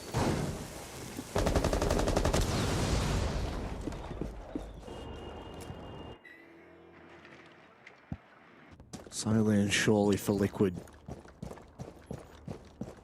It's just swings and roundabouts it feels on this attack. For both of these teams, the attacks felt lost. And really, in the earlier portions, it is hard to get stuff done on Theme Park. But certainly, when you're facing down the barrel of such an important round, you want to make sure that everything is taken care of. You want to have so much caution with your approach. And that goes for DWG as well. We don't see them extended past drums or dragon. They are really covering the site and not looking to extend too far. They don't want to give any advantage, which is making life really difficult for Liquid when it comes to the opening kill department. When it comes to making an opportunity, it's just not there. Well, that's because it's crunch time. 4-6. Series on the line, you don't want to be making mistakes. You're not going to be seeing the defense looking for spawn peaks, going for runouts, looking to go for aggressive positions. It's play your role, play your position, close to sight. Resets though, now pushing through drums. And this is where Liquid cannot play for time much longer. Rin falls to Palu. It's been the Rin show in the last couple of rounds, but not this time. Nesk with a big kill onto Koten. The clash not going to be effective to try and save the day there. 40 seconds left, and it is Team Liquid that are just slicing and dicing their way onto site. Flawless in the end. No fairy tale finish for Damwon Gaming. It's Team Liquid that take the series 2-1. They live to fight another day here at Gamers8.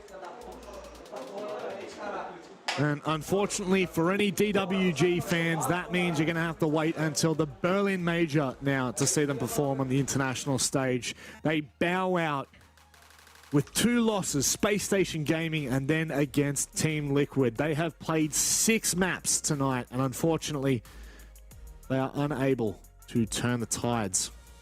But really, for Liquid, this is the big conversation now.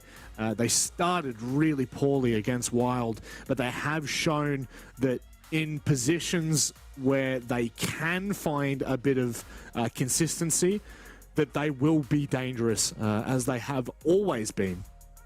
But they will now have to wait and see how this match of the upper bracket, Wild taking on Spacestation Gaming, does unfold before we see any kind of eventuation of who's really going to be competing for that final spot. So they could have a rematch actually now. Team Liquid, if Wild lose, which it's live at the moment by the way on the A stream, 1-1. It's just started the third map. But if Wild do in fact lose that, Team Liquid versus Wild in the lower bracket final of Group A could be on the cards. But look, honestly, congratulations to Team Liquid, because it's very easy when you're a top team for a lot of people to try and bag you out and, oh, they've lost 7-1, haha.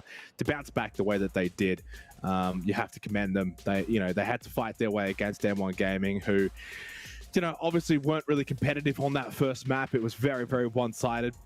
You have to give complete props to Team Liquid. That was a map that we expected M1 Gaming to do well on.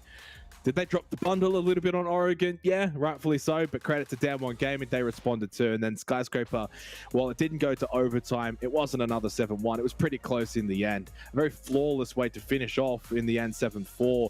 But I could have easily seen that being a 7-5 or even going to overtime had M1 Gaming maybe performed a little bit better in that first half. They really did let themselves down, but full credit to Team Liquid. But M1 Gaming, again, they've got the Berlin Major, so they're not even going home. They're going straight to Berlin, but not the result, not the tournament they would have liked, preparing for the Berlin Major at all.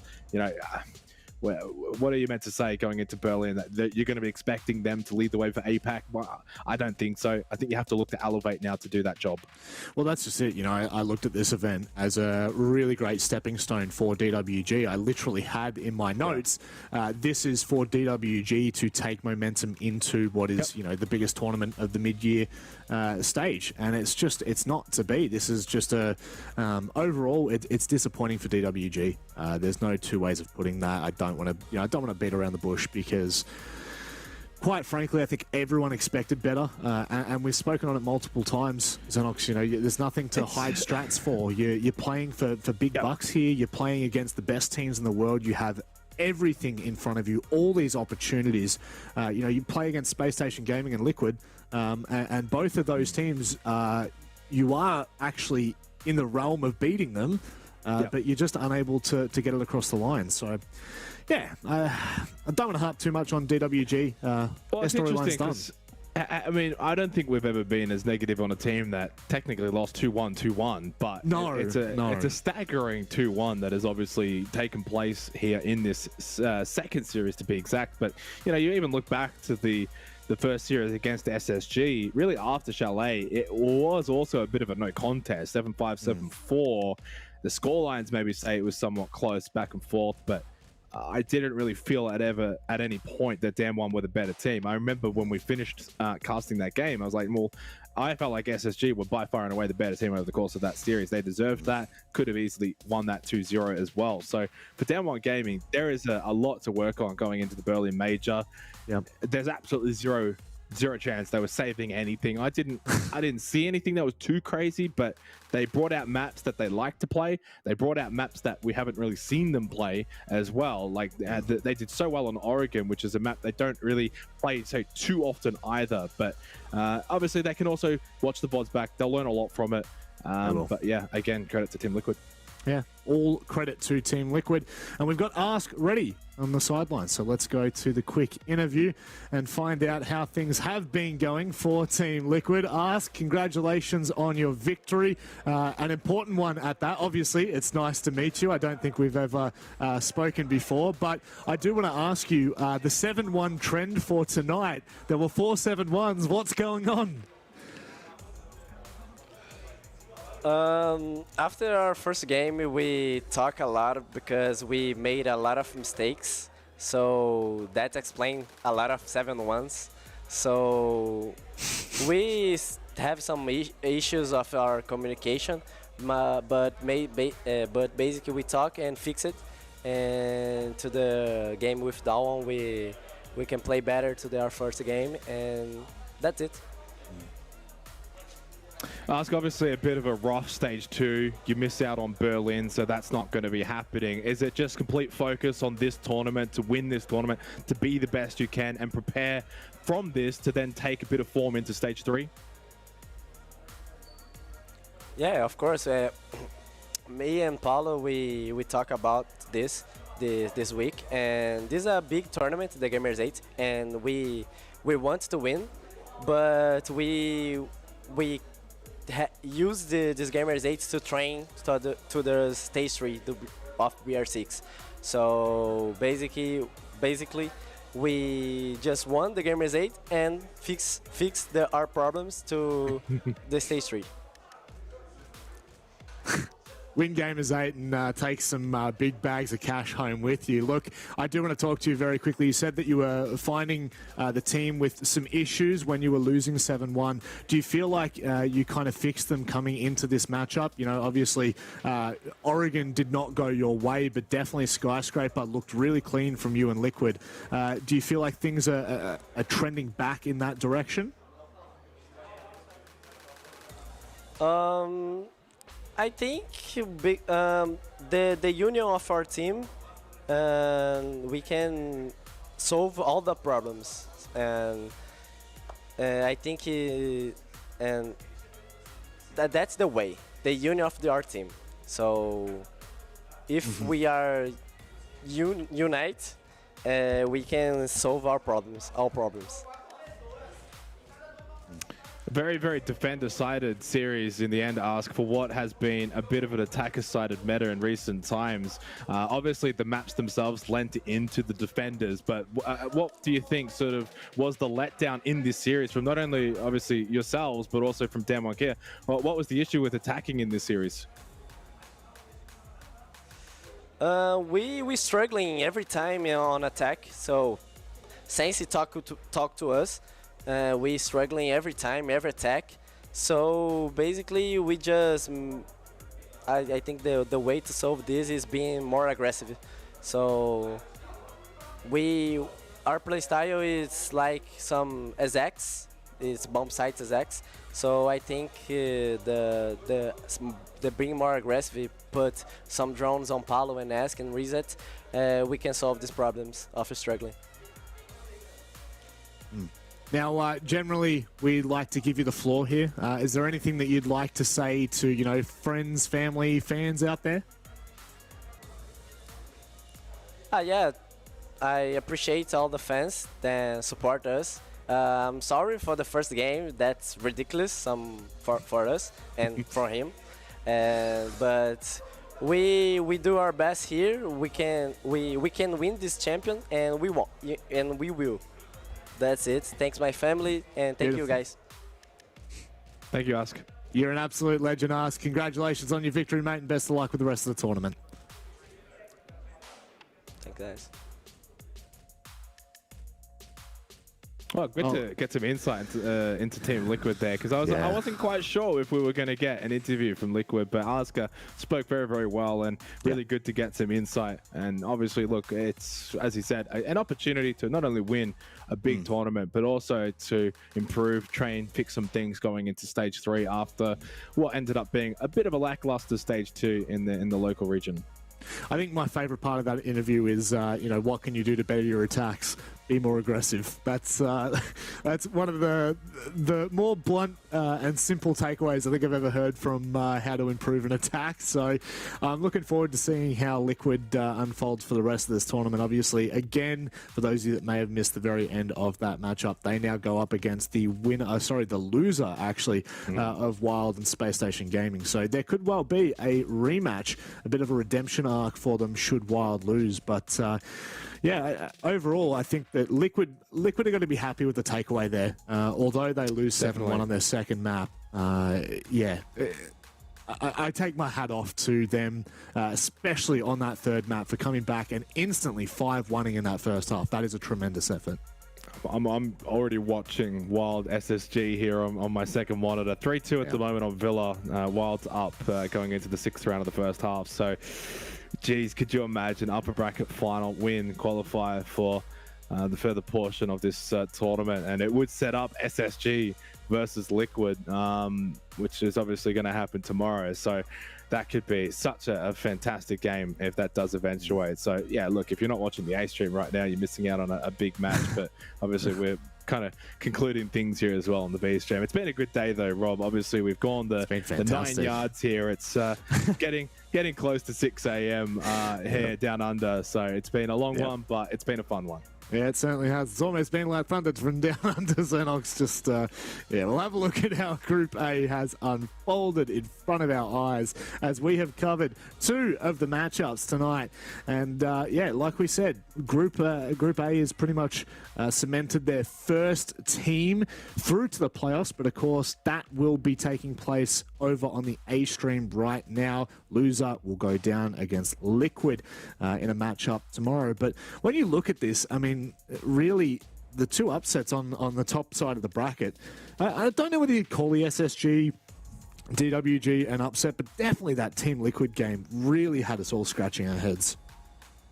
Yeah, look, obviously we didn't get to watch Wild versus Team Liquid, but as we spoke to Ask and as we saw a little bit of Liquid in that DWG Gaming KIA game, I start to wonder, there's probably not too much to question there. Obviously struggling on the attack, Wild obviously doing very well this tournament, taking it right up to SSG as well. So I think you start to piece things together. The beauty of a tournament where you're getting best of threes gives you so many more answers, and you're seeing that now playing out. Double elimination as well does give Team Liquid that lifeline too. It's not like they're straight out. We're not seeing best of ones, and that's what I really do like about this tournament, is that you can have a slip up. Unfortunately for DWG Gaming, you've had 2 slip ups, right? They won that very first map against Spacestation Gaming. Since then, it all was just downhill. So, I can't wait to see what's happening. It looks like SSG is going to make it 3-3. So, I mean, it couldn't be closer to close out that upper bracket final. But yeah, it actually turned out to be a very, very good group. It certainly did. Group B, however, have had their 2 first matches played out. So the lower bracket matchup for tomorrow is MIBR taking on Team Falcons. And honestly, in the form that we saw MIBR in, I truly think that Falcons, the representative from Saudi Arabia, have a great chance to push on in this bracket and find themselves competing against either BDS again or TSM. But, the 2-0s, the clean 2-0s, Xenox, I want to say that it's not surprising because it just isn't. TSM played fantastically. Unfortunately, we didn't get to see BDS compete, but knowing where BDS are right now, I do feel like that matchup in particular is going to pop off. Yeah, it certainly is. Look, I'm glad you have faith in Falcons, but I think MIBR is just going to be too good, 2-0, and they'll run that lower bracket as well. And that's a tough lower bracket as well from that. To think that TSM and or BDS then drop down to the lower bracket sets up, a big match there too. And I mean, look, the actual TSM versus BDS match too. That is the one I'm looking forward to tomorrow. If I was looking forward to TSM MIBR today, well, looking forward to that one tomorrow. So both groups, I think, have really put on a good show. I mean, that's what happens, right? When you've got a tournament that has 8 teams and 8 of them are just fantastic, you're bound to get good matchups. Yeah, well, speaking of the matches tomorrow, Xenox, let's have a look at what we have on the B stream, the best stream of all. We have one matchup, and it is Team Falcons taking on MIBR. This is this for me, it's a big one. I saw a little bit of the Falcons match against BDS, and to be to be honest, I did not expect Falcons to put as much of a fight up against BDS as they did, more so on border. But I definitely think that this match could have legs if MIBR kind of let this one slip. So that is our one and only match here on the B stream, which Xenox, you feel like MIBR is going to win. So we should just write it off and go home. There's always a bit of fairy taleism, isn't there? We've got to obviously give Falcons a good chance that they can win it. I think it was the second map against BDS. It was like a 5-7. So, I mean, if they can go toe-to-toe with BDS, if they can win a couple of rounds and put themselves in good stead in those rounds, then who knows what can happen. I mean, MIBR were not exactly flawless today. I mean, hence why they did drop down to that lower bracket. They got 2-0'd by TSM. but TSM were just far too good, right? It wasn't as if MIBR were bad or awful or anything. So I think MIBR's definitely got the credits in the bank. They'll get the job done, but I'm fascinated to see how far Falcons can push them, because I think there's a chance we could see 3 maps. I would still back in MIBR, I'm just being completely honest, but I think if Falcons bring their absolute A game, they bring their best, who knows, they could maybe have a bit of a fairy tale run. That they could. That's going to conclude our stream here for the B stream. However, if you are still looking for more action, the biggest matchup of Wild's career right now is going on. They're taking on SSG on the A stream. To go to that, twitch.tv/Gamers8GG in your URL, and you can go and watch all of that unfold with the incredible team that is running that. But for now, that will do us. I really appreciate all of you for coming in, tuning in, watching, and enjoying the matchups that we have unfolding in front of you. We will be back tomorrow at the same place and same time. Stay safe, take care, and good night.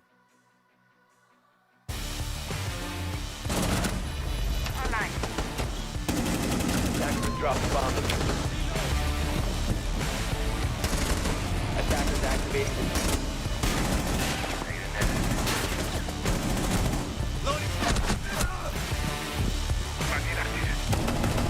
attackers dropped the diffuser.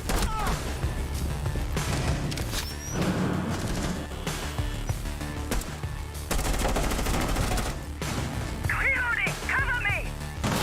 Diffuser. Throwing grenade out.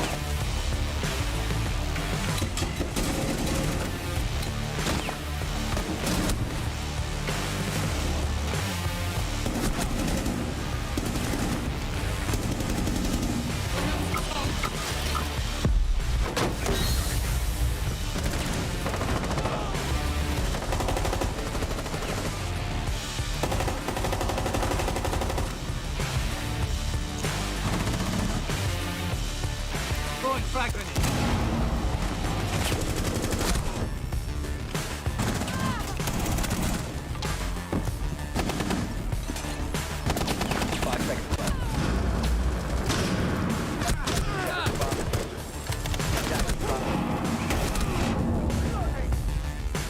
Bomb located by attack.